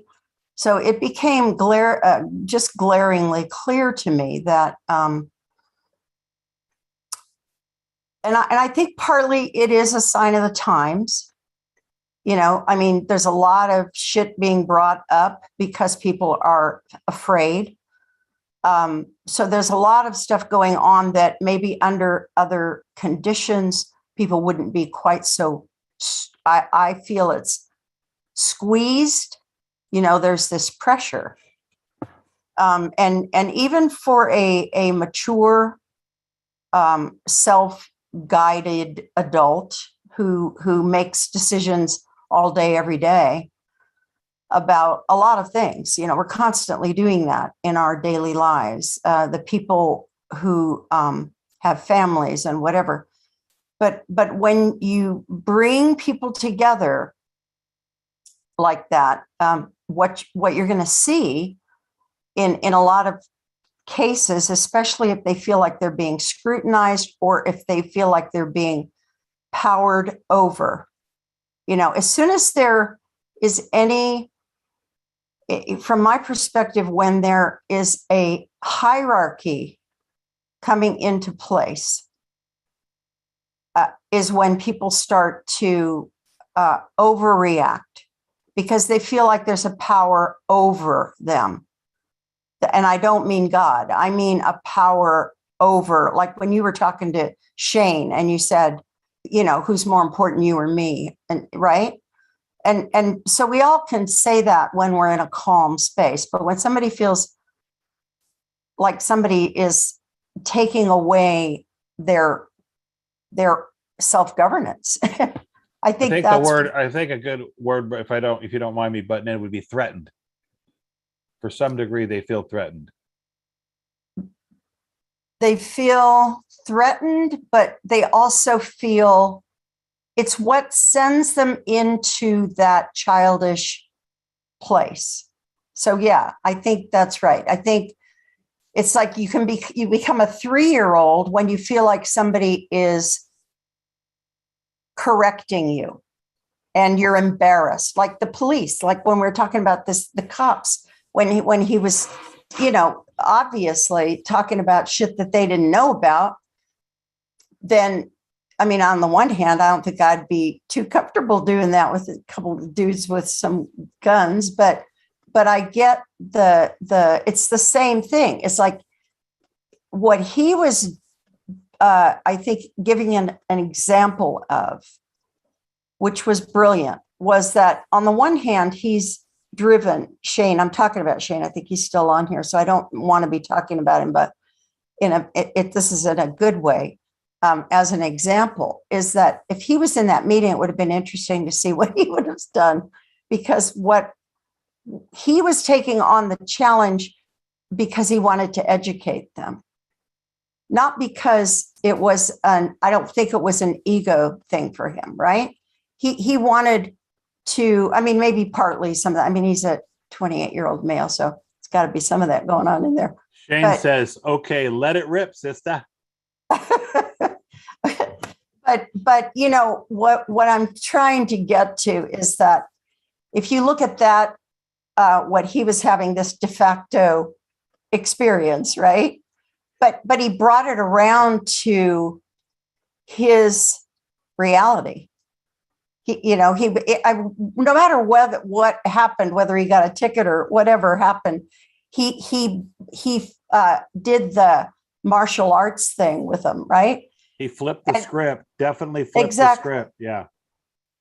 And so at that, and you said earlier, it's not about an ego thing. I think the idea with Shane and what he was doing by doing that and educating those 5 officers or whatever they're there, that he's trying to make his community and the future of his community a lot better. Because when all the cops and all the people are educated about the truth and what's really going on, they're probably going to be a little bit more cooperative. But then again, I don't know by the example of tonight's meeting. Back to you. Well, he was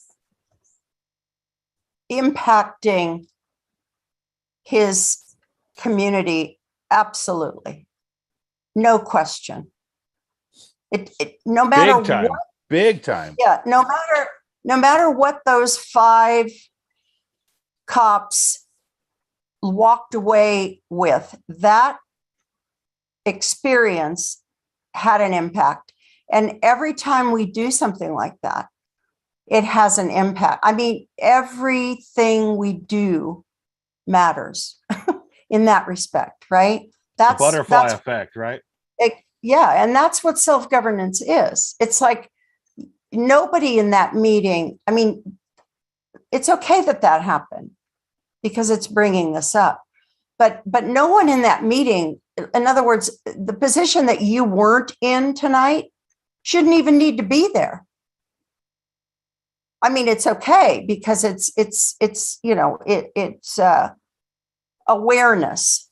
It gives a sense of awareness. But that's what that's what a mature person does, is they notice. And if they get heated, they go out and smoke a cigarette or whatever. That's what we need all of us to do. Not smoke a cigarette, but know when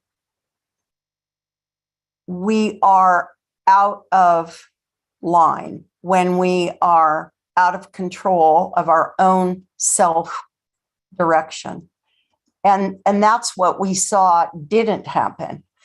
The other thing I wanted to point out about what was going on towards the end,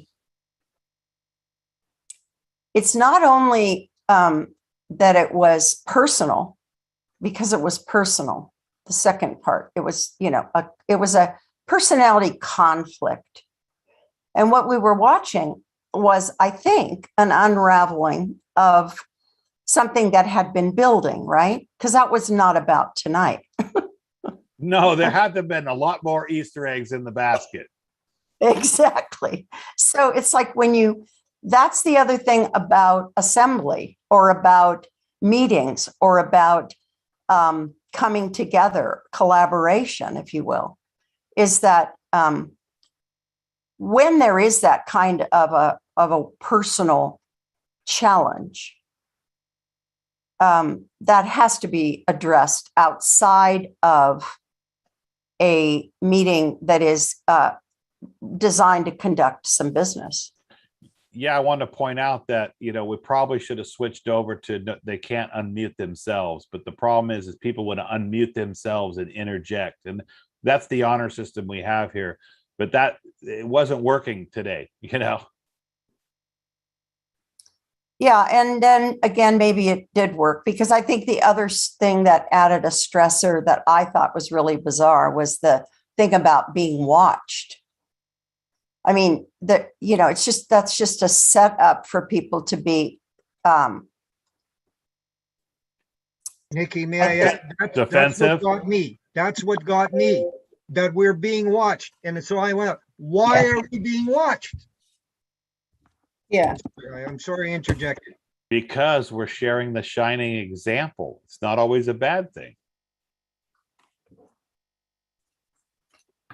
I don't think that's it, but my point is we could be being watched because we had such a good meeting. Maybe they were there to watch this time. And boy, did I let us all down. Well, it didn't sound friendly. I can just say that. You didn't let anybody down. You didn't let anybody down. But Brian, it wasn't a friendly comment. It wasn't done in a gesture of I've come to just be with you guys and to observe. It was like I'm here to check you out because it just felt very harsh, and I think that also. Yeah, Nikki, yeah, that's what I felt. And I didn't like it. I didn't like it one bit. It felt Gestapo, if you will. Yeah, it felt very intrusive, and it set the tone. I think it set the tone. It was at the very beginning because it was during the the whatever you call it roll when you're seeing Bivens. Yeah, the roll call. So it was like being even the way you were answered when you said, but what on what county? And it was, the way you were answered was harsh. Anyway, I think there were multiple factors, but I think in the long run, it's it will move people maybe to self-reflect, because that's what's needed. I think that self-reflection, taking responsibility for your words and your actions, and not trying to do the blame game. It's just, that's what was embarrassing to me, was that back and forth of, that it's just, there's never really anything that can be accomplished by that other than conflict. I asked him twice about his county, and if we're all Americans, right, or nationals, we all have a county that we're on. Is this not correct? Out of the 3,331 counties or 41 counties.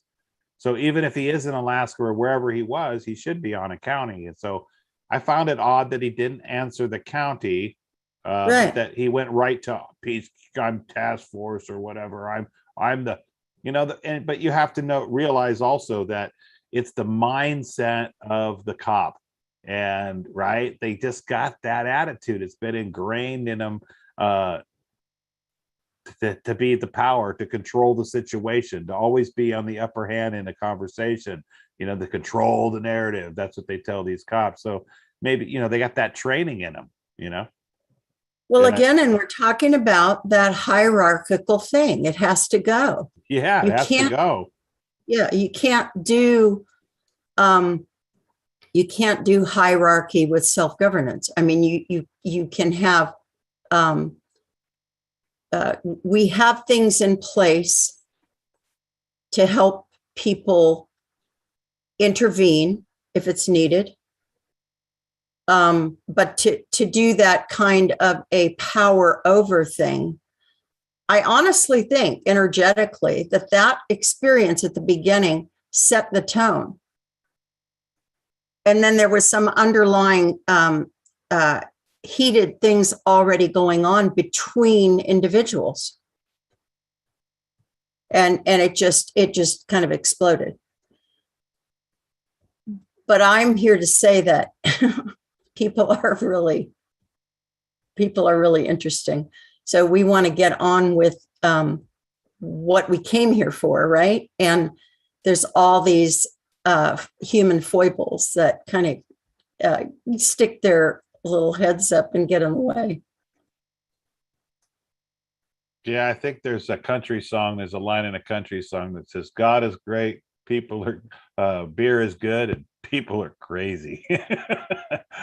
It takes all kinds, right? And we need we need each and every one of us. Go ahead, Janine. Exactly. If you yield, Nikki. Yeah, I just want to say that we're all invited. We're all in this. We're all, like Anna, I've heard her mention, we're all just us chickens, and we're all in this roost together, right? Yep. I yield. Jeannie on Orange County, you're next. I'd love Good to hear morning. I'd love to hear your thoughts.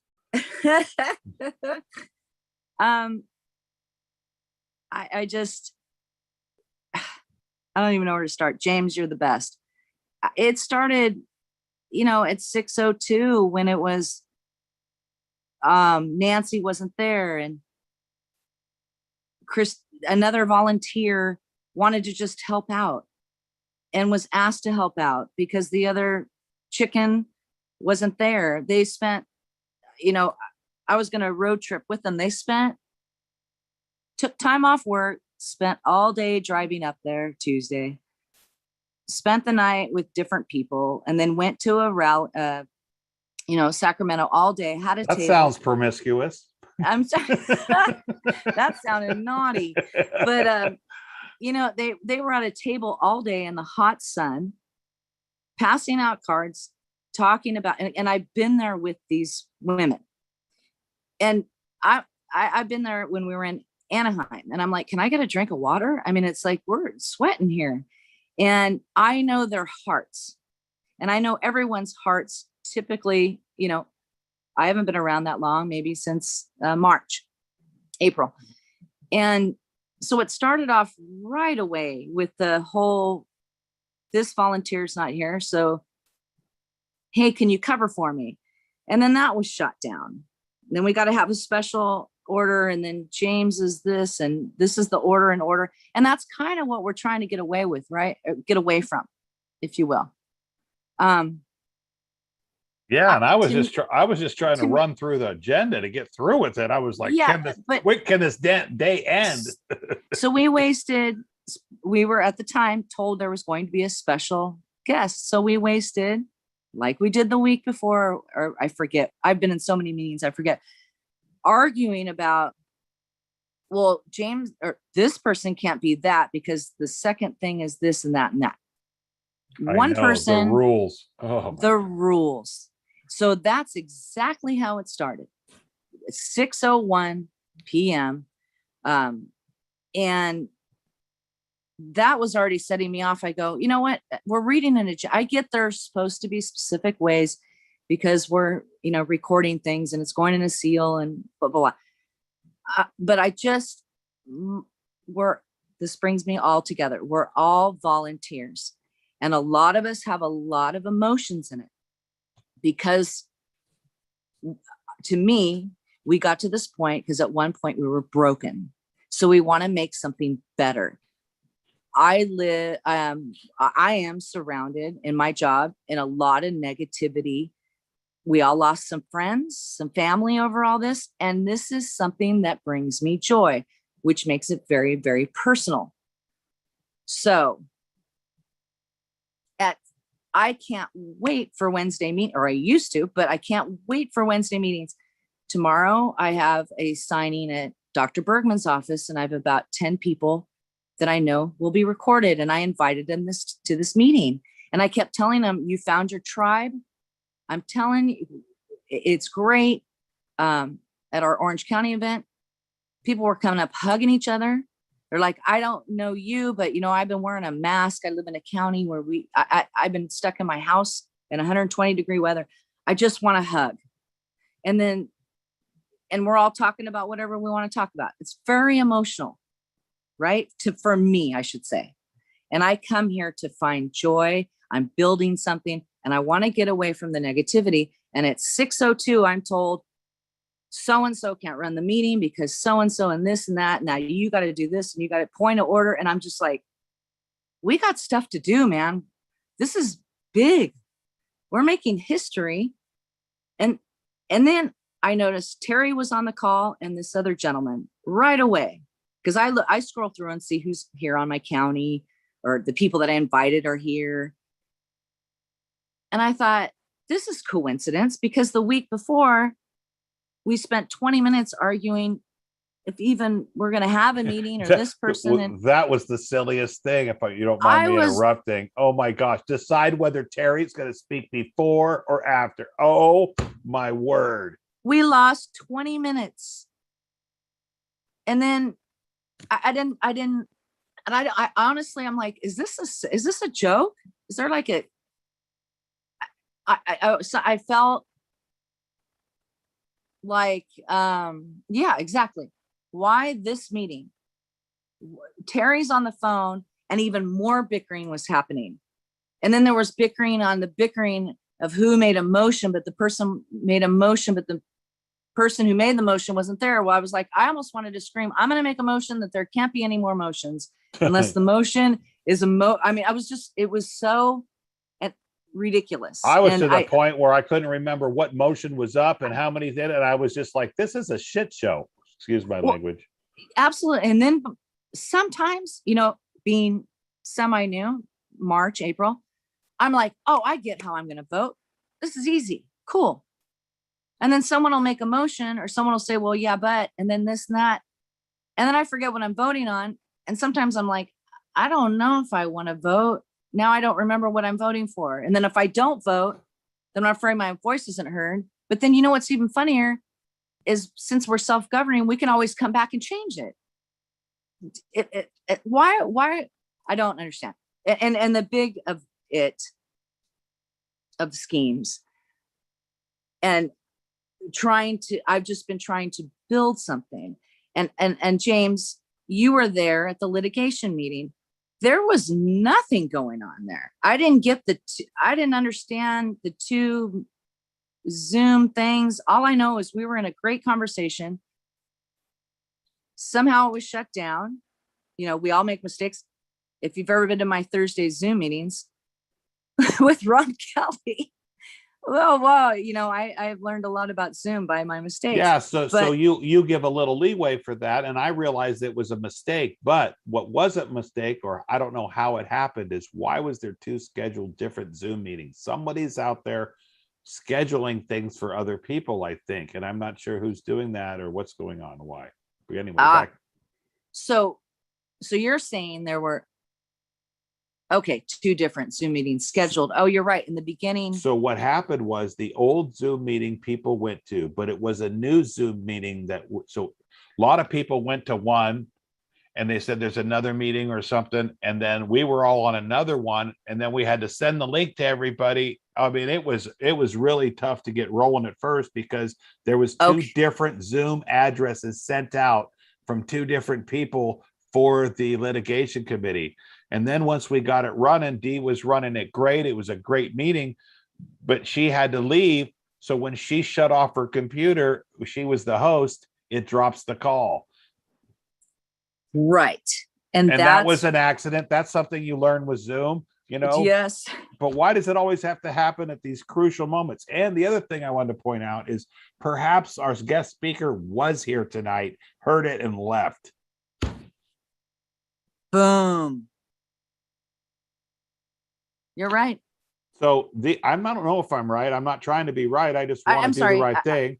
You're right. And I try hard, Jeannie, I mean, I put a lot of hours and time and effort and try to keep the peace and just make it run smoothly. It's like, it's tough. No. Okay. I see what happened in the militia or litigation meeting. And yeah. And then I tried to get a hold of Carmen. Yeah. And I created that Zoom because I had that account. Okay. So it wasn't that. It was just the two different links. And it does get confusing. Yes, it does. Because even tonight, we had militia on a different link. Now we have the coordinators on a different link. And then we have the General Assembly on a different link. So yeah, we started. I'm looking through my emails going, and then someone said I think you missed the procedures committee. And I'm all, oh my God, I gotta, so I think I go back to my basis. My original is that this is all very emotional. And there's a few of us, right? I'm trying to be on litigation, militia, and all this so I can report in my county meeting to get people pumped up, to get more people. And we're stretched thin because I have, a regular job. And it's very emotional. It's very personal. And you start off that way. And then you get, I know people's hearts. And I think if Nancy put a motion in my name, I go, that's weird. And I might have called her, text her and go, huh, I would have let it ride through. And for the, or withdraw the motion. or just kind of wrote it out and said, I'm not going to bring it up in the General Assembly because Terry's there. Some secret spooky guys coming on. Oh, we have a guest speaker. Secret agent, man. Yeah, secret spooky guy with his, when you asked his county twice with his attitude. And I was even like, and I have to put my glasses on and go, who's this guy? Because I'm on my iPad and I'm going. And again, when he came on in his answer and he used the words, well, I want everyone to know California is under investigation. Well, guess what? I got 25 texts from people saying, what do you mean? You've been telling us we're a great group of people and what's happening? And I'm like, oh no, sometimes this stuff happens. I don't even know how I respond to that stuff anymore, but, and I lost some people again tonight because we had a meeting about a month ago with the same stuff. So I don't understand how people, I mean, I'm 54 years old. You take a deep breath in business.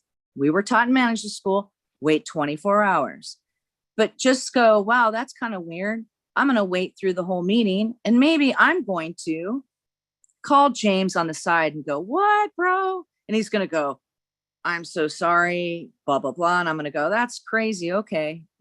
And so I don't understand the whole thing. But I think a lot of it has to do with emotions because we're surrounded by so much negativity and we're here to do good. And with Diva, I know she works really hard and maybe she felt stepped on a little, if you will. Like, hey, you don't even come to my meeting, but yet you're judging me. So and I don't know if it was ego and that I don't even understand. Maybe that's why I didn't have any girlfriends and I hung around with guys because I don't like drama and I'm here to get away from drama and build something and make history and be with my brothers and sisters. So right on, sister, right on. Yeah, you're awesome. And didn't it look like tonight, like the drama was $100 bill on the floor and everybody just piled on? It was, and you were saying, okay, because we've learned from other meetings, let's stop you guys. And it's been tabled and let's talk about it another time. And then it was like, well, I just want to mention that. Oh my God. I want to keep arguing about it. That's what a kid said to me. It was like they were saying, I just want to keep arguing. I don't care what you say. I have to get my feelings out. Yeah. And I don't even understand where the word fraud came from. Like, what's interesting is that it turns out fraud investigation, these words that we're running from were used. And I don't understand. Jeannie, the thing was, it wasn't like there was just it turns out apparently it wasn't just like Matt didn't know about it. It was that they had discussed this type of thing prior. It seems that maybe Nancy, from her letter, it sounded like that her and Matt had talked about it, but they didn't finalize it and they didn't cross paths like they thought they were going to, where they would have resolved it. And I think it was Nancy trying to be efficient and put it on the agenda, hoping that it was all going to work out, And so I don't know. I let other people use my Zoom call meeting, and hopefully Dee uses mine for. And if the word fraud was used against me and I knew my heart, I'd be like, oh, okay, well, I'm going to have a conversation with this person on the side. I don't think I would get very defensive. If you know your heart, you just because you have reason and logic. Yeah, you just go, whoa. Either I missed a meeting or I missed something here and we need to talk about it. And this committee, and then maybe we have to have a committee and then a committee. And then I don't understand the ombudsman committee either. Ombudsman. That's where if you have an issue, both people go to the ombudsman committee and and they I had to mute that. Yeah, And they work it out. Okay, well, James, if I have a problem with you, I'll just call you and we work it out. I don't. Jeannie, Aren't we trying to get away from that? Jeannie, it's supposed to be self-governing. That means That's if why- I have a claim, I go talk to your member, go talk to your adversary. If they won't listen, you bring a witness. Exactly. To go try to knock some sense into them verbally.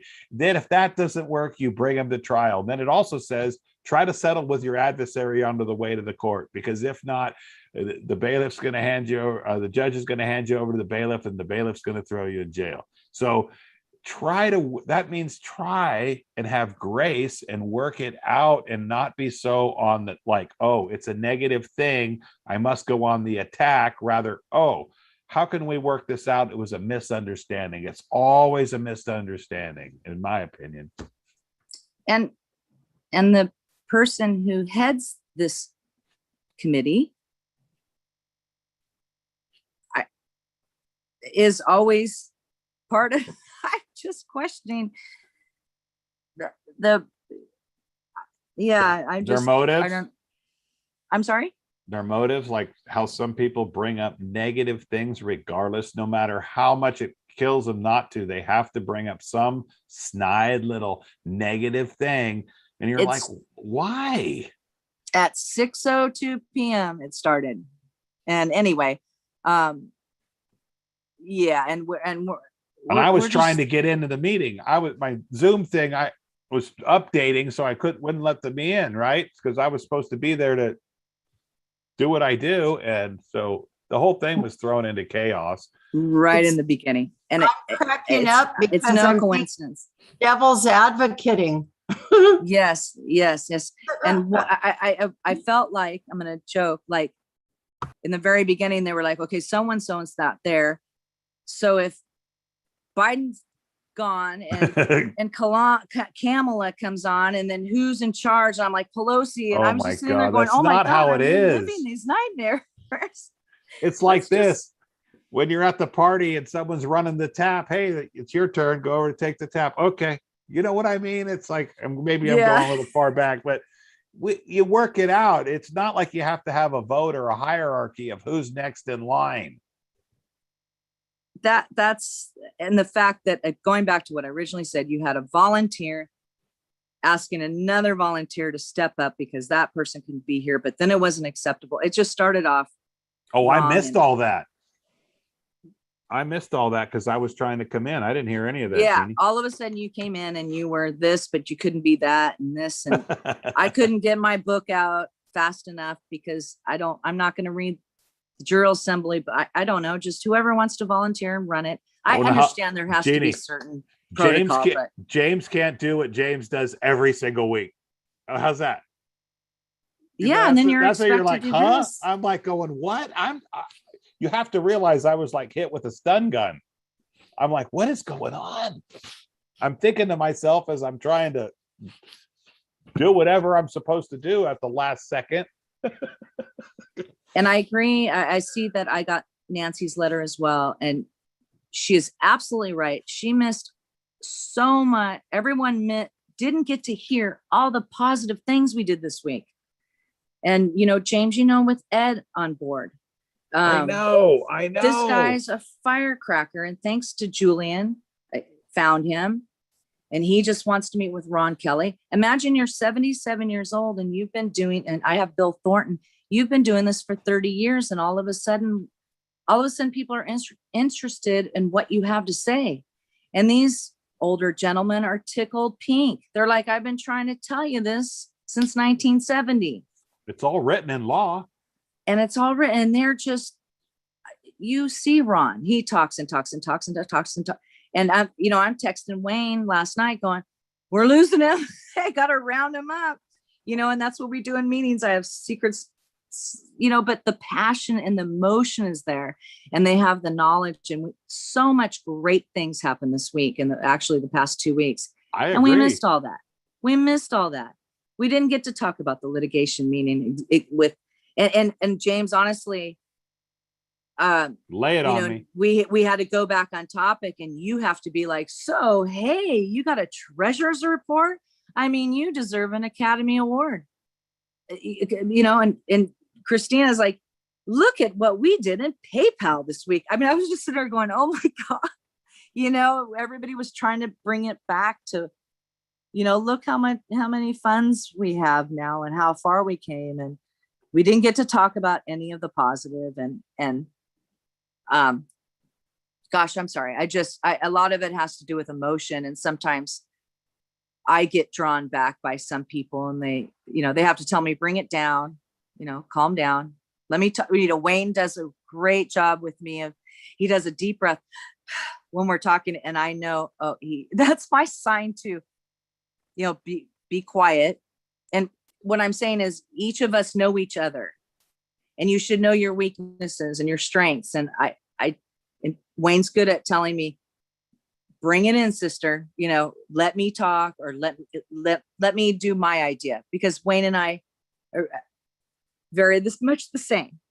But we know our focus is building and growing and coming together. We got stuff to do, man. And we don't got time for this. We don't have time for this. And it was like, boom, boom, boom, just like that other meeting. And I think you're right. We had a special guest, and I lost 3 people. I watched them, you know, you can see on the screen, left. And I just went, my heart, you know. Jeannie, I can honestly say there's probably more people we've lost that are on the calls than are on the calls on a regular weekly basis, because I hear it all the time. I brought 20 people. They were all listening, and somebody started. This happens all the time. And, you know, Rob, that was supposed to be on the call tonight with Ron Gibson, who does the land patent stuff and seminar. When he runs a seminar, he's really good at it. Or a meeting or whatever. But what he does, which I can do, is you can press a button and people can't unmute themselves. So you have to raise your hand, and then I get who's ever running the board, I call it. You unmute that person, and then they can talk. Now, I don't like that kind of control. I think that's not self-governing. So I like all the mics to people to be self-governing and close their mic, and so they don't have a hot mic and that kind of thing. But you'd be surprised how hard it is to, and I understand some people don't have the capacity on their computer or their phone to do some of the things on the Zoom call. But other than that, it's pretty easy to mute yourself, even though we all forget now and again. But that's the exception rather than the rule. Yeah, Jeannie? Yeah, okay, so I'm going to just be... So I'm going back to when Terry was going to meet, and we spent 25 minutes bickering if she could talk before or after. How was he approved to talk at 7 o'clock? Now, I don't mind, trust me. No, I'm not. But didn't we just contradict what we did the week before? I think Julian had made a motion to bring in Ron Gibson and Rob to give a special guest. What? Awesome. Yeah, no, I'm just saying, I was just like laughing at sometimes the hypocrisy or whatever, and I just want to get away from it. Oh, me too. And I think that's amazing that they could even speak, and yeah, get away from the hypocrisy. We have so much to do, and there was so much positive that happened the last 2 weeks. I guess with that, I yield. Well, you know, Nancy going out, Michelle, they went on. I would have loved to gone up to you know, Apple Bistro and meet Janine, and she's doing a fabulous job and a lot of effort, and on some other channels as well. You know, that community, there is a tight community, I think, if you will, people that are into law, learning the truth, studying a little bit, bouncing ideas off each other, not into arguing but more into sharing. And here, look at this document, see what I got. This is my idea here. I try this, that kind of thing. And that's what I like. That's what I enjoy when I see successes, and when I see 204 people come on a weekly call, which is morely, it's an average of 150. Tonight, we never even got over 140, which is odd. So I just want people, not so much, it's not about joining a group or anything like that. This isn't a Costco membership. This is, hey, would you like to self-govern and have things, don't you think things are wrong? Don't you think we could do better if we all self-govern and worry about ourselves first? Worry about yourself always, and you won't have to worry about anybody else, and things would go a lot better. Maybe I'm rambling, but I just don't know what to do. Ginny, I don't know what to do. And I was felt like, thrown to the wolves. You're going to be the chairman. You're going to run this thing, but you can't do the sergeant in arms. I normally do the sergeant in arms, run the board. I mean, I can't do that now. I couldn't raise and lower hands. It's like funny. Anyway. Well, it was, please, Brian. What I don't like about it, okay, and maybe this is where my head goes, but we're gonna have a report now back to the Federation of what happened tonight. Now, where is that? How is that moose patty gonna work out? See? Right? You see where I'm going with this? And right. Like you said, Jeannie, we can't have, look, I'm the only guy here in Yuba County. I go out and talk to people and they say, yeah, okay. And I invite them to the meeting and they hear this, they're gonna laugh at me when I go out. How can you recruit? We got to get over this. Jeannie, the way you run the litigation meeting, look, if Ron or Ed are speaking, do you think I'm going to put up to what I'm going to put moose patty like stuff that happened tonight? Come on, someone who's been doing this for 50 years, I want to listen to them. I want to learn from them, not what's going on. And this is what we're trying to bring people here to do. And I don't know, James, all I got to say is we got to come together. I don't know. I'm going on. I hope I'll be up at 8:30 tomorrow because I'm going to put my 2 cents in about what happened and that we can't have it. We can't have this happening again. We're going to lose people. And no.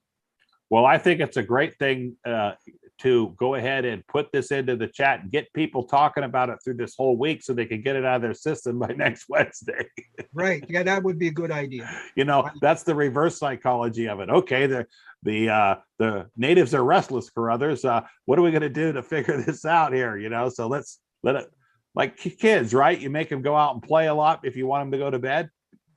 Right? You go, okay, they're being restless. They don't want to go to bed. You get them in some activity that'll just wear them out, right? And then they go right to bed. So maybe that's a bad analogy. We have 3 hands up. Great. Shane, Anton, and Paula. Go ahead, Shane. Hey, what's going on, man? I was just gonna add to what you guys were talking about. I didn't want to speak out of I knew I could have said something during the meeting, the 6 o'clock meeting, but I didn't want to say anything because I didn't want to interrupt the flow that was going on. But the man that introduced himself, he said that he was from the Federation of State. And that's what threw me off. I was like, Federation of State. So if you're a Federation of State, then he's saying that he's a state citizen. So if he's a state citizen, who would he be investigating and who would he be reporting to? So it didn't make sense to me. I was started investigating him when he said that. And I noticed that when he said that, that's when the body shots really started coming out from the assembly. And I was like, what's going on? This guy must have like some like sorcery powers or something. This dude's a straight hacker. I think the dude was a hacker because if he's Federation of, then he's not, he's lower than the federal, he's lower than the national then. Not talking down on state citizens of the Federation, but it's just that he wouldn't be in any standing to even say that he would be investigating us to report us. I mean, he could say he's investigating us, but he wouldn't be, he was almost making it seem like he was investigating us as if somebody says something wrong or does something wrong, I'm going to report you to the higher power. That's what I was getting from him. So I was like, I don't think that guy's even supposed to be here saying that, but I noticed that that's when stuff started getting a little weird for me, because the dude didn't even want to clarify anything. He was just, Federation of State, I'm here for investigation. You guys are doing great. So I mean, if you're saying that we're doing great, then why are you here? And what's the issue? That's why I just think the guy was a hacker, like that one guy that played that music 2 weeks ago on the call, that Wake Up song, the Wake Up. I was like, man, ever since we've been doing the YouTube calls, I feel like there's some hackers. We're under straight espionage through the YouTube. I mean, I know you've seen a lot of stuff in the assembly through the years, but the YouTube probably is adding to the hackers. That's what I'm thinking, because I mean, even the lady today with the trust fund, right? I mean, I don't know her. I pray that she was legitimately on land, but it seemed like she wasn't able to elaborate more of information of how she got her trust fund approved. I mean, of course, she said, you asked her a couple of questions if she had did any work with her status, but she said she put people on notice. But I mean, I know putting people on notice, putting these corporations on notice will do more than we can imagine. And I will not underestimate the power of law, because the power of law is infinite. It just matters of who is holding the law with them and how they're using it. But when she said that she had all this stuff paid for, and the lady just said, "Oh, don't worry about it. It's all been paid for." I mean, I don't even see de facto leaving it that simple with us. I mean, I really feel like the de facto would have some type of explanation to let us know how it was paid. I know they won't go ahead and say, "Oh, the Vatican approved this payment through your trust," but I know they would have some type of de facto way of explaining how it was paid, just by her saying, "Oh, no, don't worry about it. It's paid for." And then all of a sudden, an hour later, Federation of States here. I'm like, nah, these people are hackers. These people are here to bring hopes up and lower hopes down. But I know as long as we stick to the law, we will prevail. And anybody who wants to play around with this as if this is a joke, they are going to fall into the fire, not us. The ones that stick with the law, the ones that stick with the word are going to live, are going to make it to the end. So I know it gets discouraging and stuff, but I know that these people are just trying to break us down. And if you don't have people trying to break you down, then you're not doing something right. Correctamundo. So I know that we're doing something right, and we have nothing to fear. We have nothing to fear as long as we stand on the law. We have nothing to fear. Shane, if we were quick-witted enough when Mr. Investigator said, "I'm here to investigate," we said, "Oh, you're here to investigate the motion that Nancy put up." I should have said that. Nancy put up for Matt. You better investigate, because there's a few people who are really upset about that one right now. Yeah, we've got some emolument violations in the offices around here. Yeah. Yeah, I know, man. I really wanted to say, wait, Federation of? I was like, nah, I don't want to start anything. But yeah, I mean, yeah, man, I realized that, like the sister that was talking earlier with her vaccine papers, with the contract that with the papers she got from the anonymous, nobody signed it, from her job, of her, what was that mask mandate, vaccine thing that she's going through. She was like, yeah, I found this assembly. I found it through Anna, and she was doing her research. And I mean, I'm just, someone writes in the chat that Shannon is the Federation who works closely with Anna. So Anna is the Federation something. He's Anna's one of Anna's right-hand mans, I guess. Oh, okay. So we're being, and Anna is investigating us, I guess. Okay, no disrespect to Anna or anybody that's on our side then, because I mean, I just didn't know if he was actually DeJourn, because this is the way he came in, I guess. But I mean, maybe. Yeah, he came in with a little bit of an attitude. He could have made a little bit of softer appearance, like, what county? Oh, I'm from a county up here, but I'm here from the Federation, upstate, to watch the meeting tonight. Not. If you were truly investigating, you wouldn't want to tip off that you were investigating now, would you? Yeah, exactly. Yeah, maybe. I don't know. Depends what kind of effect you're looking at, I guess. I mean, if he is Anna's right-hand man, then maybe he was scripted to say that to see how we would react to him. Maybe, I don't know. But you know what I mean? If you're Yeah. on an investigation, which is usually you don't tell the person you're investigating, then you're investigating them.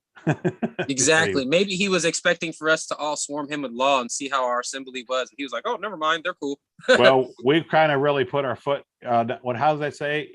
Put open mouth, insert shoe store. Yeah, exactly, man. And man, and no lie, man, like I've been in the assembly for 6 months, and I know that this assembly is it. I know that this is it. This is the assembly. I know that there's assemblies around the world that are doing what we're doing right now, but I know for a fact here in California, this is the assembly right here. And say it again, like I was on my knees praying to the Lord for an answer, for guidance, and then the assembly came to me. I found the assembly. I came to the assembly, and the assembly came to me at the same time. The Lord just showed me that this is it. And I already had my hope through the Spirit, through the word, but now I have hope in law now. The Lord just showed me the spiritual and the physical realm manifested. So I know that this assembly is great and this is it. So I know that we're going to have way more hackers, way more plots on us. But I know as long as we're just out here doing what we have to do, standing on the law and just not being afraid of these demons, they're going to back off, because the scriptures do say, resist the devil and he will flee from you. And that is the facts, because I know that for a fact. Because now in Vallejo, now I see cops pull up to me at lights, and it's like, it'll be 2 young cops. They'll look at me and they'll drive off. And then I'll see another cop at a plaza. They'll come on, they'll follow me, speed up to me, look at me and drive off. It's almost as if this is my opinion, maybe the word got around that there's some guy driving around with these plates on, and they just want to see if the conspiracy is true in the VPD. And they're pulling up on me. They're looking at me. Some of them laugh. Some of them drive off. Some of them look at me and mug me, but they're not doing anything to me anymore. Yeah, because it's going around the PD there. They've all heard about you through all their buddies. What do you think they talk about? The guy that they got him to drop his drink? And then they start talking about, oh, he's the guy that knows some law. And it turns out to these younger guys, they don't teach them law in the academy. Right. And so when you start spouting out law, they're like, I haven't been in front of a judge yet. I don't know what so they're like, wait a minute, I don't want to pull that guy over. I might not know I have an answer for him, but he might sue me. Exactly. And this is the funniest thing that happened when I was pulled over. I was pulled over right outside of Mare Island. And where I was pulled over in Vallejo, it is straight Babylonian symbolism in this part of Vallejo. As soon as you get out of Mare Island, there's this lady holding a baby, and she's supposed to be Mistress Babylon. And then the baby that she's holding is the baby that she gives birth to, the baby, in the scriptures, the birth pains that the scriptures talk about. And when the birth pains come, suddenly there will be sudden destruction. And when they say peace and safety. And if you keep going down the street, there's this big old statue that they have in front of the library, and it's a statue unto Mercury. And Mercury is the Roman angel of communication. Mercury was the angel that communicated from God to man. But we know through the scriptures that fallen angels that don't come in the word of the true living creator, that come in the word of death, murder, lie, cheating, are fallen angels of Lucifer. And that's exactly who Mercury is. And in that same area, under the Mercury statue, that's where they're giving all of the vaccination shots to all the elderly. And if you look to the right, there's a humongous obelisk church. And guess what? Right across the street, there's an apartment complex for low-income housing. It's Cal Maritime Apartment Housing. And I was just like, this whole area right here is just slavery symbolism. You got all of these Babylonian statues, all these obelisks. You're giving everybody these jabs. Planned Parenthood's right across the street from the library. And then now you have Cal Maritime Apartments. I'm just like, you guys just don't hide anything. And, they have it for a long time. Exactly. And for it to be this real in front of our eyes, know that the truth is realer, more real. Why, Shane? Oh, because it has to be hidden in plain sight, because the Lord does everything in plain sight. Why? I think I think it's a form of blasphemy from the beast, because he's okay. I think it's because he mocks the Lord, because the book of Romans says that there is no excuse of the existence of the Lord, because we see it clearly in creation. So knowing that the Lord gives us all these signs and clues, even in the stars in the heavens, everything is a proof of the existence of the Lord. So I feel like the beast does everything in plain sight to show his existence. Yes, but why? Okay, I'll lay it on you. Lay it on me. Because he has to do it in plain sight, because what's the greatest way to go against somebody is to take their favor away from them. Okay. So by giving consent to the devil, you're taking the favor that you owe to your creator and giving it to the devil through his deceit. So it's the consent that he needs to get you. In other words, he can't open the door. You have to let him in. That makes sense. That makes sense. Exactly. And that's just my thoughts on it. No, that makes a lot of sense. And you know what? That literally makes a lot of sense. And I just can't explain how confident I am ever since. I mean, I've always been confident because I know the Lord has been guiding me my whole life. But ever since I joined the assembly, so when I hear about stuff going on like this in the assembly, it doesn't discourage me. It just lets me know that we're doing something right. And really what it takes is just for people just to stand up. Well, I mean, like you were speaking up about it. I mean, like we're talking about it right now. Other people are talking about it. And this is what needs to happen because, like we have something super good here and they're going to try to destroy it. And of course, there's probably some people in the assembly, I don't know, that are probably in here for espionage. I don't know. But what I know that scriptures say, since everything is true in the scriptures, and since we can clearly see the beast and symbolism in the physical realm, the scriptures tell us that the wheat and the tares will be separated. When wheats and tares are small, you can't tell the difference between them. But when they grow, you can definitely tell the difference. See, while we're starting off right here, there's going to be people around us that look the same, act the same, talk the same. But as we get deeper in this assembly and we start fighting more with the law and we start getting more of our freedom back, that's when you're going to start to see who's really with it and who's not. So the only thing it takes is for those self-governed private Americans to stick with the law, and nothing will ever get us. And I know the wheat and the tares are about to get separated soon because, de facto is definitely going to try something in these next couple of months here. And I believe that the assembly is going to stand. I believe the assembly is going to stand its highest at that time. I have a confident feeling that it's our time. It's always been our time, but the reason why they're hitting us so hard right now is because we're about to stand up. And when we stand up, we're not even gonna have to say anything.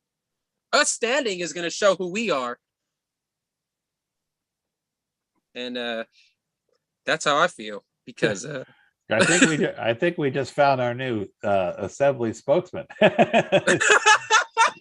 Yeah, you seriously pumped me up on all this.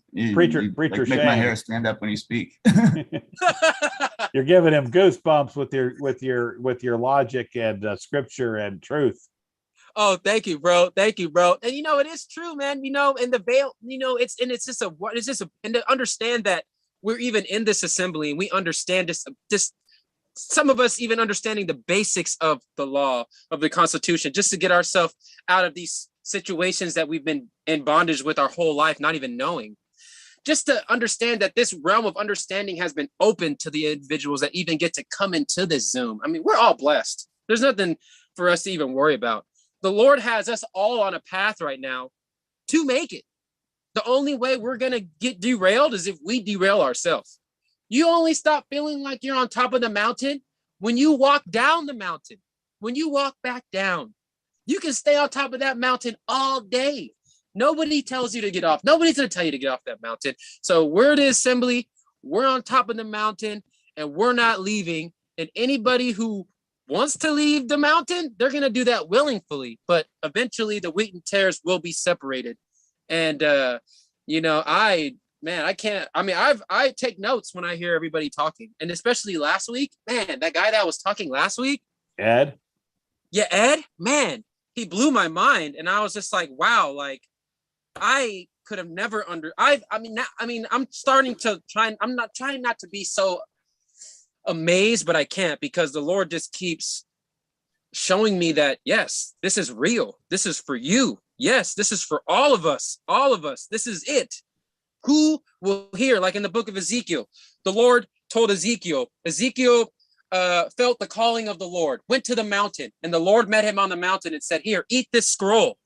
And he ate this scroll that tastes like honey. And he said, now I want you to go to the house of Israel and tell them that there will be destruction coming, but those that stay with me will not see it. So what I want you to tell the house of Israel is, he who heareth, let him hear, and he who forbeareth, let him forbear, for they are a rebellious house. And later on in that book, the ones that repented and stuck with the Lord and followed the Lord's law never seen the wrath of the 4 horsemen. But those that never stood on the side of the Lord's law never received the mark of the true and living God. And they were wiped away with the famine, the pestilence, and the war. We're not even gonna see any of that stuff, I believe.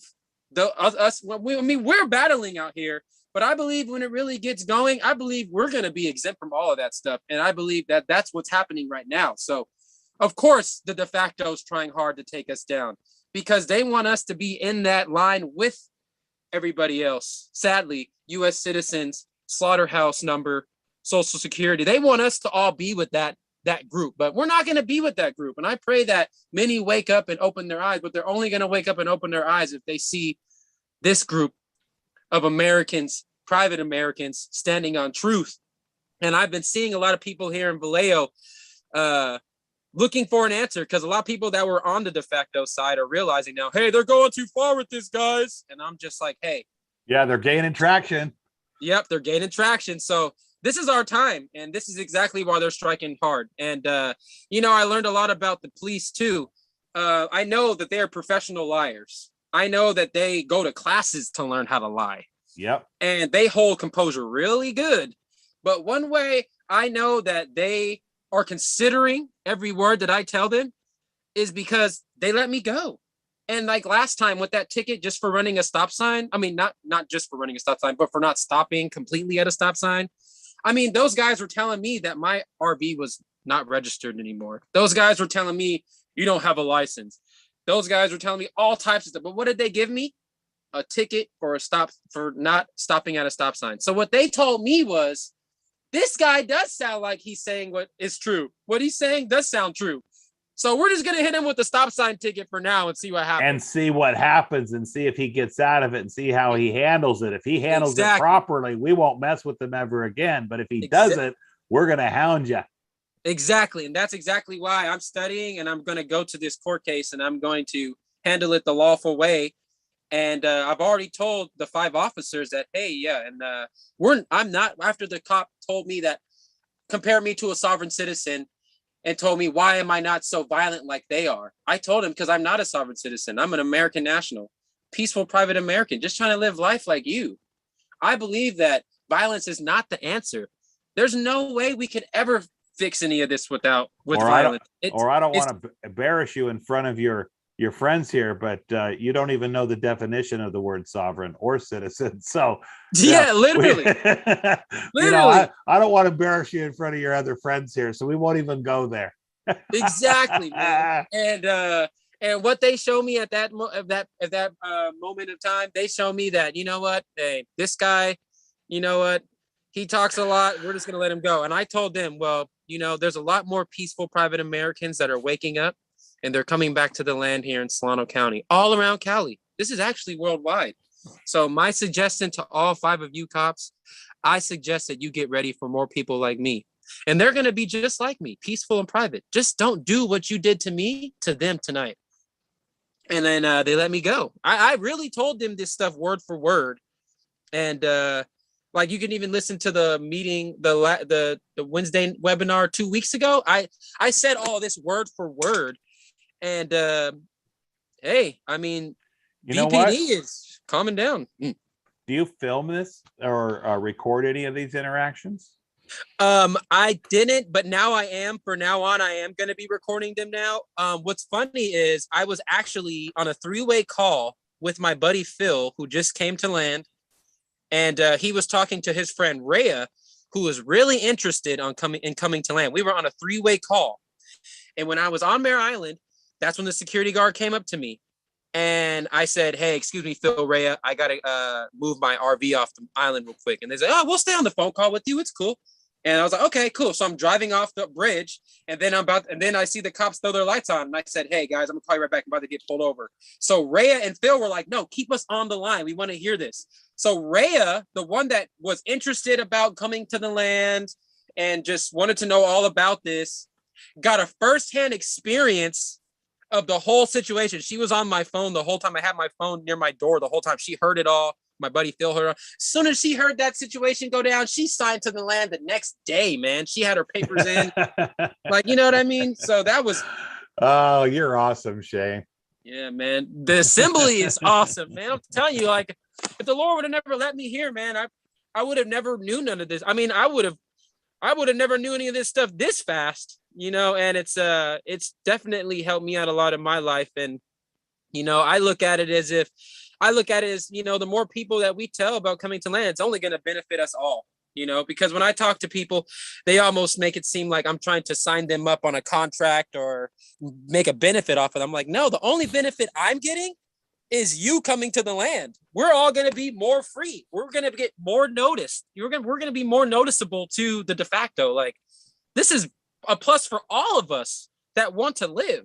And it's just, I'm just seeing this firsthand, and I'm just like, this is too good to let go. So when I hear about small stuff, I'm like, you know what? None of that stuff even matters. We out here living life, and we're about to be freer than free, or farther than our imagination could even think of free. We're about to see that, like the new Jerusalem. How long have you been doing this? I've been doing this, I would like to say, ever since I got my license. I was going through the U.S. citizen stuff the whole time, man. I mean, I've probably been in the Supreme Court about 50 times for traffic violations, quote unquote, always trying to get me for tags or a modified exhaust, I don't know, something, you know, and you know, and I've had it with the corporations, with Toyota, working with them for about 10 years, Toyota, Lexus, union shop, going on strike. Our owners were billionaires. I mean, they played golf with Tiger Woods in the PGA Tour. They were billionaires, and they have our owner had a three-story mansion. His son was the big boss that ran everything on the bottom floor. He had a 3-story mansion, and the manager that ran all the guys in the shop had a humongous 2-story house in Napa. And he let his whole family stay in a 5-star suite hotel for a year while his house was being built from ground zero. So I'm like, wait a minute. So if all these guys right now are taking our health care, and we've been doing nothing but working hard for this shop, and we've had 24 year in a row President's Award with our Toyota Vallejo shop, why are you guys taking our health care? The corporations have always shown me that they don't care about us, you know, and it's always for their bigger profit. So when I started dialing this all down with the law and learning who the de facto really is, I was like, yeah, that's them. That's them. They're the corporations. And it makes sense. Corporate, they're one body. And this is why they don't care, because they came here to serve us, but we forgot who we were in 1861.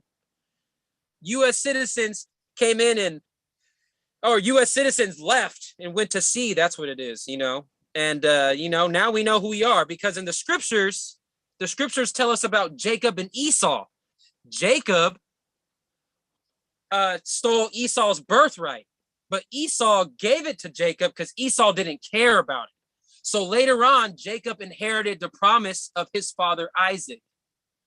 So in the physical, the de facto thinks that we are Esau.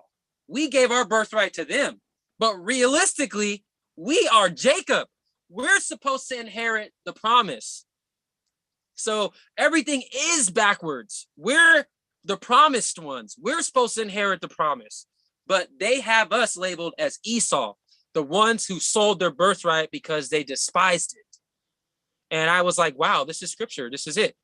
I mean, the 14th Amendment clearly states Jacob and Esau right there. I mean, that's Jacob and Esau. I mean, once you're naturalized anywhere other than land, I mean, you know, you gave your birthright away. You ever use that one in court? The Jacob and Esau, that one? That's a great one to use in court, I would think. Wow. Yeah, you know what? Now I'm about to save that one down too. Yeah. Because that really was it. Anytime you know. May I ask a question? Yeah, go ahead. Who is the man drawn from the water, who came out of the water and walked to the land and brought the law of the land forth? Who is the man that walked out of the water? The man that was drawn from the water to walk on land to bring the law of the land forth. Who was drawn out of water to walk on land? Joshua? Moses. Oh, drawn Moses. from the water. I mean, yeah, Moses right, split the sea. Moses. Yes. Right. And that goes back to the 400 years too, because the 400-year curse of the children of Abraham.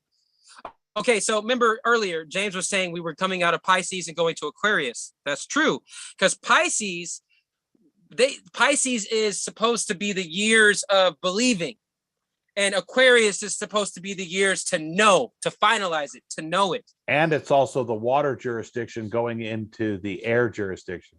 Exactly. Yep. Because exactly. Aquarius, Aqua. And you have, but on December 21st, 2020, that was the 400-year landmark of the Indian massacre from 1622, 1623. So that marks the 400 years of captivity of the Israelites in Egypt.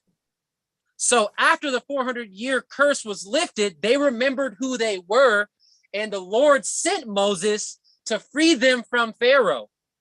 And they went through the wilderness, and when it looked like they weren't going to make it out, the Lord gave them all faith, and then Moses split the Red Sea, and they passed the Red Sea and inherited their promised land. That's exactly what's happening right now. See, the 400-year curse has been lifted, so now we know. I got a point I might to toss in there before I forget. Maybe the parting of the Red Sea is the parting of the red tape that we have with the de facto, giving us our gift that we're supposed to have with the beneficiary of our estate that they are keeping control over. So we have our true inheritance is what you've been talking about, which is the estate. In other words, the estate was created and Jesus paid all of our debts when he died on the cross, both our monetary and our sins, right? Because he was the perfect one to make up for Adam's sin when they ate the apple, right? So he came the second time to purify the sin or make it right, right? Mm-hmm. Yes. And so anyway, that's the story. Anyway, I kind of lost my train of thought there, but I was going off on a tangent. No, you're right though, man. And I mean that just explains. But the red tape, that's what I'm thinking. What do you mean about pointing the Red Sea to have our rightful inheritance?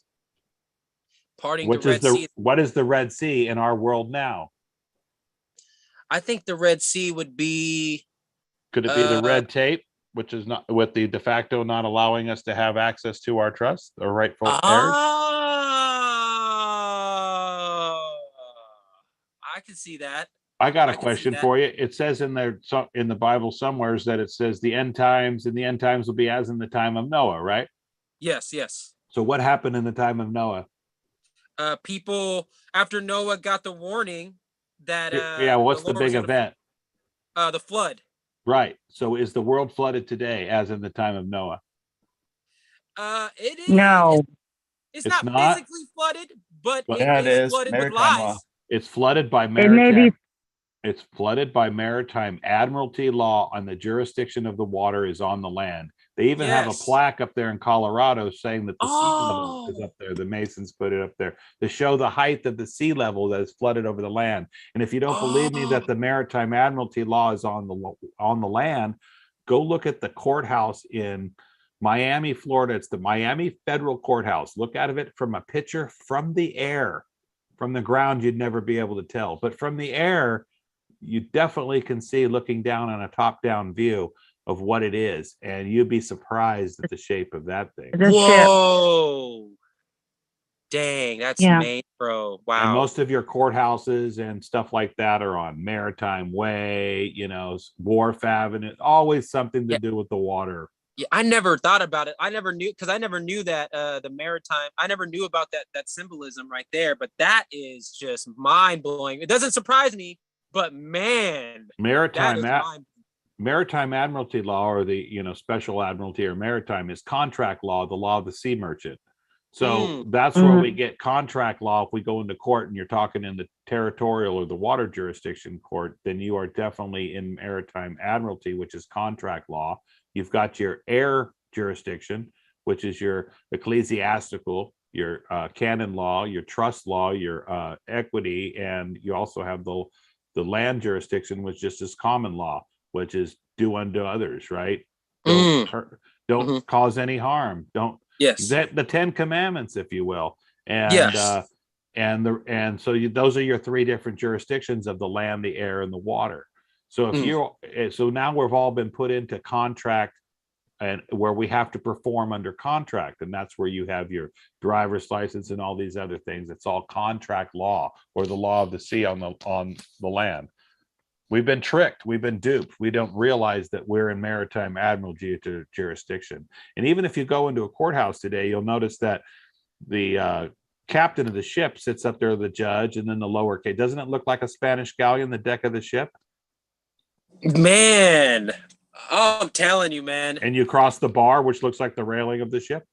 Man. And aren't you being judged by a jury of your peers, which is our two?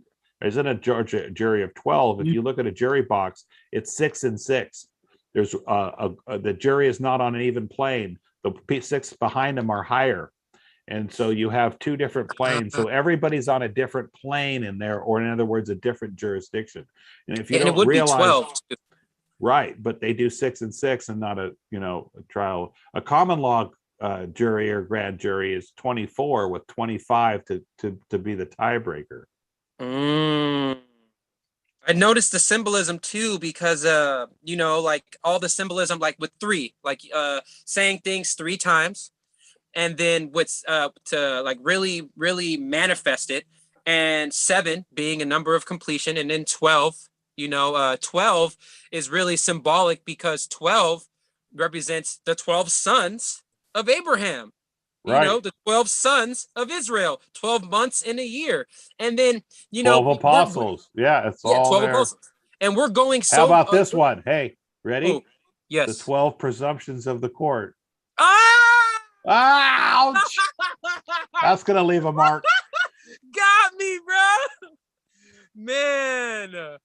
Okay, that hit hard, man. And like what hit me hard too was how we're going off of like Babylonian time, like with January through December, right? Yep. That's the Babylonians calendar, but the Hebraic calendar is April to March.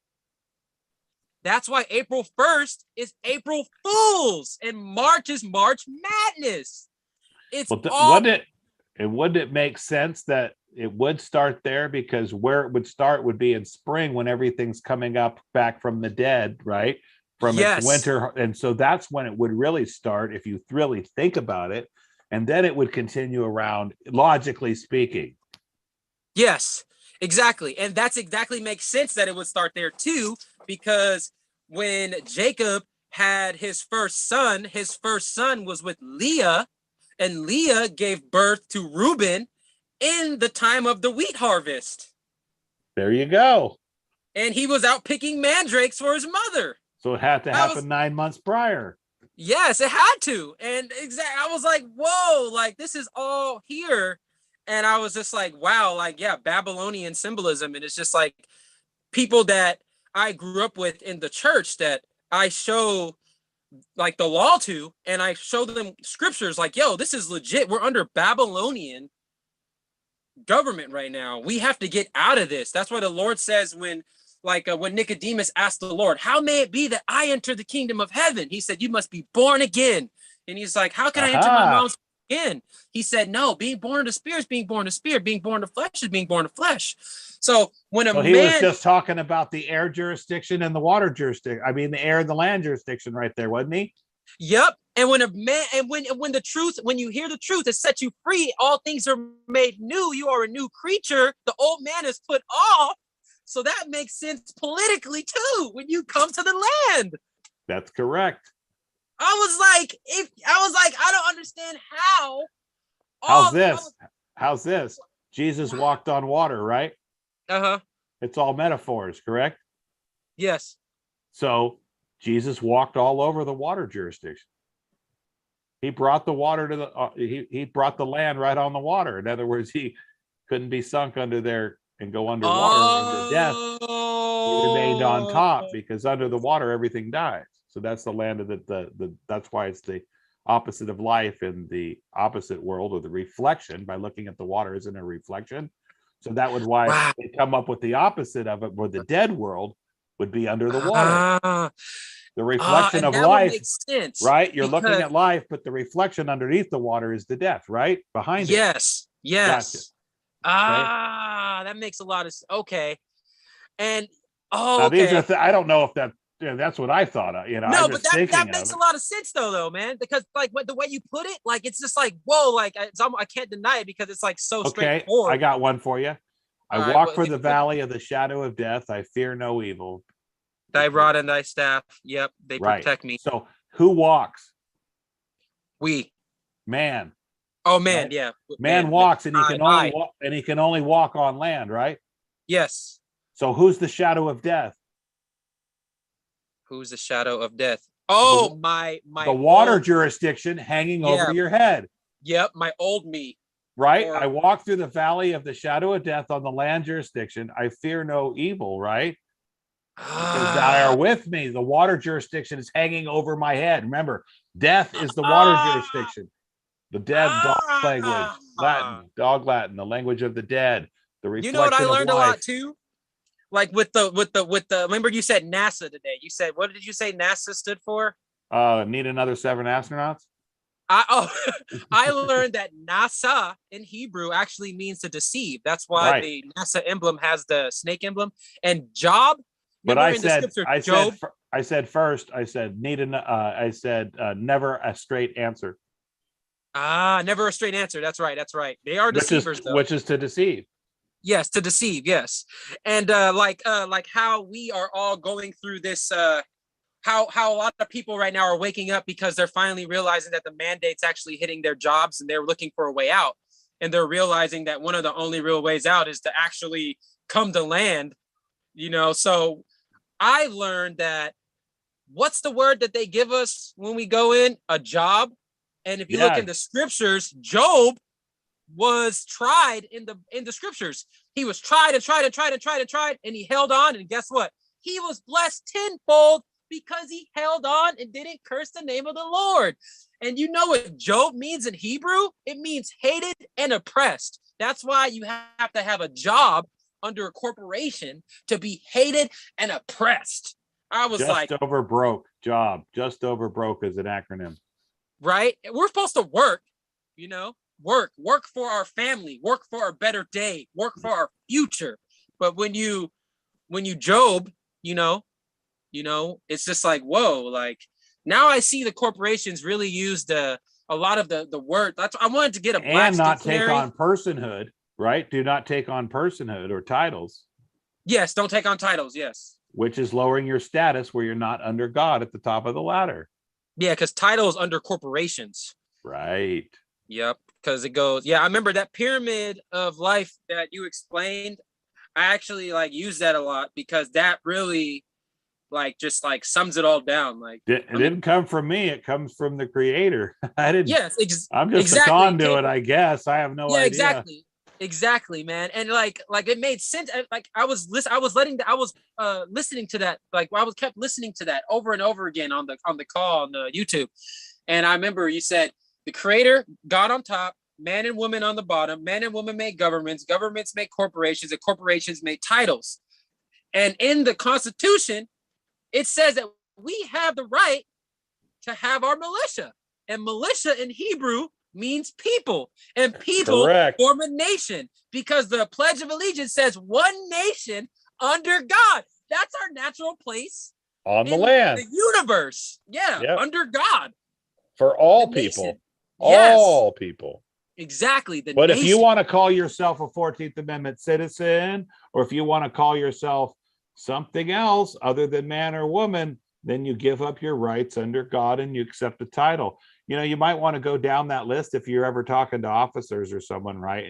And you go down and you go corporations, then titles, you're like judge and, you know, prosecutor and right attorney. And then you can go defendant, citizen, right? Resident. And then you could go, uh-oh. And they go, what? And you go, officer. Sorry, you're way down there, buddy. I'm gonna do that one day when we have our county set up. I'm about to be like, yeah, man, officers. Nah, but by that time we'll probably have them. We'll have. I'm telling you, I already see it, James. I already see it, man. Like this assembly is it, man. And like I can't have it any other way, man. Like I know that this is my new family. And like, be careful what you wish for. Oh yeah, I know what you mean, man. And sadly, man, like I had to see, you know, a lot of my family my family, I'm telling them about this stuff. And you would think, you know, like, you know, some of the old timers in my family, but they don't care. And I'm just like, wow, like, okay. De facto, they watch too much news. Did they bow down to the altar of Jabbo? Yes, sadly. And you know, the reason why I was able to walk away from half of my family, because it's my dad's side of the family. My mom's side of the family's awake. My dad's side of the family's sleeping. But the reason why I walked away from the other side of my family, I still say hi to them and stuff, but I'm not trying to be around them all the time because literally almost everybody on my dad's side of the family got the jab, and they're a pretty big family. We're a pretty big family on my dad's side. And I don't want to be around all the spike proteins because that's real deal transmission. Like people, like all the people that are getting jabs out here, their animals are dying in like a month or two. Like this is real deal. And wow. Yeah, like that's But something no that's one's not being talking reported, about man. that. But Yeah, nobody's talking about it, man. But even this lady that walks the waterfront with her dog, one of these ladies named Teresa that I met at the waterfront, she's a pretty open lady. She's really smart and everything. I told her about this assembly. She was telling this lady that walks the waterfront every day to not get the jab, don't do it. And she was like, yeah, I'm not gonna get it. Finally, her job started cracking down on her about it. So she just said, forget it, I'm gonna get it because I have to keep my job. And then 2 weeks later, she don't got no dog no more at the waterfront. And then, yeah, what do you know? Her dog died. does All she my still go buddies for that walks? no more walks. Yep, her dog passed away. And all my buddies that got the jab, all their animals are sick now. And I'm just like, yep. Wow. This is real. They're not How reporting long this did it stuff. take on average, you think, roughly? I'd say like a month. Did 2 weeks. smaller animals get affected quicker than larger animals? Oh, I don't know about I don't know. I know that they're saying that there's a lot of stuff going on about birds right now, corvidae species specifically, like So crows, birds are being ravens. affected. Birds are being affected significantly, but dogs are actually getting affected too by the spike protein transmission. But it takes a while for the dogs. So I would say this is just off my visual inference. Birds a little bit quicker than dogs, but dogs end up getting it too. And it's just sad though. The true canary in the coal mine. Yeah, exactly. And I always wondered why dogs spelled backwards was God. I don't know. It's just, and then dogs is man's best friend. I always wondered why, you know, like small things, like we're all like when we're U.S. citizens, you know, we don't even know we're in captivity, and it's like they give us cell phones. I mean, Yeah, are we in a cell. jail What's cell? a cell? A prison cell or a battery cell where it stores battery? They call it battery if you hit somebody, right? Yeah, even on the passport. I got my passport back, and like when I was filling out the DS-11, it says parent, father, or mother, and I'm just like, wow, it has the two different jurisdictions for it has two different jurisdictions right here. It has parent or mother and father. I'm like, whoa, that's a maritime parent, land and soil, mother and father. And then on my paper that I got back, at the top of your new national passport, On the very top line in the thing, do you have a P?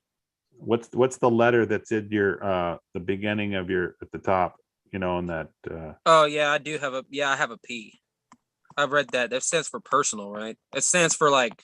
They Well, said that. it could mean pauper, people, whatever. I just was curious if that number change or letter changes, but it seems to be the same on everybody's. I was reading that too. That it stays the same as P. And but what I noticed is that when they sent me back my paper, when I sent me back my passport, it had these little slips inside of it that said my passport was approved, and it had this little like magazine packet with it or something. It said passport for all U.S. citizens or lawful permanent addresses or something. I forgot. I got to read it again, but I was like, okay, so obviously it's telling us that, because I remember on the DS11, the permanent address is where on Copper Moonshine Stills, the permanent address is the sweet spot, because that's where you're going to be entering in the zip code of the Republic, the 00000. And when it said that on that little slip that I had, U.S. citizens or permanent something, I know permanent address something, I was like, okay, so they're obviously highlighting those two topics right there, U.S. citizen or permanent address. I gotta get that paper out tomorrow and read it again. But I remember the permanent address is where the information pops up when it's scanned to show if you're in the jurisdiction of maritime admiralty law, because the zip code shows that you're in their jurisdiction. So when they scan your passport, it's going to pop up the permanent address that shows you're in the jurisdiction of the Republic. So that's what I was understanding when I was getting my papers back. I was like, see, it seems like they're telling me already, but they're not trying to tell me. And that's exactly how de facto is. But you know what? They're evil, and they're never going to directly. The Pope's never going to come and tell you that you. Well, I mean, the Pope did write the civil orders to Obama in 2014. I read that, and the Pope was being open about sovereign and U.S. citizen, and he wrote this to all the armed forces, you know, all the corporations, Supreme Court, and to Obama. He wrote that the sovereign has always been different from the U.S. citizen. My buddy I read that last year, and I was just like, I didn't really understand it until now. And I was like, wow, like they really do write everything down. And it's What just, do you think have corrected their status? I bet you they have access to their trust and they're not treated. True. They know like how Bill to, Gates, them, they don't take the jab because they're allergic, you know? I mean, do you study any etymology and study of the words and where they come from? I do like to. I try to read a lot of origins of try to read the origins of a lot of words. But I'll just use like basic dictionaries. I need to get some. I mean, what would you recommend for me to study? Black's Law? Well, if you want to study the water jurisdiction, right, you're and the attorney law, the dead law, which is you're knowing your enemy, be harmless as a dove, and wise as a serpent and harmless as a dove, right? You want to know what you're up against, right? You want to know thy enemy. Yes. And then you want to look at Bouvier's Law Dictionary. There's also Oxford's and Webster's, and the older ones you get Black's Law 4th, 5th, and 6th. I'd recommend, and then if you can get them all. Okay. But those are your main ones. And you compare words, and then go out to etymology online. Get yourself. I'm sure you probably have a Bible. It sounds like. Oh yeah. So, but Geneva Bible, is what is recommended. Yeah, but any Bible is basic. But Geneva I just came out Black's before Law in the chat a couple minutes ago. Yeah, Black's Law in the The chat. 4th edition. I posted the PF or whatever it's called. The PDF. Thanks, PDF. man. And somebody PDF. wrote dog in Hebrew is kilo Lev, which means all heart. Oh, and nice. Unconditional heart, and each animal endows us with the spiritual gift, unconditional love. Yeah, it's so true how dogs love their master. You know how cats are all finicky and just like they could care less, but a dog would never ignore you ever. I mean, Yeah, I love dogs. especially if you have food, or you drop something on the floor. But the dogs they're great. Someone asked me one time, why don't dogs live I heard someone ask somebody, why don't dogs live as long as their masters? And why did dogs die first? It's because if the master died before the dog would die of heartbreak. They can't handle the loss of someone they love, right? So that's why we can, and we can appreciate them, and so that's why dogs don't last as long. I remember Anna talking about the organic law, and she said there's 4 legs of organic law. She was saying it was the Constitution for United States, Northwest Ordinances, the Declaration of Independence, Declaration of Independence, and Articles of Federation, and those are the 4 legs of the organic law. And the scriptures describe the Lord as the Lion of Judah, and I was like, ooh, so this is like the 4 legs of the lion. I was like, come on, man. Hit me with GT's it. got a hand raised. You might have a question. Yeah. Go ahead, GT. It kind of gets open towards the end like this, and towards late. We're not so formal, and I don't even like being formal anyway, but it just seems we had to do something at the very beginning to control the outburst and people talking and not taking their turn. So go ahead, GT. Yeah, I have been listening to the talk of the reality of the Bible and the God of this world versus the creator and all this. And, the more you dig, the more you realize it's so very real. But the reason I raised my hand was the talk of the animals. I'm a veterinarian, and there's a disease in cats called FIP, or feline infectious peritonitis. And it's a very strange disease that we've been treating for over 30 years. And it causes a very peculiar, long-lasting, protracted disease of vasculitis, which inflammation of blood vessels, and so it affects every organ system, and even in the brain and the central nervous system.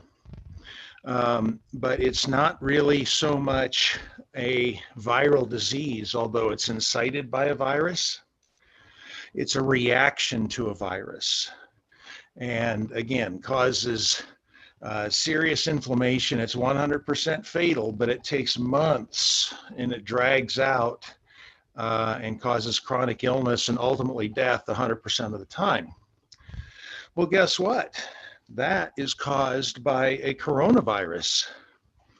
And there's an oral vaccine, actually an intranasal vaccine that we've been using for probably 25 years or longer.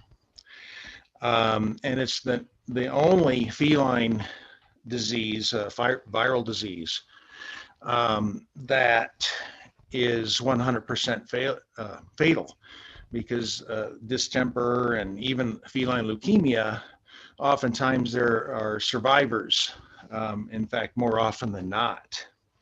But I'm so busy that I don't get time to put this information out. I need to talk to Judy Mikovits and some of the other researchers that really live in the human realm, and they don't see this veterinary research. But there was a research article back in the 90s that nobody even knows about anymore, but it cited the fact that coronaviruses of any stripe can induce FIP in cats because it's an immunologic reaction. So you can take a mouse, a rat, a dog, a pig, a cow, a human, coronavirus, and it'll induce this same death spiral. And I was looking through some of my an online group. It's the Veterinary Information Network, VIN. And starting last fall, veterinarians have been noticing this strange disease. It's FIP-like in dogs. And And others have chimed in. Yes, we're seeing this weird disease. Could it be related to COVID? And, the parallels are crazy. I actually have worked, when I was in college, I worked for the National Animal Disease Center in Ames, Iowa, where they, in fact, they research anthrax and every other virus. And so I understand the government viral research and what goes on in Fort Detrick.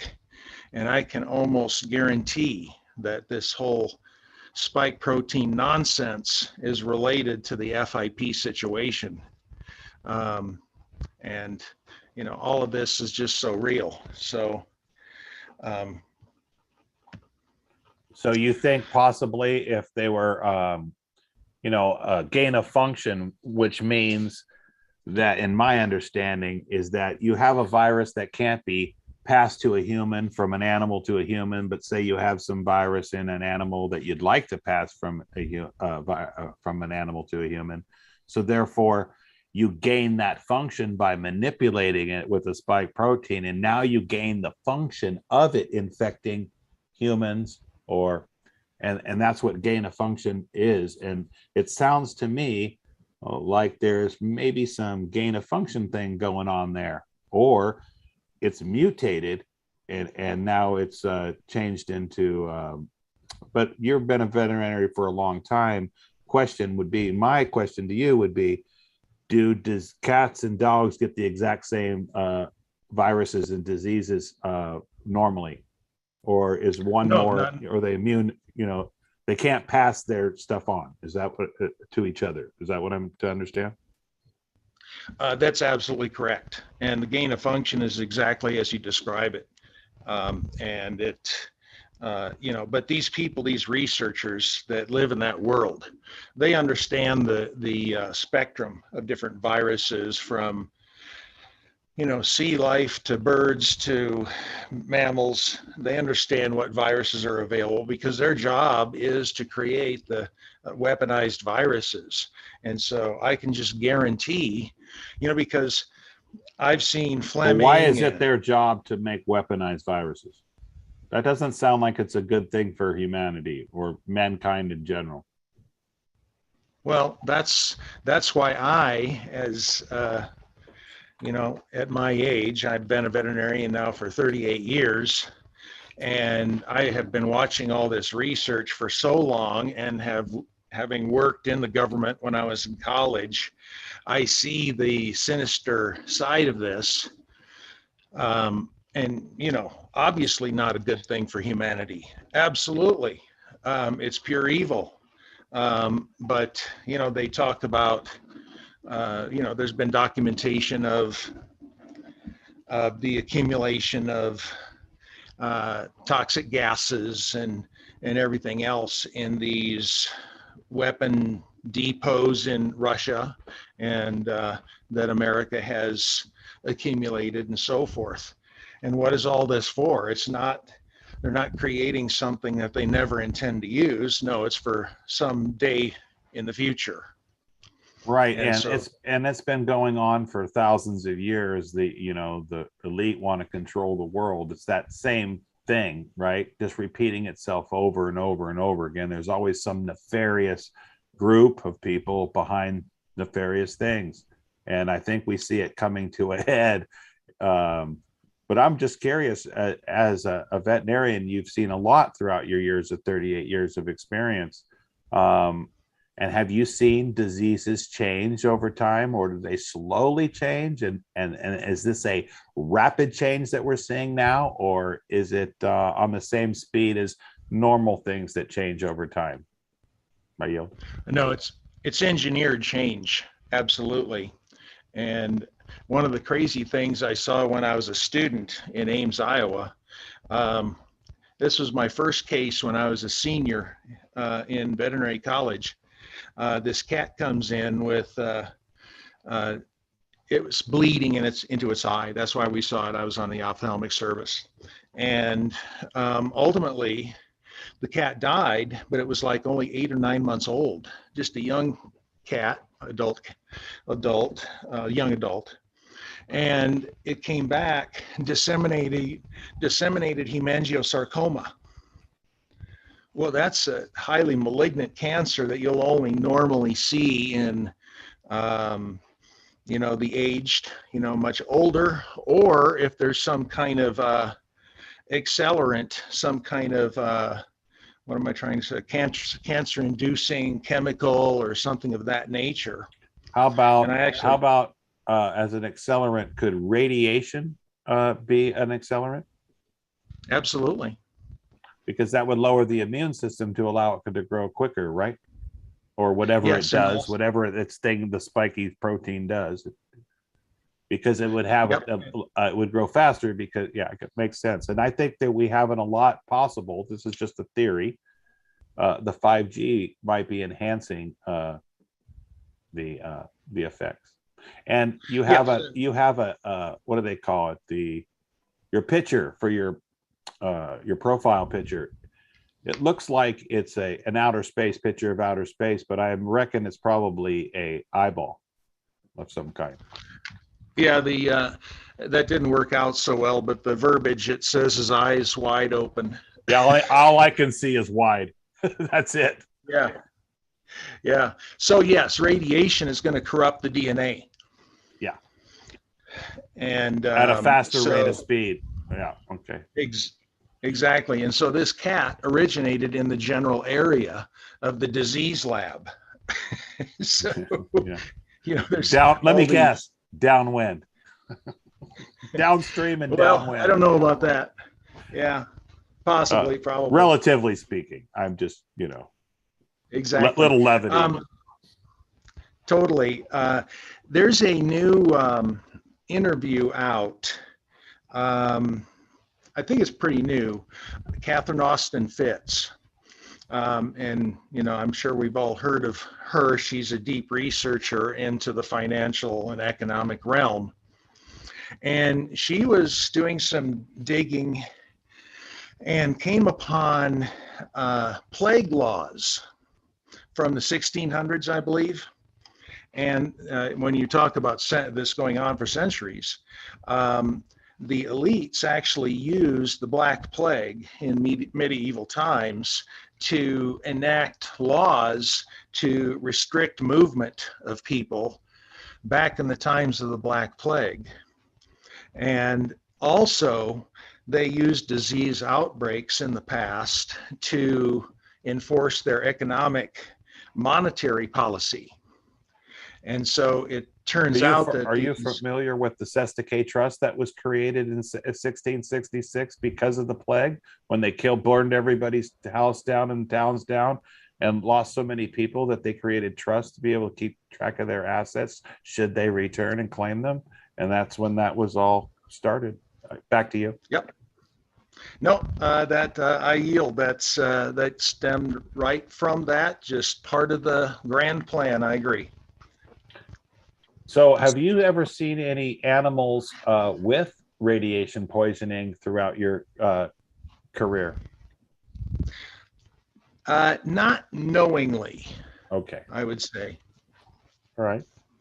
Great talking to you. And it's good to have someone with, I have no educational experience at all. I come from the grassroots of working hard and getting in the construction field. So.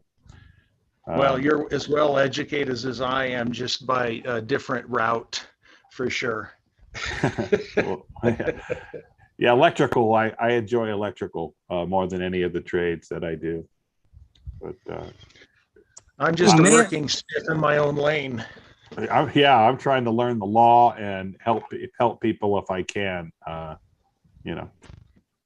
Yeah, but I think we all recognize what's going on with all of this. Everybody here is wide awake, so I yield.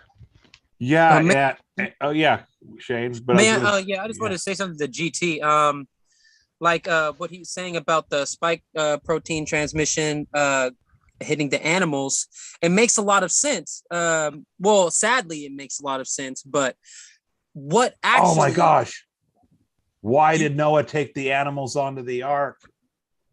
Oh, exactly. Oh, Oh, and think about this though, James, too. So after the 400 years was over and the curse was lifted off the Israelites to come out of Egypt, Moses came and said, let my people go.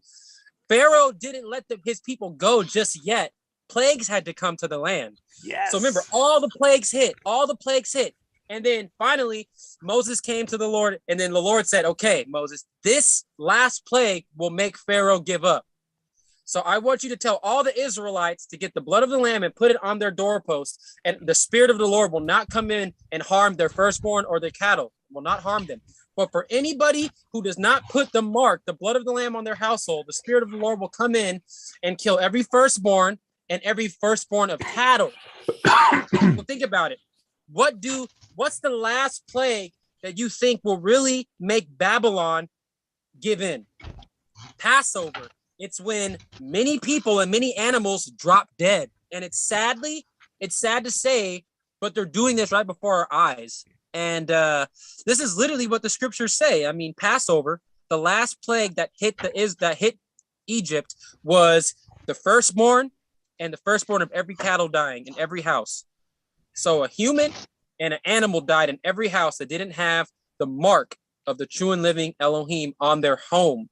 So I'm thinking that mark that they're making everybody take right now with spike proteins is actually going to be the mark that's going to separate the wheat and the tares eventually. And it's sad to say, because I have a lot of family that took it, but I'm speaking from firsthand experience. Like, my daughter took the shot, and then 2 weeks later, she started having all these seizures, and now she's in heaven.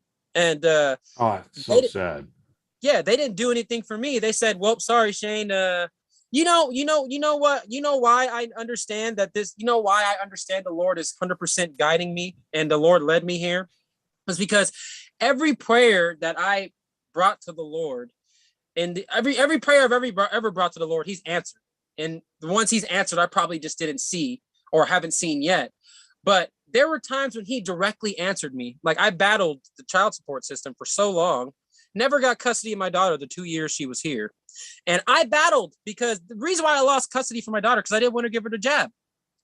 And the mom won in legal court because I didn't want to give my daughter the jab. So I asked the Lord, if I was a good father, just please allow me to get custody. Please. If I'm a good father, please allow me to get custody.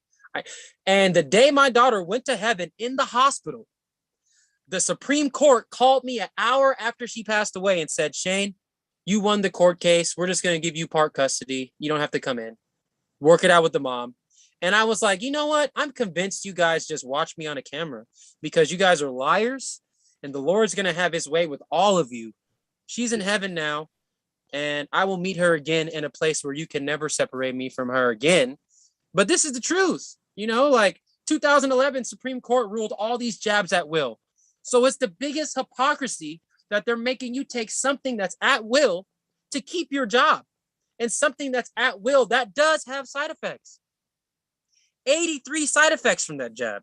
And they've always had side effects. I mean, there's so many. No, they're not side effects. They're effects. Oh, effects. Yeah, they're effects. Exactly. Yeah, not side effects, effects, literally. And all the effects that they actually give are effects that they're pushing right now into de facto system of variants of the jab. This is how bad they have us, right? This is how bad they have some of the land right now, brainwashed. They're making everybody think that these variants are new, but there's nothing new under the sun. The scriptures even say that. And for everything that was hidden will be revealed. But the thing that the scriptures tell us is that the ones that are in line with the Lord will understand this now, but Babylon will understand in the end. So a lot of people aren't going to understand this till the end, and it's sad. But this is actually the truth. Like, a lot of people just don't have that veil of understanding lifted because they trust the enemy so much. They trust that the corporations can never be this evil. They trust the corporations would never do this to you, and it's sad because they are. And until that sting really hits you, it's like, wow, the peace that the Lord has given me with the law, I believe the Lord gave me this understanding with the law so that it will sustain me through these trials and tribulations. Because if I didn't have the law with me, the physical law with me too, I would be doomed right now, But now that I have the physical law with me, the spiritual law with me, I'm I feel untouchable, and I can still hold my peace after the de facto put me through MK Ultra, because I know it doesn't end here, but I know that while we're here, the Lord wants us to live. The Lord told Adam and Eve to be fruitful and multiply. The Lord told Abraham his seed will be like the stars of heaven and the dust of the earth. That means he was going to be blessed in making nations and nations. That's what the Lord told all of us to do. So the fact that this jab, all of a sudden, all the infertility rates are climbing higher than they ever have, that's a curse, because the Lord wanted us to be fruitful and multiply. The de facto is literally bringing in all of the plagues and curses of the beast. It's everything all opposite about, of life. It's about sterilizing the population so they can't reproduce. Exactly. And then once we can't reproduce, there goes our nation. Because if our women are infertile, we will never be able to make another nation. And that's why they're trying to do the role reversal right now, because a true king knows his queen has power. But right now, the de facto is making it seem like the king is nowhere near the queen anymore. The queen has all the power. You know why? Because they want the women to go to war now. Because once they get the women, we will never be able to bring a nation back to this land ever again. What they're doing right now is a plot to destroy humanity right before our eyes. And they're not going to win. The dragon only has a little bit of time. That's why he's trying so hard. We just have to make it through. And this piece of law that I've received, it's a sword. It's legitimately a sword. It's a sword. And I want to point out that it says, sorry to interrupt, but I'll forget if I don't say something. The whole world will be deceived through pharmakia. It says that in Revelations. So what's pharmakia? Pharmacy, right? Yeah, so pharmacy. Everybody's been lied to about it. They've rushed it through. I mean, nothing makes sense about anything that they're doing. Logical sense. If you just stop and think about it, none of it makes sense, which means it ain't real and it ain't right, and something's going on that shouldn't be. Yes, well, because the only way it all that makes sense. Yeah, the only way it all makes sense if you have the true biblical view and look at it via revelation. And when you think about the fact that God gives humanity free will, then you understand why the elites dedicate so much energy to propaganda and misinformation, because the sheeple, all want to trust all the institutions that we've seen supposedly trustworthy over our lifetimes. Isn't it the original deceit too, being played over again? Oh yeah, right. To believe in the devil, take from the fruit of the knowledge, right? Go ahead. You can believe in pharmakia, right? Not in your true creator. You're going to believe in something else, right? Mm-hmm. Yeah. And that's how I woke up, because I began to see the medical research fraud in the 90s, and I just started to see disparities. And I literally had clients come in saying, I'd have their animals, with the advent of GMOs in pet foods, I started to see inflammatory bowel disease all over the place. And so I had all these animals on immunosuppressive drugs, like they treat AIDS with. And people would come to me, isn't there anything else I can do? And I thought they were annoying. But finally, I found whole food supplements, natural cures to treat these diseases. And to my great astonishment, they all got better. And so that set me on a multi-decade course into natural medicine, which, and probably did you base it highly on diet? Well, it's all about, you let your food be your medicine. Yeah, right on. Using herbs from all around the world, and that's my practice now. I live up in the mountains now, and people come from LA to see me. They plan their vacations around their pet's visit to come to Mammoth. It's pretty crazy, but I wanted to just put a layer upon what Shane is talking about. That whole delusion, we who are awake can understand the biblical relevance and supremacy in the world about all that's going on. we've been placed in our families and our communities, unbeknownst to us, and it's just how life works. But we've been placed sometimes in families that, they're highly intelligent, but they can't see the forest through the trees. They just can't do it. My wife sits in one room and watches Fox News every night while I'm in the other room doing research on masks and vaccines and medical research. And, it's going to divide families. It's what it says in the word, your enemies will be of your own household. And the reason is because God has placed each one of us in our situations to be the salt and the light. A couple of months ago, the Lord told, if you're really close with the Lord, he'll tell you to do some strange things like the Old Testament prophets. He told me to go back. I used to watch The Walking Dead. He said, you go and you watch all 20 episodes of season 10 of The Walking Dead. And what that was to prepare me for the mass death that is to come. That's going to happen all around us, because it's going to freak people out. Even those who think they're prepared, you can't really be prepared for certain things in life. But all of you are placed where you are strategically by the Creator to minister truth, because you've had your eyes opened. So you can understand all this. This all makes sense. And you realize that there's not an end to this agenda. There's no return to normal. This is a process that has begun, and it's going to roll forward. That's all I have. The sad thing is that people don't want it to turn to normal. They want somebody else to turn it to normal for them. And this is the huge problem we have, is people won't think for themselves at all. Like, for instance, somebody who's riding a bike on a bike path out in the middle of the country with a mask on. Are you kidding me? Yeah. They're just living they've got strongholds in their own mind. I've been teaching this to a group. We think of strongholds in the heavenlies, evil spirits, crowns, fallen angels, this, that, and the other. But where the really effective strongholds are, and they're in the minds of human beings, because they've accepted certain beliefs. And when you try to red pill them, it just bounces off of their skull like it never happened.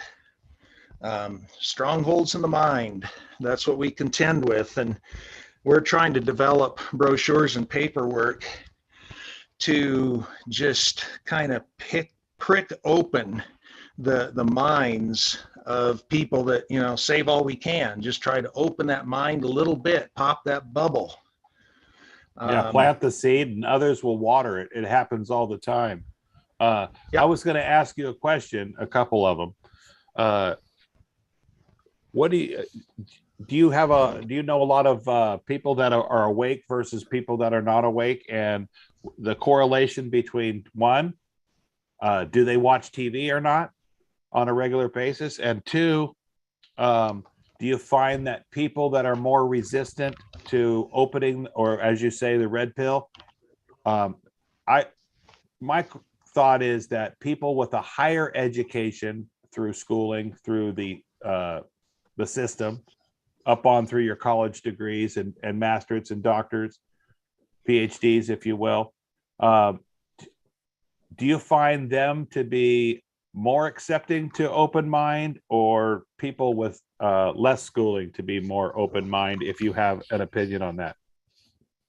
Well, in many instances, most instances, unfortunately, the more highly educated have arisen through the ranks to get, high powerful jobs and that kind of thing, by accepting the norm, if you will, within those institutions and industries.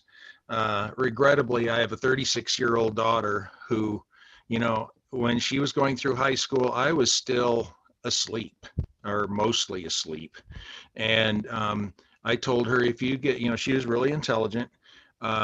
If you just stay in technology and medicine, you can write your own ticket. And certainly she has. She's, a a white female, highly intelligent. She's right now in Princeton, New Jersey. She's doing a postdoc. She's getting job offers all over the country. She actually ran a huge lab at UCLA for quite a few years for one of the top professors there in biotechnology. And she is so hardened.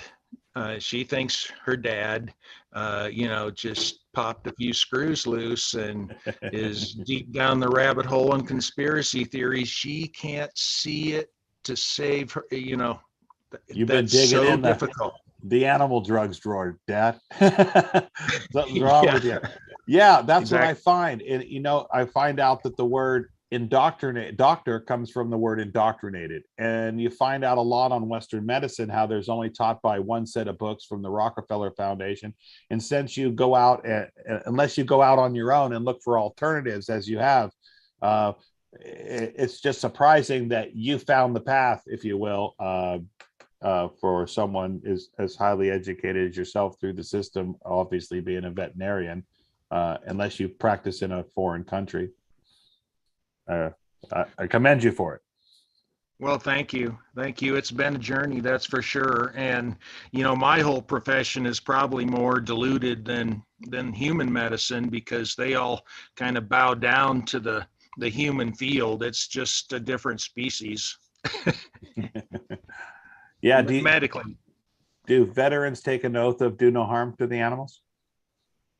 Veterinarians? Yeah, there's an oath we take to address suffering and pain, and the do no harm thing is probably not at the forefront, but that's part of stop medical. the suffering, make it best as you can for them. Right. Does John Farinacci has his hand raised? He probably has a question for you or Shane or anybody. Go ahead, John.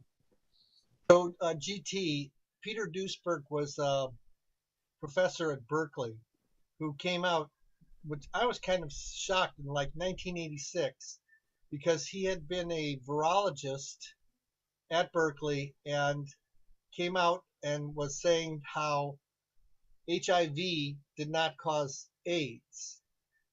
And yet this information was not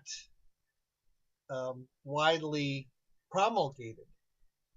And yet he kept doing research and for many years was saying how HIV was a passenger virus, that people could live with it, but that the treatments that people who were HIV positive were being given was actually the thing that was causing or could cause the symptoms of AIDS. And also there were a classification of people who were doing relatively heavy street drugs.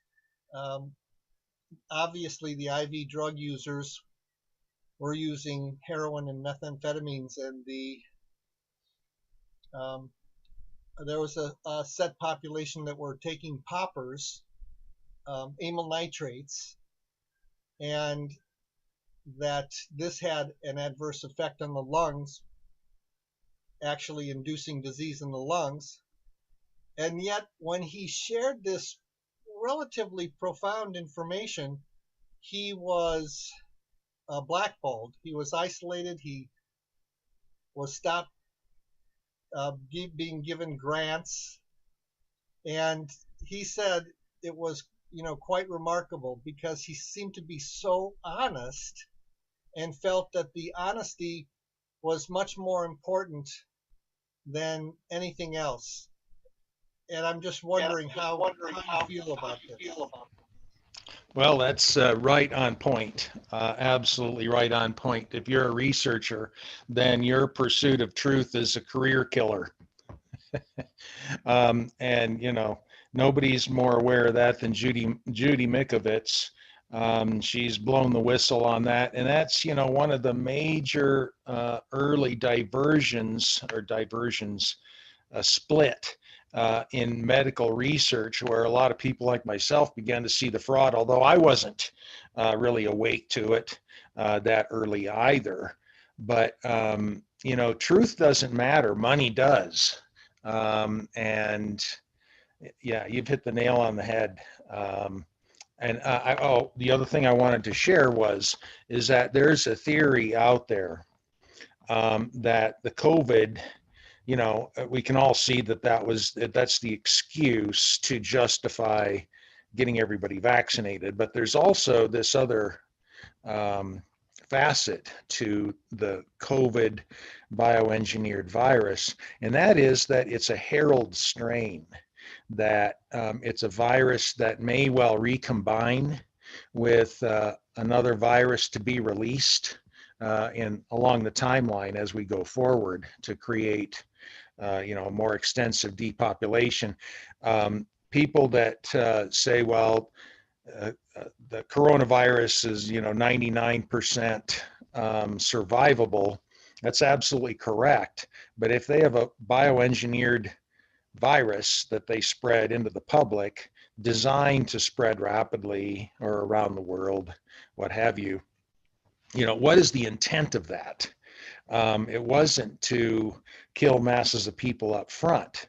It's to, perhaps to set them up for things to come. And I just wanted to share, I try to share this everywhere I can, and it seems like nobody will listen. But there is a way to be bulletproof against viruses that I have found, and there's research to back this up, very strong research. Nanosilver, if taken correctly and frequently enough, that will outperform zinc. And of course, zinc needs hydroxychloroquine and quercetin and other things in the body to get it into the cells. Well, nanosilver does not need such a cofactor in order to do that. And at a 5 nanometer size, it actually crosses the blood-brain barrier. And I've been around so many infected people, you cannot shake a stick at how many sick people I've been around. And I haven't had so much as a sneeze. And I'm probably the only veterinarian in the state of California, in private practice anyway, that never stopped seeing clients in my office. I let them come in. I have sometimes felt a little bit ill after being around too many vaccinated people, but what really makes you sick is the replication of these particles in your system. And nanosilver, actually, it's a nanoparticle replication inhibitor. So it gets into your cells and makes your cells resistant to viral hijacking is the process that occurs. So I would just pass that all on to you. And I do have a source for inexpensive concentrates where you can get it. But if you want to be, can you put that in the chat, or is that too? Yeah. And I was just gonna say, I have a question, or I don't know, maybe a statement somewhat. That, let's say you do have the vax, that means you've been given the spike protein, and now that is weakening your immune system, and now it's allowing that spike protein, if you will, to incubate for a longer period of time than it normally would be with a healthy immune system, allowing it to maybe mutate and change forms as it goes.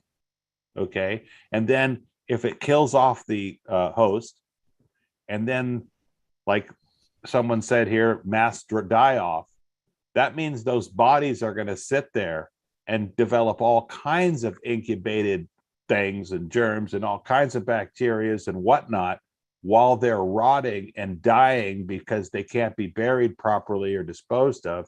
I think you're going to see perhaps those new types of viruses, or if you will, or pathogens that are going to cause the problems that people are going to be weak from, that's going to knock them out even faster. Anyway, that's just a thought I had.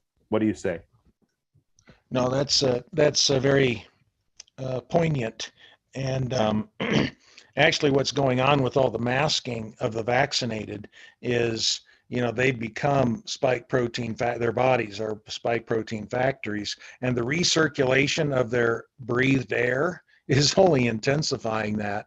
It's amazing. The devil turns everything upside down 180 degrees. And so they're going to blame the unvaccinated as being the risk, the real risk. These people are becoming spike protein pus bags all around us. It's really bad. Yep. And we know how well oxygen works as an oxidizer and whatnot. So you want a lot of oxygen. The more oxygen, the better. And we know that with all the craziness that they're doing in the atmosphere under the virus of global warming, if you will, that we're not getting a lot of oxygen at in the ambient air around here, or the CO2, which is all quite low. If you ask anybody who has a greenhouse that is growing hibiscus or something like that, they pump in a lot of CO2 to make those plants grow, so that when you go down there and buy them in Safeway, they're all nice and pretty and looking great. So just wanted to point that out. The more CO2 we have, the more the trees and the plants can produce more oxygen. And like I point out to people of the younger generations, like young kids, is like, what is CO2? And they go, oh, that's 1 carbon molecule and 2 oxygen. Okay, what's oxygen? Oh, it's just 2 oxygen molecules. Okay, so if we breathe out CO2, carbon and 2 oxygen molecules, and the tree breathes that in, and then they spit out O2, what happened to the C? Where did the carbon go? What happened to the C? And I say the C is what you see in the tree.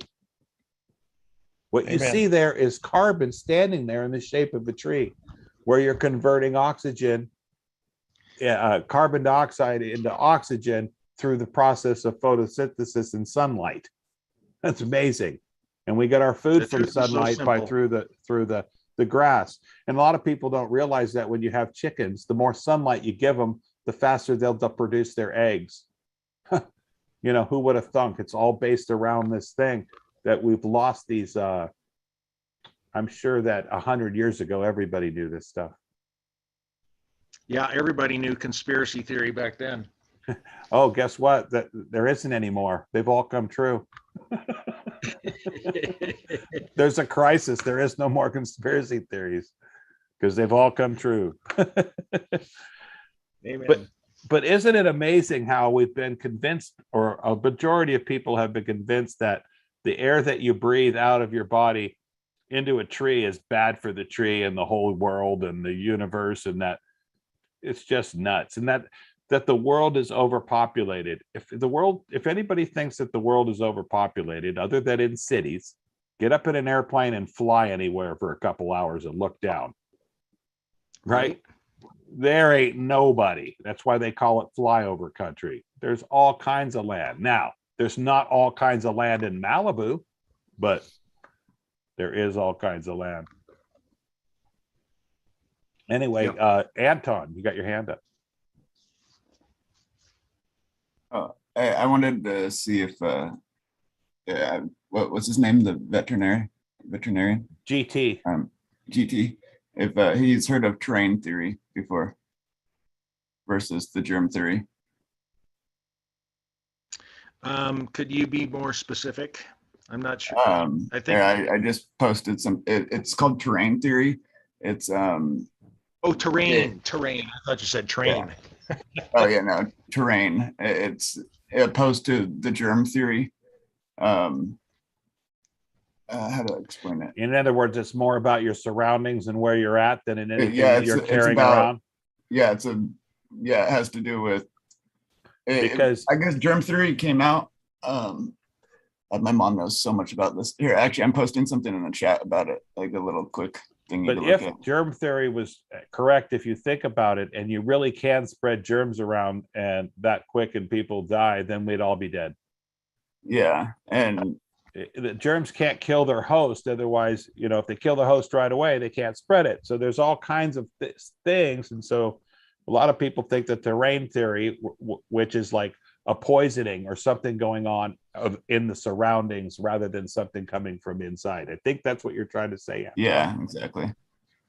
Well, here's the thing about all of that, is I've gone back and forth, and in order to search out the truth in anything, you need to go down every avenue, every rabbit hole, and really test it.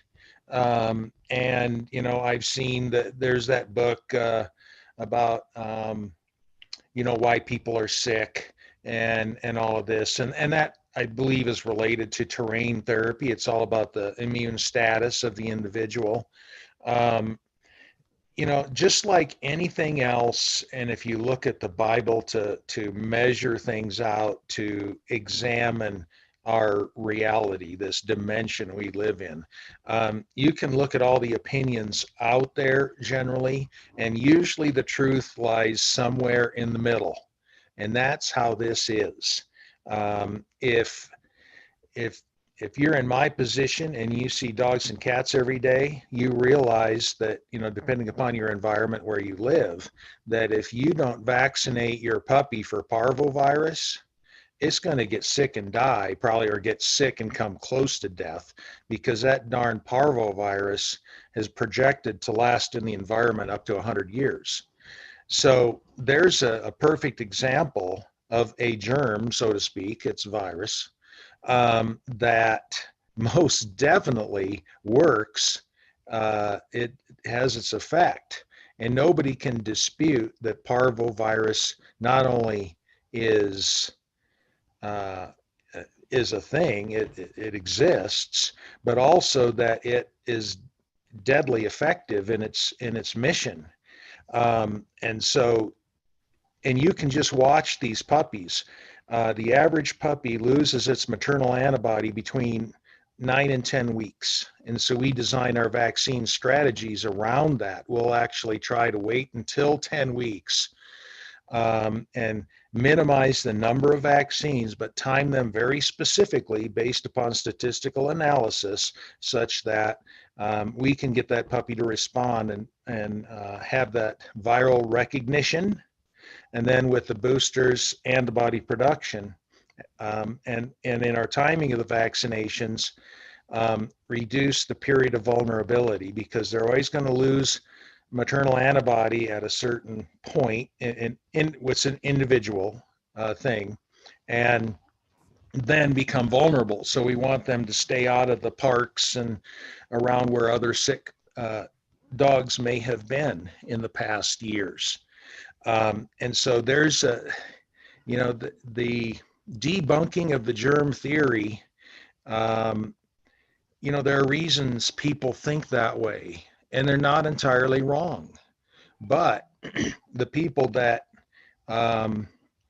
say all vaccinations are bad, they're not correct either. And so you really have to look at these things in a balanced fashion to understand. And if you can, and I have classmates from school that have vaccine companies, so I understand vaccine technology probably better than anybody you know. I've administered hundreds of thousands of doses of vaccines, conventional, correct vaccines, but are all vaccines made for dogs and cats good? Not necessarily. No. Do they need all those vaccines? No, they probably don't. But don't let that make you think that, like, the COVID virus doesn't exist. Probably they perfected this COVID virus in silico on a computer with the HIV virus inserts, and now I think with feline enteric coronavirus included, to induce these vascular anomalies that occur on a cellular level, on a subcellular level. And so is the immune system important? It's supremely important.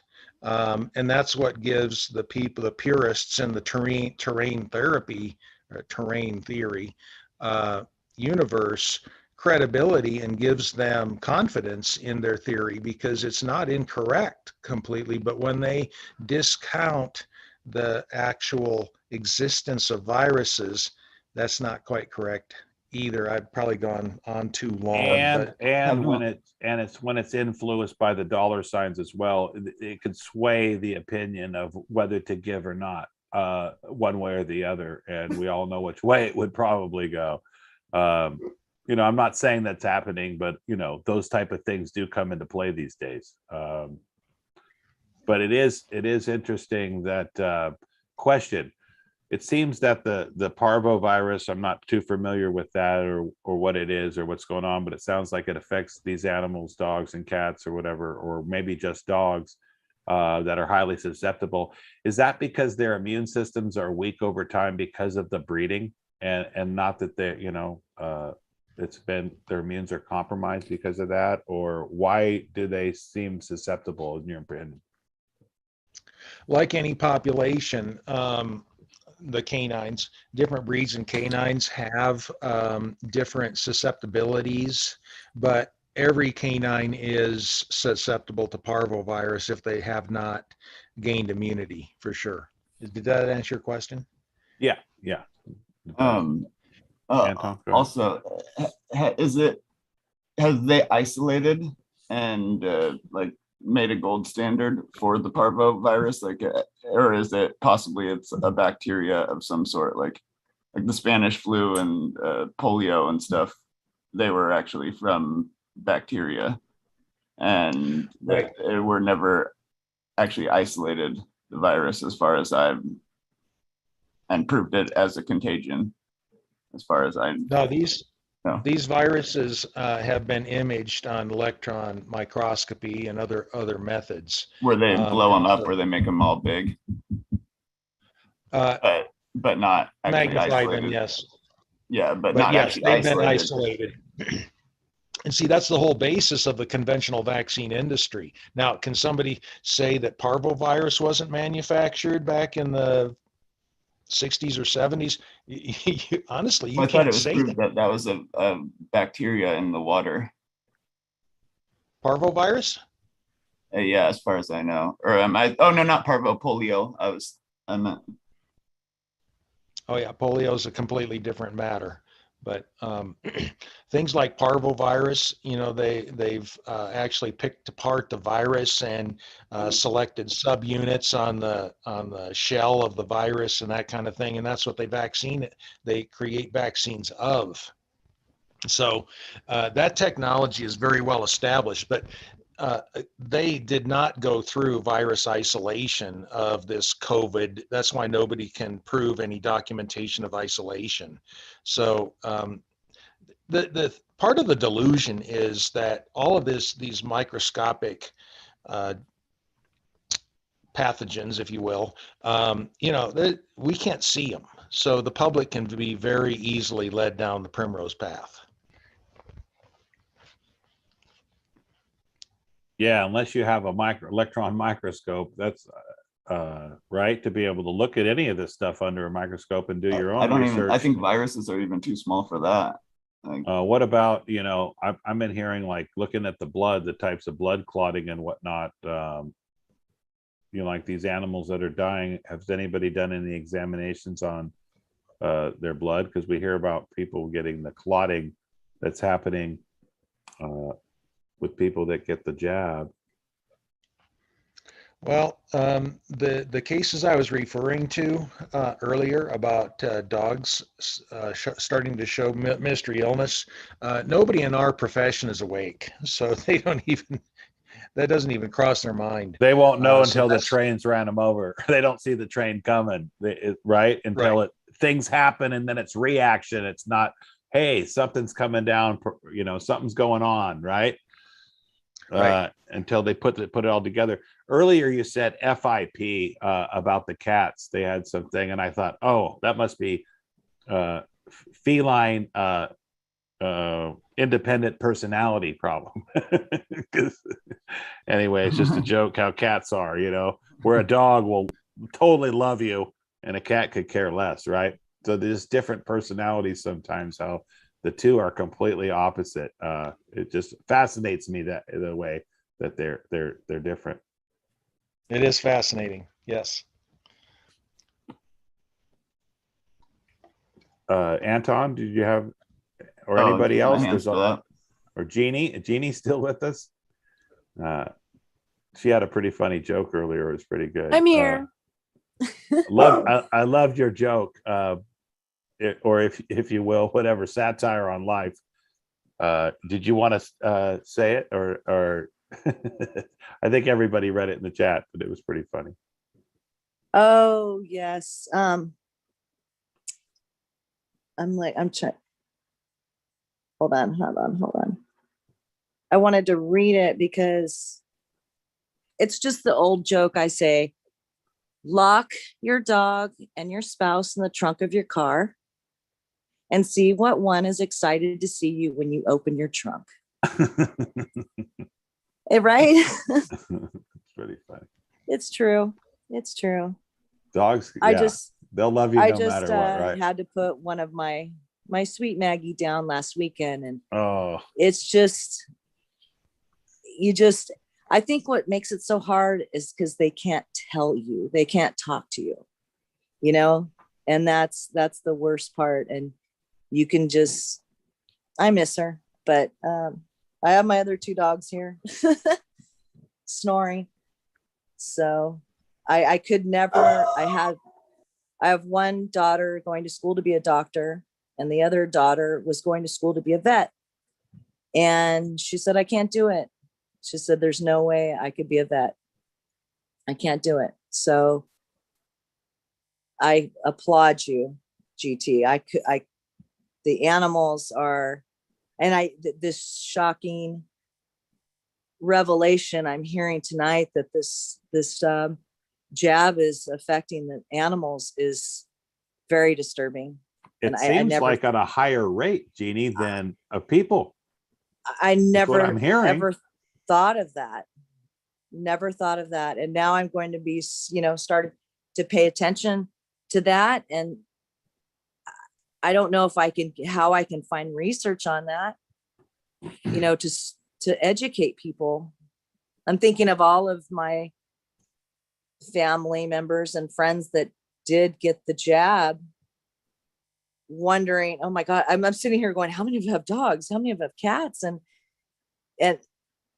I don't know if there's a way, I think we're at the point. I work with a gentleman he's 60 years old, super healthy, runs every day. I sell natural food. So he lives the lifestyle. And he's like, I'm not getting the jab just because I'm healthy. I don't need to. I trust my immune system. And he was in this group chat with his friends. This has been going on, a year and a half. And they were pressuring him. And then they said he couldn't go to they go hiking once a year in Arizona. And you can't go because you haven't been, with the chemical compound and all. And he's like, this is ridiculous. I found out, and he hasn't told me because he's too chicken. I found out he went and had the vaccine so that he could go to a football game and travel to Canada. And I'm thinking, what? This guy I've worked with for 30 years, super healthy, fought all his friends off. He wasn't allowed to go to his nephew's birthday party, his cousin's wedding, because he wasn't, vaccinated. And yet then he gave in because he wants to go to a football game in Canada. And I've given up. I think we're beyond, I don't know. For lack of a better word, it's an IQ test. I'm just shocked. We've been selling natural food. He takes all our because of a football game in Canada. I'm like, can you just wait? I don't get it. And I do have a good story. I have a friend I work with in Northern California. He sells natural food. So let's say 2 years ago, when I met him, he met and fell in love with his wife. They're both Christians. And so COVID happened. So we couldn't go out into our stores, and you have to be careful when you talk to people. You don't know how they feel about it. And so he feels the same way we are. And hopefully he met Nancy and Michelle at today, because I God told him to go. He lives in Solano County, and he said, "Oh my gosh, I'm going to be in Sacramento." And I said, "I'm telling you, it's not a coincidence." Anyway, long story short, his wife his family was, her family's very liberal. He came from a cult, so he's like, I only trust in God, blah blah blah. So it didn't matter 2 years ago, right? It was like, oh great, you're a liberal, I'm going to vote for Trump, ha ha ha, let's have dinner. So COVID comes around, and now it's amplified, right? So now him and his wife are having fights, and she was neutral. She probably just said, okay, John, I love you, but my family, she came from a liberal background. My point is, so now fast forward, he's getting tremendous pressure. Plus he's in Northern California. He doesn't want to wear the mask because now it's against his God-given rights, so he's struggling. His wife is, I want to get the vaccine. And he's like, no. And Toddart said no. She is now pregnant. And they are now in counseling because her family and I can't remember her name, is telling John, you don't care about me and this baby. And they went from 2 years, 2 years ago, now they're in counseling. And he said, Jeannie, stop sending me stuff. It doesn't matter unless Fauci or the CDC or who tells her, not to get the jab, especially because she's pregnant. And I said, well, she can't breastfeed. And he's fighting, and that's why I think it was Shane, the other gentleman, that was saying he's fighting for his son, unborn son. And he finally, he called me, I think it was last Friday, and he's almost in tears. And he goes, I just have to give it to God. And he goes, I cannot believe all of this. We are Christians. We go, we were married and loving, and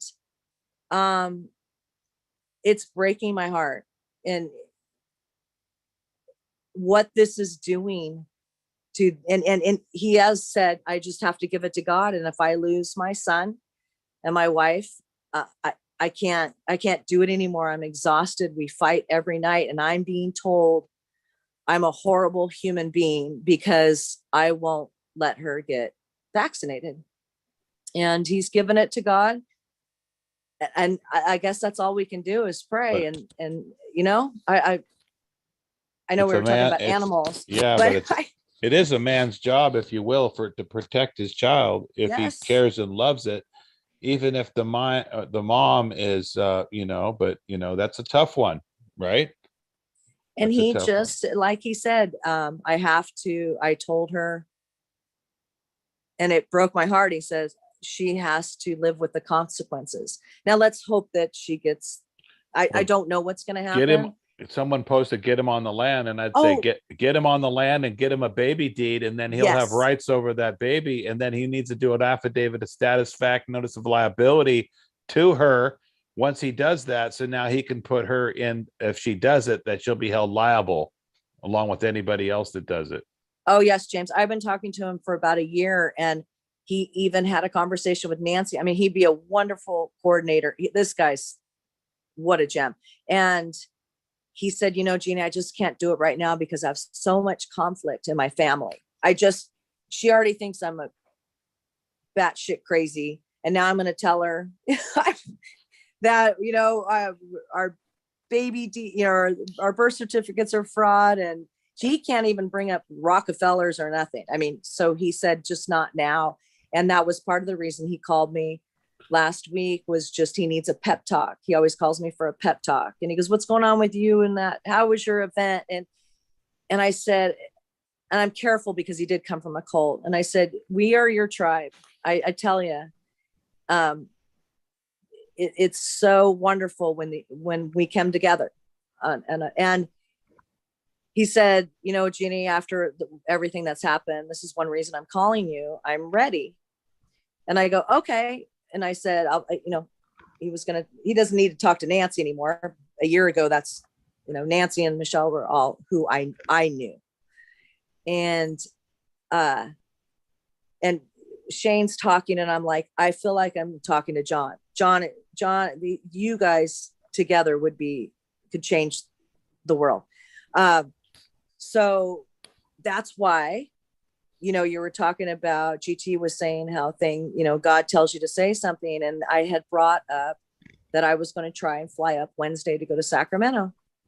And that's when he said, oh my gosh, I'm going to be in Sacramento. And I said, oh my gosh, Nancy, they're going to be there. So he was sending me pictures, and he was going to look for them. And I swear, I go, all you need to do is go up there and and get a hug. You'll start crying. This man needs so much love from us. And I just know we're his tribe. And so that is exactly what I'm trying to do. But I try not to push. That's why I'm a little back, especially because he came from a cult. I don't want to go, join us now. But I always say you're more than welcome to go on. You don't have to correct your status to be a part of this. So we'll see. And I pray for him every day. I can't believe, I got this guy who got the vaccine to go to a football game, and this gentleman struggling. So I hope, I was going to see if I could get Shane's number, because he is so isolated and alone. And if he just had somebody to talk to, I think that would help. And now you're telling me it's affecting animals. I can't, this is going to just drive me nuts I won't be able to sleep anymore. So I'll have to do some research on that. And maybe that's it. And I was thinking another avenue, to wake people up, because if you can't get through the mothers and their children, maybe you can get through their pets. I don't know where we're going, and it's frightening. Well, GT, do you come onto this call regularly, or have you papered up and corrected your status, or you, because I would love to, follow up with you and hear, the things that you're noticing, the observations that you're seeing with the animals in relation to, the deaths and what's going on. It's tragic, but it's also fascinating in a morbid way, to follow what's going on. What do they have in mind? Number one, I've not seen any of those atypical sort of cases myself. This is just reports from others that I've seen. Number two, up here in Mammoth, we get just flooded with people from Southern California. So I've been so busy, I don't have time to go to the bathroom during the summer. Gotcha. And so I did volunteer to be a coordinator in Mono County, in lieu of everything, just because nobody else was standing up, and I'm trying to build a group. So I think probably LRS published my papers yesterday. I papered up a week to 10 days ago. And so hopefully that's all coming up on the website and so on.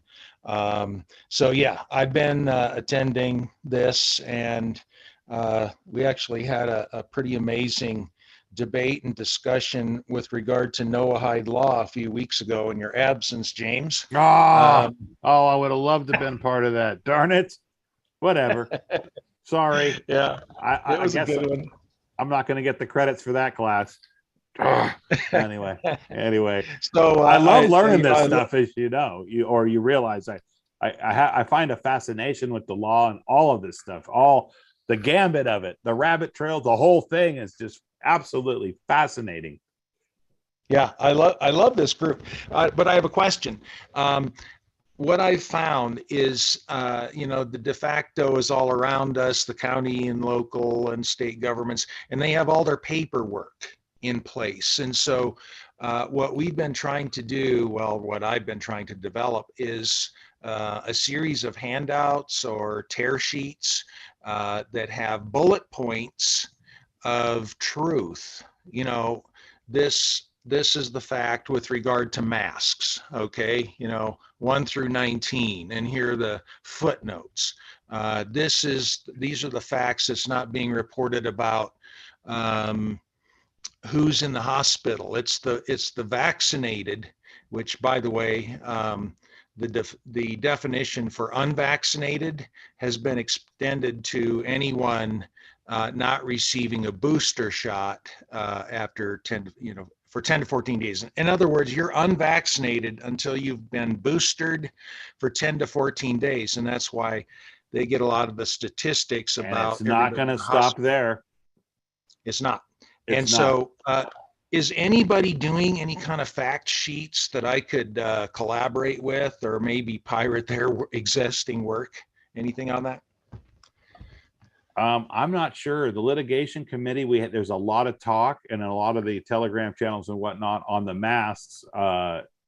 People are talking about that kind of thing and what they should do, how they should write the letter.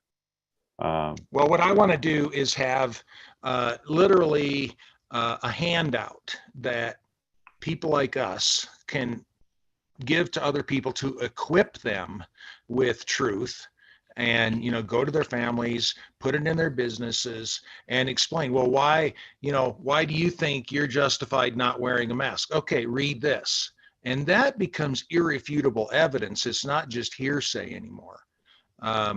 And so that's what I'm seeking to do up here on one level. On another level, we've got another approach to businesses and county government. But I'd love to collaborate more on this, because I'm litigation committee would be the best place to go to collaborate and bring those points out. That's what the litigation was set up for, is to address all these problems, mainly the Jabo and the masks. How do you reach them? That's every Tuesday night. Tuesday at you'll get a link. You should, if you're acting coordinator, you should get a link for those. And you can also find it on the californiaassembly.com. It should be a link there to sign up for any of the meetings, including the litigation committee. Okay, well, I think Nancy was reluctant to, designate me until my paperwork actually was published. So that should be happening shortly. Yeah, but you can still answer questions and help people out, with the knowledge that you have, and share, and especially in your, you say you're busy with all those people with dogs, I'm sure you meet people here and there that, might have eyes to see and ears to hear. Yeah, most or of do the you people kind of keep that separate from the thing, the business portion of the veterinary part, and then the other matter is, personal or whatever. It just seems like an opportunity to meet a lot of people. May I? Well, yeah, go ahead.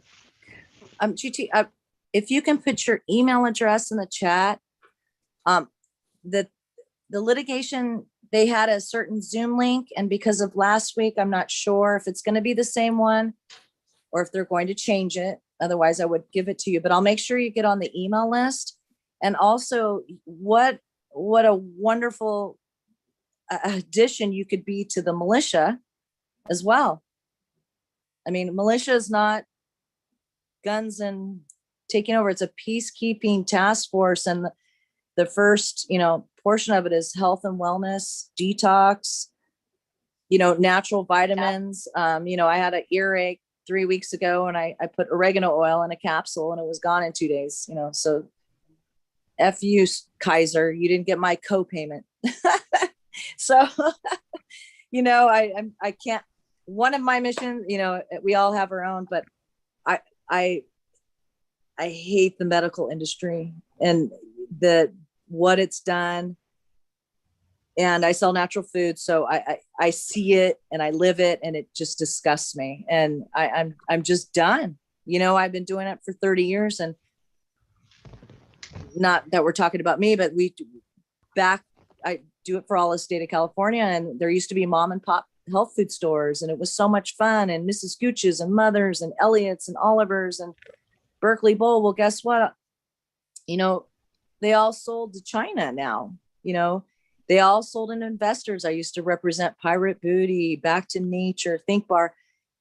At Kind Bar, at least they were honest with me. They said, we're going to hire you for 5 years, use you for the contacts that you have, and fire you and sell to a corporation. So I go, well, at least they were honest with me. But this is what's happened. So for 5 years, I'm there's no more family-owned businesses anymore, and it's really disheartening for me. So that's why God sent me the assembly. But that's what I'm trying to bring to the militia. I'm only on the litigation meeting to learn and help Ron. So, but militia would be wonderful for the militia. Unbelievable addition. So I know that a lot of meetings, and you're already busy, but you learn a lot. And I could listen to you you could be a guest forever. So, if you my point was, if you give me your email address, I'll get you the litigation, and then you'll be on my master list. So you'll probably get the militia, and you could just listen if you want. So, and you're always welcome to join Orange County too and speak. I yield. Well, thank you. I put my 2 emails in the chat, and one of these days I contend, because I'm really above being a practitioner. I've been a researcher for decades, which has kind of brought me to this situation. And one of these days I'm going to come out of my cave, and people have said, I've needed to write books about all of this stuff. But basically, I get my information from everybody else. I don't have my own research per se, but the information is out there, as you know. You can cure any cancer, as you know. Rife, somebody mentioned Rife. I have a wireless Rife machine to treat animals. I pretty much do it all in the alternative field. I don't employ every alternative strategy, but as much as I can manage. And I'm all about getting involved in all those groups. Just have to find time to do it. Now that summer's over, I should have a little bit of more time to, come out of my mess. I'll yield. Yeah, thank you, Anton. And Anton's up. Thank you, GT. GT. I put my mom's phone number and email in the chat for you. She'd be somebody that'd be really, really good for you to talk to regarding what you were talking about, and trying to wake people up. And she's a nutritionist and really into health and researching and like natural health, and she's a wealth of knowledge. But you should contact her. She would love to talk your head off. Okay, I'll take it down. Yeah, that's it. No hands up. 4:47 a.m. Pacific time. Actually, I got a couple things up. Crazy non-sleepers. All right, go on. That I wanted to bring up before you end up going to bed. Give me 1 second. I'm awake now. The sun's coming up. All right. Let me see. Oh yeah, Shane's still on here? Shane, you still here? Shane. Yeah, I'm still here. Here. I gotta let my dog out the door really quick. Okay, dude, hold on 1 second. I see the peace flag. Look at him. He got it on the wall. I need to get one of those for my RV. Yeah, you do. Yeah, man. I mean, they'll be like, hey, you guys see that Freedom RV going around, Vallejo? That thing looks crazy. Did you see that weird flag? There's something wrong with it, but I couldn't tell. It just looks different. Yeah, and some guy actually flagged me down the other day. He was like, bro, nice peace flag, bro. And I was like, well, you know about this? He was like, yeah, bro. I've been trying to tell my whole family for years, bro, that they're using the wrong flag. That's the true flag we should be using. I was like, whoa. So I ended up talking to this guy for like 5 hours at the park. Found out he was a traveler that just travels around the world, and told him about the assembly. So he's been looking it all up and stuff.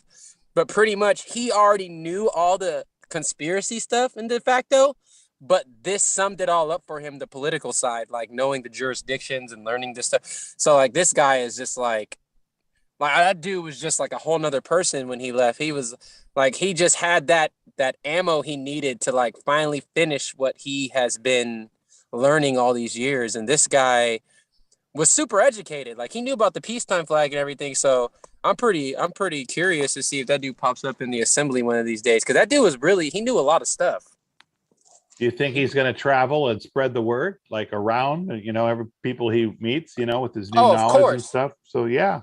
Yeah. When he met me, he was like he was like, he met a long lost brother. Cause he like flagged me down. He was like, whoa, nice peace flag, bro. Nice. And then I was just like, whoa, he's like, I've been trying to tell people about this forever. Even my family thinks I'm crazy. So now that he's like studying the law side of it to like explain it politically, now this guy just feels like, this guy's got on like full armor already. Like, I'm like, whoa, that dude's definitely Gucci now. Yeah. When are the people going to start to realize they're like, oh my gosh, all those crazy people were right. You know what I mean? Eventually they're going to have to come to the realization, wait a minute, I'm on the wrong side of history here. Exactly. And even in Revelation, like GT was saying earlier, like he looks at Revelation a lot. And in Revelation, it even says, like in the end times, many people will seek death, but won't find it. Because a lot of these people, I believe, in my opinion, this is what the scriptures are saying, a lot of these people that denied this truth for so long are going to finally wake up to that's all a lie. They're going to be sitting on their mountain of promissory notes. They're going to be sitting on their mountain of Lamborghinis and big old mansion. And then they're just going to realize that it's all fake. None of it means anything. Your title is a fake title. Doesn't make you higher than anybody else. Now you can go back to living a regular life because you were living a fake life. And they're just going to want to die, but they're not going to be able to find it. Also, perhaps that, people getting these debilitating diseases or effects, if you will, from whatever's causing it, the jab, right? That they may like, I wish I was dead rather than suffer like this and have to be waited on and that kind of thing. The burden of being to being dependent on somebody is hard for a lot of prideful people to handle, right? Or anybody. 100%. Okay. Yeah. So pride before man fall before the pride, something to that effect.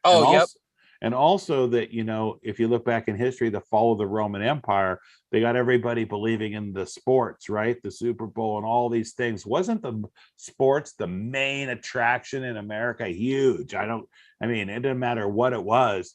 And then, and to get people distracted on what's really going on. And now I don't know what sports are doing now, but I imagine it's pretty is diminished quite a bit. Their sales. Yeah, they're putting a lot of media argumentation in like tennis players and football players and stuff. Like even like tennis players that I know, like I don't even know them personally, but like Naomi Osaka, like her talking out against other superstars.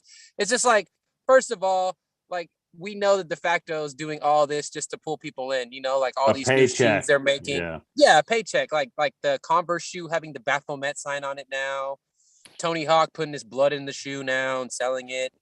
Who else did it? That one rapper did it. He put his blood in a Nike shoe and he's selling it with like a 666 emblem on it. People are buying it up, bro. Like real deal.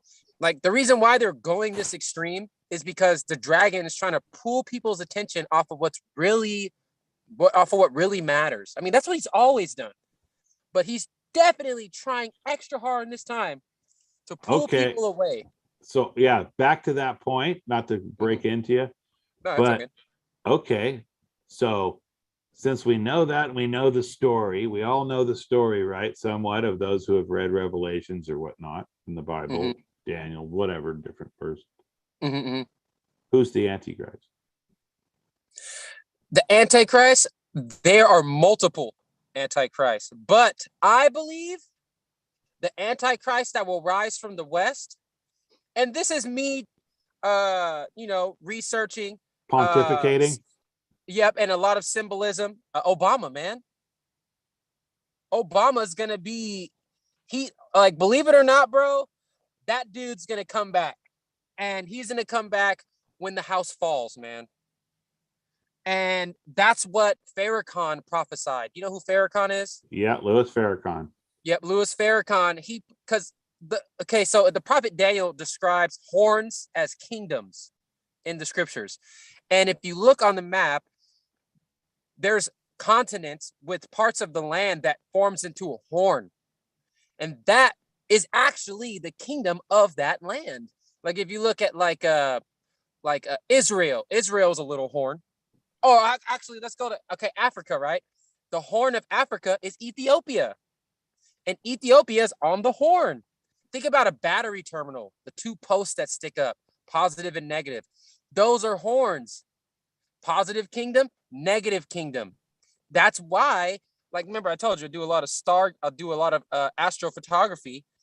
April 13th was when de facto was telling us that China was really going to move in on us with Xi Jinping. That's when they threatened to really move in on us with the Great Wall of Steel. But it was when Mars went in between the constellation of the bull, the Taurus. Because remember, the horns stand for kingdoms. When I watched Mars drift right in between those horns, and on April 13th, when Mars went right in between those horns, because Mars is the war planet, and Mars has two moons, Phobos and Deimos. Phobos and Deimos in Greek means fear and panic. Hence why when Mars came back into orbit and was visible from the naked eye in January 2020, that's when the war started and fear and panic was enforced because their star god was here. Because in the book of Matthew, it tells us, the Lord tells us that the sun, moon, and stars will be a sign of the times. That's why this is all star worship that the Babylonian system does. So the stars tell us why they're doing it, but the stars tell them what to do. That's what's really going on because the Babylonian system worships Saturn. Saturn is their head god. And in Roman and Greek mythology, that would be Kronos. But Saturn, umlaut, user A's. Saturn is represented as Satan. That's why you see Saturn everywhere. The three temples of Saturn in DC. You have Saturn on everything. Nissan emblem, Toyota emblem, Target emblem, AAA emblem. The reason why the big new era started on December 21st, 2020, was because Jupiter and Saturn came 0.1 degrees apart in the heavens. That's the closest they ever get. And they only get that close every 400 years. Now, Jupiter is represented as the king of the universe because Jupiter is the gas giant and it has 4 moons. Well, it has 70 plus moons, but 4 main moons that surround it at all times. Those are called the 4 Galilean moons: Europa, Ganymede, Callisto, and Io. But those represent the 4 witnesses of the Messiah in New Testament: Mark, Matthew, Luke, and John, who never left his side. So when Jupiter and Saturn came 0.1 degrees apart in the heavens, that's a sign, that's a war star. And hence why Mars is in orbit the whole time. Mars, Jupiter, and Saturn and the sun at 0.1 degrees. That's why they want to do the Great Reset. It's gematria for 0000. This is all star worship through the Babylonian system, and they worship Saturn. I mean, that's why every space engine they make that goes to space is called Saturn. Saturn 1, Saturn 2, Saturn 3. And the Saturn 5 rocket. And Saturn is why the judges or the high priest wear the black robes. I didn't even know that. Whoa. Wait, what was that? What was that? What was that? The judges are high priests in the satanic worship, right? The Saturn worship. Oh, yeah. Okay. I thought they had like actual Saturn name inside there. But yeah, you're right. Yeah, that's the highest. Oh, I'm sure there's more to it. I'm a newbie. Oh, yeah, I bet there's way more to it, man. But this is exactly what's happening. And on August 2nd, that was when Biden did that statement that all U.S. government employees all U.S. government employees will have the vaccine mandated on August 2nd. That's when he made that statement, because August 2nd, Saturn came into opposition. Opposition is when a star is at its closest point to the Earth. So when their star god was as closest to the Earth, they had to give their due report to him. This is what it's all about. So we've seen them worshiping these stars for so long. So think about the Delta variant. The Delta variant came out after the 4th supermoon. Delta is the definition of Delta is the fourth brightest star in a constellation. That's why the Delta came out right after the fourth supermoon. And Delta is obviously the frequency your brain is in when you're sleeping. So de facto saying, if you believe this, your brain's in Delta frequency. Hence the And zombie. yeah, I was like, yo, this is really all star worship. And what's short for star worship? Star Wars. They were telling us. I didn't even know. And if you look at the metaphors in the Star Wars trilogy, and what trilogy, there you go again, right? It's the same old thing over and over and over You know, I again. never really watched Star Wars that much, but people always told me that Star Wars has the biggest mind twist in it. And I think what it was that the Jedis were the bad guys. I didn't know. Yeah, GT's got his hand up. GT. Oh yeah, go ahead. Yeah, GT. Yeah, I'm pretty certain that in answer to your question, I'm pretty certain that the ultimate Antichrist will come out of the Pharisaical rabbi rabbinical system in the Rothschild nation of Israel. But I have a practical question, James. We are planning to do some challenging of local business mask mandates, and because they all cite being threatened by the county health department for being fined and this, that, and the other, and we want to go into these businesses and challenge that and serve them with the ADA with penalties of the $55,000 to $75,000 and this kind of thing to wake them up and perhaps make some money as well. I don't know. It's a tough sell. It's a tough sell. I'll tell you why. And this is their argument. It's the American Disabilities Act, right? So are you disabled? What's your disability? Right? You have to have a disability first before it. So claiming that you're wearing a mask, everybody has that. So is everybody disabled? So that's the thing that's their argument that but anyway, one thing that you could use is probably 42 USC 2000A, which is an accommodation party where they claim to be private property and then they can trespass you off of there. But if you haven't committed a crime, which is you have to commit a crime like enter unlawfully. Well, if the doors are open, and if you'll notice there's signs in there that say open for business, these outdoors must remain unlocked. They have, handicap parking. They got all these other things that they have to follow. Why? Because they're a public accommodation. They're no longer a private business when their hours are open for you to go in there and forage for food or whatever need have you, where they're offering for sale. They're making the offer for you to come in there and buy stuff, and you can accept their offer. So you can't. There's a couple different arguments you can use. Is that one, which is accommodation party, where they have to allow you to come in because it's not a private business, even though that's what they claim. Okay, and then there's the other one. I was thinking. I'll think about it. But there's one more that. Commerce. You can't stop commerce. The whole point is what's the law off the top of my head? But it's something about unlimited right to contract, and you can't slow down commerce or stop it or impede it. So by you not being allowed or your group of friends to go in there and do that is stopping commerce. The other thing I would do is before you ever go in there, put them on notice about all the crimes that they're committing and whatnot, and that so that when you do go in there, they can't have plausible deniability that they didn't know they were breaking the law. So you kind of set them up, and then you get people with cameras or people that aren't part of it but are watching, but because you want a group of people that if they arrest people and whatnot, that they don't take the footage and get rid of that evidence. You want to have a group of people that are gathering your evidence who are willing to write a valid affidavit in the form of a testimony, right? A testimony in the form of an affidavit, showing the crimes and the violations of the law that they saw. Now you have witnesses, they see the crime that's happened, you have multiple, you set up as many pieces of evidence as possible by putting them on notice ahead of time, and now you're going to have a pretty solid case. So if you want to set up to win, you have to think about the political strategy overall, not so much that you have the law behind your side. Okay, in my very opinion. good. And that's 42 USC 2000 something. 2000 lowercase a, and read down through there, but it talks about a combination party, that anything that's open to the public, you can't discriminate on any basis or, kick somebody out for no reason. They have to be able to be causing a crime, which is causing someone loss, injury, or harm or penetration.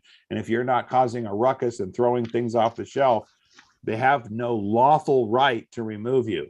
And therefore, when you do that, before you go in there, even notify the local police department and the sheriff's department through your notices that these are all crimes. So when they show up to pull you out of there, now they're committing a crime and they don't have plausible deniability. You see how you're building that whole thing up with the case of evidence, and you need people to work with you and people that are willing to type this stuff up and get those proceedings in there if that's what you want to do, because you're going to get flooded with paperwork from them. So you need to have a little bit of a team to flood the paperwork back. That helps. I think we do have a team that is willing on the paperwork front. I'm not sure we have people that are capable. I mean, they may be capable, but they may not know what they're in for once we start this.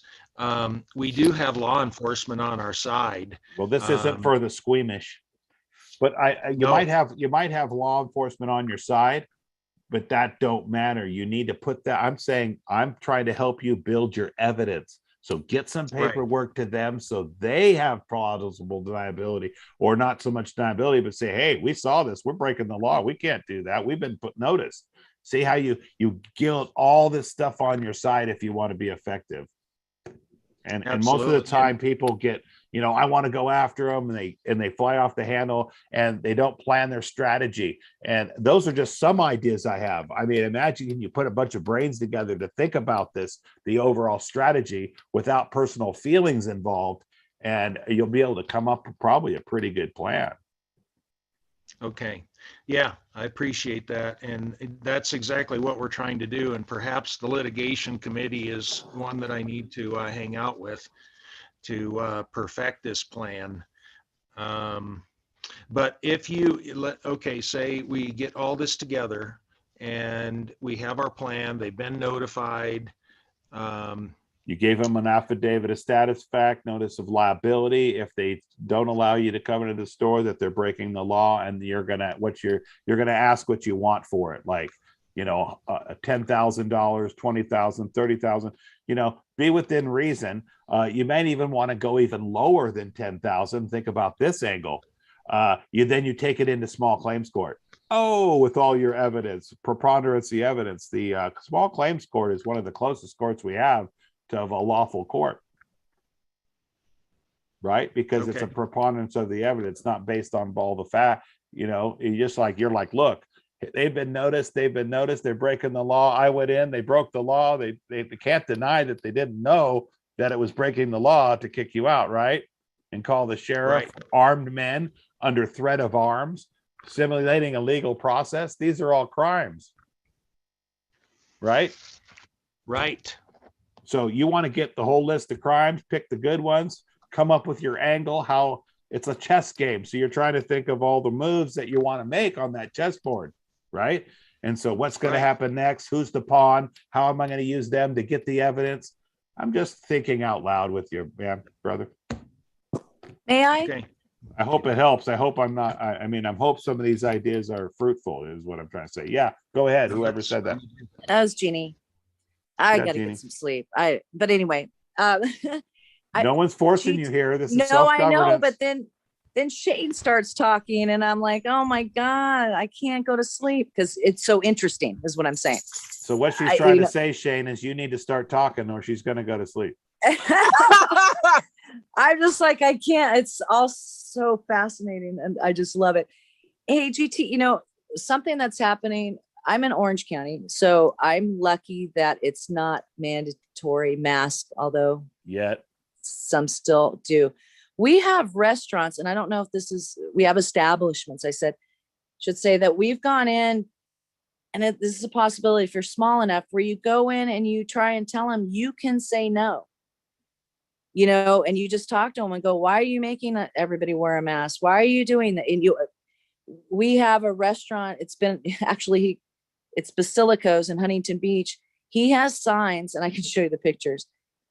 You're only allowed to enter if you're unvaccinated. And it hit it's great.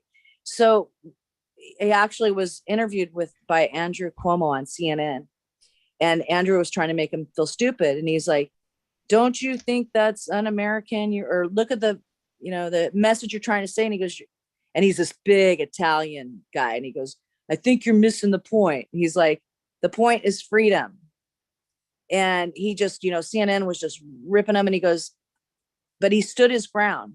So there are a few people that I don't know if it's an opportunity in your county. And I believe there was a coordinator, and I'm going to look back and find her name, that was going around to some of the establishments saying, you need to say no. Just say no. And you let the people come in with the masks, or no masks, I'm sorry. And I don't know if that's an option, as opposed to fighting them. Maybe you can, because everybody's tired of it. And if you say the law enforcement's on your side, maybe you can get, a few people to start saying, we're not going to do this. And then more people, it only takes a few. And then maybe other people go, yeah, why are we doing this? It's just an idea. Yeah, I'm No, I just appreciate saying that. Oh, I'm sorry. I was going to say that the idea that most of these people get, and the only thing they understand is money. Go ahead. That's what I'm looking at. And we've approached a number of restaurants about no masks, and they'll take down their signs and they'll take off their masks, and then they get hit by the mask Nazis. And as you say, every county is a little different.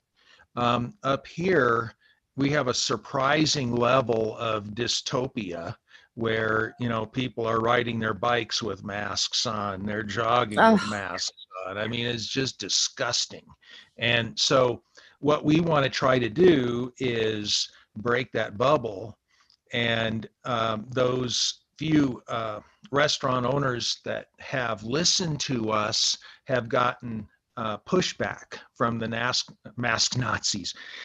So I'm open to suggestions. I'm really trying to understand how best to tackle this problem in our local area. So on those type of things, if you want to go after the county and those type of things, it's tough.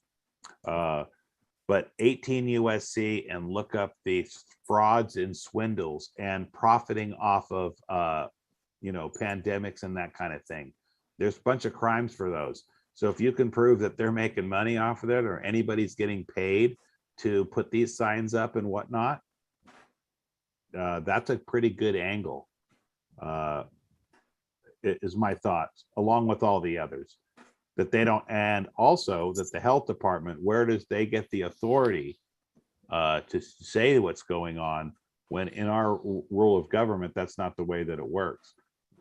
It almost sounds like you need to make a flyer that says, did you know, wearing a mask, you're breathing in your oxygen, common sense. Here we go. Common sense, a list of common sense. Did you know wearing a mask, you're breathing in toxic chemicals? Did you know your restaurant people are probably getting money to make you wear a mask? Or I don't know. I was just thinking. You can't educate them. I've tried. The people that would just refuse, it's no sense, no flyer, nothing's going to work. And you get a group of people, right? And you know how it is. One person start, and the next thing they all jump on the bandwagon, and you get like this crowd frenzy. And even people that wouldn't normally do that jump in with it to be part of the group. And you get that thing going on with the mask. Yeah, people are joiners, and that's exactly what we're trying to do, Jeannie, is put together different flyers for the different topics, so that people can be equipped and informed with facts. And our grand plan was to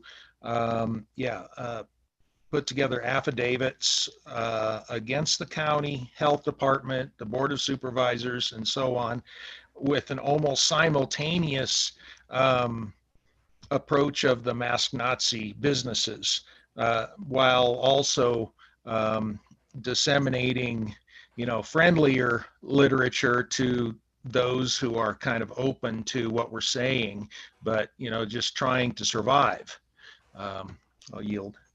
And the other thing you could do as a thought is, like, you go into a store, the cops call, they show up, you wait for them to leave, you go into the next store, they call the cops, you wait, and you just have a bunch of people doing that where they're going to get sick of it, they're going to get sick of calling it. And then when people call the cops, you're like, you're a Nazi, you'd turn the, you'd throw me in a gas chamber, wouldn't you? And you start making people feel bad. But that's what it's going to take, I think, because logic and doing flyers doesn't reach people that aren't using logic in the first place, is my thought.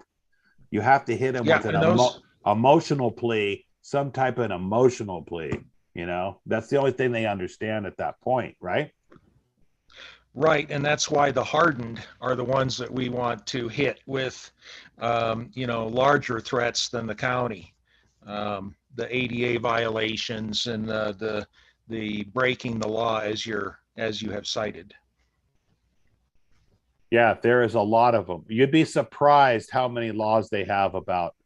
Remember, we went through all this stuff in 1918 with that thing, and there was a lot of people killed through the vaccines and other things, and wearing masks, which kept in other pneumonias that they got while their body was weak with their immune system fighting off whatever was going around. So they wrote all kinds of laws and different types of things. And there was a law I read, case law, where a guy refused the vaccine. And they said they agreed that they couldn't vaccinate him, but they all agreed that you could fine the guy. So they're haven't gone to the fine yet, but they're going to the full vax right now. Anyway, just some thoughts on that to look up under 18 USC. I'll do that. Thank you, James. And 42, right? And the health and welfare. Each section, there's a bunch of different sections. And then Title 50 is the what? Anna talks about the Title 50, which is the military civilian law, how they're supposed to treat us. So there's probably a lot of stuff in there too. And all these laws are relatively short. I mean, a paragraph long is the longest, they're really not that long. Normally just a couple sentences is all. It's really interesting. But when you read a bunch of them in a row, yeah, your eyes could bug out of your head. But if you go to one section and find something you're looking for and focus on that, it seems to be a lot easier to absorb it. Yeah, go ahead. Yeah, then once you would cite this and find somebody who's going to, a target of these laws, are we going to go into the de facto court, or do we wait until we get our jural assemblies? Well, if I think you're not going to wait. Well, you can wait, but it's going to be a long time. We need to get lots more people to make all that work. Okay, we need a lot more people to be recognized as a body, as a whole group of people. So the best way to do it, in my opinion, would be to get them in a commercial default, where you're writing them letters, putting them on notice, and then they default, and then you follow up with it, and then you can take it into court and federal court, which usually doesn't like the state courts too much, right, for violating your rights, and you take it under a 42 USC 1983 case, which is deprivation of rights. It's the Civil Rights Act law for violating your 14th Amendment, I mean. And so when you move from your lower courts up into a federal court, it automatically jumps to triple damages. So, and if you have all your evidence or your ducks in a row, and you have witnesses, and the things are notarized, and it's all bulletproof, so to speak, when you file that a federal court case, you're going to ask for summary judgment because the other side remains silent. That's usually what's going to happen. So by them remaining silent, they acquiesce. You get 3 pieces of evidence that they remain silent. The goal is to take that into court. And when they say, hey, I didn't know I was breaking the law, you can say, yeah, you did. I told you 3 times. There's no plausible deniability. They're going to lose. Also, as Ron Kelly pointed out, that, an undisputed affidavit after 30 days, or an undisputed anything after 30 days remains judgment. And an undisputed affidavit remains fact and judgment in law as well. So if you can get an affidavit, right, by swearing under penalty of perjury and make it a self-fulfilling contract that they need to answer these things to you, that affidavit in so many days, and by not answering, they agree that everything is true and correct in that. And you, by putting it in an affidavit form, is swearing under the penalty of perjury with your testimony that you're willing to go to jail if you're lying. So therefore, you're putting a higher claim, because one who's willing to risk something has a higher claim than one who isn't willing to risk. So you must be telling the truth if you're willing to go to jail for it and lose your freedom. So there's a lot of credibility in an affidavit, or a testimony in the form of an affidavit, or a declaration, however you word it, in going that route, if you will. Excellent. Thank you. James, this Yes? is Alette. I'm going to switch to my phone because, I'm going to switch to my phone because I'm getting ready to leave for work. So when I get through, could you add me, please? Because I don't want to miss anything else. Of course, when I see people come in, I'll admit you. I don't not admit people to the meetings. Okay. Yeah, these meetings, in my opinion, are available for everybody to come and listen and learn. There's nobody has the right to not share this information, and people seem to want to get together and share it and spread the word, because this is the word that's going to save us, if you will. It really will. If we all come together as a group, stand up, be recognized as a whole all across the world, maybe we can turn this thing around. What do you say, Shane? Yeah, I believe it, James. I believe, Jay. I believe it, man. Like I'm seeing it happen right now in Vallejo. Remember, I don't know if you remember when I was calling in a couple months back, probably about like 5 months ago, when I had just got on the land and I was getting denied walking into stores and everything, and I was all heated and stuff. And I was just like, you know what? Now that I'm learning the law, I realize that I don't even have to get angry with these people. You just got to lay the law down. And what's her I think her name was Jeannie. Was it Jeannie? She had her friend that she wanted me to talk to. People like that are going through stuff like that, it's just like they're seeing how wicked these corporations are, and when they come back to land, it's like all the weights lifted off their shoulders. Of course, we know we still have to pursue our freedom through the de facto, like knocking them down with the law when they get unlawful with us. But it's just that you have this weight lifted off your shoulders, knowing that as long as you stick by law and you use the law, you'll be good. There are always going to be crooks, but nobody escapes with anything. It just lifts all the weight off your shoulders. That's why, like, now that I know what I know, I'm learning to erase vocabulary from my mouth that isn't good for me to say. I wish I could have. I wish I could have. I've been finding myself doing that same thing lately. Like, I shouldn't have said that, right? Yeah. That kind of thing. I don't know why I'm doing that. I just start to think about your words, even though you're totally out there by yourself working. Yeah. It would have been nice to know that I could have went to the land jurisdiction a couple years ago and totally defeated the Supreme Court and had custody. But hey, what happened. Now I know, and I have no excuse to not keep walking forward. So when I hear about other people that are going through similar stuff, it's like, oh, we got to definitely let these people know ASAP so they don't have to go through that. But them already getting a little sting by the corporations already let them know, like, hey, you need to run to land, run. Or what was that saying? Don't walk to freedom, run to it.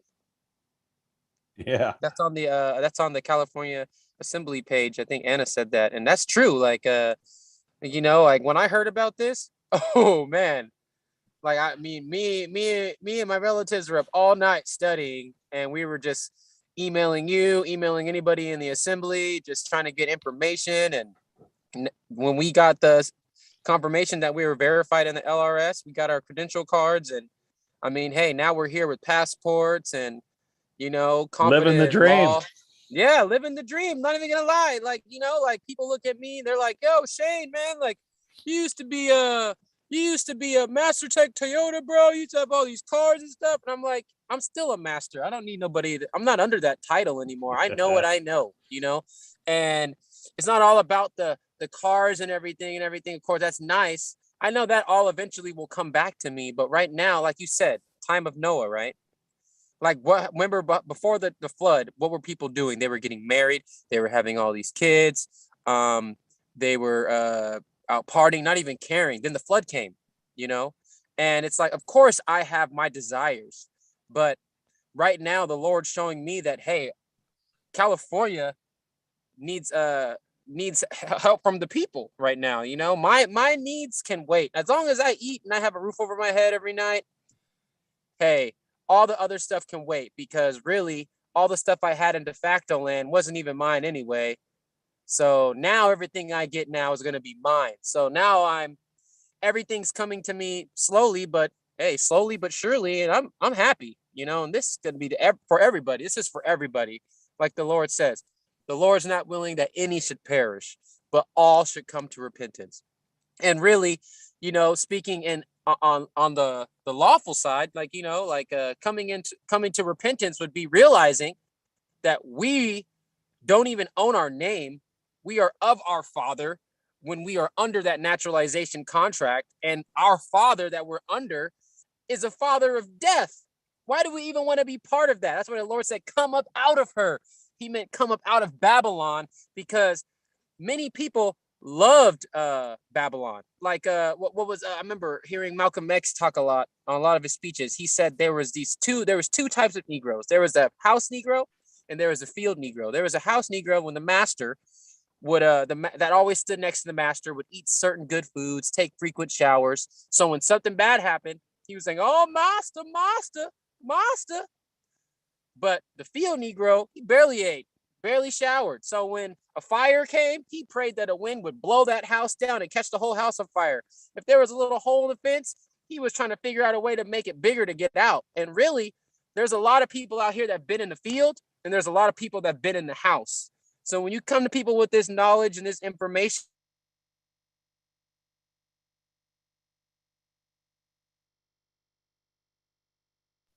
Shane, we lost you. What happened?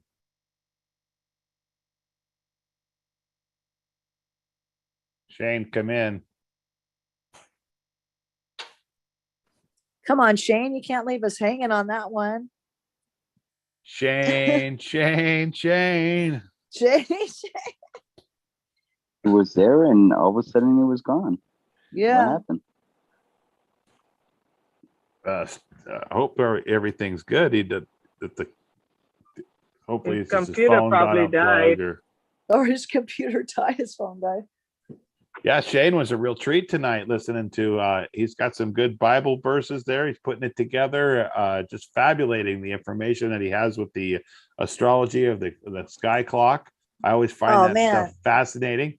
How it really does mean something. It wouldn't be up there for no reason, folks. Exactly. Right? Exactly. If you think logically. Uplifting. Yeah. And what did you say? Very Someone said uplifting, good vibe. Yeah, somebody said earlier, common sense isn't very common, is it? Yeah. There you go, that backwards thing again. I remember when The Matrix came out and Keanu Reeves was like, The Matrix isn't a movie, it's a documentary. And I was like, whoa, that's kind of weird. And then I love the movies, and I would sit there and go, I wonder if, and isn't that crazy now that you're awake and you walk around and you see these people on their bicycles with their masks and you just go, whoa, I'm out of the Matrix. And you know, that it's such a crazy, and what Shane was saying about food, or, you just need food and water, all of that stuff. It doesn't matter anymore. And you're just free. And it's just great. And that's what this group is really about. And we all know that. But yeah, it's so liberating. And you go, why didn't I do this a year ago? And God wants us to be free. And the world is a world of abundance. If it wasn't a world of abundance, why do we always have to mow the grass? Why do we have weed eaters? I mean, the stuff everybody's prunes their garden and claims it constantly, man. If you're keeping up on it, you can't stop the stuff. It just keeps coming and coming and coming. Apple trees produce, and the next year they produce more and more and more. If you're healthy, I mean, if the trees are healthy and your farm's healthy and you're taking care of everything, it's abundance. There is no scarcity. That's a man-made thing. Anyway, just a thought. No, there are a lot of cool thoughts that fly around here. I like the analogies of getting on the land and like basically being born again. That's really cool, and I think it holds true. It's true to us. The flat earth hour, all the stuff we come up with and talk about. I mean, a lot of it tonight in the last few times, it's been a lot about law, which is really good. We need to know it. We've all lost and forgotten who we are and where we come from and why we're here, and getting back to the land jurisdiction, like the Bible says in Passover, but the lamb's blood over the door to save the first son, firstborn of the house. This is back in the Shane's back. Sorry, my connection dropped. Hopefully he's coming back on. I haven't seen him come in, but he just in the chat, he said my connection's back on, so he's got to be here. And unless that's I'm back. Okay, good.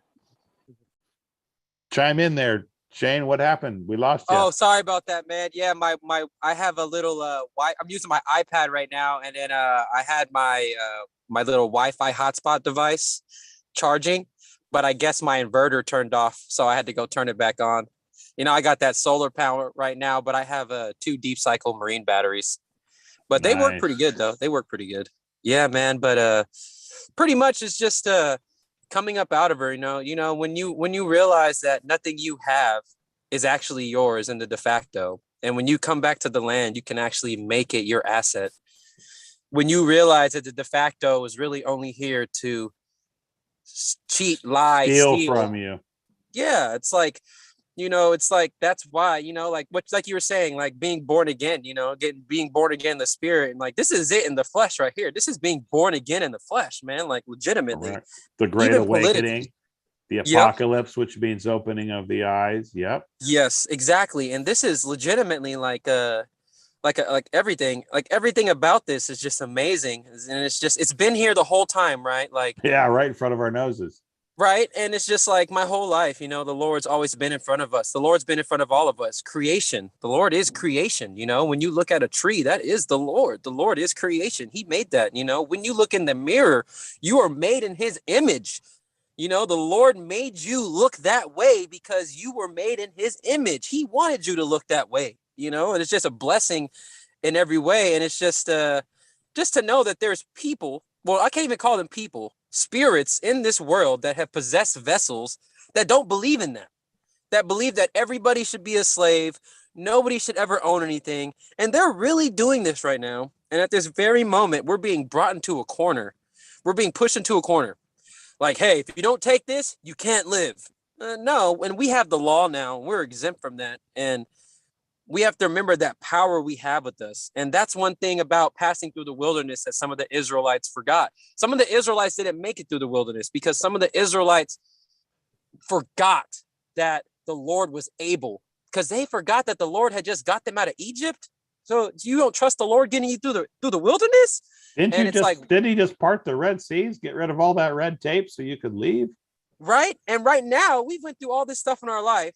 And we're here learning the true law of the land that's going to set us free. There is no reason why we should be turning the field now. We should be in high gear right now because we can see the end of the tunnel now.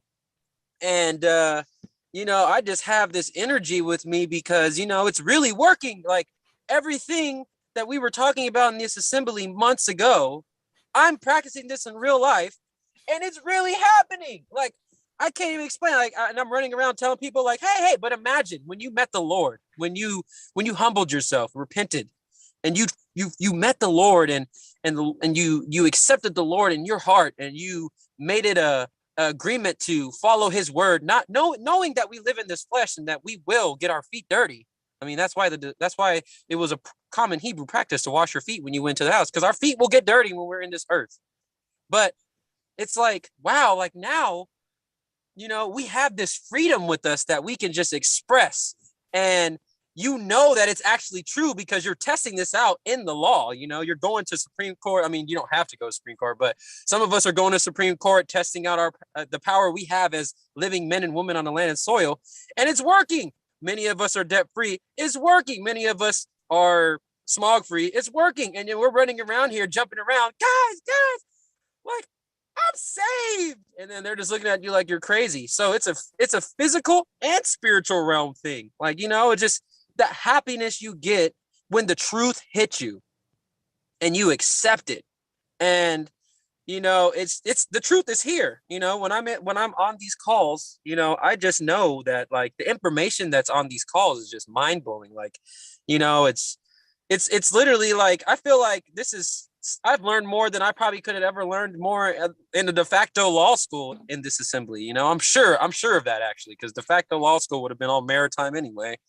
But they wouldn't have taught you. They wouldn't have taught you law or any constitution or nothing. They would have taught you how to do bar procedures in the court, and that's follow 100% the judge fact. and listen to the judge and that whole thing.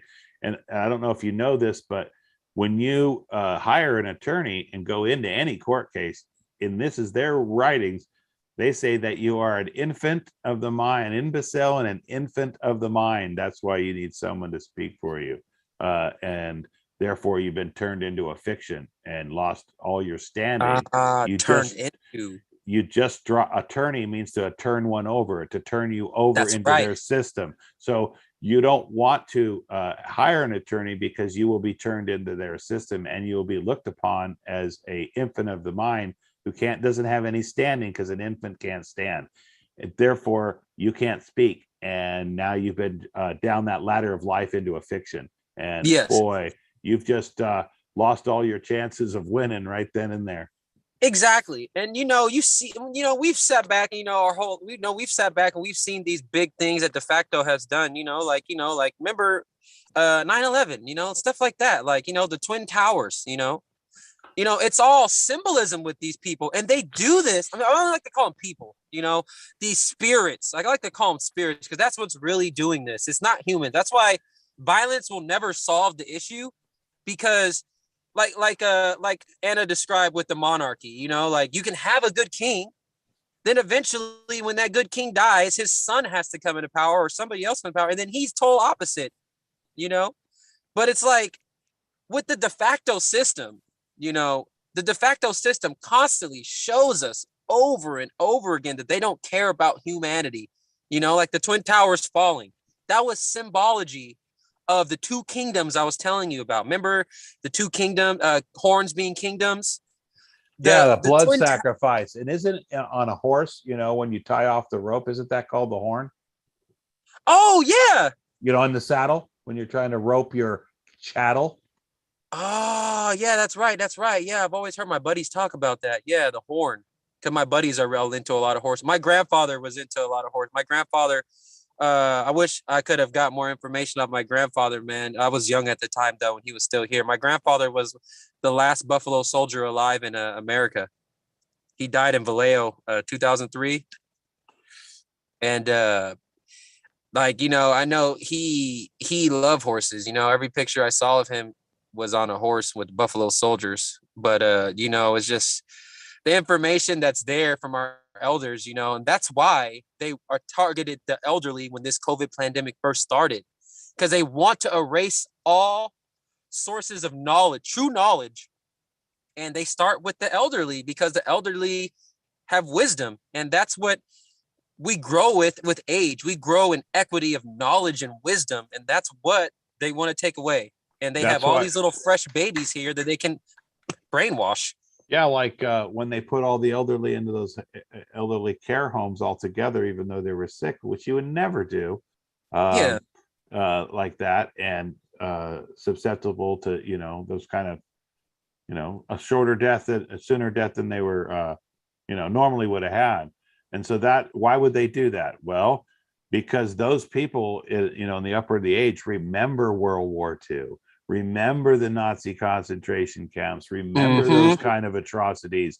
And they saw how it started out. And folks, it was a lot more milder there than it is here today. And if you don't think wearing a mask is the exact same thing as wearing the Star of David on your clothes and a yellow patch there, you're gravely mistaken.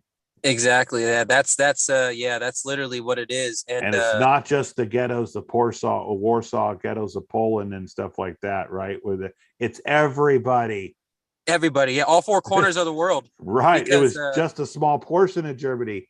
It's everybody. And think about it. Germany.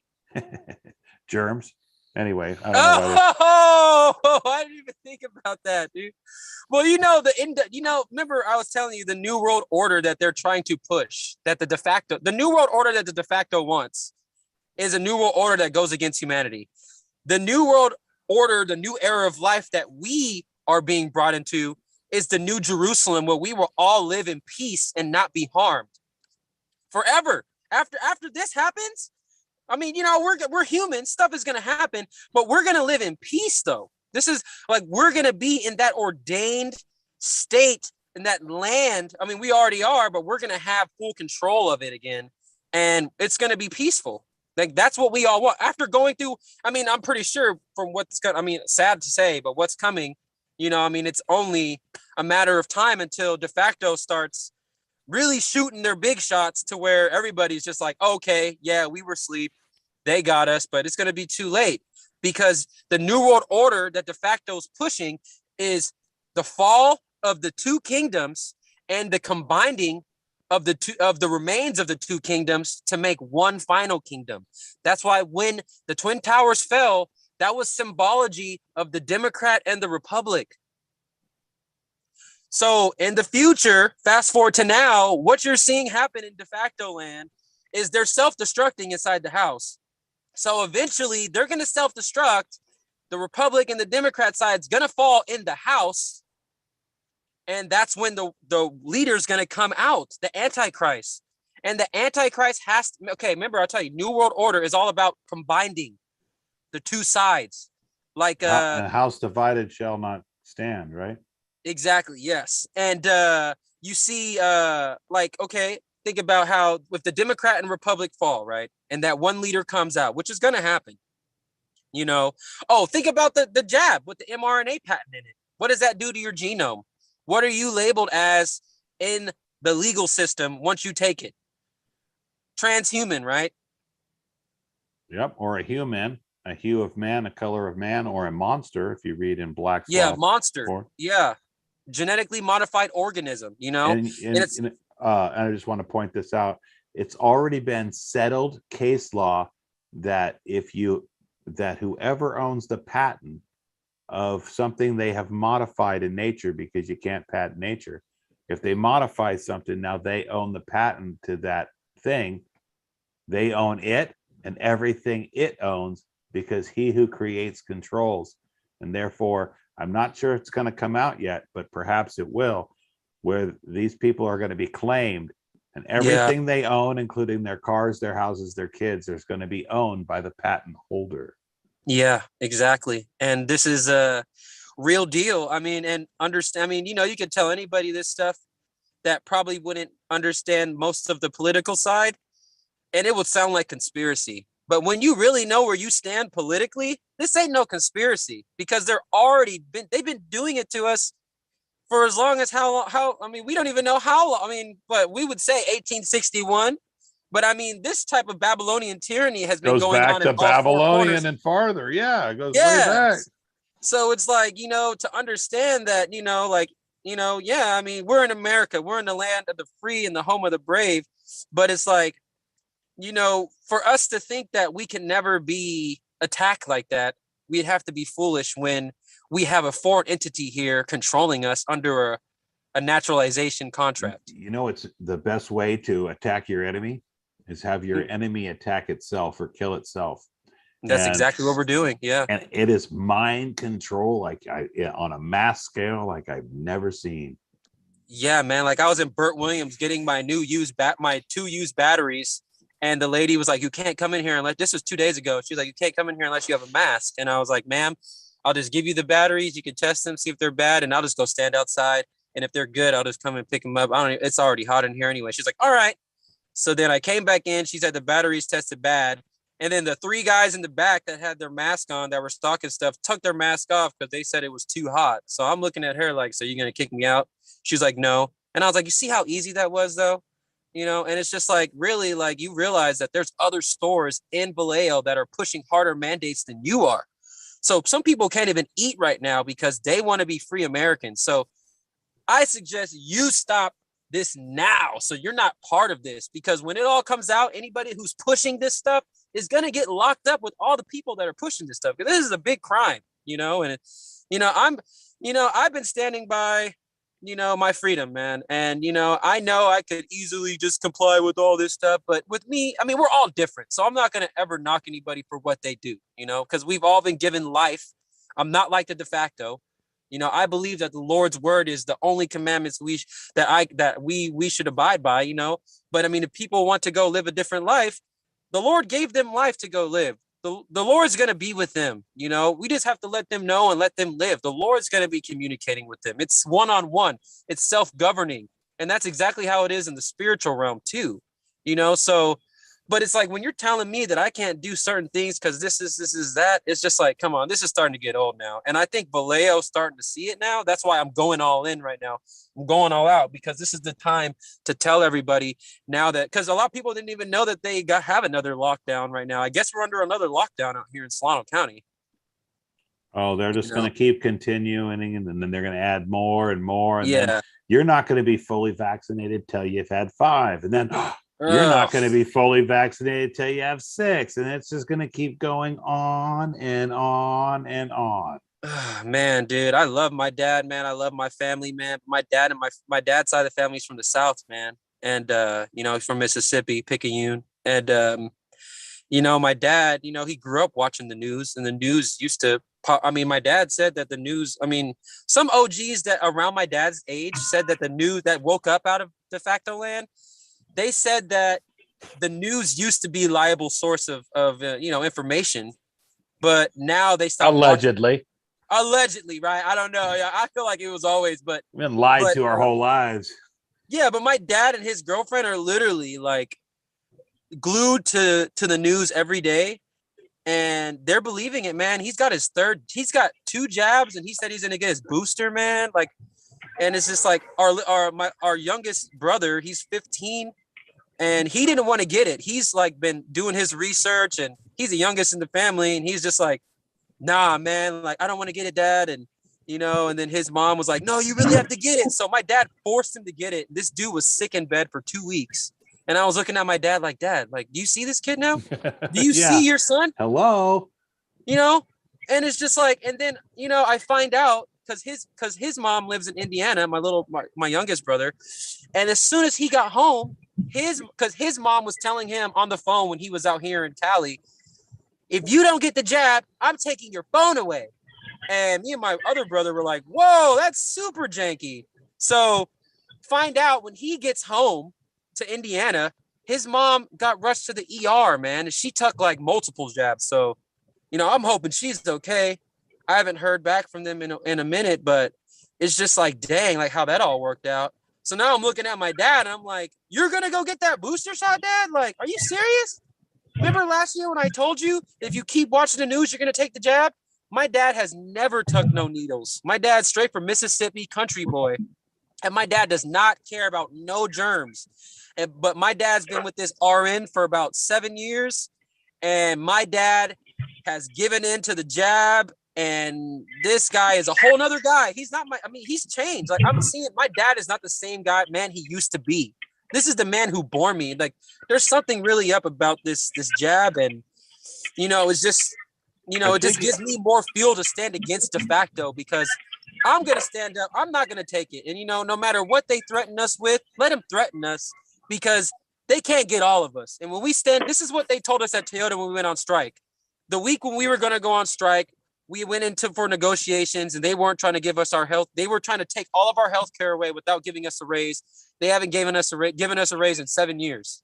So our union was like, whoa, like you guys got to at least give them a raise. And it's like, no, they got a raise. We made them flat rate. We changed them flat rate to hourly. They're all making more money. So pretty much since we work harder now, we're getting paid more. That's our raise. And that's exactly what they're doing with inflation right now.